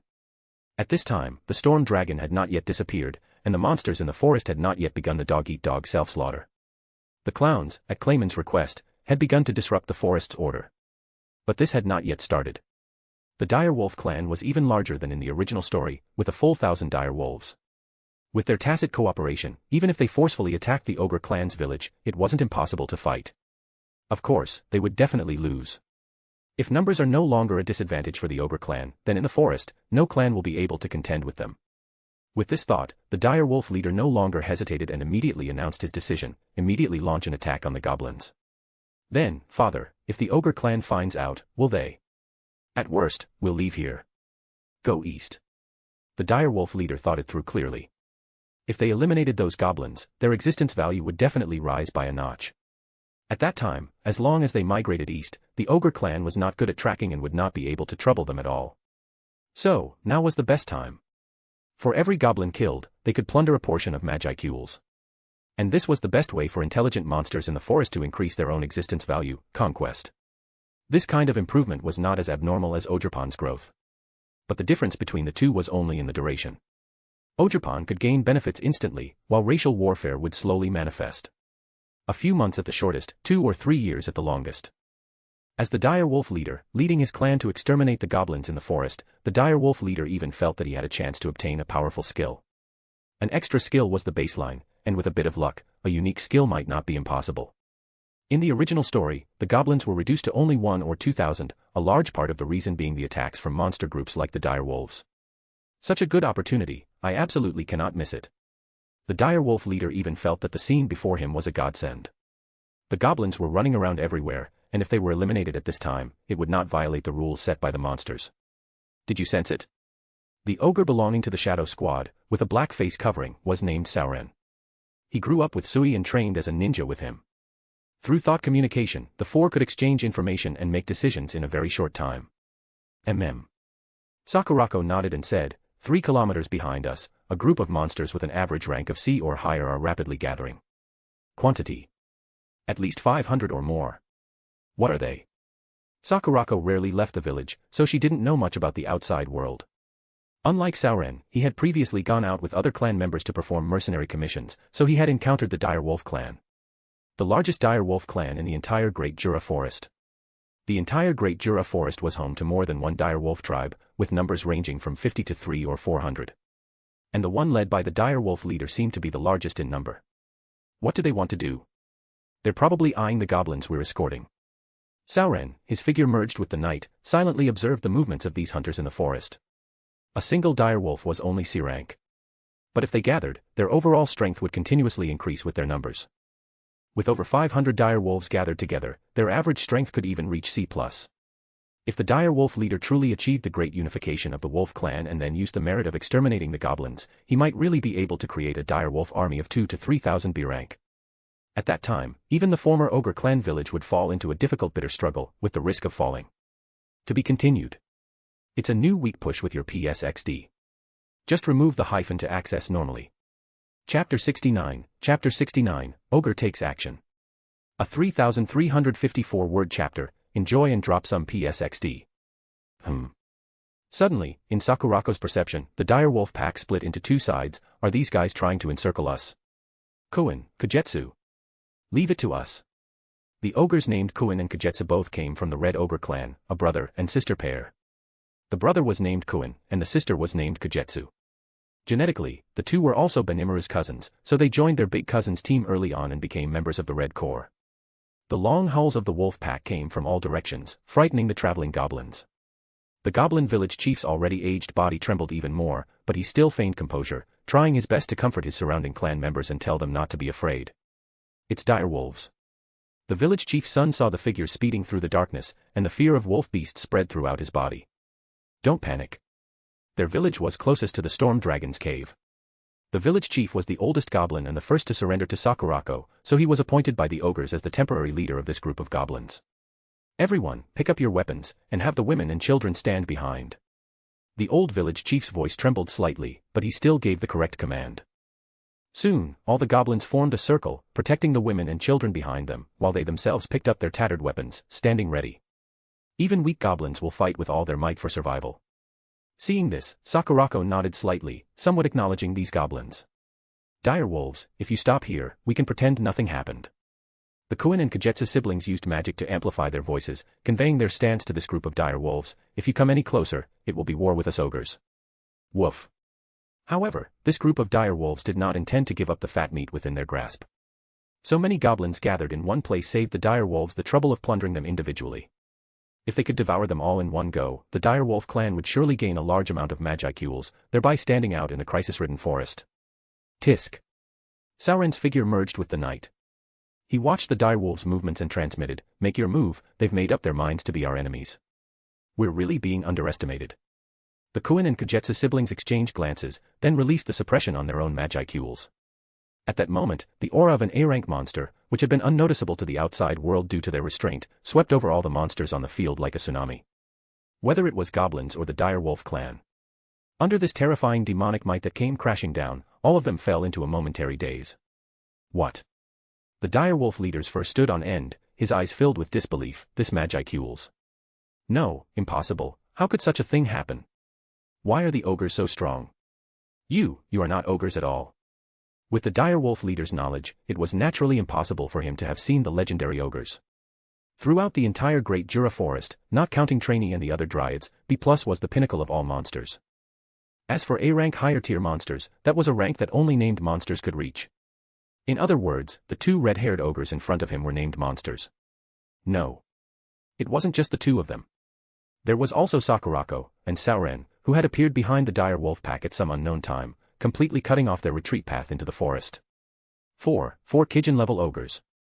The dire wolf leader's heart was filled with regret at this moment. He hadn't expected such a reversal. They, who were clearly the hunters, had now become the prey suffering in ambush. Retreat. Without the slightest hesitation, the dire wolf leader immediately let out a wolf howl to retreat. He had miscalculated. He had thought it was just a few ordinary ogres leading the goblins. But ogres. Let alone 4 ogres, even one was not something they could contend with. Think of Benimaru's confrontation with the orc army in the original story. A casual strike of black flame prison could turn hundreds of orcs into ashes. The Koen and Kagetsu siblings' current strength was definitely not inferior to Benimaru in the original novel. To eliminate these 500 dire wolves would only be a matter of minutes. Woof. Without hesitation, all the dire wolves instinctively followed their leader's command, fleeing in every direction. Stop them. Don't let a single one escape. Sakurako gave the command to Sauron, who spread his arms and threw out a large quantity of ice crystal-like threads, instantly covering the entire battlefield. Gap Crystal Silk. This was an extra skill inherited from the space element possessed by Rin. It could cut space and extract tiny threads. These spatial threads could not only bind enemies but were also incredibly sharp, comparable to the most top-tier divine weapons. Spatial motion, threading the needle. A stream of light shot out from Sauron's palm, constantly appearing and disappearing in space, connecting all the crystal threads that enveloped this space. Clap. Sakurako clapped her hands together, and an invisible barrier already enveloped all the dire wolves. The next moment, the circular network woven by Sauron began to glow with prismatic light, shimmering like a transparent kaleidoscope. Whoosh whoosh whoosh. A group of dire wolves frantically rushing forward only felt a fleeting stream of light in the darkness ahead. They ignored it and crashed into it head-on. And so. Woof. The figures of the wolves in front disappeared, only to reappear in other directions, and they went from having their backs to Sakurako and the others to facing them and rushing wildly. At this point, all the dire wolves were bewildered. What's going on? The dire wolf leader realized that things had exceeded his expectations. These ogres had used some unknown method to seal off the surrounding space. That circle of transparent mirrors was like a mirror, teleporting the wolf pack back, making it impossible for them to escape the range covered by the barrier. What should we do? Sauron watched the dire wolf pack running around like headless chickens, then came to Sakurako's side and asked her how to deal with these dire wolves. Master should need them. Rin's attitude towards monsters was mainly to recruit and subdue them. Roar. On the other side, dozens of dire wolves, seeing that they couldn't escape, began to attack the goblins. However, Kuin and Kagetsu had already locked onto them. How could they give the dire wolves a chance to harm the goblins? Smack. Kagetsu casually waved her hand, and nearly a dozen giant wolves, the size of lions or tigers, immediately flew backward like broken sacks. The girl had already held back her strength, but with the terrifying arm strength of an ogre, just a casual blow like that almost cost these dire wolves their lives. Kagetsu. Sakurako saw this scene and quickly shouted, "Don't kill them." Kagetsu didn't do it on purpose, she also didn't expect these dire wolves to be so fragile. She clearly didn't use much force. But why did each of them just fall down? Healing spell. There was no other way, Sakurako had to cast a healing spell on the dire wolves who were barely breathing, saving their lives. Let me do it. Seeing his sister struggling against the dire wolves' attack due to her inability to control her strength, Kuin shook his head. Boom. The red-haired youth lifted his foot and took a mighty step forward. Terrifying brute force stomped the earth, and an invisible force spread out like waves in all directions, shaking all the goblins and the running dire wolves to the ground. The martial artist skills inherited from Rin-sama are indeed formidable. Kuin's control over his strength was far superior to his sister's, he perfectly managed to strip everyone of their ability to move without causing them harm. Next. Then, a sharp glint burst forth in Kuin's eyes. He clenched his fist and swung it fiercely in the direction of the dire wolf leader. Boom. Crack. The next moment, a scene that terrified countless goblins and dire wolves appeared before their eyes. The earth shattered, and dirt flew. A bottomless gully began from Kuin and spread forward, extending hundreds of meters until it barely stopped in front of the dire wolf leader. Woof. At this moment, the dire wolf leader had no desire to contend. Just this one punch from Kuin shattered his ambition. Now, do you understand the gap between us? Kuin and Kagetsu confronted the dire wolf leader. With Kuin and Kagetsu's actions, the dire wolf leader now understood that he had kicked a steel plate. A rank was a watershed. Below A rank, as long as the numbers were sufficient, the opponent could eventually be worn down and killed. But after breaking through to A rank, the Magicule recovery speed was simply abnormal. Ogres, as long as they didn't seek death by recklessly unleashing powerful skills, would almost never run out of Magicules. Even if they couldn't win, if they wanted to escape, it would be effortless. And once animosity was established, unless one side completely submitted, there would be no end to it. The dire wolf leader's guts were now green with regret. He shouldn't have provoked this group of goblins. If he had known how terrifying ogres were, why would he even contend? Wouldn't surrendering directly be better? Now, he was being targeted by 4 A-rank monsters. Recalling the power Kuin and Sauron had just displayed. It wouldn't take many times, just 3 or 4 more, and the dire wolf clan in the forest would face utter annihilation. What now? Kagetsu, seeing the dire wolf leader starting to cower, quickly sent a telepathic message to Sakurako, asking for her opinion. They hadn't killed a single dire wolf. Although the siblings were confronting the dire wolf leader, they were actually at a loss internally, unsure of what to do. This power, after all, was not trained by themselves. Even if they defeated the dire wolf pack, the proud ogre clan would not feel particularly glorious. Only their respect and admiration for Rin grew even stronger. Look. This was the grace of their lord. Such powerful strength, with just a few punches and kicks, made the goblins and dire wolves tremble with fear. Let Rin-sama decide. Rin-sama. Hearing Sakurako's telepathic message, the Kuin siblings immediately understood her meaning. Stabilize these dire wolves, I'll contact Rin-sama. Sakurako finished speaking and immediately used the soul corridor to send a communication request to Rin. As for the task of stabilizing the dire wolves, that was too easy.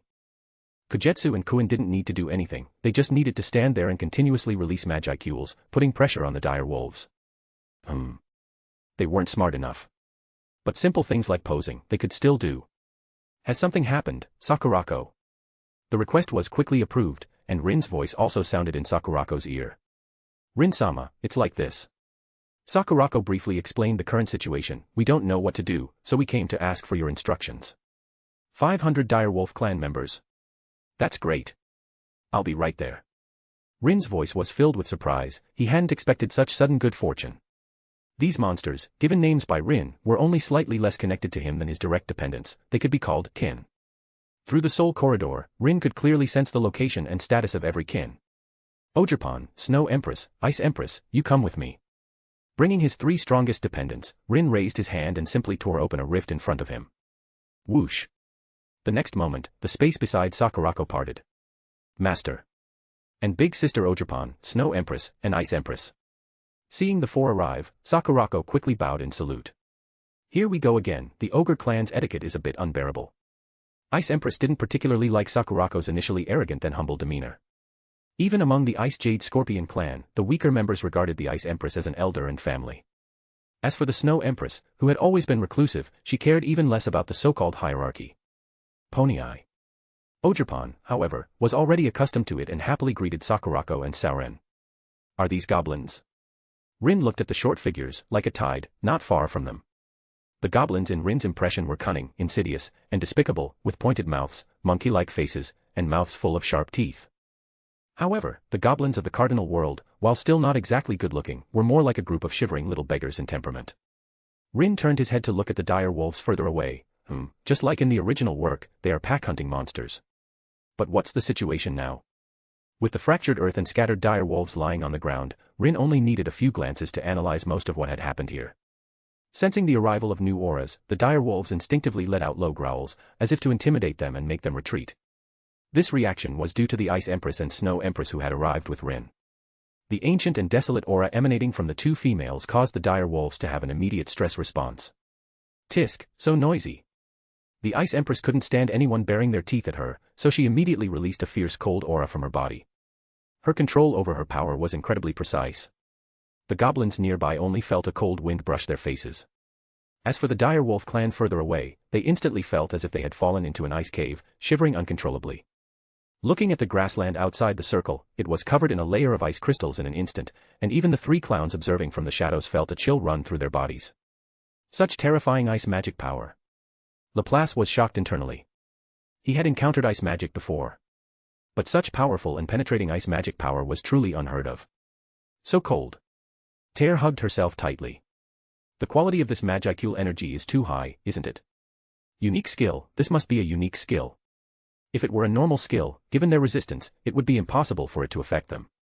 As for extra skills, single-target ones might be able to break through their defenses.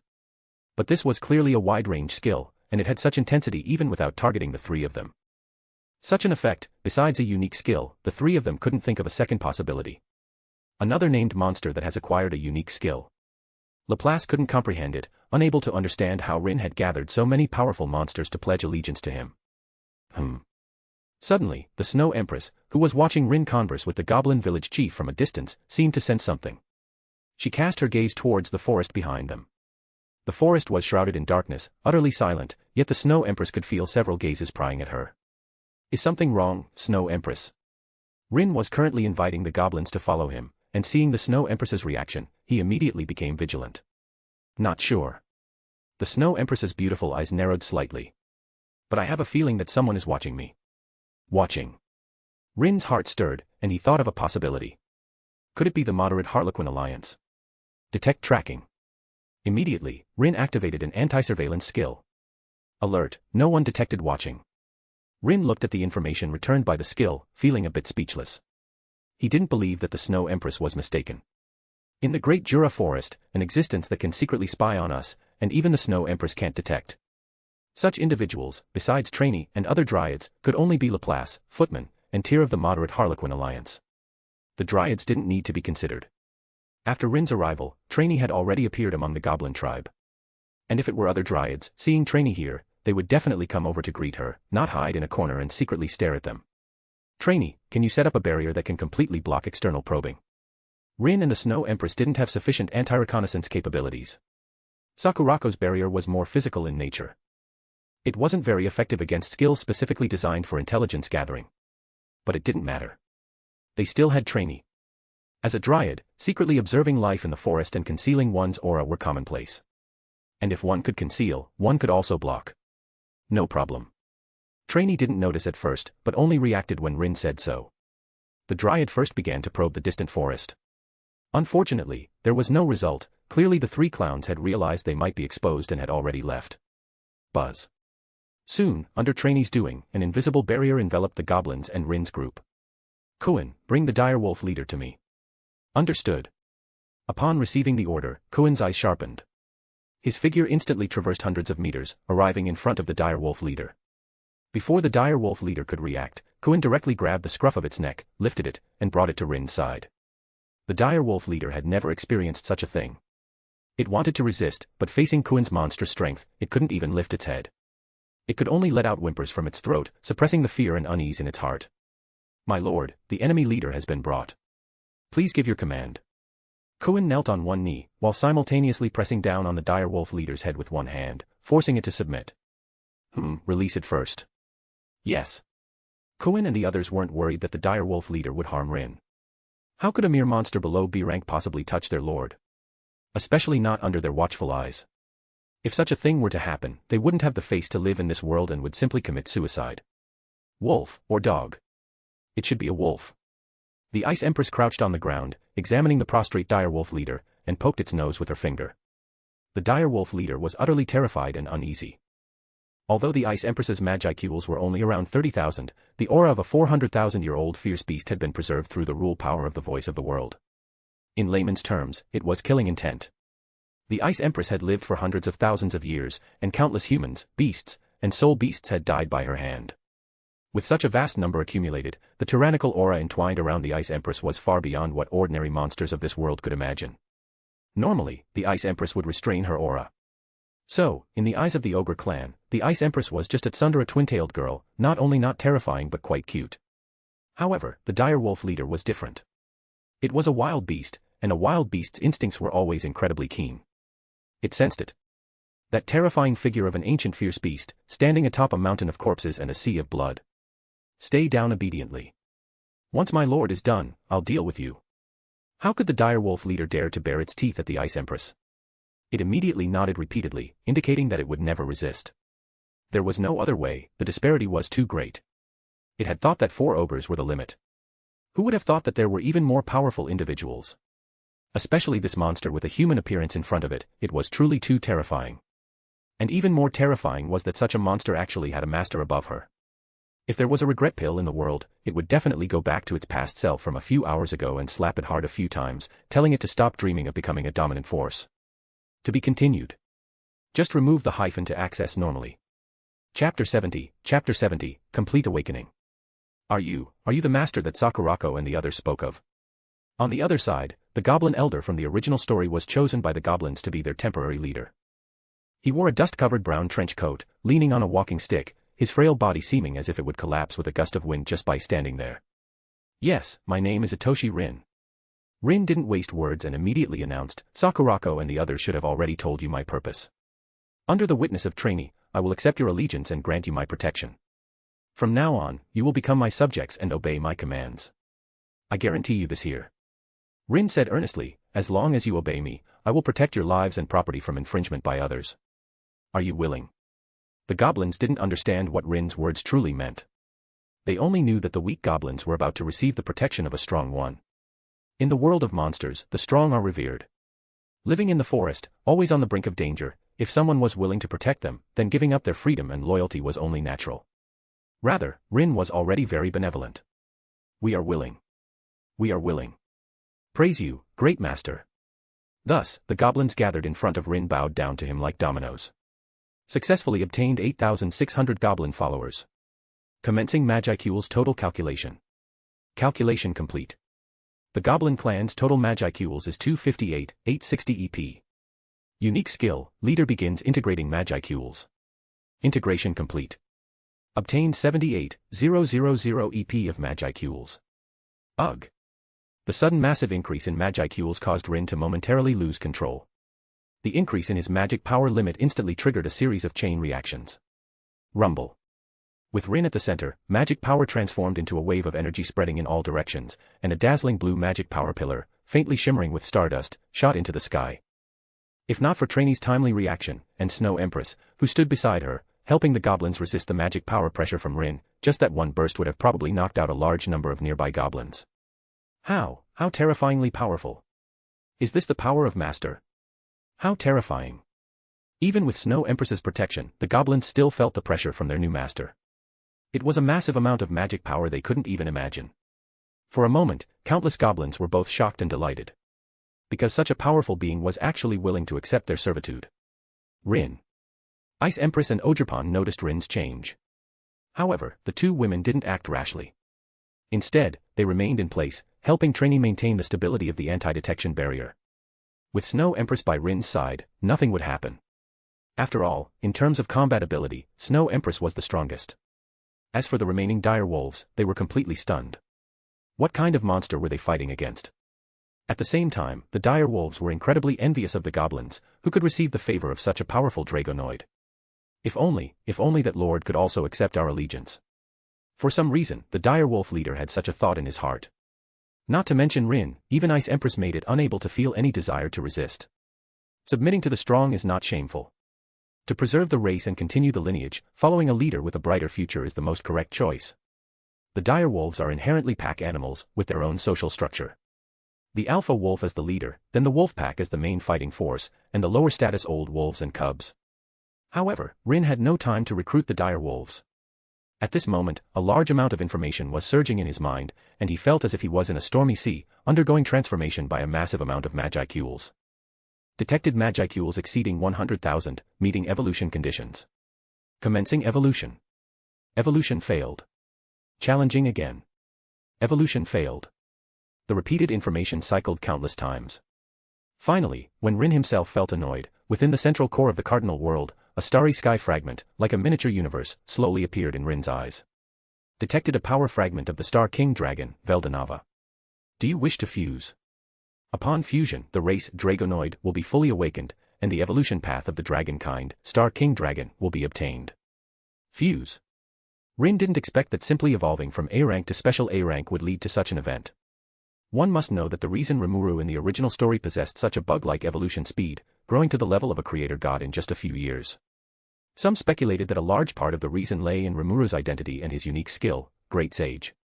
Regarding Rimuru's origin, there is a theory that Rimuru is the reincarnation of the Star King Dragon, and the Great Sage is the Star King Dragon's wife, Lucia. But Rin felt that Rimuru was not the true Star King Dragon. Or rather, the Star King Dragon had already fallen, but like Emperor Rudra of the Eastern Empire, he had split his soul into countless pieces. One of the larger pieces fell upon Mikami Satoru, who then reincarnated as Rimuru. However, Rin's current situation was different from Rimuru's. What he obtained was not a soul fragment of the Star King Dragon, but a power fragment. More accurately, it was the authority left by the Star King Dragon in the cardinal world. Report, individual name, Itoshi Rin, has successfully evolved into a Dragonoid. Obtained unique skill, Voice of the World. Unique skill, Leader has evolved into Convergence. Unique skill, Traveler, Anomalous, has evolved into Void Gate. Obtained special skill, Magic Dragon Transformation. Who?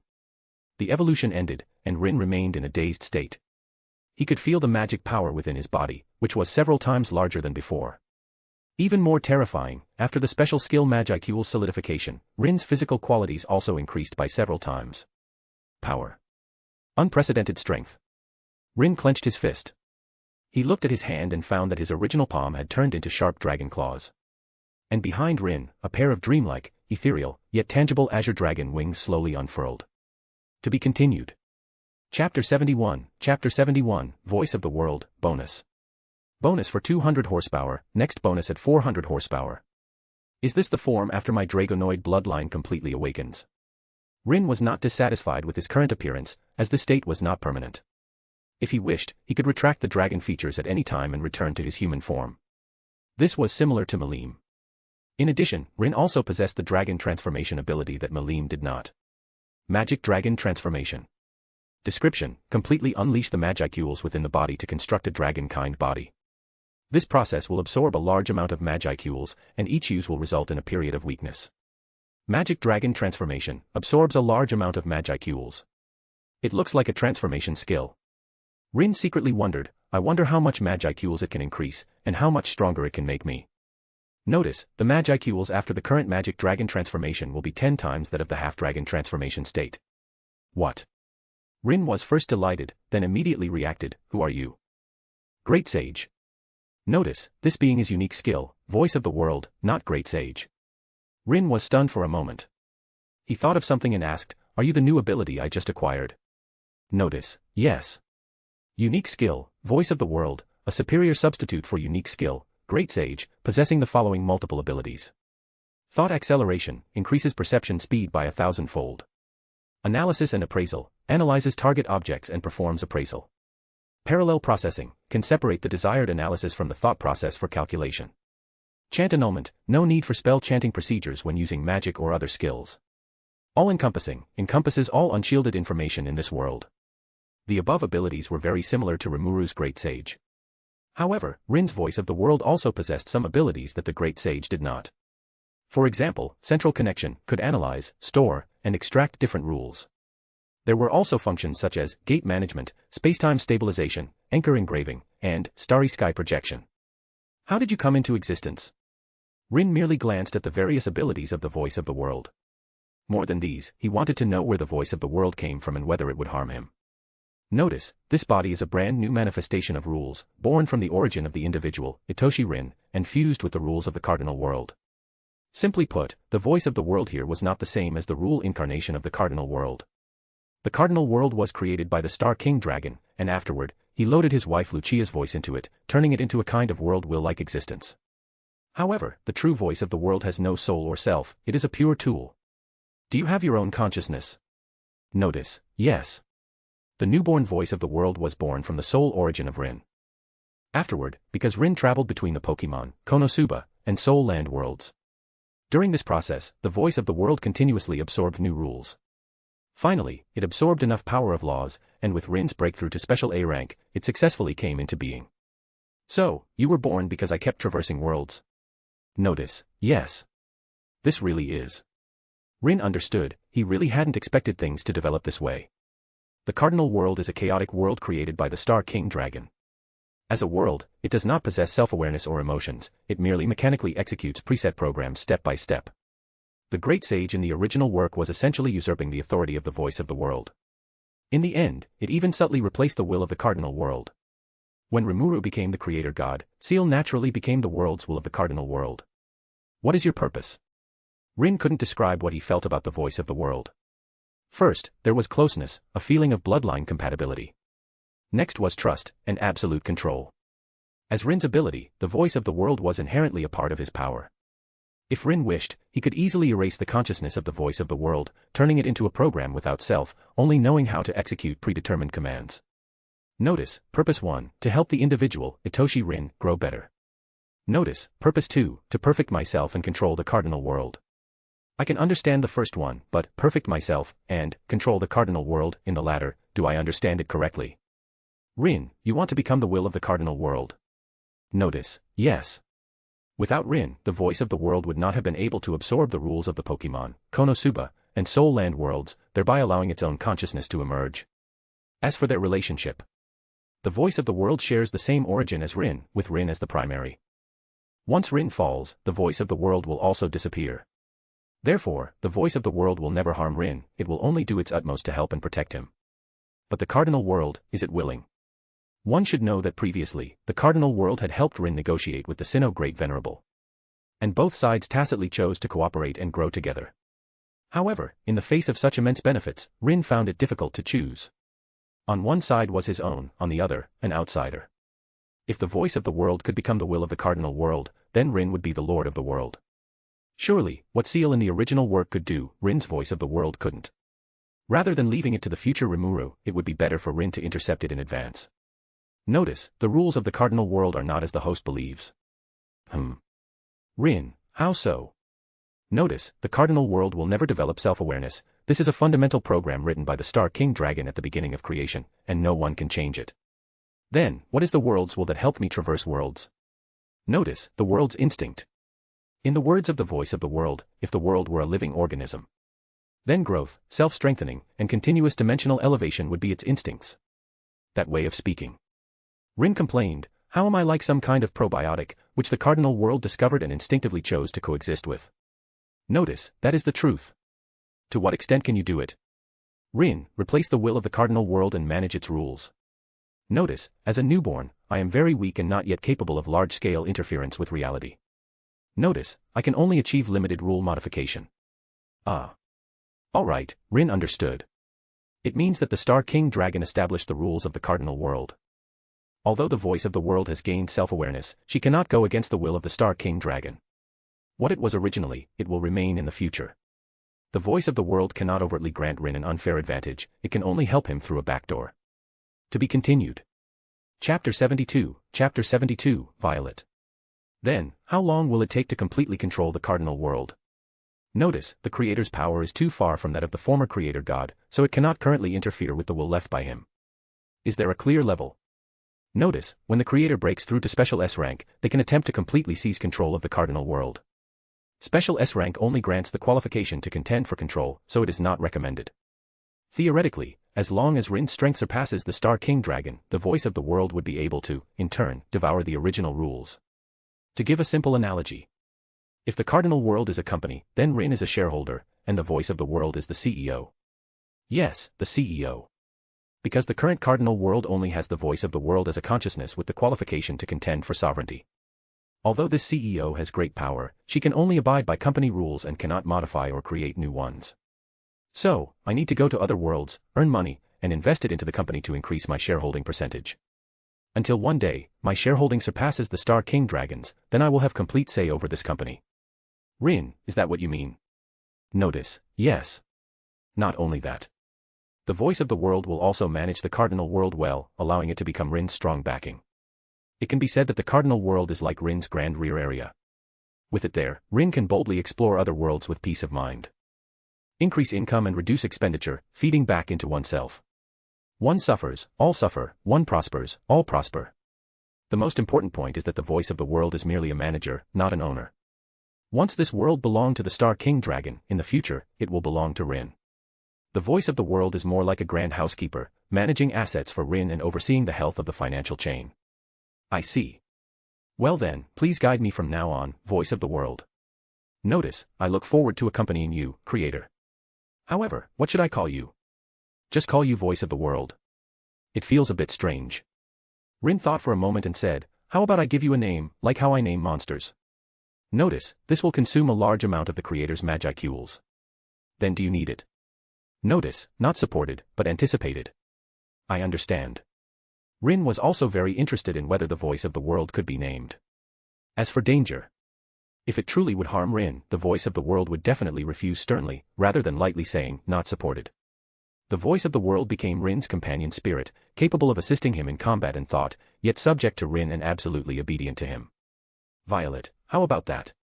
Violet, from Violet Evergarden, is the name of the female protagonist in it. Of course, Violet itself means violet, and does not specifically refer to a particular character. Rin just felt that if one day, the voice of the world could take human form, then her image would probably be like Violet. Emotionless attribute, with emotional cognitive impairment, and a strong desire hidden beneath a cool exterior. These are very consistent with the nascent voice of the world. Notice, creator's wish has been fused, beginning integration. Integration complete. Unique skill, voice of the world has evolved into unique skill, world spirit, Violet. Hello, creator. World spirit Violet is at your service. Rin ignored the loss of nearly half of his massive magicools. He just knew his feeling was indeed correct. Although Violet possessed the ability to connect to the cardinal world's origin and master all known knowledge, she herself had not yet developed human-like emotions. In other words, how Violet would turn out required Rin's guidance. And with this naming, the voice of the world merged with the image of Violet from Rin's memories. Of course, this didn't mean Violet would be exactly like her. The image was merely a template, the voice of the world was still the original voice of the world. Rin chose Violet partly because the voice of the world had just been born.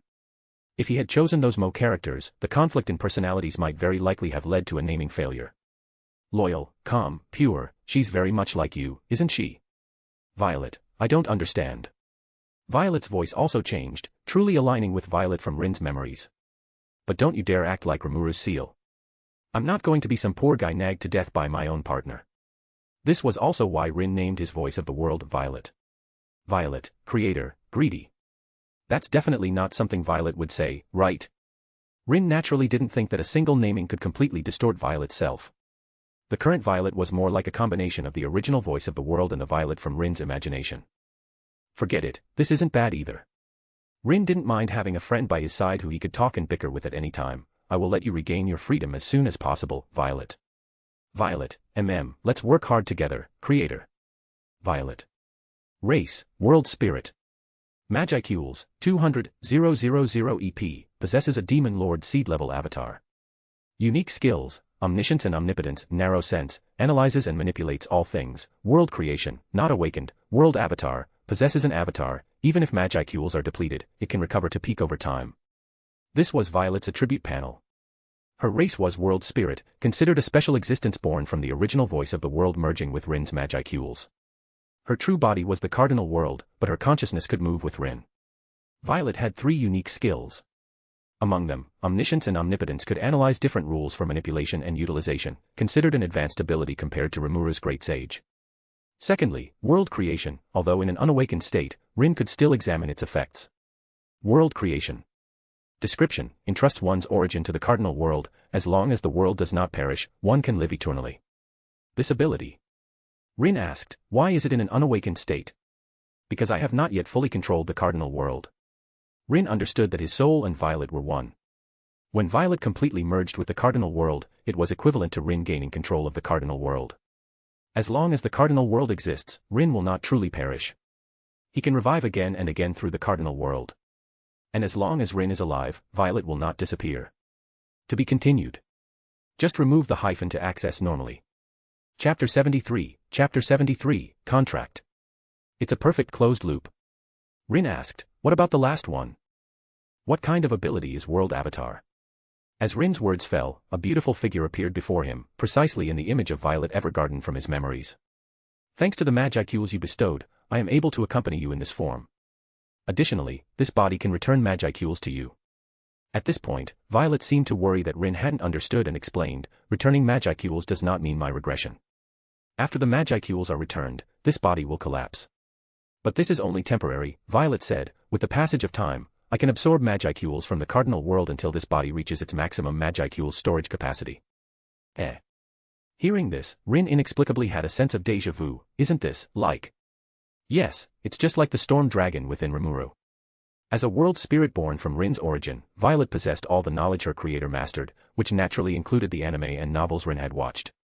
You can think of this portion of Magicools as a recoverable reserve.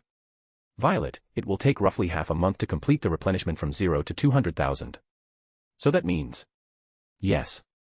Violet, this means you can receive an additional 200,000 Magicools from me every month. Just from the information Violet revealed, Rin could think of several ways to use this Magicools. For example, taking it out for naming monsters. Or, in combat, having Violet fuse with him to use their combined Magicools. Is 200,000 the limit? No. Violet shook her head slightly, both the upper limit and the recovery speed are only for the current stage. Limited by my strength, my world avatar cannot yet compare to the infinite Magicools of dragon kind. The Magicool's recovery speed of the cardinal world's dragon kind is practically a bug. In the original work, Rimuru named 200,000 Orc clan members at once and only needed to rest for a period before recovering to his peak. That was 200,000.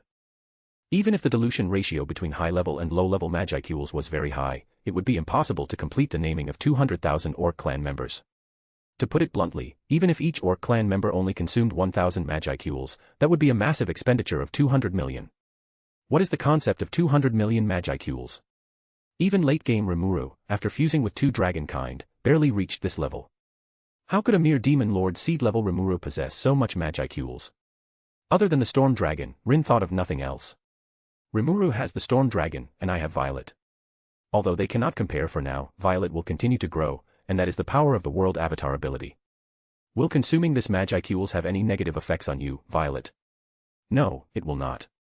Violet would not fall into slumber because 200,000 Magicools was depleted. At most, she would lose the ability to manifest an avatar. In any case, Violet could recover in at most half a month. Actually, as long as the Magicools consumed each time does not exceed half, the avatar can live normally. That's good. Rin naturally hoped that Violet would live with him like a real person. If he directly consumed the Magicools every time it became available, wouldn't Violet never be able to condense a physical form? Rin would never do such a thing. This Magicools must be used for naming. Rin was not someone who liked to do unprofitable business, naming was an investment. Only if there was a profit would naming have meaning. Itoshi Rin. Race, Dragonoid. Level, Special A Demon Lord Seed, Disaster Class. Magicools, 205000 EP, cannot add violets 200,000, because those originally belonged to Rin. Profession, Mage. General skills, Life Magic, Healing Magic, Elemental Magic, Pokémon Magic, etc. Intrinsic skills, Adaptability, All Profession Mastery, etc.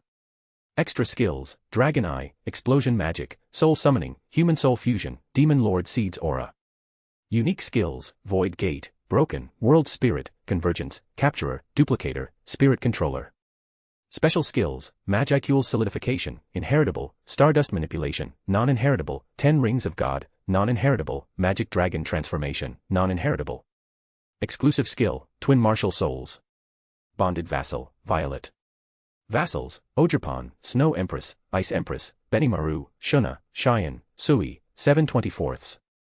Vassal Clan, 0/3. Marked Worlds, Pokémon World, Anchorable, Konosuba World, Anchorable, Soul Land Universe, Locked. The attributes are getting more luxurious. Rin turned his attention to the Magicools column, 205,000 Magicools. When one's Magicools exceeds 200,000, they can obtain the title of Demon Lord. In the original work, Clayman, Carrion, and Queen Fry generally had around 300,000 to 400,000 Magicools. In other words, the current Rin already possessed strength comparable to the bottom 3 of the 10 great demon lords. This doesn't even account for the dire wolves. Rin had no intention of letting these dire wolves go. Dire wolves possess the characteristic of whole as individual, that is, naming one of them was equivalent to naming all individuals simultaneously. Of course, this naming method certainly differed from normal individual naming.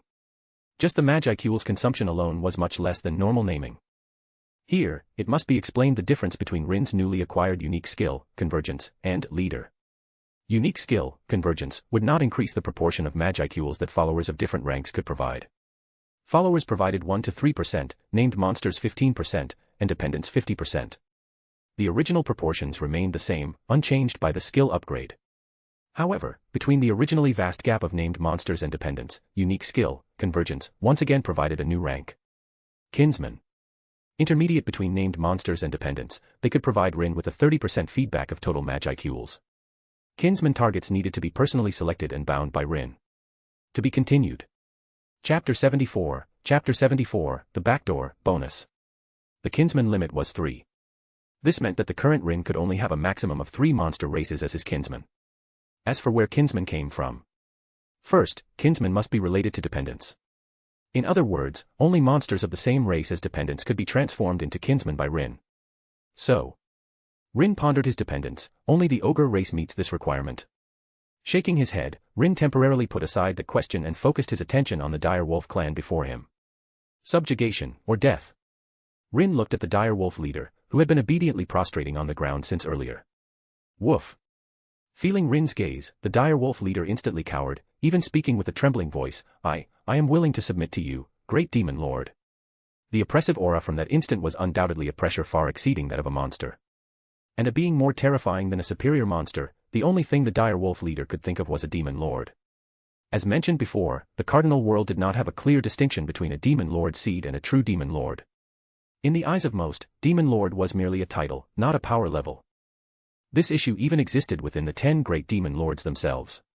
The bottom 3, Clayman, Carrion, and Queen Fry, also did not know the gap between themselves and the other demon lords. Demon lord seed and true demon lord. True demon lord, and true demon lord who has obtained ultimate skill.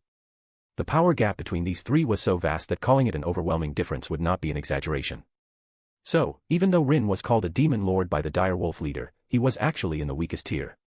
Let's forget about the title of demon lord for now. I don't have any intention of becoming a demon lord just yet. Claiming to be a demon lord could very likely trigger a demon lord's banquet.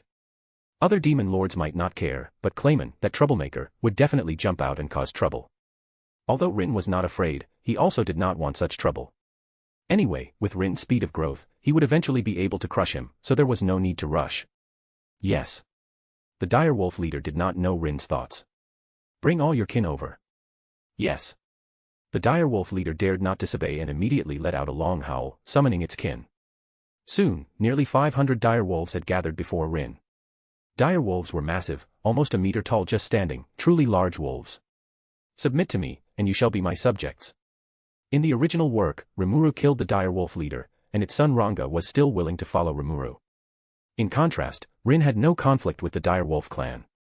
Select the 18 most outstanding direwolves from your clan, I shall bestow names upon you. Rin's words utterly shocked the direwolf leader. It looked at Rin in disbelief, somewhat doubting if it had misheard. You mean, you want to name us? What? Rin joked, you don't want it. No. Thank you for your grace. The direwolf leader trembled with excitement. We, the direwolf clan, shall pledge our lives to follow you, generation after generation, upholding your authority. As the direwolf leader's voice fell, all the direwolves behind it knelt one after another.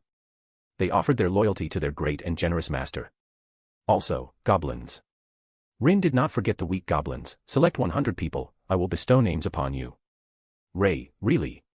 Hearing that Rin was even willing to bestow names upon weak goblins like them, the goblins were incredibly moved, and many female goblins even shed tears. Oh, what a benevolent master. Even though we are so weak, you are willing to protect us. Originally, the old goblin village chief felt that being able to take refuge under Rin's command and receive his protection was already a great blessing. But who would have thought that their goblin race would have such luck to encounter such a master? Come up and line up. Rin waved his hand, signaling the old village chief to bring 100 goblins forward. You stay too. The old village chief was about to leave but was stopped by Rin. At your age, if you don't get a name, you probably won't live much longer. From now on, you shall be called Rigard, and serve me as the leader of the goblin race. These words once again moved the old village chief to tears. Rin even felt that even if he gave the command to commit suicide, Rigard would not hesitate to take his own life on the spot. As for Rigard's name issue. At this time, the monster Jelmud had not yet arrived at the goblin village, nor had he named Rigard's eldest son. As for you, the elder brother is Rigard, and the younger brother is Rigard. And you all. For the goblins' naming, aside from the first father and 2 sons, Rin was quite casual, Gobda, Gabuna, Gobuya. The naming process was quick. Rin glanced at the consumed Magicules, which had decreased by about 60,000. Rin's Magicules was 200,000 plus, and after deducting 60,000, it had fallen below 200,000. However, the status of a Demon Lord seed would not disappear. In fact, even if Rin exhausted all his Magicules, he would still be a Demon Lord seed. Demon Lord seed was the cardinal world's recognition of a monster, meaning you had the qualification to challenge the true Demon Lord realm. 100,000 was consumed, and 40,000 was fed back from the goblins, so only 60,000 Magicules was reduced. Logically, to raise an E-rank goblin to the level of a C-rank hobgoblin, at least 2,000 Magicules would be consumed. For 100 goblins, that would be 200,000. However, Rin had connections. Violet helped him get a backdoor deal, directly having the cost to 100,000 Magicules. Rin secretly gave Violet a thumbs up. Magicules, 205,000 145,000. After finishing the goblin naming, the direwolves also selected their kin eligible for names. To be continued. Just remove the hyphen to access normally. Chapter 75, Group is individual. Master. They are the most outstanding descendants of our clan. Under the direwolf leader's careful selection, 18 of the strongest and youngest direwolves walked before Rin. Among them was Ranga from the original work, and also individuals whose names were not mentioned in other novels. Interestingly, the 18 direwolves were exactly 9 males and 9 females. Rin had no intention of pairing them up. Once a monster evolved, breeding offspring would become difficult, and could even endanger the parents' lives. Of course, Rin would not interfere with the direwolves' free choices. They could pair up, or they could remain single. This was the direwolves' choice. Including you, there are 19 direwolves in total. Rin had his own plans. He did not choose Rimuru's method of holistic direwolf naming. The 18 direwolves represented the 18 types of Pokémon attributes. Each direwolf would inherit one of them, and they would develop their respective clans. And Hashiga would be the leader of the entire wolf clan. From now on, you shall be called Hashiga.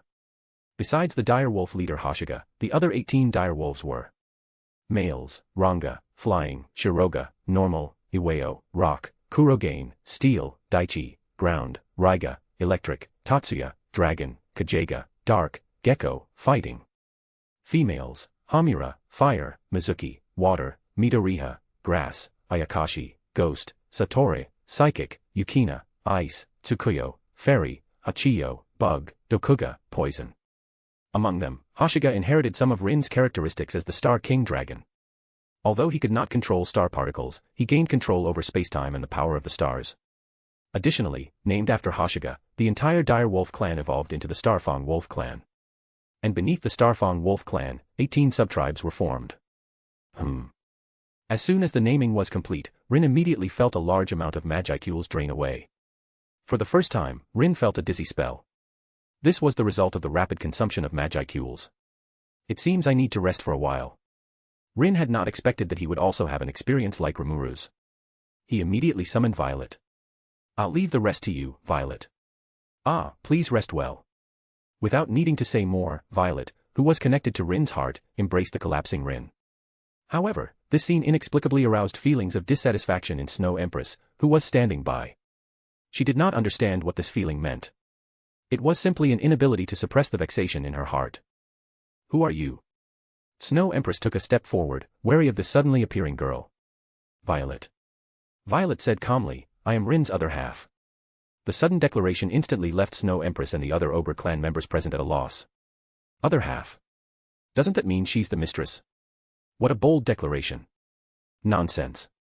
Snow Empress reprimanded coldly, I don't know when someone like you appeared by his side. Logically speaking, Snow Empress was not one to get angry easily. But when it concerned Rin's safety, and a certain emotion that Snow Empress herself didn't understand, she couldn't tolerate Violet's absurd words. You'll know if you ask Rin about this. But right now, we should be protecting him, not arguing here, shouldn't we? Violet's words left Snow Empress unable to retort. Having no choice, Snow Empress could only stand guard nearby. She had to protect Rin, and also guard against Violet, while her heart was guessing the other party's identity. Leaving aside Snow Empress and Violet's silent vigil. The transformation of the Dire Wolf clan immediately attracted the attention of the Hobgoblin, Goblin, and Ogre. The originally ordinary giant wolves, which were merely a bit larger than normal beasts, were now, one after another, emitting various colored lights. Red, blue, green. For a moment, the grassland, illuminated only by moonlight, seemed to become a dazzling stage under neon lights, drawing exclamations of awe from Sakurako and others. Individual evolution successful, calculating total Magicules of followers. Calculation complete, this individual is a namer, sharing 15% Magicules. Obtained 900 Magicules. Individual evolution successful. Obtained 950 Magicules. Obtained 1100 Magicules. Obtained. As the Dire Wolf clan evolved into the Starfang Wolf, and due to the power radiation of the 18 clan leaders, 500 Dire Wolves, based on their own affinities, evolved into corresponding clans. This time, Rin almost exhausted all his Magicules for the naming. A full 200,000 Magicules was instantly depleted. In its place was the simultaneous evolution of 19 Dire Wolves, including Hashiga. Among them, Hashiga received the most Magicules. It obtained over 50,000 Magicules from Rin in one go. Even with Violet's backdoor, Rin still expended 25,000 Magicules. Adding the original Magicules, the Wolf clan leader Hashiga directly evolved from its original C+ individual rank to high tier A rank. Then, the remaining 18 Dire Wolves all broke through the 14,000 Magicules mark, becoming true A rank monsters. This was a full 180,000, or 90,000 after the discount, Magicules. According to racial characteristics, the Starfang Wolf clan, in terms of classification, should belong to Beastmen, not the original wolf beasts. Beastmen in the Cardinal world possess the ability to be Ostifi, able to freely transform between beast and beastman states. Hashiga, and the other 18 leaders, all gained this ability. Humanoid form, werewolf form, and the original giant wolf form. Depending on their needs, they can choose their preferred lifestyle among these three states at will. By this point, Rin's Magicules had dropped from 145,000 to 30,000. As for the remaining Dire Wolves, originally, they were merely C-rank monsters, only able to increase their overall strength to rival B-rank monsters based on their intrinsic characteristics when in groups. Group is individual, individual is group. The B-rank monster here doesn't mean 500 Dire Wolves attacking together and defeating one B-rank monster. Instead, it means that as the number of Dire Wolves continuously increases, each Dire Wolf will rise from C-rank to B-rank. Yes, 500 B-rank monsters. This is the terrifying aspect of the Dire Wolf monster group. To be continued. Chapter 76, Astral Body, Bonus. Theoretically, as long as there are enough of them, by virtue of this intrinsic characteristic, the Dire Wolves could even forcibly break through to A-, which is around 9,000 Magicules. Imagine, tens of thousands of A-strength Dire Wolves surging like a tide. The scene is quite unsettling to think about. Of course, A-rank is also the limit for the Dire Wolf clan. After all, it is just an intrinsic skill, extra skill. It is impossible for it to grant the dire wolves the qualifications of a demon lord seed like a unique skill would. Furthermore, relying on the characteristic of group as individual, when Rin bestowed names upon the 18 clan leaders, another large sum of Magicules was diverted to all the remaining dire wolves. 500 dire wolves, with an average of 3,000 Magicules. To make them evolve to B rank with 6,000 Magicules, it would require at least 1,500,000 Magicules. Such a vast amount of Magicules, even if Rin included the 200,000 from Violet and doubled it, that would only amount to 460,000 naming Magicules. Magicules used for naming, Violet's discount is equivalent to doubling the effect. 460,000 compared to 1,500,000 is a drop in the bucket, far from enough. But, the good thing is the dire wolf clan's characteristic of group is individual. This characteristic greatly reduced the cost for Rin to bestow names upon the entire dire wolf group. It didn't require 1,500,000. Only 1/5, which is 300,000 Magicules, was needed to complete the evolution of all dire wolf species into the Starfang wolf. Master's Magicules are recovering rapidly. On the other side, Snow Empress noticed the rapidly rising Magicules on Rin and looked at Violet with some surprise. After the naming, our Magicules reserves were only 80,000. 80,000 Magicules, this was already a very dangerous number for both Violet and Rin. Once a monster's Magicules are exhausted, it is equivalent to the demise of its own existence. However, what Rin did was not simply throwing money away, but investing. Investment means being able to receive returns. The first feedback to Rin was 55,000 Magicules from Hashiga. Hashiga was a monster named by Rin, which meant that the Magicules it fed back to Rin reached 15% of its total Magicules, which is 8,250 EP. Similar to him, there were also the other 18 dire wolves, which is 15,000 x 15% x 18, totaling 40,500. Including Hashiga's, it was approximately 50,000 Magicules. This was only the feedback from the 19 leaders. What truly pleased Violet was the remaining 500 Starfang Wolf members. Due to the Wolf Clan's characteristics, these remaining Starfang Wolf Clan members actually directly bypassed the follower stage and reached the rank of named monsters. Yes, in the judgment of unique skill, convergence, all 500 Starfang Wolves were considered named monsters. Thus, the 500 Starfang Wolves, with an average Magicules reaching B rank, which is 6,000 or more. Even calculated at the lowest. It reached a terrifying 3 million Magicules. This was why Rin, regardless of anything, exhausted all his Magicules to name all the dire wolf clan at once. Rin admitted that there was an element of gambling. But he won the gamble. The originally ordinary, C-rank dire wolves, instantly became the biggest taxpayers, providing Rin with the most Magicules feedback. What dire wolf species? This was clearly Rin's treasure trove. What is getting rich in one go? This is getting rich in one go. What a pity. Violet looked at Rin, whose Magicules reserves had reached 990,000. Of course, the extra 2,000,000 plus Magicules didn't disappear but were stored with Violet. What? Snow Empress was puzzled, not understanding what Violet meant by what a pity. He cannot challenge the true Demon Lord awakening ritual yet. Why? Snow Empress had heard Rin say that a Demon Lord seed could break through to an awakened Demon Lord by simply absorbing enough souls. Just souls.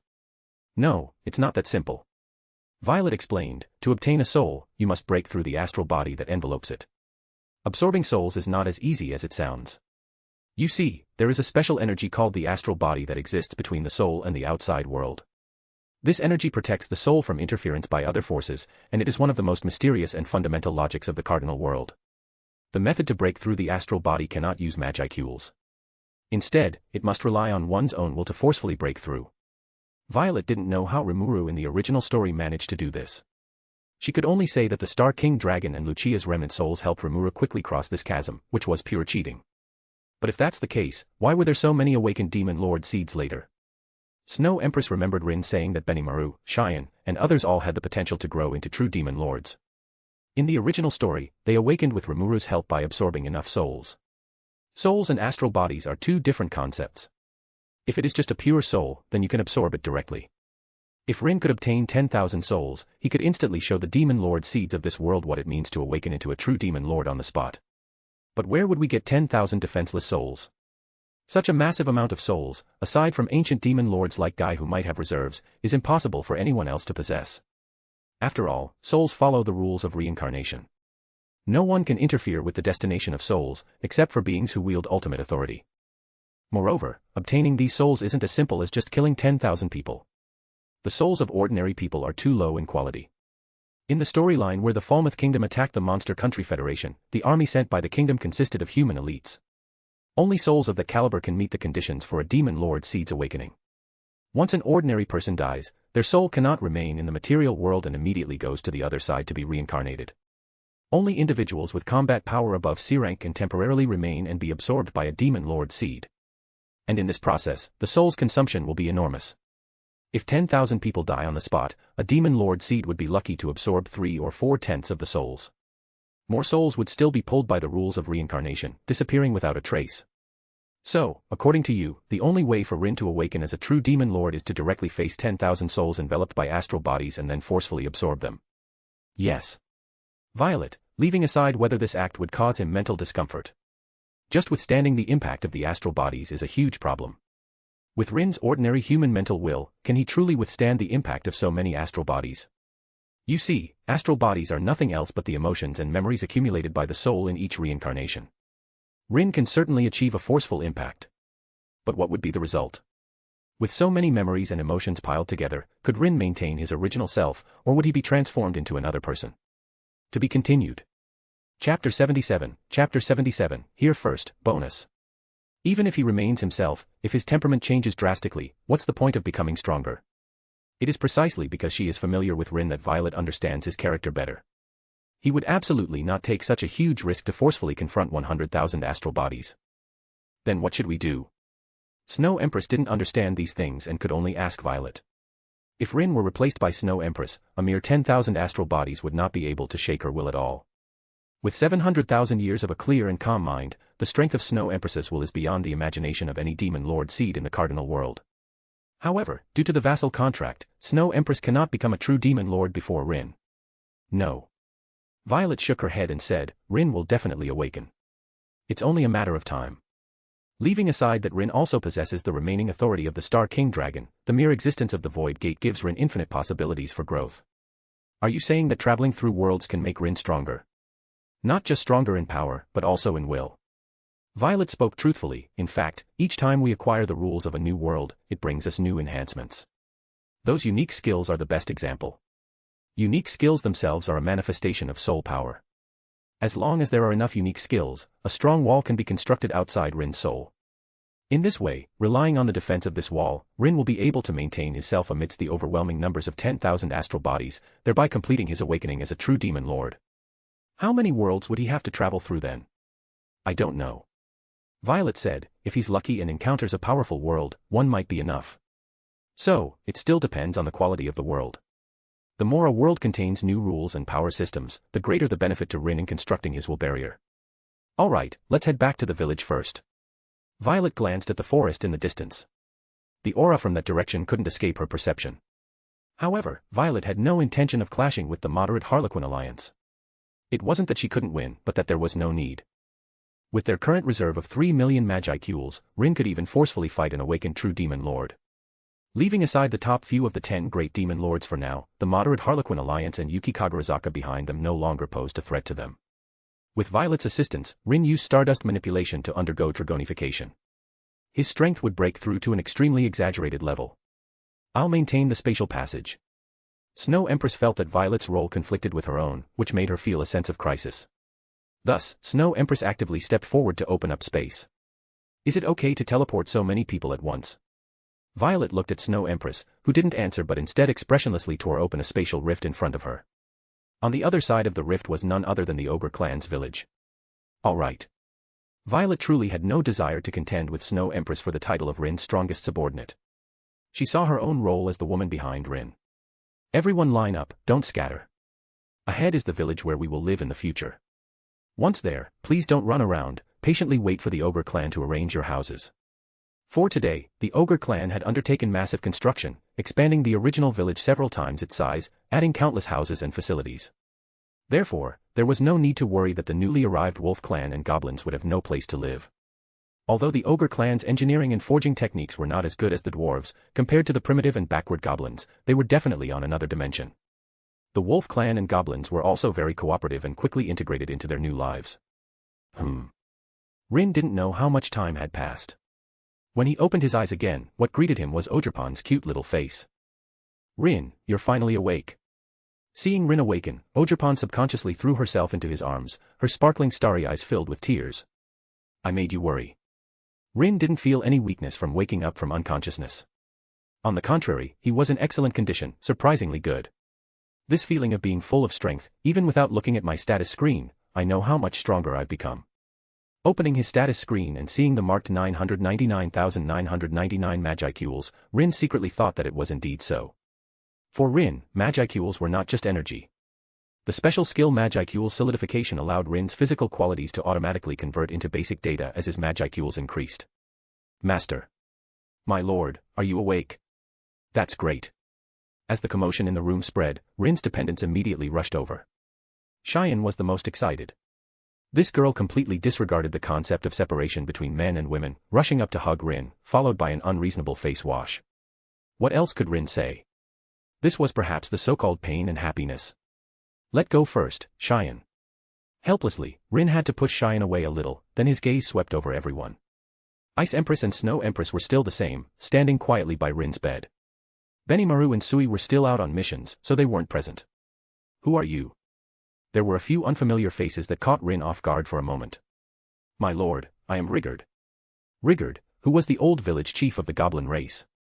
However, compared to his original shaky appearance, as if he would fall over with a gust of wind, he was different now. After being named by Rin, Rigard had evolved from an E-rank goblin to AC+ rank hobgoblin. His muscular physique and height of over 2 meters, just standing there, blocked the light shining in from the window like a wall. Oh, you've changed quite a bit. Rin thought of the original story, where Rigard, after being named by Rimuru, seemed to have transformed in a similar way. Then, he looked at the 2 green-skinned youths beside Rigard. They were his 2 sons, Rigor and Rigard. Thanks to your grace, my old bones have become much younger. With that, Rigard even struck a few poses, showing off his well-defined, blocky muscles. You haven't just gotten younger. You've completely become another species, haven't you? Rin didn't know how to complain. Forget it, it doesn't matter, as long as they can evolve. To be continued. More PS please XD. Just remove the hyphen to access normally. Chapter 78, The Life. Thinking this, Rin looked at the other figures. Rin's room was very large, nearly 100 square meters, even more spacious than an average large living room, enough to accommodate many people. Besides the familiar Snow Empress, Ice Empress, Ogerpon, Shuna, and others, and the mentally prepared Rigard and his sons, the remaining figures were somewhat unexpected to Rin. Standing near the door were nearly 20 figures. They were all kneeling on one knee, respectfully awaiting Rin's inspection. Leading them was a muscular middle-aged man, wearing a beast-skin coat with abundant body hair, giving Rin a sense of a Viking warrior. Fortunately, not everyone had this kind of appearance. Besides the middle-aged men, the other 18 included youths, teenagers, mature women, and young girls with a charming aesthetic. Without exception, all of these individuals had beast ears and tails. Additionally, their hair colors varied. Red, blue, green, pink, yet they didn't look like rebellious punk hair. Instead, they appeared very natural and complemented the temperament and image of each person, highlighting their unique characteristics perfectly. Are they the Starfang Wolf clan? Rin could feel the soul connection between them, and he guessed the identity of this group. Yes, master. Hearing Rin recognize them, Hashiga looked up excitedly, his eyes filled with joy. Regarding how his subordinates addressed Rin, those who were close enough would directly call him by his name, like Ogerpon, Snow Empress, and Violet. Shuna and others preferred to call Rin Lord. Similar to ancient generals and monarchs, forming a lord-vassal relationship.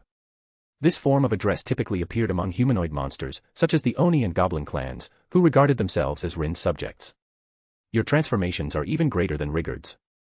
Although he had anticipated it, a group of large wolves suddenly transforming into beastkin still amazed Rin.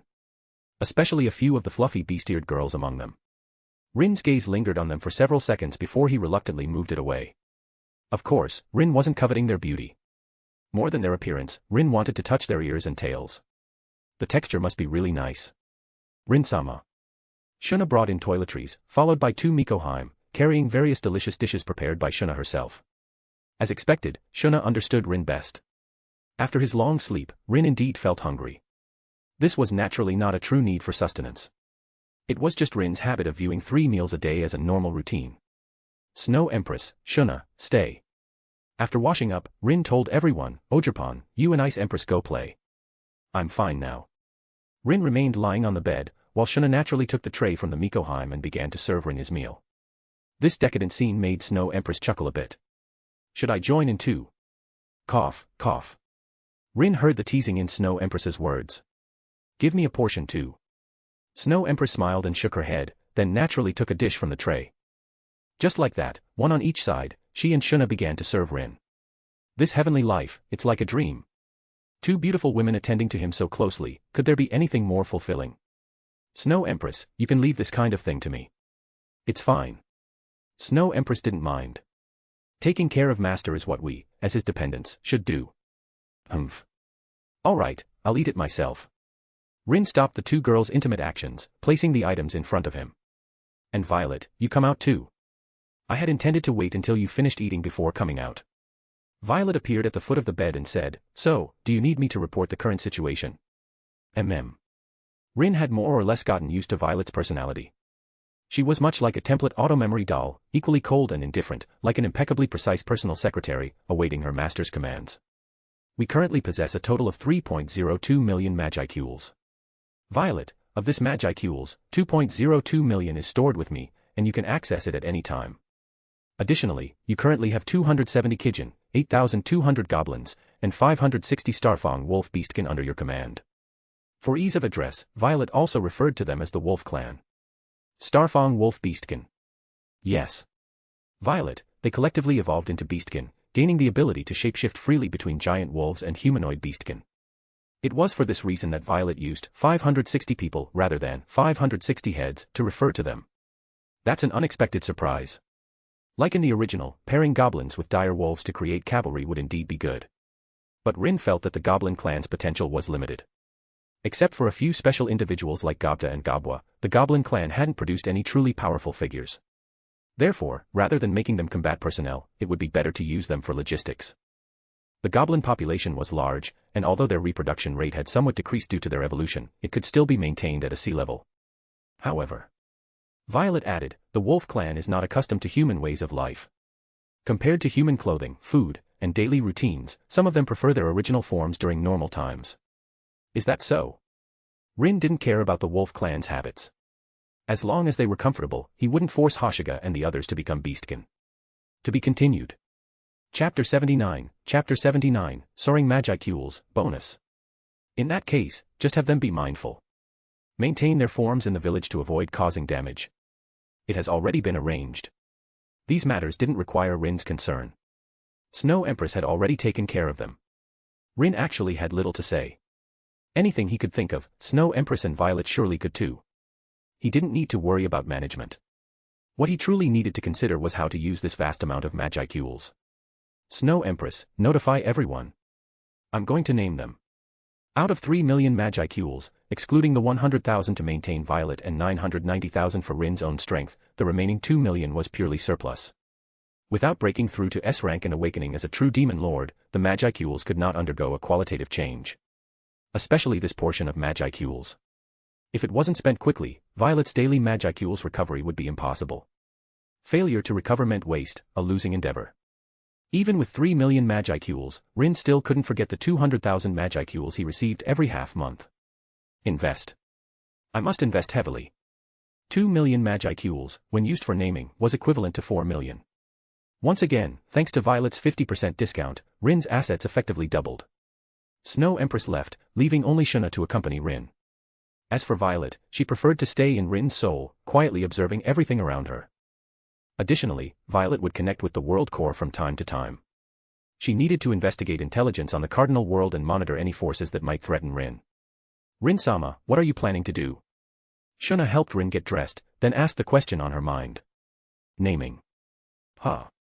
Shuna was startled, then reacted, immediately showing an incredulous expression. Are you perhaps going to? I plan to make everyone a named monster. This. Shuna was incredibly shocked by Rin's decision. But if you do that, it will consume a lot of your Magicules, then. Don't worry, Shuna. Rin lightly patted the girl's head and said calmly, my leader has evolved into convergence and can add a monster race to become my familiar. And what I've chosen is the ogre. Once the ogre was chosen as a familiar, Rin could obtain 30% of the Magicules from the ogres, excluding his existing familiars like Shuna and Benimaru. Compared to the previous 15%, it directly doubled. However, to develop the ogre into a familiar, they must first become namers. This was crucial, and it was also why Rin intended to name everyone. What about the goblin? The interesting part is right here. Rin smiled. The goblin is a monster race that evolved from fire spirits after they degenerated into fairies. Coincidentally, so is the ogre clan. In other words, the goblin and the ogre clan can actually be considered the same race. Ah, this. Shuna wanted to say that the goblin couldn't possibly be a distant relative of the ogre clan.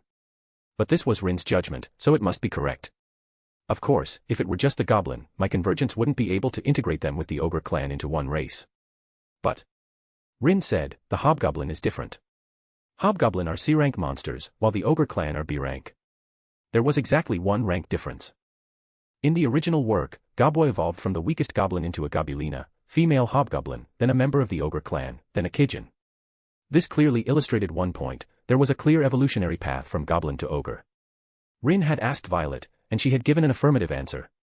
As long as all goblin evolve into hobgoblin, I can incorporate this branch into the ogre race, Rin said. Then, they will all become my familiars.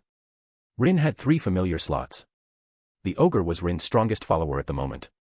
Deepening their relationship with him would only bring benefits, no drawbacks. So, this time you're naming them, not only won't you lose out, but you might even make a huge profit. Shuna and other familiars were Rin's most trusted confidants, the kind who would never betray him. However, secrets like the Convergence's ability to gain Magicules, Shuna would not reveal to others. This wasn't deception, but rather the unpredictability of a monarch's grace and might. The goblin race has over 8,000 members. Calculating at an average of 300 Magicules, they would need at least 2,700 Magicules to evolve into C-rank hobgoblin. Shuna, this is not a small sum. 8,000 by 2,700, a total of 21.6 million Magicules. Even with Violet's 50% discount, it was still a massive expenditure of 10.8 million Magicules. This was an extraordinary amount, one that Rin simply couldn't afford. But Rin could first name the ogre clan. If we are named first, there are currently about 250 members of the ogre clan who have not yet received names. 250 people, with an average of 6,000 Magicules. To evolve, they would need 4,000 Magicules, which would be 1 million. After having, it would only require 500,000. This wasn't much. Rin could fully afford it all at once. Then, the 270 ogres with over 10,000 Magicules, because they were familiars, could provide Rin with 30% of their Magicules. This would amount to 8.1 million Magicules. Adding the 1.5 million Rin already had, that would be 9.6 million. 9.6 million Magicules, when used for naming, could be considered double, so 0.4 would be 19.2 million. Rin didn't need to name all 8,000 goblin at once. He could completely choose to name 4,000 goblin first, and then, after they became hobgoblin, incorporate them into the familiar system. Accurate Magicules expenditure and income have been calculated.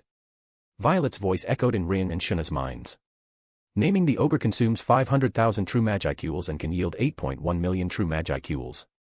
Naming the goblin requires an expenditure of 10.8 million true Magicules and can yield 7.2 million true Magicules. After calculation, the final net Magicules gain is 4 million. A net income of 4 million Magicules, plus Rin's existing 3 million, would make it 7 million. Rin's total Magicules not only didn't decrease but more than doubled. To be continued. Just remove the hyphen to access normally. Chapter 80, Fearless Lizardman. Ah. Looking at the calculated results, Shuna was stunned. What was going on? Naming monsters not only didn't consume anything but actually made them stronger. As expected of Rin-sama. What else could Shuna say? Cough. In any case, it's definitely a good thing that everyone can become stronger. MHM. Shuna nodded repeatedly, while also beginning to imagine the scene of the village's strength greatly increasing. 270 ogres, excluding underage children, could field at least 200 active combatants. The ogres did not have the weakness of females. They were all soldiers. If it weren't for the consideration that sending children to battle was somewhat inappropriate, everyone could fight for Rin. Then there were 8,000 hobgoblins. Forming an army of 5,000 was effortlessly easy. 5,000 soldiers, 200 elites.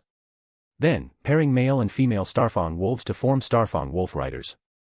In this way, an army of monsters close to 6,000 strong, consisting of elite troops, cavalry, and regular soldiers, was formed. Soon, Snow Empress and Shuna completed the summoning of everyone. And upon learning that Rin had called them over to name everyone, the monsters immediately erupted in deafening cheers and praises. Without needing to say anything more, Rin was already accustomed to the monster's purity and genuine outpouring of emotion. Everyone, line up in an orderly fashion, one by one, no rush. Rin sat at the head, in front of a long line of monsters eagerly awaiting their master's naming. Naming approximately 8,500 monsters at once was definitely a huge undertaking. It wasn't that the process of consuming Magicules would cause Rin discomfort. On this point alone, Rin was actually already accustomed to it.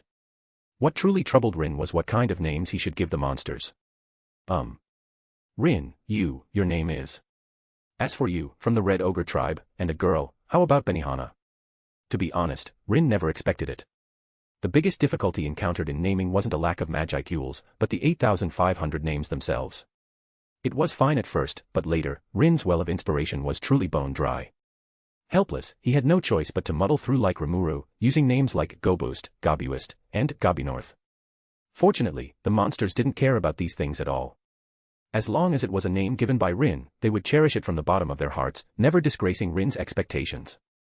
Actually, Rin didn't have any expectations. Fortunately, Rin could remember every monster he named. This prevented Rin from being in the awkward situation of not knowing a monster's name when facing them. Phew. Thus, the naming process lasted for nearly an hour.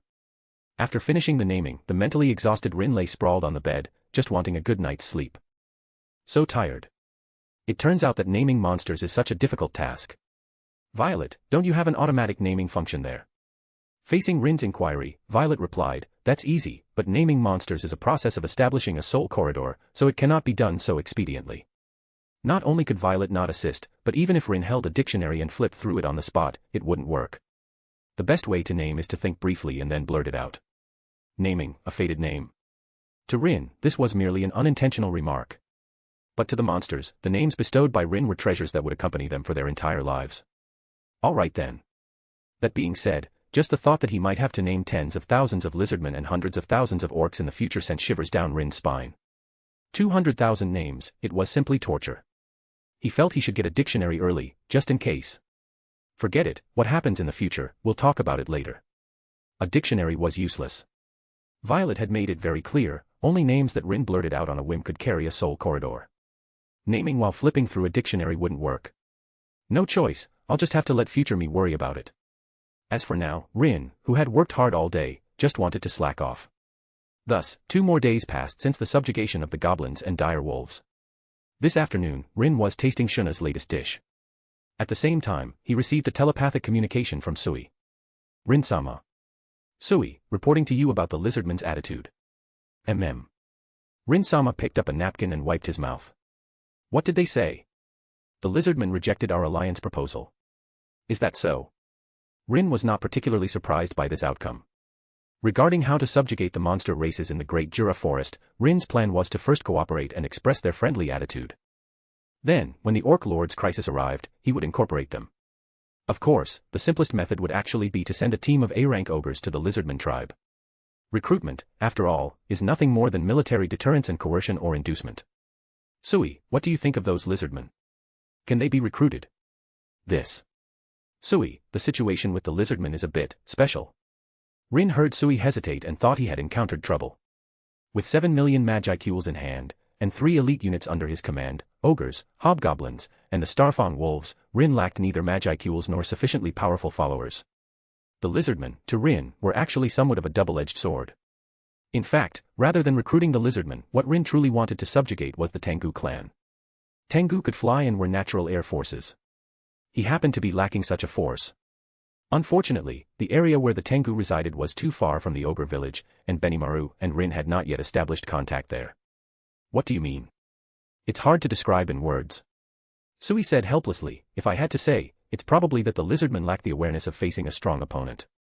In Sui's view, most of the lizardmen seemed a bit mentally unstable. Moreover, some were too fearless. To be continued. Chapter 81, Their Loss, Bonus. I think I understand what you mean. Rin thought of Gabiru from the original story, who was quite idiotic. This isn't to say that all lizardmen are conceited fools like Gabiru, there are intelligent individuals among them. For example, the Lizardman clan leader, and Sauka, who would follow Sui in the future and is currently the Lizardman clan princess. But these individuals are, after all, only a minority. However, thinking about it carefully, it's not strange that the Lizardmen would think this way. Firstly, the three dominant races in the Great Jura Forest were the ogre, orcs, and lizardmen. The orcs numbered in the hundreds of thousands, but their individual combat strength was lacking. Although the ogre were strong, their numbers were too small. The lizardmen had tens of thousands of people, and their individual combat strength exceeded C rank, with some even reaching C+ and B. Their overall strongest comprehensive strength led the lizardmen to consider themselves the protectors of the Great Jura Forest, naturally superior to other races. Forget it. Rin decided to temporarily ignore the lizardmen. Sui, you can come back now. Yes, Rin-sama. The lizardman rejected Rin's alliance invitation. He wouldn't hold a grudge against the lizardman for such a small matter. Whether to form an alliance or not was inherently the lizardman's freedom. Rin would not impose his will on others, believing that they must act according to his plans, or else they were seeking death. Rin-sama. Shuna saw Rin suddenly put down his chopsticks and thought it was because her cooking didn't suit his taste. It's nothing, it has nothing to do with your cooking, Shuna. Rin directly informed Shuna, Snow Empress, and the others present about Sui and the lizardman's situation. How ungrateful, these lizardmen. Upon learning what had happened, Cheyenne was the first to speak. Do you need me to teach them a lesson, Rin-sama? Just a lesson. Ice Empress was far more brutal than Cheyenne. Since they are unwilling to surrender, then let's just eliminate them. Ah. Hearing this, even Cheyenne couldn't help but feel speechless. Well, Ice Empress, you're a bit too extreme.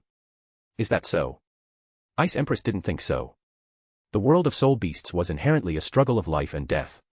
Currently, the strongest in the Great Jura Forest was undoubtedly Rin, and he was not just a little bit stronger. His not directly declaring war on the lizardmen but allowing them to live in the forest was already very benevolent. Yet, the lizardmen still chose to refuse. If it were Ice Empress, she would have probably already gone to their doorstep and scattered the ashes of those ungrateful lizardmen. Alright, Binger. Snow Empress stopped Ice Empress's ineffective speech. This is not the northern icefield, and the lizardmen are not brainless beasts. They, like the ogre, have their own culture and customs. If not for Rin's great kindness to the ogre, plus Ogerpon as a higher-ranking fellow species, subjugating the ogre would also have been quite difficult. In the original story, even when the monster Jelmud wanted to name the ogre did not agree. Even facing extinction, the ogre's integrity remained unchanged. From this, it can be seen that subjugating the monster races in the Great Jura Forest is not easy. The more enlightened and civilized they are, the harder it is to suppress them by force. The ogre, lizardmen, orcs, and Tengu clan are more like humans than monsters. Yet, these races are also different from humans. They are too stubborn. Sometimes, dignity outweighs life. Shuna said, the dire wolves only chose to compromise because their entire clan was defeated. Of course, this isn't to say that the dire wolves lacked integrity or were cowards. It can only be said that the dire wolves were beasts. And beasts do not have the idea that dignity and freedom are above all else. After all, you can't tell a dog not to eat charity, can you? That would be a bit ridiculous. Additionally, as the dire wolves evolved into beastmen, freed from the shackles of beastly instinct, the dire wolves gained their unique racial quality, which is the loyalty of canines to their master. Let's leave it at that for now. Rin said, anyway, we don't lack this small amount of strength from the lizardmen. If nearly 30,000 lizardmen were subjugated at once, the Magicules Rin could obtain would be terrifying. If he were to bestow names, even if he only received 3% of the Magicules, that would still be nearly 5 million. Unfortunately, 7 million and 12 million make little difference to Rin right now. Let alone bestowing names. For the ogre, goblins, and dire wolves, Rin bestowing names was a favor. Master, your naming is nothing less than a chance for them to be reborn. It's just that the lizardmen don't know how to cherish it. Snow Empress's words were met with unanimous agreement from everyone. That's right, the lizardmen don't have such good fortune. After Shuna finished speaking, Cheyenne snorted coldly. Who told them to be so unobservant? Anyway, let's talk about it after Sui returns. Rin estimated that with Sui's speed, it would take at most a few hours to return to the village from the lizardman wetlands. Sure enough, not long after, Sui appeared in front of Rin. He knelt on one knee, his head bowed low, as if he was asking Rin for forgiveness regarding the lizardman's matter. Get up, Sui. Rin said, you've worked hard. It is my honor to serve my master. Sui's tone was calm, but his words came from the bottom of his heart. Having received such great kindness from Rin, Sui truly wanted to do something to repay Rin. The task of investigating the orcs was completed well.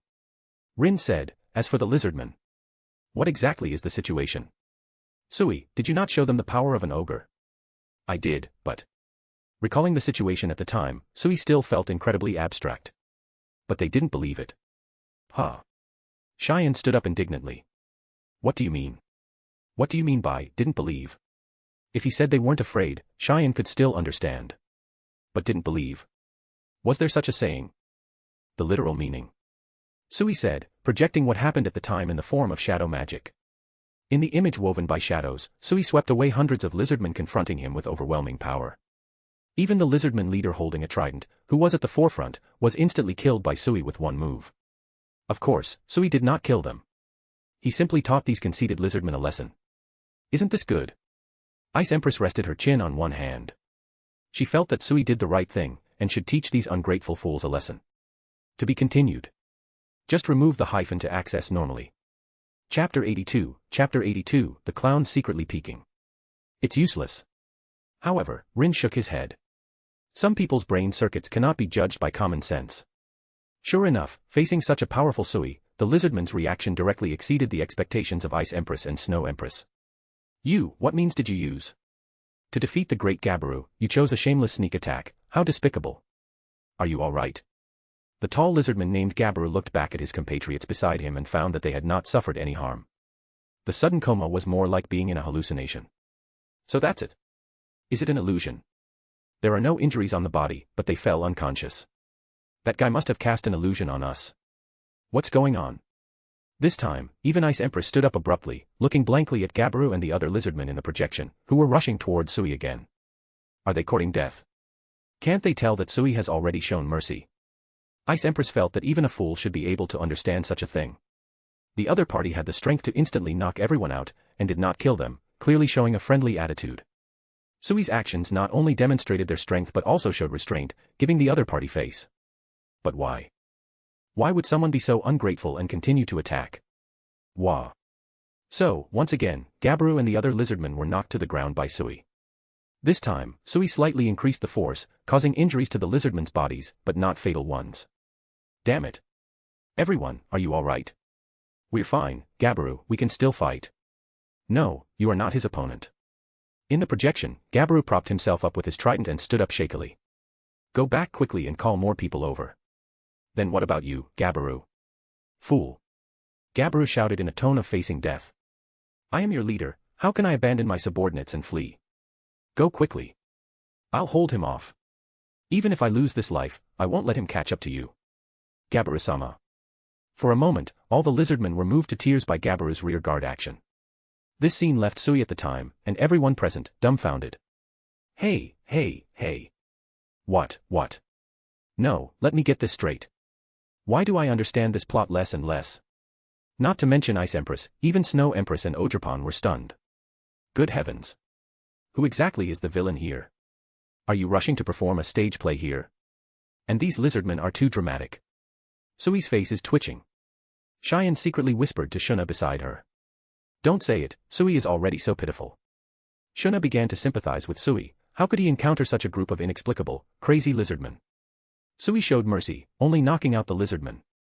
The lizardmen felt that Sui was not capable and was purely bluffing. Afterward, Sui struck hard. Then the lizardmen staged a passionate drama of a lone hero for them. As for the other lizardmen, every single one of them, shouting about friendship and bonds, rushed forward one after another, completely disregarding their own lives. There was no other way, Sui could only leave. You've worked hard, Sui. Rin patted Sui's shoulder and comforted him. Next, get some good rest, and forget this unpleasant memory as soon as possible. I'm sorry, I failed to complete your mission. Humph. Rin waved his hand to dismiss the projection. He really couldn't stand the cheers of Gabiru. Gabiru. Do you need me to go kill that guy? Ice Empress had figured it out. This guy named Gabiru had a very high reputation among the lizardmen. As long as he was there, the lizardmen would follow his judgment. But unfortunately, Gabiru was crazy, couldn't understand the situation, and was very conceited. Even if there were sensible people among the lizardmen, it was estimated that they couldn't shake Gabiru's position and couldn't bypass him to make the correct decision. In that case, Ice Empress faintly exuded an icy blue chill. As long as I kill this guy, the lizardmen will behave, right? This time, Ice Empress, you are right.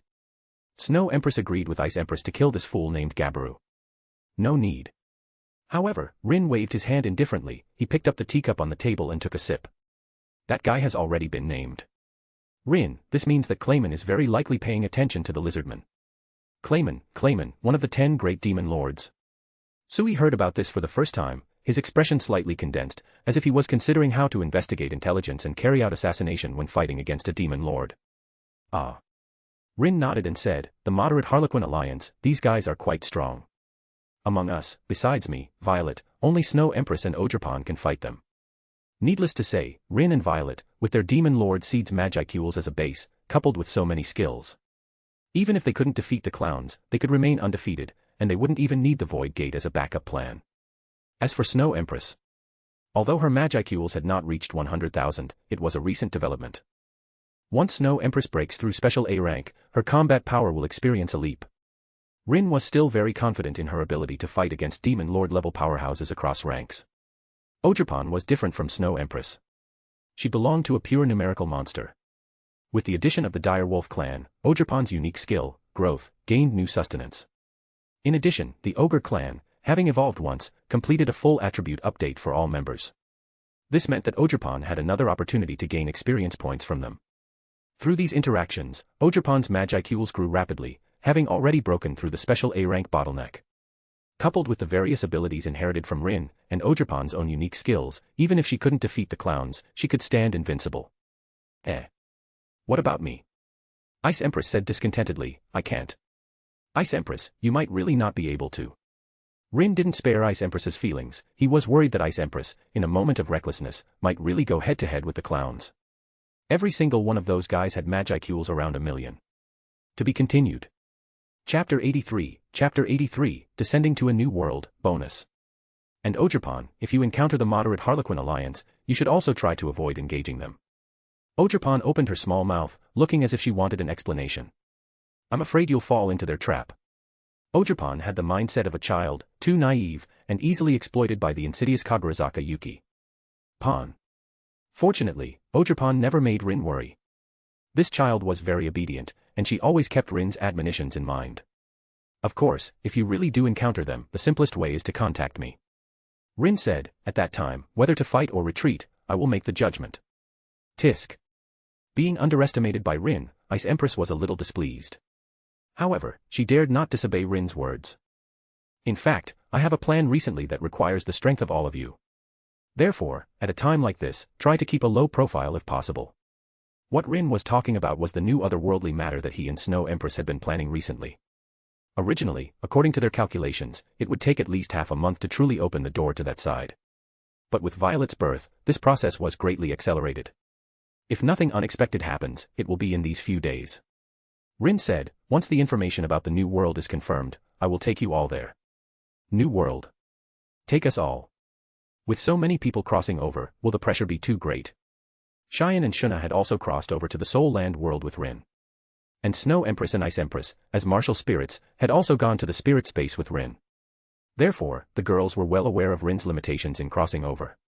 Sometimes it was the number of people, sometimes the power limit, and sometimes it was the need to comply with the rules of that side.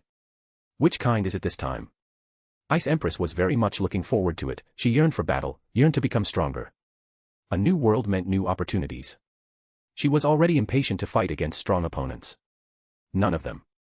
Rin shook his head and said, this time's crossing is different from any previous one. Here, Violet, you can explain it to everyone. Yes. Violet's figure appeared before everyone. The young girl raised her hand, and magic power automatically outlined a picture in the air. It was a tree. No. It should be said that it was a universe, a vast universe containing many parallel worlds and time spaces. I have completed a part of the law analysis of that world. Simply for descending, these laws are enough for us dependents to enter that world. Violet's voice sounded, however, for safety, we will not enter directly in our true forms this time. Not entering in our true forms. Sui was the only dependent who had not experienced crossing over. But no matter what, he was a dependent, one of their own who was qualified to know Rin's secrets. Rin said, this time, we will descend in the form of projections. This projection mode is quite similar to the second type of crossing, which is like Konosuba world. I am the main body, and you are linked to me. Ogerpon knows this. Ogerpon raised her hand and said, in the Konosuba world, if Ogerpon violates the rules, it will implicate Rin, and then we'll both be kicked out together. That's right, that's the second type of crossing. Then the Soul Land universe, where Snow Empress and Ice Empress are, belongs to the third type. That is, everyone Rin brought was independent. Whoever broke the rules would be kicked out, but it wouldn't implicate other companions. So, when performing the third type of crossing, Rin could completely treat his dependents as disposable nuclear bombs. When encountering a difficult enemy, he would throw out a dependent, letting them unleash their true power. Explode, kill the enemy, and then be kicked out of the game.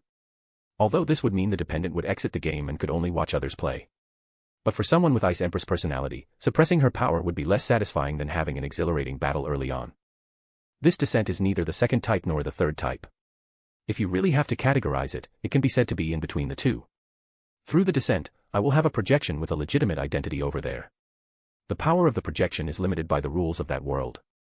Rin was unsure how great these restrictions would be. The only thing he could guarantee was the safety of this descent.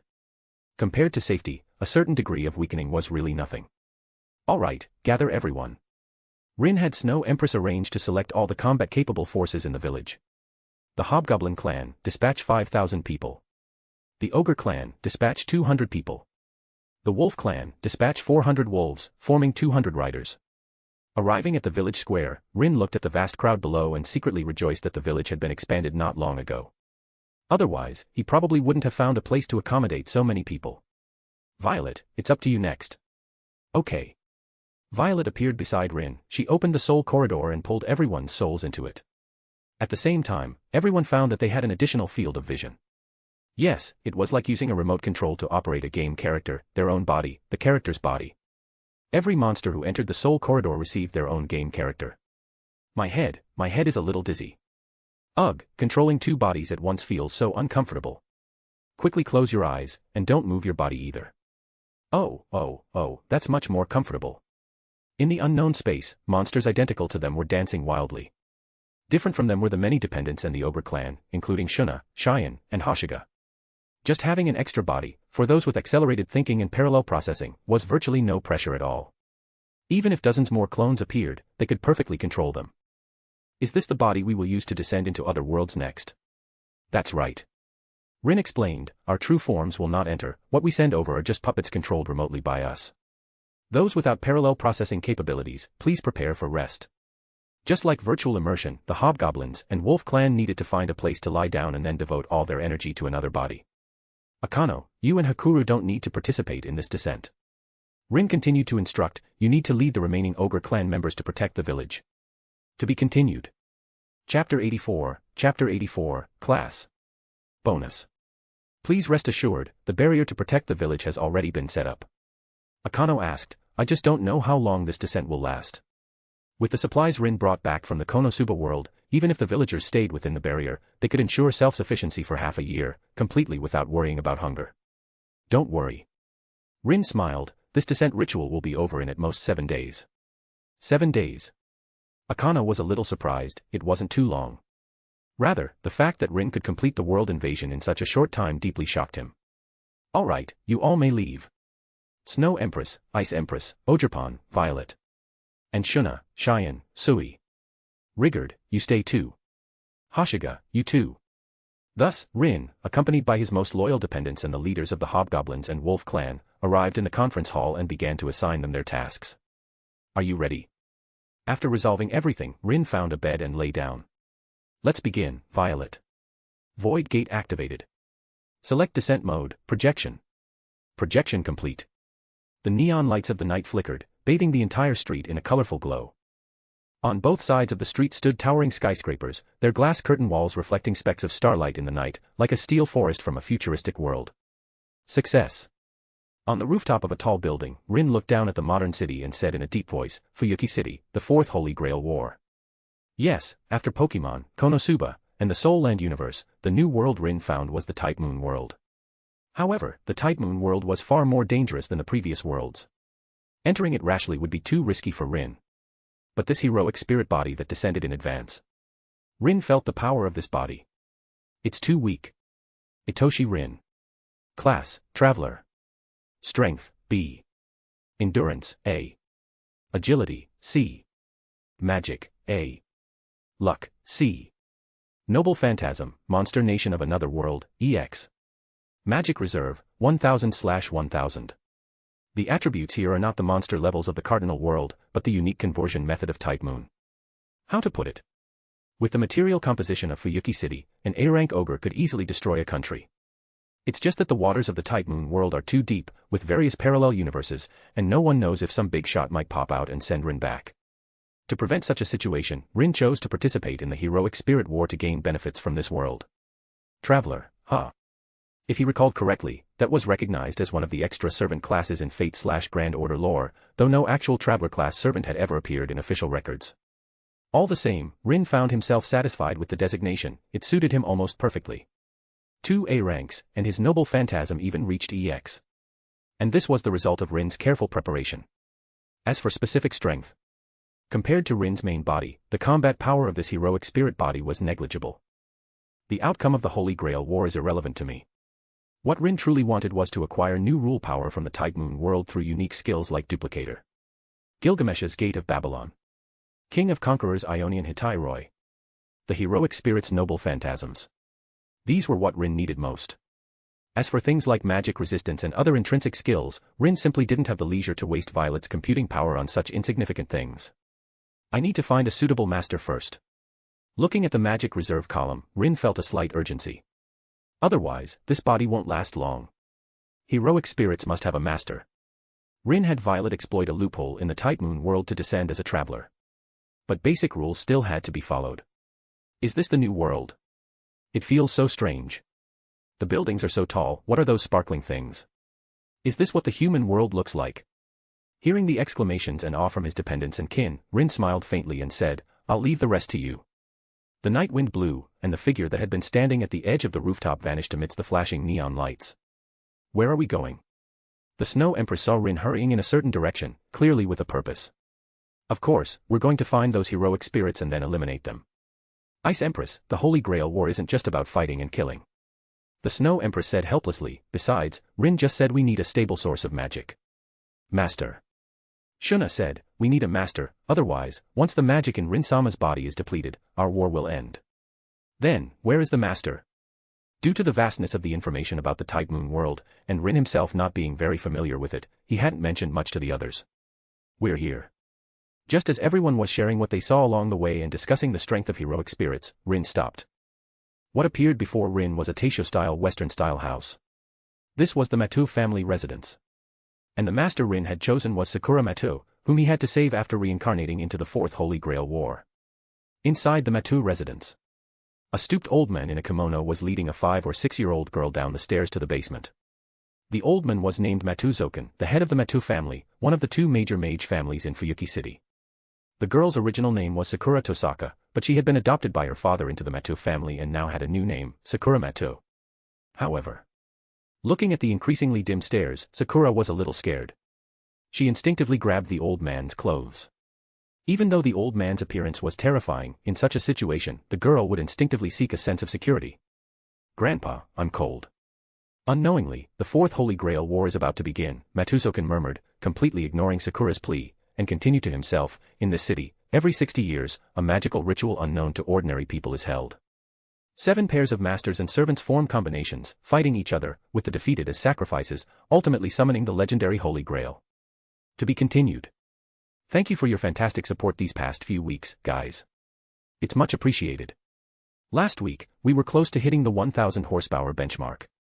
I hope we can hit it this week, and rest assured, bonus chapters will flow around XD. So let's get it, guys. Just remove the hyphen to access normally. Chapter 85, Arriving in Type Moon. Matsuzoken did not have much expectation for the Fourth Holy Grail War. The Matsu family, or rather the Zul'jin family, had settled in Fuyuki City as outsiders. However, magecraft is closely related to the living environment, and after hundreds of years of evolution, a phenomenon of incompatibility finally appeared in this generation. The family's magecraft factor began to regress. But this was also a matter of course. After all, no one could have predicted it at first. Over these hundreds of years, the Holy Grail ritual had never truly been completed even once. After such a long time, even the mage bloodline was almost on the verge of extinction.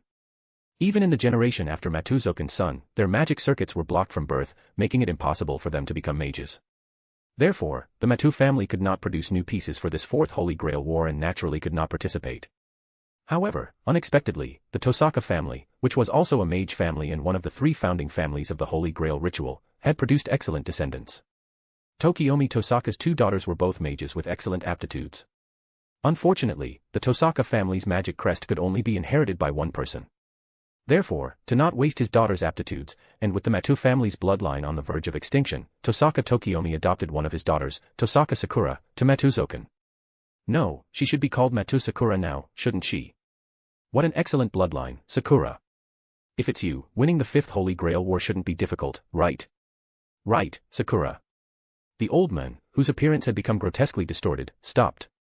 He lowered his head, carefully examining the little girl beside him, a look of satisfaction appearing in his eyes. Due to the laws of this world, mystery attracts mystery, and Sakura, with her exceptionally outstanding talent, would forever be unable to escape the destiny of mystery. However, Sakura, who was still a little girl at this time, naturally wouldn't understand any of this. She could only follow behind Matsuzoken fearfully, as she had already been abandoned by her father and mother. Don't be afraid, Sakura, from today on, you are my granddaughter. I believe you'll like your new name, Matsu Sakura. It sounds much more pleasant than Tosaka Sakura. But before that, I think we still need to perform a small ceremony. Matsuzoken chuckled strangely, pulling Sakura, and continued to walk deeper into the Matsu family mansion. Hearing this, Sakura's small body couldn't help but tremble. The girl subconsciously flinched, but due to her personality, coupled with the intense unease and fear in her heart, she forced herself to stop, standing in place with her head bowed. But how could Matsuzoken care about Sakura's thoughts? Under the effect of his strong hand, which even made Sakura's hand ache. Finally, Sakura still completed the journey. It was just Matsuzoken's rough attitude that made Sakura feel even more uneasy. Grandfather, where are we going? We've arrived, Sakura, don't be afraid. Matsuzoken comforted her in a rather sinister tone.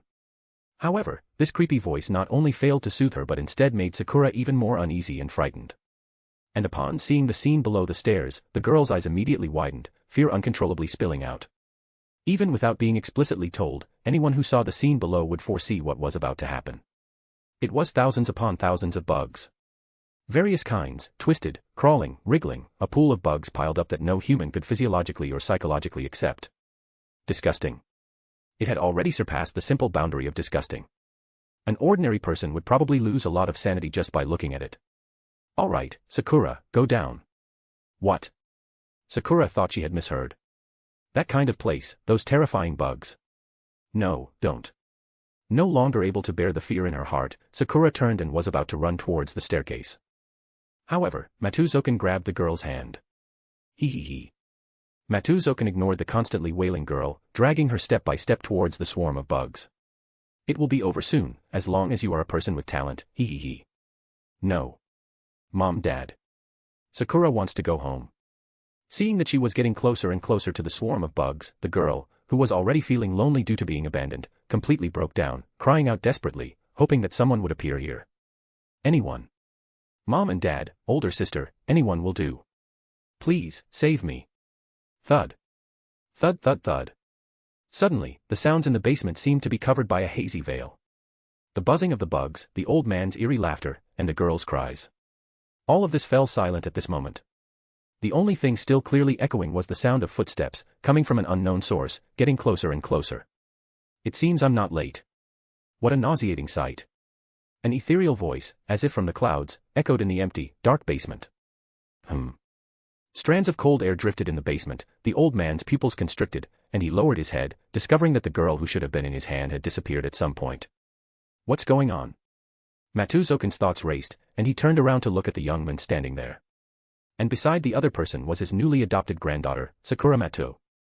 When? Silently, even he hadn't reacted, and Sakura had been taken away. Matsuzoken felt uneasy in his heart, but on the surface, he still maintained that calm, unperturbed demeanor. It's over now, Sakura. A warm hand rested on the girl's head, gently caressing it. Rin knelt down and wiped away the tears on the girl's face. Wah. Sakura didn't know who Rin was, nor did she care. She only knew that in her most desperate moment, the one who appeared before her was this big brother. Yash. Rin embraced the girl, and he raised his head, the tenderness on his face instantly vanishing, leaving only a cold expression. Kill him, then destroy this place, Ice Empress. Matsuzoken didn't expect Rin to be so decisive, and he wanted to cast a spell. But a terrifying coldness seemed to freeze the entire spacetime within the basement. This caused Matsuzoken's magic circuits to instantly halt, making it impossible for him to use any magic. To be continued. Chapter 86, Saving Sakura, bonus. What a nauseating fellow. Large amounts of solid ice continuously spread, and the extreme low temperature instantly froze those disgusting crest worms. Ice Empress gazed at the zombie-like old man, who was already covered by extreme ice, and she could smell the putrid odor emanating from him. Wait. Who exactly are you? Rin disdained to waste words with Matou Zoken. He took Sakura's hand and disappeared directly from the Matou family's basement. And where Rin had originally stood, a beautiful maiden, like an elf, emerged from the void. She exuded the tyrannical aura of an ancient soul beast, instantly engulfing Matou Zoken. At this moment, not only his body and magic, but even Matou Zoken's soul began to tremble due to the immense deterrent. Ice Empress. Type, Anti-Fortress Noble Phantasm. Overall combat power, A++. Matou Zoken trembled all over, but he was not afraid. With his core crestworm, even if this body died, it would only be the loss of a puppet. Having lived for hundreds of years, Matou Zoken's skill in preserving his life was maxed out. Boring tricks. Ice Empress already knew Matou Zoken's thoughts. The maiden raised her hand expressionlessly, then clenched it tightly. Ice Blast. It's all right now, Sakura. Rin set the girl down, and behind him, the original Matou family mansion had already transformed into a palace of ice crystals. Crack. The next moment, accompanied by a crisp sound, a large number of cracks appeared on the solid ice. Who? The Matou family mansion was shattering. Tiny, crystal-clear ice shards were swept into the sky by a strong wind from an unknown source. So beautiful. Sakura looked at this magnificent scenery, momentarily forgetting to breathe. And in this dreamlike ocean of ice crystals, a figure walked towards the two. It was Ice Empress from Rin's home. It's been dealt with, that old bug. Ice Empress controlled her power very well. The power of the ice blast concentrated into a single point, causing everything to annihilate in the absolute zero collapse. This naturally included that old bug. Whether it was his soul or the crestworms. These things were meaningless in front of Rin. Because from the very beginning, Rin had already sealed off all of old bug's escape routes, even consuming a large amount of his reserve Magicules at once to summon Ice Empress as a trump card. But to deal with a guy like that, you shouldn't need to summon me, should you? Ice Empress was a soul beast and didn't understand human behavior. Therefore, even when she saw the old bug about to push Sakura into the bug pit, she didn't have much of a reaction. Moreover, using a killer move like Ice Blast right away instantly consumed about 1/5 of Ice Empress's Magicules. Without a master who could continuously provide Magicules, this wave could be said to be quite wasteful. I want to calculate how much Magicules it takes to summon you all. I see. Ice Empress nodded. Summoning me cost you half of your Magicules. What does this mean? Your power, Ice Empress, is equivalent to using an A+ ranked Noble Phantasm. Rin said, from this, it can be seen that 500 points of Magicules and a full power attack from an A++ ranked Noble Phantasm are basically equivalent. Ice Blast was not Ice Empress's strongest move. Using this move against Matou Zoken is like using a cannon to swat a mosquito. No need to worry about magic. Besides, Zoken is an unstable factor, resolving him early will benefit us. Rin didn't just appear suddenly, he had been planning for a long time to maximize his gains in this war. Finding Sakura and making her a master was the first step. Eliminating Zoken was also part of the plan. Big brother, thank you for saving Sakura. Sakura clung tightly to Rin's hand, afraid that this hard-won lifeline would suddenly disappear. Don't be afraid, Big brother will take you to a safe place. Rin didn't say any nonsense about sending her home. Moreover, given Sakura's attitude, whether she would be willing to return to the home that abandoned her was an unknown. To be personally pushed into a fiery pit by one's own parents. Any child would likely harbor resentment over such a thing. Don't talk about this being for the inheritance of magecraft. Perhaps Tokiomi had good intentions, but Sakura didn't understand any of that. She only knew that she was almost devoured by disgusting bugs. Sakura will be obedient. In her eyes, Rin was a hero who descended from the sky. Whatever his demands, Sakura would fulfill them, only asking that Rin not abandon her again like her parents did. Poor child. Listening to the girl's thoughts, Rin sighed inwardly. Indeed, everything is Tokiomi's fault. Rin brought Sakura to the most luxurious hotel in Fuyuki City. That's right, it was the same hotel where Kirai and Kiritsugu had their one-on-one duel in the original work. Rin had no identity in this world, and Sakura was just a child. But it didn't matter. Here is your room card. Looking at the room card handed over by the front desk lady, Rin picked up Sakura, who had already fallen asleep in his arms, and walked towards the elevator. Charm spell. A very simple mental manipulation. Sakurako, Benihime. Two figures appeared beside Rin, bowing respectfully and saying, please give your orders. Protect Sakura well. Yes. Monster nation from another world. This was precisely the noble phantasm that Rin had spent a great deal of effort constructing for the decisive battle. The effect of the noble phantasm was similar to the King of Conquerors Ionian Hitairoi. It used Rin's spirit space as a foundation to create a small space. Rin could use magic to create servant bodies for the monsters from the cardinal world who were already prepared for manifestation. Like Sakurako and Benihime. Both women were high-ranking ogres. If their true bodies were to enter this world, they would likely trigger the planet's will's rejection reaction upon arrival. Rin would not underestimate any world that contained parallel universes. Manifesting his true body in the Type Moon universe carried too much risk. Therefore, Rin settled for the next best thing. He utilized the heroic spirit manifestation ritual to transform hundreds of his subordinates into existences similar to heroic spirits. This way, although the strength of the monsters was greatly weakened, it was safe. As long as everyone was in the ogre village, controlling their characters like playing a game, they could follow Rin to participate in the exploration of the new world. To be continued. Just remove the hyphen to access normally. Chapter 87, Spearheads. Sakurako. Type, Anti-Army Noble Phantasm. Overall combat power, A. Summoning cost, 50 magic power. Benihime. Type, Anti-Army Noble Phantasm. Overall combat power, A. Summoning required, 50 magic power. In this world, the two women were equivalent to heroic spirits with no noble phantasm, but with all stats averaging A. If one were to disregard their existence as living beings, the power that Sakurako and Benihime could exert was comparable to an anti-army level noble phantasm. Ogres require 50 magic power to materialize. Rin thought of the 200 ogres in the Monster Nation space. 10,000 magic power can materialize 200 heroic spirits with A-rank overall combat power. In a way, Rin's Monster Nation from another world had some similarities to Gilgamesh's Gate of Babylon. From the weakest hobgoblins to the mid-tier wolfkin and the high-end combat power of the ogres. The three were equivalent to Gilgamesh's C-rank Noble Phantasm, B-rank Noble Phantasm, and A-rank Noble Phantasm, respectively. Calculating in this way, hobgoblins need 5,000 magic power, wolfkin 5 magic power each, 400 of them is 2,000, plus the ogres 2,000, a total of 9,000 magic power. And above that, there are A+ Shuna, Cheyenne, Sui, A++ Ice Empress, and the even stronger Ogerpon and Snow Empress. To create forms for everyone and have them manifest as servants, at least 25,000 magic power must be collected. Putting aside the magic power collection issue for now. How to use the power of his subordinates would be the key to Rin winning this Holy Grail war. Sakura, Sakura. Rin woke Sakura, and the girl slowly opened her eyes, first with a bewildered look, then like a frightened little rabbit, she pounced into Rin's arms. Don't be afraid, Sakura. After finally comforting the girl, Rin said, go take a bath, and then have a good night's sleep. Big brother, where is this?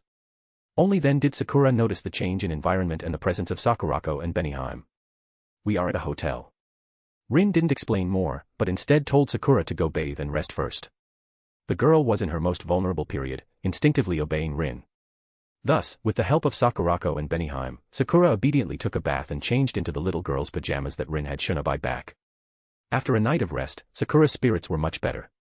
Rin also took the opportunity to inform Sakura of his origins and the current situation. Holy Grail War. Heroic spirits and masters. This information was clearly beyond Sakura's comprehension. But it didn't matter. Sakura only needed to know one thing. As long as it's big brother Rin's request, Sakura is willing to do anything. Sakura agreed without resistance to Rin becoming her heroic spirit. No. It should be said, this was simply too good. Heroic spirits stay by their master's side, meaning the two would be together, not separated. Clutching Rin's hand tightly, Sakura felt a strong sense of security. Girls shouldn't say such things. Rin gently flicked Sakura's nose. The girl nodded as if admitting her mistake, but whether she truly took Rin's words to heart was unknown. Then, I'm going to start, Sakura. Rin connected his magic power with the girl and then established a servant contract belonging to the Type Moon world. Ah. And as the contract was completed, Sakura suddenly let out a painful cry. What's wrong? Hand. Sakura looked at the back of her hand. It hurts so much. On the back of her originally slender and fair little hand, a strange red tattoo slowly emerged, which was the command seal, representing the master's identity. It's okay, this is a command seal, it's a symbol of my bond with Sakura. Is that so? Hearing Rin say this, the pain on Sakura's face immediately disappeared. In its place was immense cherish and care. In the girl's simple mind, as long as this command seal remained, her big brother Rin would never leave her. Seeing this, Rin first froze, then suddenly looked up. The corners of his mouth unconsciously curled up. The rules, they're starting to change. Rin didn't know the reason for the rule change, or the consequences it would lead to. But as an invader, as long as the Type Moon world changed due to Rin's actions, it would bring him a certain amount of rule fragments. And they were Violet's best food source. It was the capital for building Rin's soul barrier, which is his unique skill. Violet, what does this change mean? Detecting. Violet immediately informed Rin of the changes in this world's Holy Grail system. Detection complete. Because of your early arrival, Rin, the Holy Grail War has been brought forward. Ahead of schedule. The Holy Grail War can be brought forward. Rin was quite surprised, he hadn't expected this action to cause such a huge ripple in the world line. It's somewhat beyond my expectations. But it just saves us the trouble. Originally, Rin intended to use a loophole.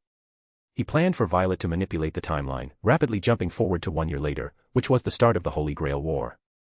But now, there's no need for that. If the Holy Grail War is brought forward, what will happen to the original masters and their servants? No need to worry. History has inertia, the inhibitory force will resolve all troubles. Even if they don't interfere, I will secretly exert force to make everything develop according to our needs. You're really powerful, Violet. Thank you for the compliment. Inside the room in the Ogre Village, Rin's main body gave Violet a thumbs up. The girl still maintained her expressionless demeanor.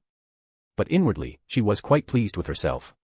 Violet secretly glanced at Snow Empress, who was very close to Rin. TSK. Although Violet said nothing, Snow Empress clearly felt the provocation from someone. As for Rin, he ignored the healthy competition between the two girls. Fortunately, it's still the original lineup. Rin's targets for participating in this Holy Grail War were none other than Gilgamesh and the King of Conquerors. The former's noble phantasm and the latter's reality marble were powers Rin urgently needed to analyze. It didn't matter if other servants were replaced, but these two couldn't change. What about the King of Knights? Rin naturally liked Artoria. If she could be recruited, he wouldn't mind. To be continued. Chapter 88, Tosaka Tokiomi's Shock, Bonus. Itoshi Rin. Magical Energy Reserve, 400/1000. Replenishment Rate, 10/hour. Recovering 10 points of magical energy per hour, this is the magical energy that young Sakura can currently replenish for Rin. Of course, this doesn't mean Sakura's magical energy is immense. In fact, most of the magical energy for servant summoning comes from the Holy Grail system. The master's role in this is more akin to a faucet. The higher the master's aptitude, the greater the water flow, and the more magical energy the Holy Grail can provide to the servant. Sakura's aptitude is unquestionable. Looking at the 4th and 5th Holy Grail Wars, besides Ilya, the Tosaka sisters had the highest magical energy aptitude.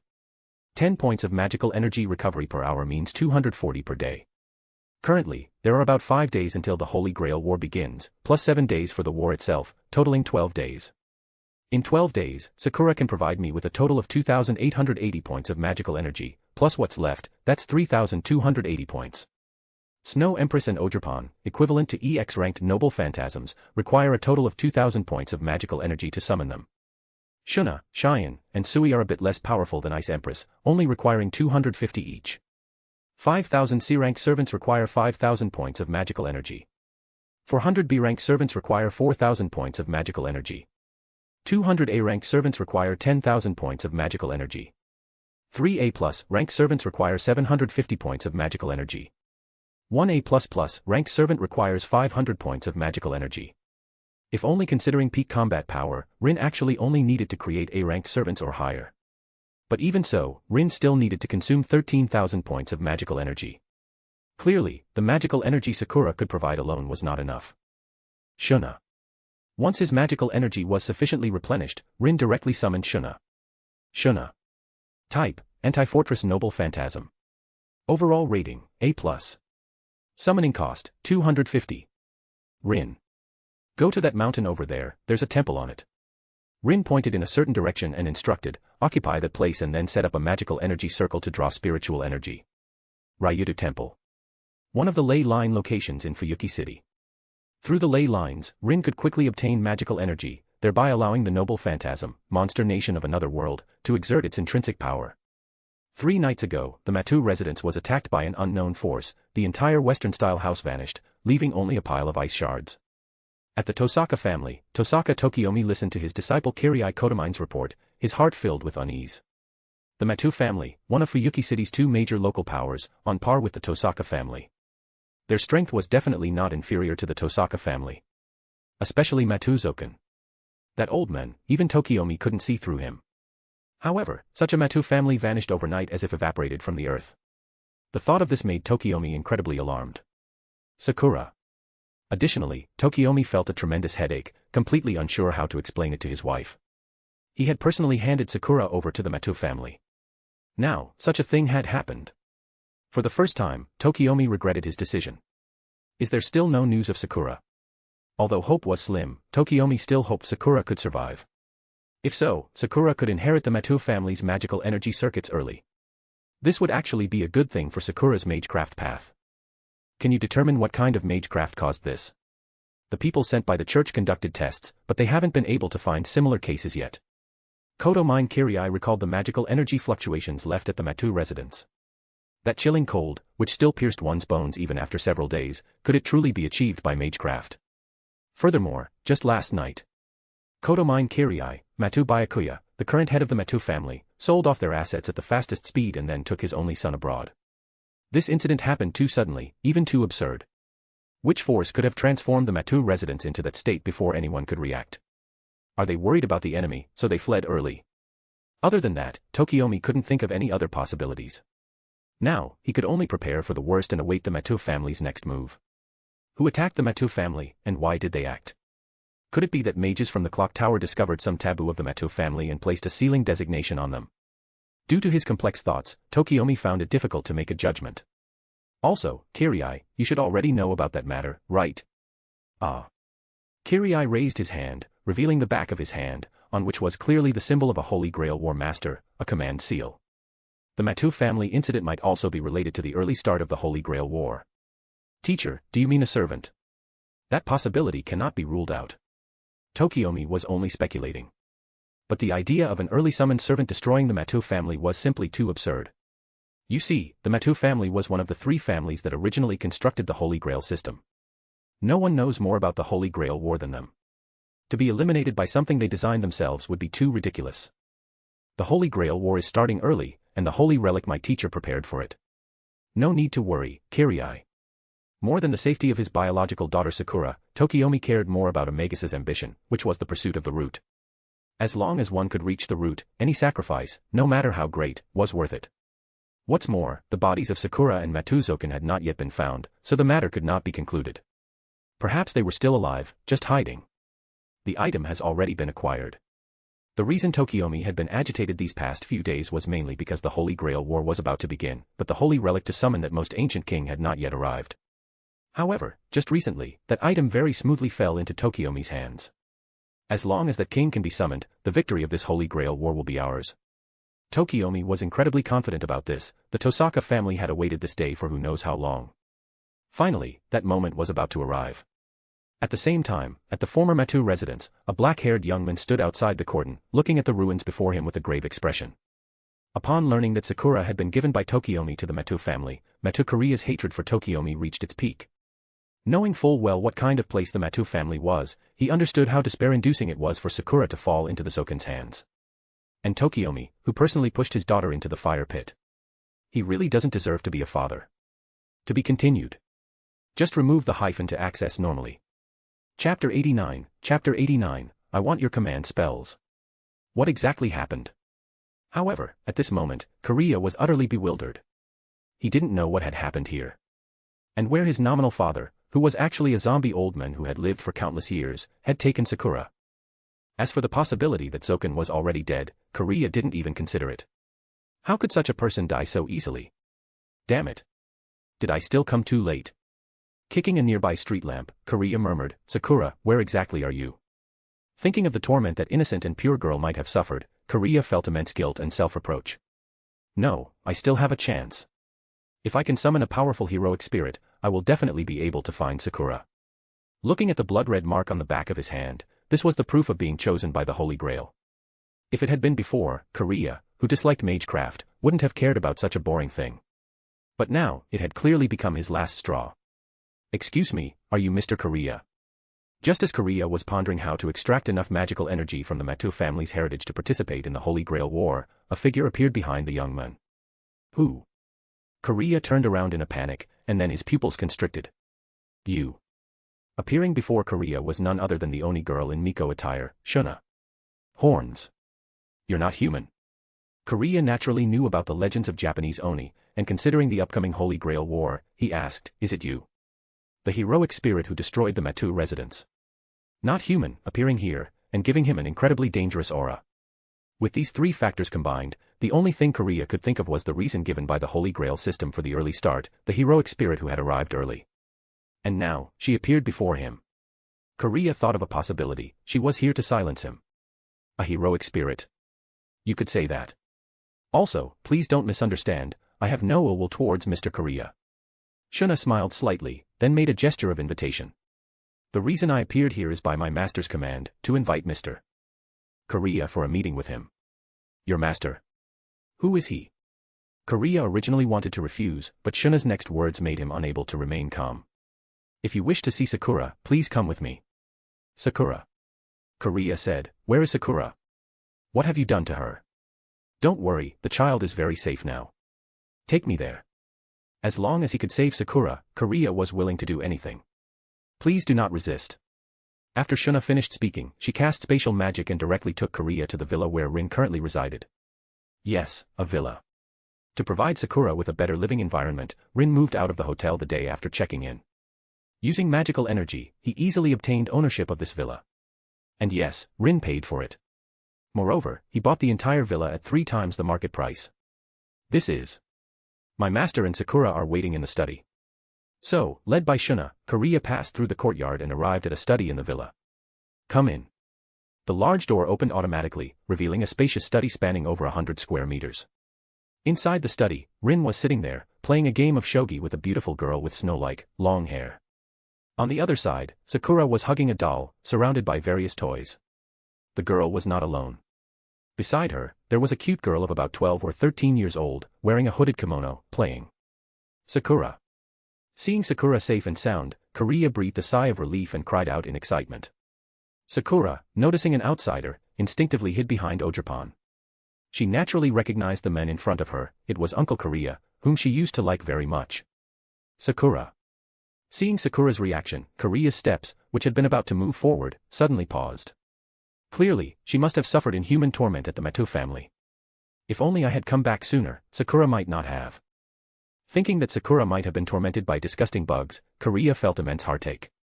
He wanted to take Sakura home. However, before Korea could speak, Sakura, who had already anticipated what he was going to say, quickly ran to Rin's side, gripping his sleeve tightly. I don't want to go back. Brother Rin, please don't abandon Sakura. In these past few days, Sakura had recovered quite well under Rin's care. As for the psychological trauma from the crestworms, that was not something that could be changed overnight. Furthermore, Rin had already promised Sakura that he would not abandon her. If my plan succeeds, I can break the restriction that only dependents can travel between worlds. Even if it failed, Rin would leave Sakura enough fallback options. For example, this villa, and the bank savings Rin had prepared in advance, would be enough to ensure Sakura's well-being when he left. Please sit, Mr. Korea. Rin stood up and sat down face to face with Korea, then spoke, you should have already seen the situation at the Matu residence. Yes, I did that. As for the reason, you can just assume I couldn't stand that Zoken bullying an innocent little girl like that. After speaking, Rin gently stroked Sakura's head, letting her sit beside him. Thank you for saving Sakura. Seeing Sakura so dependent on Rin, Korea was already 70 to 80% convinced. So, are you also a participant in the Holy Grail War? That's right. Heroic spirits are, of course, also participants. Thank you again for saving Sakura. Korea asked, so why did you ask me to come here? I want your command spells. Rin didn't beat around the bush, directly stating his objective. Command spells. Korea glanced at the red mark on the back of his hand. He thought for a moment and said, all right, as compensation for helping me save Sakura, you can have my command spells. His original purpose for wanting to participate in the Holy Grail War was to save Sakura. But now, Zoken had been defeated by Rin, Korea didn't believe Zoken was dead, and Sakura had also been saved. Therefore, these command spells were meaningless to him. It was reasonable to give them to Rin as a reward. No. Rin shook his head and said, you should indeed give me a reward, but not because of Sakura, but because I helped you kill that Zoken. What? Hearing Rin's words, Korea instinctively stood up. How is that possible? That guy, how could you possibly kill him? If he could, Korea would also want to kill Zoken. However, having grown up in the Matu family since childhood, he was well aware of how terrifying Zoken was. Is it because of the crest worms? Rin directly revealed the secret of Zoken's immortality. Don't worry, I locked onto that guy's soul and destroyed all of his substitutes. How to kill Zoken, even Korea didn't know such a thing. To be continued. Chapter 90, Summoning a New Heroic Spirit, bonus. Even if you still harbor doubts. Rin said, in the future, whenever Zoken appears, I will eradicate him. This way, Korea would be completely free of worries. Transferring command spells requires specific spiritual medium surgery. No need for such trouble.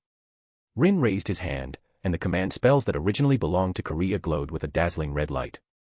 And when the light dissipated, Korea's command spells began to disappear. In their place, a red tattoo appeared on the back of Rin's hand, precisely the 3 command spells he had just obtained from Korea. This. Although Korea had been out of the magic world for a while, he still understood basic magical knowledge. Command spells are bound to a Magus's magic circuits.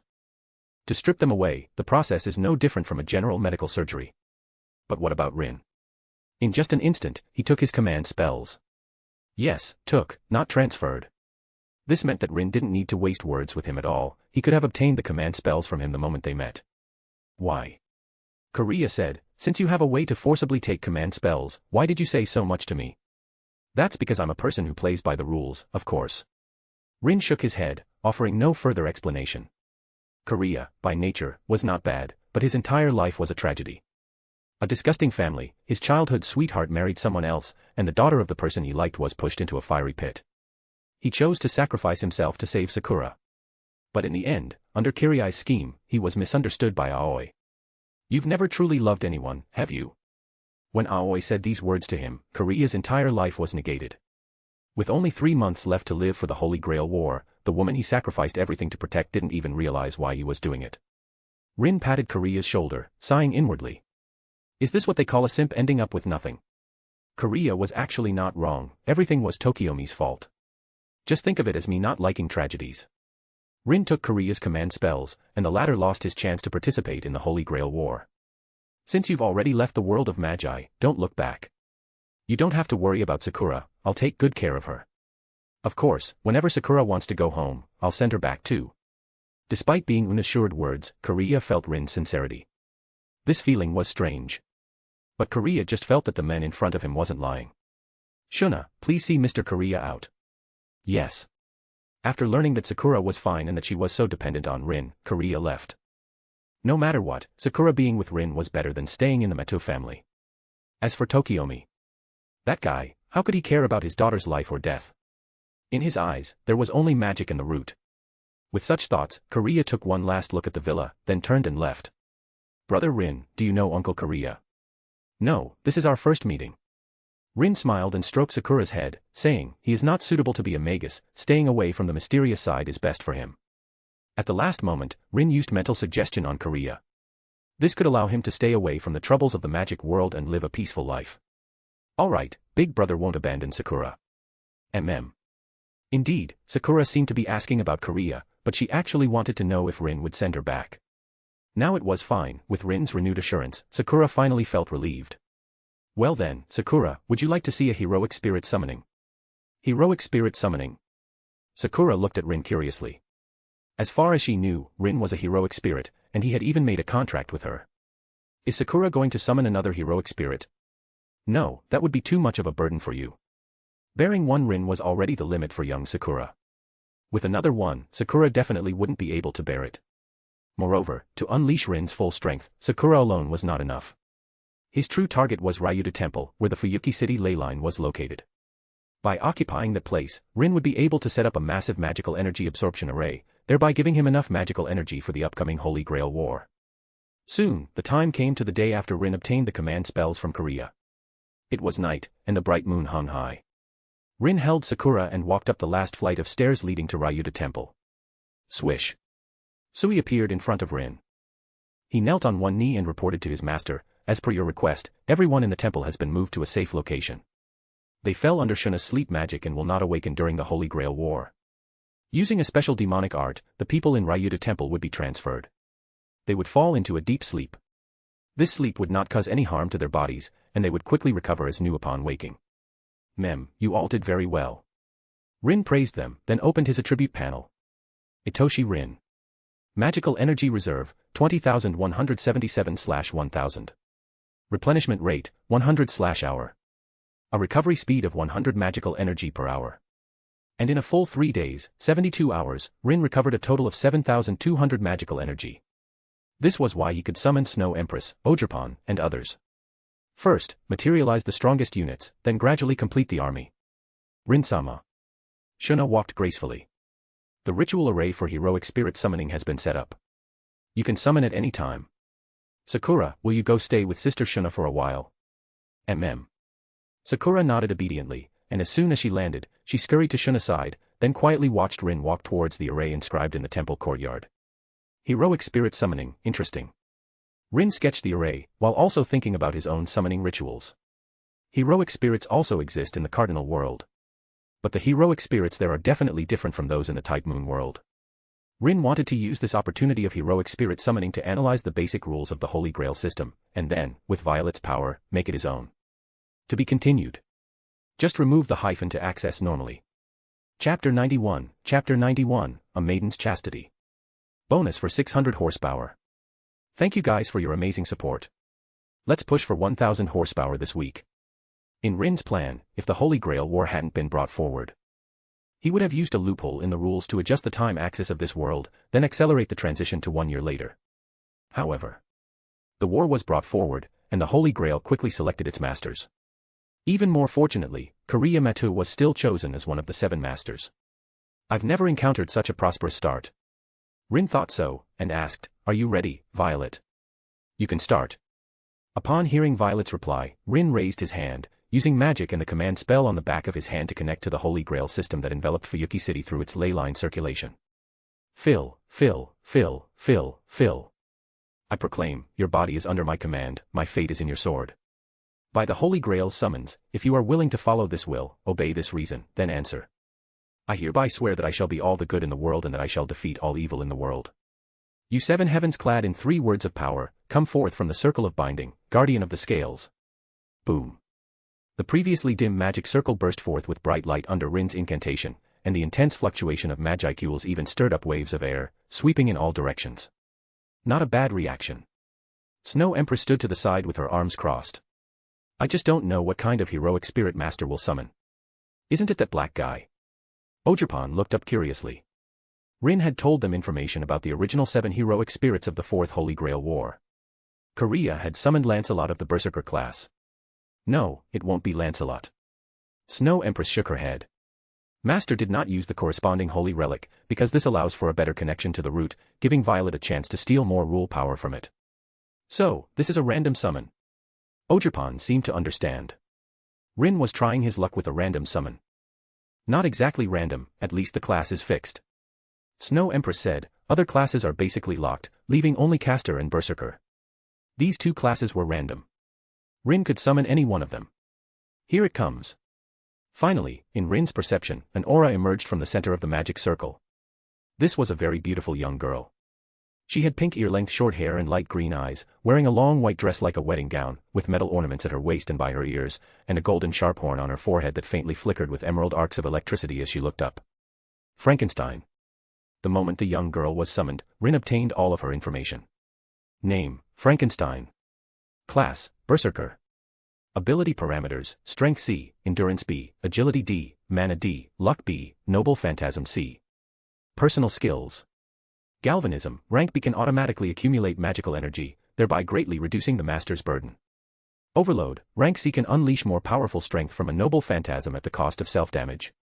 Noble Phantasms. Bridal Chest. Rank, C. Type, Anti-Unit Noble Phantasm. Range. Maximum target, 1 person.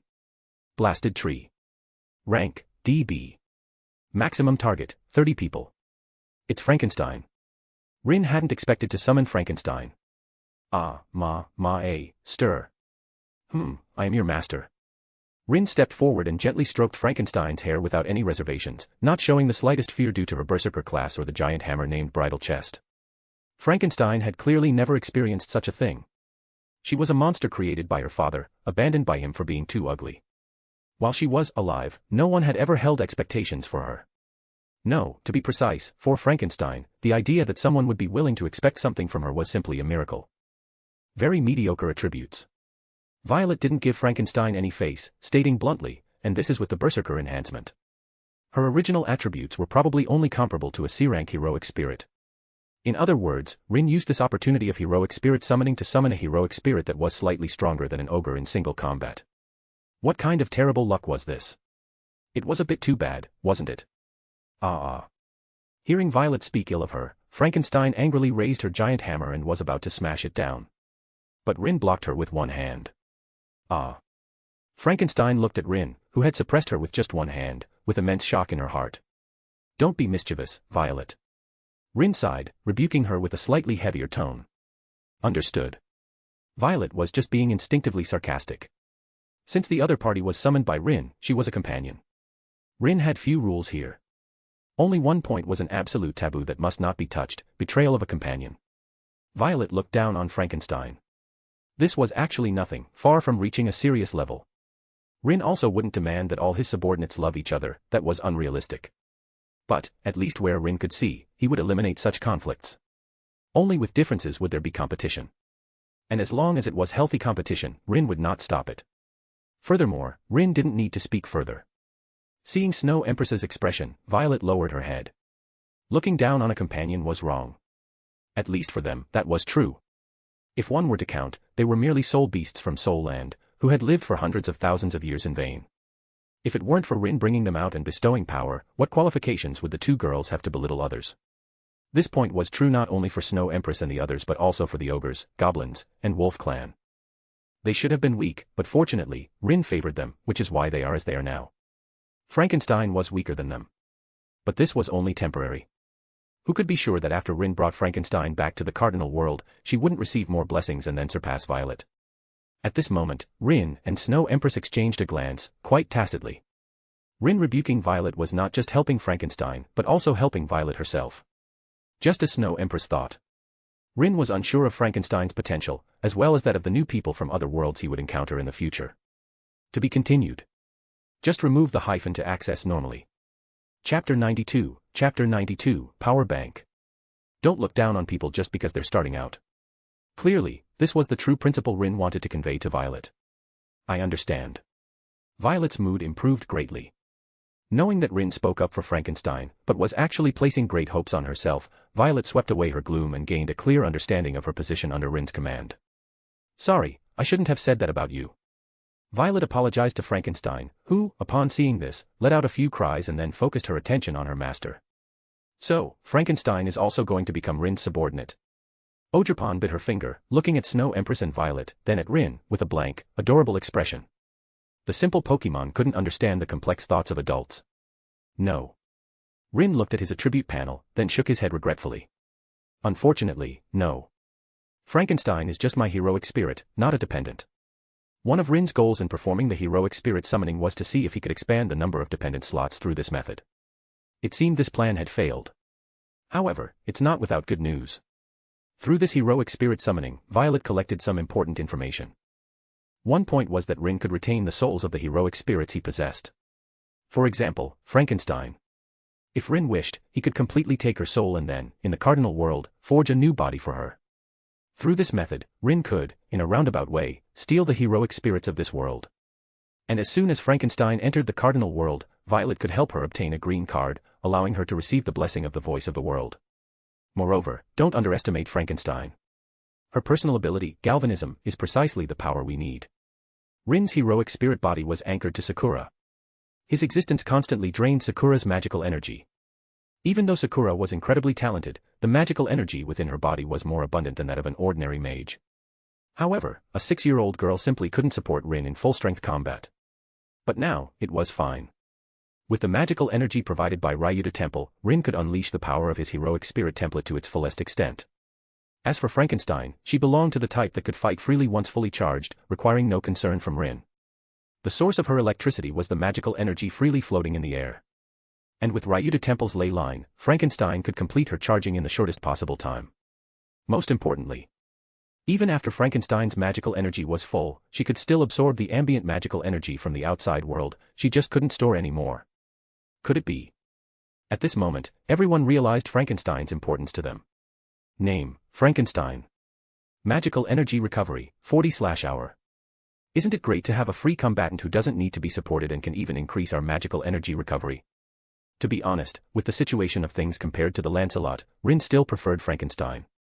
There was no other way, Lancelot consumed too much magical energy. Supplying him with magical energy was less efficient than giving it to Cheyenne and Ogerpon, they were not inferior to Lancelot at all.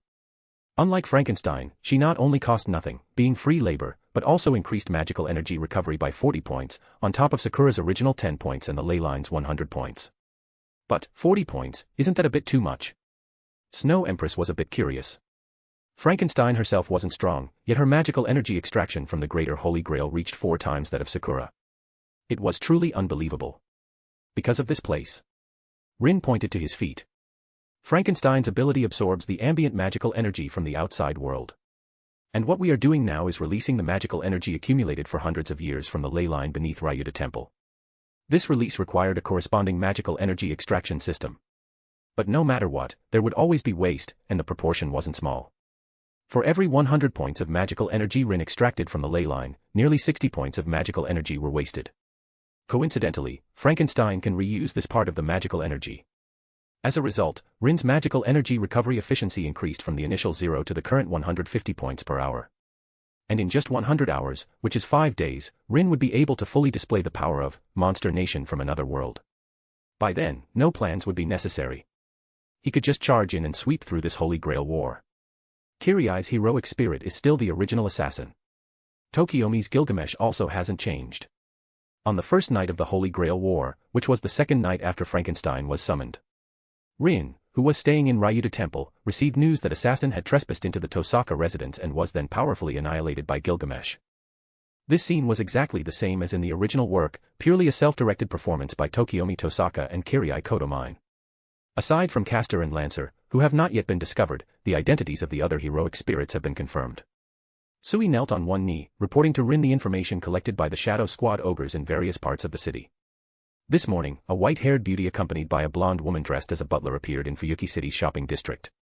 A burly red-haired man also appeared beside a young man named Waver. Artoria and Iskandar, King of Knights and King of Conquerors, have also arrived. Knowing that these three had successfully descended into the Holy Grail War, Rin's hanging heart finally settled. Very good, our targets are mostly here. The remaining Castor and Lancer are irrelevant. Suddenly, Rin and Sui, who were sitting in the room, felt an invisible fighting intent emanating from the void. This blatant fighting intent is too arrogant. Ice Empress appeared behind Rin, her arms crossed, her expression displeased. Do you need me to go eliminate him? I agree with Ice Empress's suggestion. Cheyenne eagerly said, let me go, I'll definitely chop that guy into pieces. Don't be so irritable, you two. Rin slowly got up. He instructed Shuna to take good care of Sakura, then headed toward the direction from which the fighting intent originated. If I'm not mistaken, this should be the scene of D'Armuid and Artoria's first encounter. Let's go, we'll join the fun too. At the same time, at the container street at the mouth of the Mayan River in Fuyuki City, a warrior holding 2 spears and a knight princess in blue and white armor were engaged in a fierce offensive and defensive battle. To be continued. Chapter 93, Rin, Am I Castor? Bonus. Bonus for 800 horsepower, next bonus at 1000 horsepower. We are so close guys XD. Bang bang bang. Boom. Their movements were swift, each move displaying the depth of their swordsmanship and spearmanship. Rin's figure appeared high above, his gaze sweeping left and right, quickly identifying everyone's positions. Waver and Iskandar on the distant bridge, Assassin lurking above, Irisveal watching the battle nervously, and Kaneth hiding somewhere. Of course, Rin didn't miss Mia and Amiya Kiritsugu, both armed with sniper rifles, waiting for an opportunity to eliminate a master. How does it feel? Purely in terms of martial arts, they've reached the pinnacle of human capability. Snow Empress noticed the ones hiding in the shadows. Should we get rid of these rats? Forget it. We're just here to watch the battle tonight. Rin dangled his feet and sat on the edge of a container. His targets weren't those two, but the King of Conquerors and Gilgamesh, who had yet to enter the fray. Wait. Suddenly, Kiritsugu, observing from the shadows, felt a tremor in his chest. He quickly moved his scope. Is that a new master? Through the sniper scope, Kiritsugu saw Rin. What? White hair, heterochromatic eyes, around 16 or 17 years old, wearing modern casual clothes, and inhumanly handsome. Not only Kiritsugu, but Kirai also saw Rin through Assassin's vision and quickly reported his appearance to Tokiomi Tosaka. Tokiomi was genuinely confused now. Kirai had just given a similar report earlier regarding Irisveal. At the time, Tokiomi had concluded that she was an Einsburn homunculus. But Rin? Another homunculus? A heroic spirit? Or another master? But there was no need to keep guessing. As if sensing their probing gazes, Rin slowly raised his right hand, revealing a blood-red command spell on the back of it. Command spell. A master. That was everyone's immediate reaction, but what shocked them even more was Rin's boldness. As a master, he didn't hide. He directly revealed himself. You had Kainith lurking in the shadows, Irisveal as Kiritsugu's decoy, and even Kirai and Tokiomi were observing from afar. But only Rin stood out in plain sight without hesitation. Is he just reckless, or does he have something to rely on? How dare he expose himself so openly? Should we eliminate him? Mia had already aimed her rifle at Rin's head, prepared to shoot. At this distance. At this distance. Suddenly, Mia's hand froze. And in front of her throat, a cold blade shimmered, ready to slash her neck at any moment. When a bead of cold sweat slid down her cheek, she could feel the killing intent behind her. Never before had death felt so tangible. Mia. Having fought alongside Mia for years, Kiritsugu immediately noticed something was wrong from the change in her voice. Mia was in danger. Which meant, so was he. Should I kill her? The deep, weathered male voice in his earpiece sent a chill down Kiritsugu's spine.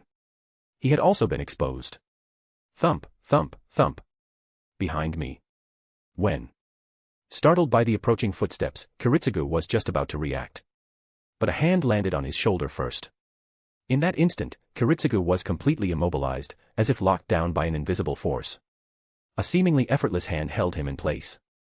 He couldn't move. Do you think I should kill her? Rin had vanished from everyone's sight. He lightly patted Kiritsugu on the shoulder and asked, Saber's true master, Amiya Kiritsugu. After saying that, Rin casually sat down beside him, continuing to watch the battle below. As for Kiritsugu, completely restrained, he couldn't even raise his command spell to summon Saber, let alone fight back. This guy. He's definitely not a magus. No magus could possess such techniques. And it wasn't just Kiritsugu. Kirai and Tokiomi were also frantically searching for Rin's figure. He's gone. Yes. Kirai said, it was like an illusion. Assassin lost sight of him in an instant. How is that possible? Losing track of someone like Rin would normally be understandable. But this was Assassin. Assassin, who specialized in stealth and assassination. Someone who could evade even his perception, not even most heroic spirits could pull that off. But Rin was gone. Invisibility magic, or some kind of illusion. Actually, there was another possibility, spatial magic. But that thought was terrifying. If a magus of that level really entered the Holy Grail War, Tokiomi could only imagine the pressure they'd face. Perhaps we were wrong. Tokiomi's expression was grim. That white-haired young man isn't a master at all. Only 3 servant classes had yet to be revealed, Rider, Caster, and Berserker. Judging from his calm demeanor, he clearly wasn't a Berserker. Caster. Kiritsugu reached a similar conclusion. He took a deep breath, forcing himself to calm down. So, what does Caster-sama want with me? Oh. Rin was a little surprised that Kiritsugu could still speak so calmly. So, he released his hold on him. What are you talking about? Weren't you the ones planning something against me? Hiding in the shadows, using those dangerous weapons to try and ambush me. How underhanded, Mr. Kiritsugu. Rin plainly pointed out the contradiction between them. You owe me an explanation, or that woman will pay for it. Even though Mia hadn't actually pulled the trigger. Just aiming a sniper rifle, Rin might tolerate that, but his subordinates wouldn't. If he hadn't stopped her, Snow Empress would have already triggered an ice explosion spell. To be continued. Chapter 94, Innate Time Control. What kind of explanation do you want? Although Kiritsugu's tone remained calm, tension gripped his heart. Your magecraft. Rin stated his demand bluntly. Innate time control. This. The shock in Kiritsugu's heart was beyond words. He hadn't expected the person in front of him to see through his secrets so thoroughly. Did someone betray me? Who was it? Mia. Irisveal. The Einsburn family. In an instant, Kiritsugu considered countless possibilities. Didn't you call me caster? Rin said, as a magus from the age of gods, is it so hard to believe I can see through modern magic at a glance? Of course, it was hard to believe. He hadn't even used that magic. Is this the value of a caster, being able to expose his trump card instantly? But no matter how turbulent Kiritsugu's thoughts were, right now, he was like a fish on the chopping block, with no room to struggle. Yes, but the core of this magic relies on the magic crest. Although innate time control was the culmination of generations of the Amiya family's research, Kiritsugu himself didn't hold it in high regard. As long as world peace could be achieved, something like magecraft was just a tool. However, the magecraft wasn't simple. At its core, it was a bounded field.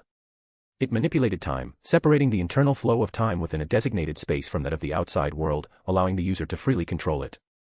This type of magecraft consumed a vast amount of magical energy, and required complex rituals and lengthy preparation. No need for all that. Rin interrupted Kiritsugu's explanation. As long as you don't resist, I can analyze a mere magecraft in no time. He had no concern about Kiritsugu seeing through his abilities. Rin's real trump cards were Snow Empress and Odrapan. As long as those two remained unknown, no one could target him properly. Alright. Kiritsugu had no choice. Not only was Mia being held hostage by Rin's subordinate, but he himself was also under Rin's control. He had no confidence in escaping from a heroic spirit like Rin. Caster. Just what are you? Following Rin's instruction, Kiritsugu relaxed his body, but his mind kept spinning rapidly. White hair. Heterochromatic eyes, one gold and one silver. Unfortunately, no matter how hard Kiritsugu searched his memory, he couldn't associate Rin with any known heroic spirit. Wait. Suddenly, Kiritsugu realized something. If Rin was the heroic spirit summoned as caster, then who was the one holding Mia hostage? Recalling the deep, rough male voice over the earpiece, it was clearly different from Rin's voice. His master. But that was way too weird. What kind of master would obey a heroic spirit's command and take hostages? Was the servant-master relationship reversed? And Rin had command spells on his hand, undeniably real ones. Kiritsugu felt a chill run through him. Just what kind of rule-breaking heroic spirit is this guy? Detected rule fragments, beginning analysis. Analyzing. The skill duplicator wasn't as easy to use in the Type Moon world as it was in the Konosuba world. In Konosuba, combined with appraisal, Rin could instantly turn adventurer's class skills into his own. But here, copying another's ability required sufficient analysis time. And the target needed to either use the skill or remain within close proximity. Even if he didn't activate the spell, Violet could still analyze innate time control, this bounded field, without being detected by the Type Moon world's rule system. Alright. Rin had Sui release Mia. Before the magic analysis is complete, let's just enjoy the nightly duel. Even though he said that, looking at the battlefield, it was obvious that Saber was at a disadvantage. D'Armuid had already activated his noble phantasms. First, he used Crimson Rose of Exorcism to force Artoria to remove her armor, then followed with Yellow Rose of Mortality to successfully sever one of the tendons in her hand. Irisveil, use healing on me too. Seeing D'Armuid's wounds rapidly heal under Kainatha's magical energy, Artoria called out for support. I already used it. Irisveil said anxiously. I clearly cast it. How could this be? The healing should have worked, Saber. You should already be recovering. But Artoria's wrist was still bleeding. Clearly, this wasn't Irisveil's fault. D'Armuid had done something to block the healing. You were smart to recognize your armor was useless against Crimson Rose of Exorcism. D'Armuid said, but you removed it too quickly. If you'd kept it on a bit longer, it might have blocked Yellow Rose of Mortality. I see. A cursed spear that prevents wounds from healing once inflicted. Artoria had already pieced together his identity.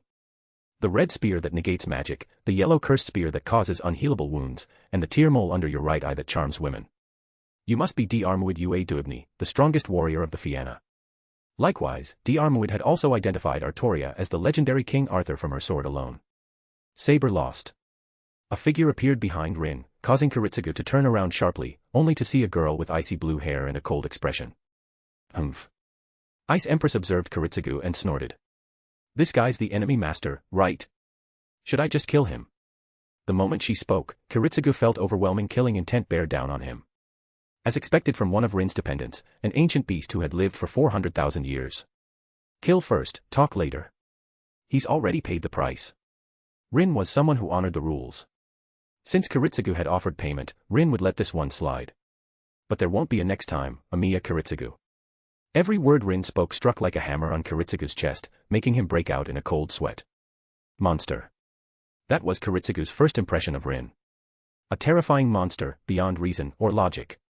Absolutely. This guy cannot be made an enemy. Although his rational mind knew this was the correct judgment. But as someone who fought for justice, Rin also understood, Kiritsugu would never stop challenging him. To be continued. Chapter 95, King Solomon. Bonus. Rumble. Sizzle sizzle. The sudden thunder and lightning drew everyone's attention. With a bolt of lightning splitting the sky, Artoria and Diarmuid were forcibly interrupted, their expressions serious as they turned toward the red-haired man who descended before them, riding a chariot wreathed in thunder. His arrival gave the injured Artoria a much-needed moment to breathe. My name is the King of Conquerors, Iskandar. Iskandar spread his arms wide and loudly proclaimed his presence to the two servants. I have descended into this Holy Grail war as the rider-class servant. Another one appeared. Ice Empress narrowed her eyes. She recognized this man as one of the two main targets Rin had been looking forward to facing in this Holy Grail war. Saber's hand is injured. She can no longer wield her holy sword. Having watched the duel between Artoria and Diarmuid, Ice Empress had a clear understanding of her own capabilities. Even without using specialized magic, her A++ rated physical body was already superior to Diarmuid, even when he was using his noble phantasms. As for Saber's light beam attack, she could probably withstand it, but it would likely drain her internal magical energy completely. If we move now, we could take all three of them down. Not the time. Rin dismissed the suggestion. There are still other servants lurking in the shadows. If Gilgamesh launched a sneak attack during our assault, it would be a hassle. All right. Ice Empress wanted to ask why Snow Empress hadn't been sent to intercept Gilgamesh, but seeing that Rin didn't intend to end the Holy Grail war tonight, she stayed silent. As a dependent, she had the right to give her opinion. But the final decision rested with Rin alone. Meanwhile, Kiritsugu stood off to the side, silently observing Ice Empress. The girl radiated a terrifying coldness and an overwhelming amount of magical energy. She didn't look human in the slightest. The only reasonable conclusion was that she was a servant. But something about this whole situation was off. The one who had captured Mia was a servant, and although Rin had command spells, he also seemed like a servant. Then there was the one who had just arrived. In such a short span, 3 servants had already appeared. What baffled Kiritsugu even more was how the others clearly regarded Rin as their superior. An alliance? No. There's no way an alliance works like this. For some reason, a certain image surfaced in Kiritsugu's mind, a legendary figure who commanded powerful, servant-like beings. Don't tell me. Kiritsugu was shaken by his own conclusion. If it really is that person, just how chaotic will this Holy Grail war become? Rin noticed Kiritsugu's spiraling thoughts. But he didn't care. No matter what Kiritsugu imagined, he could never guess that Rin and the others weren't from this world at all. It wasn't a matter of plausibility, no one would assume that the Holy Grail could summon servants from other worlds. Though fate has made us contenders for the Holy Grail, I would like to ask you one thing first. Will you join me, and yield the Holy Grail? The King of Conquerors declared boldly, if so, I shall treat you as comrades and share with you the joy of conquering the world. Huh. What kind of joke is that? His words left everyone speechless. Anyone here, whether master or servant, had their own desires. How could they hand over the Holy Grail so easily? Let alone submit to another servant. That was an insult to their very pride. This guy. Did the world nearly get conquered by someone like him? Kiritsugu was at a loss. The legendary Alexander the Great, was this what he was really like? Isn't it fun? Rin rested his chin on his hand. To be honest, if I could, I'd like to live like that guy. What? I'm not interested in the Holy Grail. Rin said plainly, compared to the Grail, I'd rather win the loyalty of all the summoned servants. At that moment, Kayneth finally noticed Waver standing beside the Conqueror. Just one look was enough for Kayneth to realize the truth behind the theft of his holy relic. And so, a barrage of biting sarcasm and threats poured from him, reducing Waver to a trembling mess. Fortunately, the King of Conquerors lived up to his name. He comforted his young master with ease, then fired back without mercy. Hey! Magus. From what I'm hearing, you plan to take this kid's place as my master. If that's true, then that's absolutely ridiculous. My master must be a warrior who can ride with me across the battlefield. Iskandar boomed. A coward who won't even show his face isn't worthy to be my master. When it came to trash talk, the King of Conquerors was a seasoned expert. Kayneth clenched his fists in silent fury, and raged at being publicly deemed inferior to Waver. Kiritsugu, however, remained indifferent. He was an assassin. Assassins didn't need pride or honor. It's just. Kiritsugu turned his head and instantly noticed the dark expression on the Ice Empress's face. Apparently, such mockery wasn't entirely without effect. To someone as proud as Ice Empress, being described as a rat hiding in the shadows was absolutely unacceptable. Frankenstein. Rin called her name, stopping the Ice Empress before she acted. Then he casually summoned another. Go. Let them see you. Ah. Frankenstein appeared from the void, wielding her massive thunder hammer. Bang. The girl leapt forward, bouncing between several containers, then landed like a meteor in the middle of the three servants' battlefield. Rin had no specific plan in sending Frankenstein into the field. He just wanted the servants present to get familiar with his real berserker. Another one. A new servant. Unlike the others, who were just surprised, Kiritsugu was completely stunned by Rin's actions. This is the third one. Frankenstein. Is that the servant's true name? Kiritsugu couldn't recall any servant by that name, but his thoughts only solidified his theory. A caster, capable of summoning powerful servant-class entities. The king of magecraft who, according to the Tanakh, could command 72 demon gods, Solomon. Kiritsugu's sudden words caused Rin to pause. Ah, are you talking about my identity? Rin responded, neither confirming nor denying it. That said, the more he thought about it, the more it really did seem like he fit the profile of King Solomon. Especially that line about commanding 72 demon gods. His own skill, monster nation from another world, functioned similarly in effect. Even the command structure of those summoned legions had eerie parallels to the demon god armies. To be continued. Just remove the hyphen to access normally. Chapter 96, Mongrel. Rin suddenly realized that if he really claimed to be King Solomon in this Holy Grail war. Good grief. It seems I guessed right. Kiritsugu saw Rin's silence and took it as confirmation. Hard to believe, this Holy Grail war has both a king of conquerors and a king of magecraft.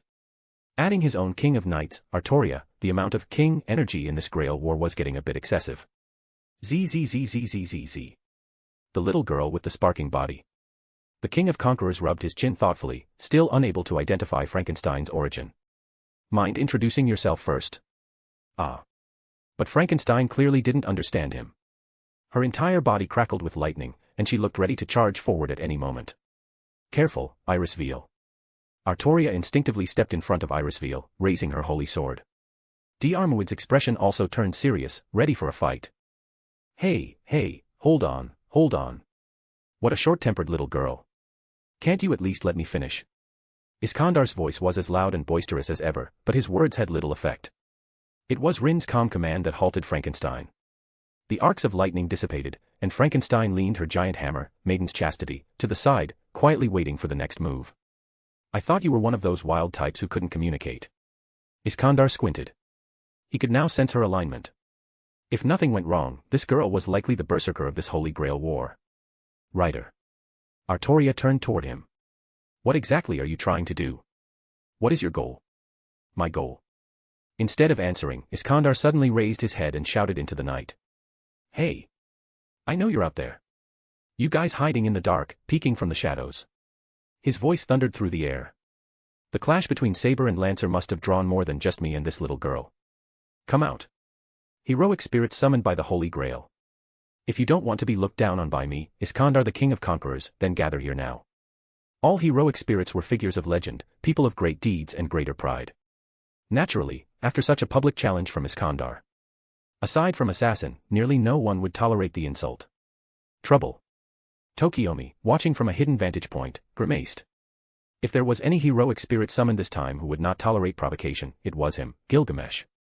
Rin watched as Gilgamesh appeared atop a street lamp, immediately cursing everyone in sight, branding them as filthy mongrels. With no Lancelot to be his rival, his noble phantasm had already locked onto the King of Conquerors, who had offended him. But then... As if naturally incompatible, Frankenstein glared at Gilgamesh, her entire body sparking with volatile magical energy, clearly on the verge of exploding. Rin raised an eyebrow, but he quickly realized the cause. The term mongrel. Even Frankenstein perceived it as an unforgivably cruel insult. Who allowed you to gaze upon me, mongrel? Gilgamesh narrowed his eyes at Frankenstein's glare and instantly fired two noble phantasms from Gate of Babylon. Boom. Boom. Two beams of golden light surged toward Frankenstein like streaks of lightning. She gripped her hammer tightly, spinning to smash away the faster weapon, Durandal. But the sheer force behind it caused her timing to slip. She was half a beat too slow for the second. Frankenstein's strength, compared to this generation's heroic spirits, was just a bit stronger than Hassan of the 100 Faces. Against a broken existence like Gilgamesh, she had no chance of victory. Even lasting a few minutes was questionable. But Rin never intended for Frankenstein to carry this holy grail war. She had already given him something more valuable, experience in heroic spirit summoning and a magical energy regen buff. It's your turn. Rin was perfectly calm, simply calling out a name. Cheyenne. As you command. There was no need for extra orders. A tall, beautiful figure crossed space in a flash, placing herself between Frankenstein and the incoming noble phantasm. Boom. With a faint hum, a slender, pale hand reached out and, to the astonishment of every heroic spirit present, caught the golden spear midair. Buzz buzz buzz. The spear trembled wildly in Cheyenne's grasp, buzzing with violent magical energy. It tried to escape her grip. But Cheyenne's hand didn't budge. Her fingers were like cold iron, and even a noble phantasm forged from legend couldn't move her. A fine weapon, but... Cheyenne raised her eyes to Gilgamesh, who remained perched arrogantly atop the lamppost, and squeezed. Crack crack crack. Snap. Bang. Impossible. Everyone's gaze locked onto the golden spear in her hand. They couldn't believe what they were seeing. The originally brilliant, polished weapon was now covered in cracks. Cheyenne had crushed it barehanded. That spear. That's definitely a noble phantasm. And not a low-tier one either, it was at least B rank or higher. But it was effortlessly broken by a girl with her bare hands. Keep going, Cheyenne. Rin's voice rang in her ear. Make that flashy guy throw more out of Gate of Babylon. Getting close to Gilgamesh was not easy. So force him to fight. Force him to keep throwing out weapons. And in the process. Detected noble phantasm, Gate of Babylon. Analysis commencing. Analyzing. Violet didn't need to analyze them one by one. As long as they appeared before Rin, the more Gilgamesh threw, the more Violet would gather. The more she observed, the faster she could break down the mechanisms behind his strength. To think you'd defile my treasures with those filthy hands. Gilgamesh's fury boiled over, not at the spear's destruction, but at the fact it had been touched by Cheyenne. You truly wish for death, mongrel.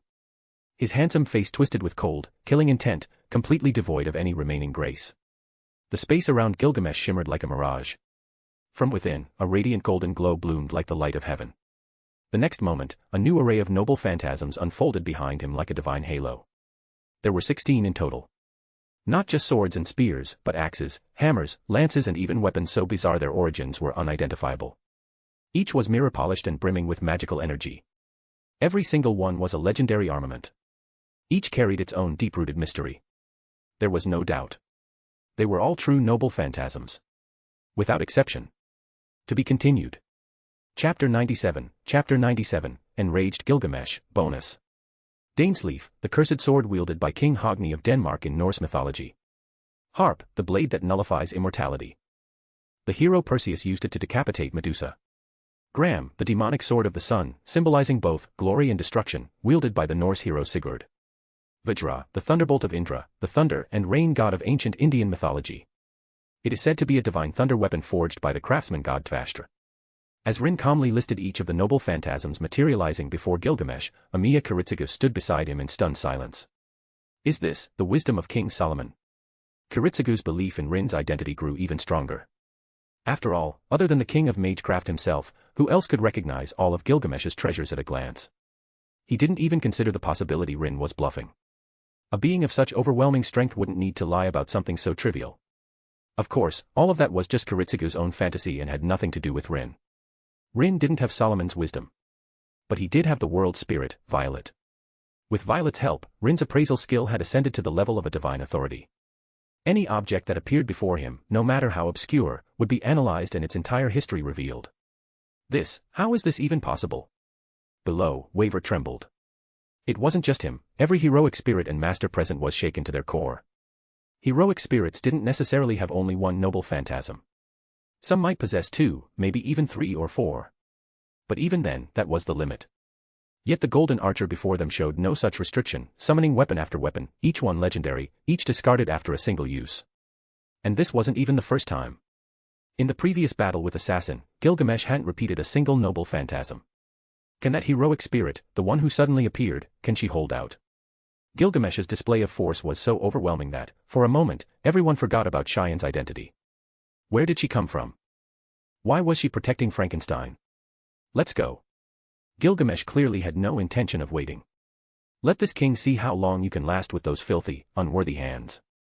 At his command, dozens of floating noble phantasms launched through the air toward Cheyenne. Boom. The roar of explosions thundered through the city. The glow of clashing noble phantasms illuminated the night like firecrackers tearing apart the darkness. Just throwing weapons was creating this kind of destructive power. Was that even possible? The barrage of noble phantasms fell like rain, slamming into the streets of the warehouse district, transforming everything into a burning ruin. And yet, the assault showed no sign of stopping. Gilgamesh wasn't just sustaining the onslaught, he was intensifying it. There was a simple reason. Cheyenne wasn't just surviving, she was fighting back harder. She wielded a massive greatsword over 2 meters long, unleashing immense power with each swing. She slashed, swept, blocked. The movements were simple, yet every motion dismantled Gilgamesh's noble phantasms with shocking ease. From 6 to 12 to 24. Cheyenne danced across the battlefield as if walking through a garden, weaving between blades like a butterfly among flowers, slowly closing the distance between her and Gilgamesh. Get out of here. The girl vaulted forward, arms raised high. With both hands gripping her blade, she brought it crashing down. Get out of here. Damn it. Gilgamesh's expression darkened. The greatsword split the ground with monstrous force, forcing him to retreat midair to avoid the strike. Rumble.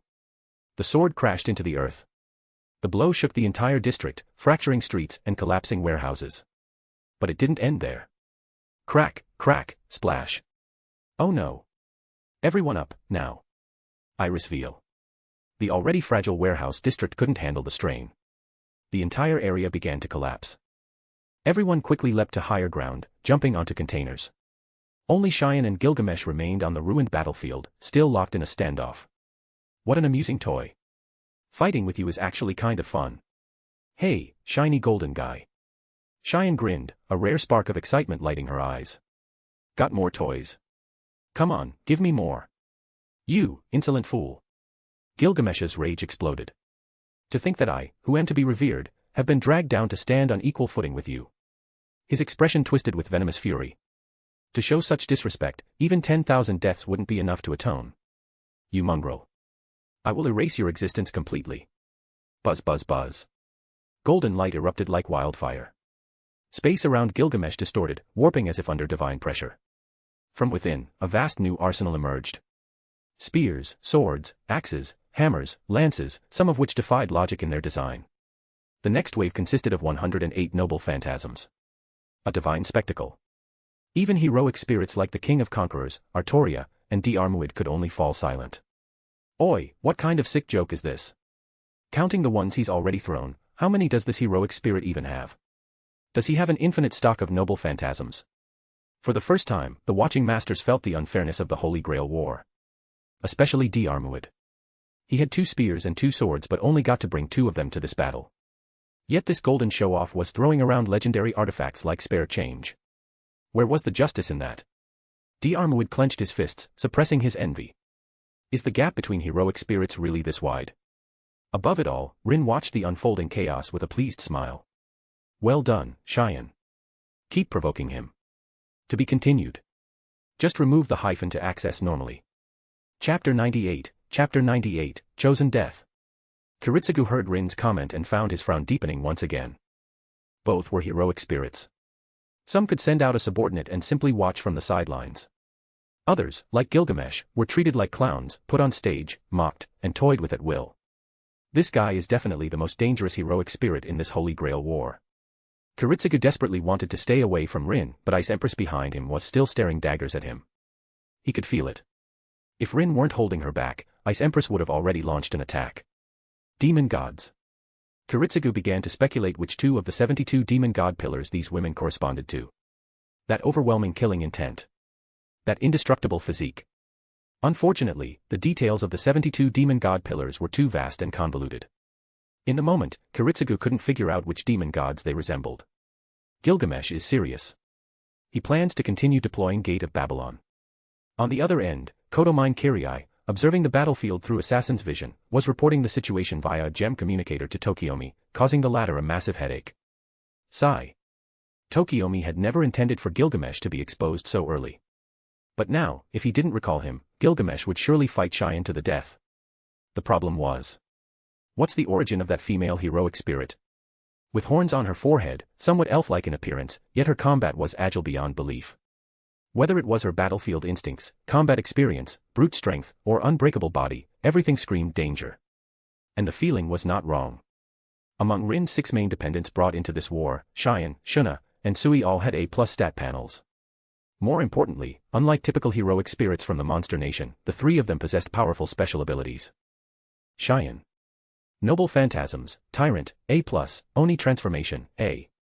Shuna. Noble Phantasms, Analyst, A+, Manufacturer, A+, Oni Transformation, A. Sui. Noble Phantasms, Shadow Striker, A+, Oni Transformation, A. Aside from the universally shared Oni Transformation, a full attribute boosting ability, their unique skills had been converted into Noble Phantasms. And none of them were weak. Each one of the 4 Noble Phantasms reached A+ rank. In other words, if evaluated like actual heroic spirits, Cheyenne would be classified as a top-tier saber class. A+ Noble Phantasm, A rank support Noble Phantasm, and enhanced physical stats across the board. So unless Gilgamesh unleashed his truly top-tier Noble Phantasms, ones that exceeded standard specifications, let alone defeating Cheyenne, even damaging her would be a stretch. Tyrant. The ability of this Noble Phantasm is similar to Heracles' 12 Labors. Except it doesn't provide resurrection. To break through Cheyenne's defense, the minimum requirement was an A-rank Noble Phantasm. Yes. A rank. Anything below A rank couldn't leave a scratch on her. Of course, this only applied to the destructive force of the weapon itself.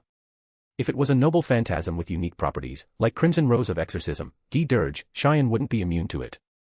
I figured you out, mongrel. Though arrogant, Gilgamesh's insight was unmatched. After the earlier barrage, he noticed a clear pattern. Cheyenne wasn't simply tanking everything. Some Noble Phantasms she would block with her weapon. Others she would dodge. The ones you avoided, they were all A+ and above. So what? Ha ha ha. Gilgamesh laughed, waving to recall the Noble Phantasms he had just fired, then summoned a new batch from Gate of Babylon, swords, spears, halberds, countless armaments appearing. As many as are needed to deal with you, this king has them all. This time, he summoned 108 Noble Phantasms. Without exception, all were A+ rank or higher. Every one uniquely crafted, overwhelmingly refined, their magical energy alone causing the space around them to tremble. Even Cheyenne's expression turned serious. She didn't say a word. But her entire posture shifted. She had to focus now. Otherwise, she might actually get injured. He's serious. Gilgamesh's full release stunned everyone watching. If Cheyenne being immune to A-rank Noble Phantasms was already horrifying, then this was just insanity. A heroic spirit capable of manifesting over 100 A+ Noble Phantasms. What the hell were they even fighting for anymore? This is bad. Tokiomi could no longer sit still. He hadn't expected Gilgamesh to reveal so much. Now, every faction would be wary of him. Unless Gilgamesh was taken down first, it would be impossible for anyone to win the Holy Grail War. We can't let Gilgamesh keep playing around. Resolute, Tokiomi burned a command spell. By my command spell, Hero King, restrain your wrath and retreat. Gilgamesh, who had been about to reduce Cheyenne to atoms for daring to insult him, abruptly halted. He looked up, scowling. You think your words are enough to make me stop? You've got guts, Tokiomi. Right then, Gilgamesh felt a murderous urge toward Tosaka Tokiomi. The man who always fawned over him had never truly placed him above himself. Very well. Tokiomi, you found your path to death. Unfortunately, the command spell's power was absolute. Even Gilgamesh couldn't resist its pull. He merely waved a hand, recalling all the Noble Phantasms into Gate of Babylon. You've saved your life. Glaring coldly at Cheyenne one last time, Gilgamesh threw out a parting threat before turning and walking off into the distance. Mongrels. Until we meet again, keep squabbling in your pitiful little wars. Only heroes worthy of meeting me may stand before me again. Hey! Running away already. Cheyenne continued mocking him without mercy. TCH. I thought he was something special. What a letdown. Humph. Gilgamesh gritted his teeth, his rage now boiling over. Directly aimed at Tokiomi Tosaka. It's over. From atop the container stack, Rin sat casually at the edge, gazing down at the screen floating before him. Innate time control. Analysis, 100%. Unlocked, 20% of bounded field blueprint completed. Gate of Babylon. Analysis, 15%. The massive number of A+ noble phantasms had given Violet a huge boost in analysis progress. As for innate time control, it granted Rin time-based rule authority. It also completed Violet's framework research on bounded fields. To be continued. Chapter 99, same as mine, bonus. However, it's still not enough. Innate time control was only part of a bounded field. Even when converted into a complete one, it only reached 20%. As for the fight between Gilgamesh and Cheyenne, his usage of Gate of Babylon was still not extensive enough, resulting in just 15% analysis. Moreover, the deeper the analysis went, the more data was required to continue. For someone like Gilgamesh, unless he was forced to use Chains of Heaven or EA, the analysis of Gate of Babylon could never reach 100%. Still need to plan for the long term. Alright. Rin said, tonight's goal is achieved. Let's go back to. Oh, right. Rin stood up and patted Kiritsugu on the shoulder. Thanks for the gift. See you next time, Amiya Kiritsugu. Ice Empress silently followed behind Rin. Before leaving, she gave Kiritsugu a final glance. That cold gaze was like a blade, ready to pierce Kiritsugu's heart at any moment. Rin wasn't surprised by her reaction. Amiya Kiritsugu was dangerous. Even Ice Empress, as a soul beast, instinctively sensed his abnormality and had the urge to eliminate him. Beast's intuition. Kiritsugu understood this and grew even more uneasy. It's the same pressure as facing an ancient monster. Luckily, the one leading these demon gods was King Solomon. And for now, he could still be reasoned with. Realizing Rin had truly left and that he'd survived, Kiritsugu finally let out a long breath. Mia. Relaxing after the tension broke, Kiritsugu immediately contacted Mia. I'm fine. He's gone. Is that so? Kiritsugu said, it seems, we're not worth his attention. Even if they'd been looked down on, Kiritsugu felt no resentment, only immense relief. So, who exactly is that heroic spirit? If I'm not wrong, that man should be the king who commands the 72 demon gods. Anyone with even a passing knowledge of the occult would immediately recognize what that meant. King Solomon. After Kiritsugu's reminder, Mia began recalling the earlier events. The girl who wielded a strange giant hammer. The tall, purple-haired one-horned warrior woman. The silent assassin who almost slit her throat. And that incident not long ago, where the entire Matu household had been frozen into shards. If nothing else, that was likely Rin's handiwork. With power like that, if it comes from Solomon's demon gods, then it's not surprising. Mia fully agreed with Kiritsugu's deduction. Only this identity could explain why Rin had so many overwhelming, heroic spirits at his side. Those guys aren't heroic spirits. They're demon gods, more like magical beasts or familiars. Due to restrictions of the Holy Grail War, they couldn't release their full power, so they manifested in humanoid form. Kiritsugu's well-constructed theory didn't just convince himself, it fully persuaded Mia. There was no helping it. The pressure Ice Empress left him with was simply too strong. He was certain. She wasn't any heroic spirit recorded in human history. She had no human attributes at all. Her judgment was pure instinct, like a predator. She hunted based solely on threat. Nothing more. Time to go. Cheyenne walked over to Frankenstein, who stood in a daze. Then the two of them dissolved into golden particles and vanished. Frankenstein sounded a little disappointed. She had really wanted to fight Gilgamesh. But she also knew her limits. She wasn't a match for someone like that. You're welcome. Cheyenne clearly understood her intent and smiled. We're companions. Of course we help each other. Frankenstein obediently followed behind Cheyenne. Just now, the girl who had leapt in front of the noble phantasms to protect her had truly struck Frankenstein's heart. Her new master. And her first friend. Companion. Friend likes. Oh. Cheyenne laughed, swinging an arm around the girl's shoulder. You can talk now. Haha, that's great. Just like that, the two women chatted as they walked, their figures dissolving into golden light in the distance. But their departure didn't bring relief to the heroic spirits watching. On the contrary, it deepened their curiosity and caution. First of all, the two were definitely heroic spirits. That much, anyone present could confirm without doubt. So, here was the question. If Frankenstein was a berserker, then what was Cheyenne? A caster. By process of elimination, the currently summoned classes included Saber Artoria, Rider Iskandar, Archer Gilgamesh, Lancer D. Armuid, Berserker Frankenstein, and the assassin seen earlier. That left only the caster class. But a caster that's strong? Are you kidding? From her combat power, durability, and speed, when Cheyenne fought Gilgamesh, even Saber, said to be the strongest of the 7 classes, wouldn't dare claim to beat her. Strength, endurance, agility, all above A. That doesn't fit a caster's stat line. Then, was it a trick? Was Frankenstein not the berserker? And Cheyenne was. Kid, figure anything out.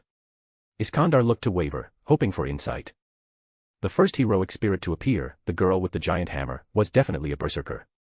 That was Waver's evaluation of Frankenstein. But the one who came later. I can see her stats, but I can't determine her class. Masters could use Magecraft to glimpse some of a heroic spirit's basic info. Of course, things like true name, noble phantasm, and abilities were out of reach. What do you mean? Iskandar was confused. You can see the stats, but not the class. Ah. Waver, being a half-baked magus, could only describe what he saw. Other heroic spirits might not have grasped the meaning behind what Waver said. But Iskandar did. Because. Is it the same as mine? He immediately thought of a possibility. Subordinate servants. They have no class, only stats, but are still able to rival full-fledged heroic spirits. It was exactly like the warriors in his Ionioi Itairoi. The only difference. Cheyenne was stronger. To be continued. Chapter 100, Chapter 100, 72 Demon Gods, Bonus. Irisveal. Let's retreat for now, Saber. All right. Artoria kept a close watch on Diarmuid, worried he might strike again. You come back too, Lancer. Fortunately, Kainith chose to recall his servant. What Waver could understand, Kainith naturally could too, perhaps even more. Berserker, and that unicorn girl, most likely a caster's familiar. Kainith faintly realized the greatest variable in this Holy Grail war was the caster lurking behind the scenes. The proud lord of the clock tower, for the sake of victory, began to consider forming an alliance. But unfortunately, Kainith's identity and position were too awkward. Gilgamesh's arrogant attitude made any alliance with him impossible.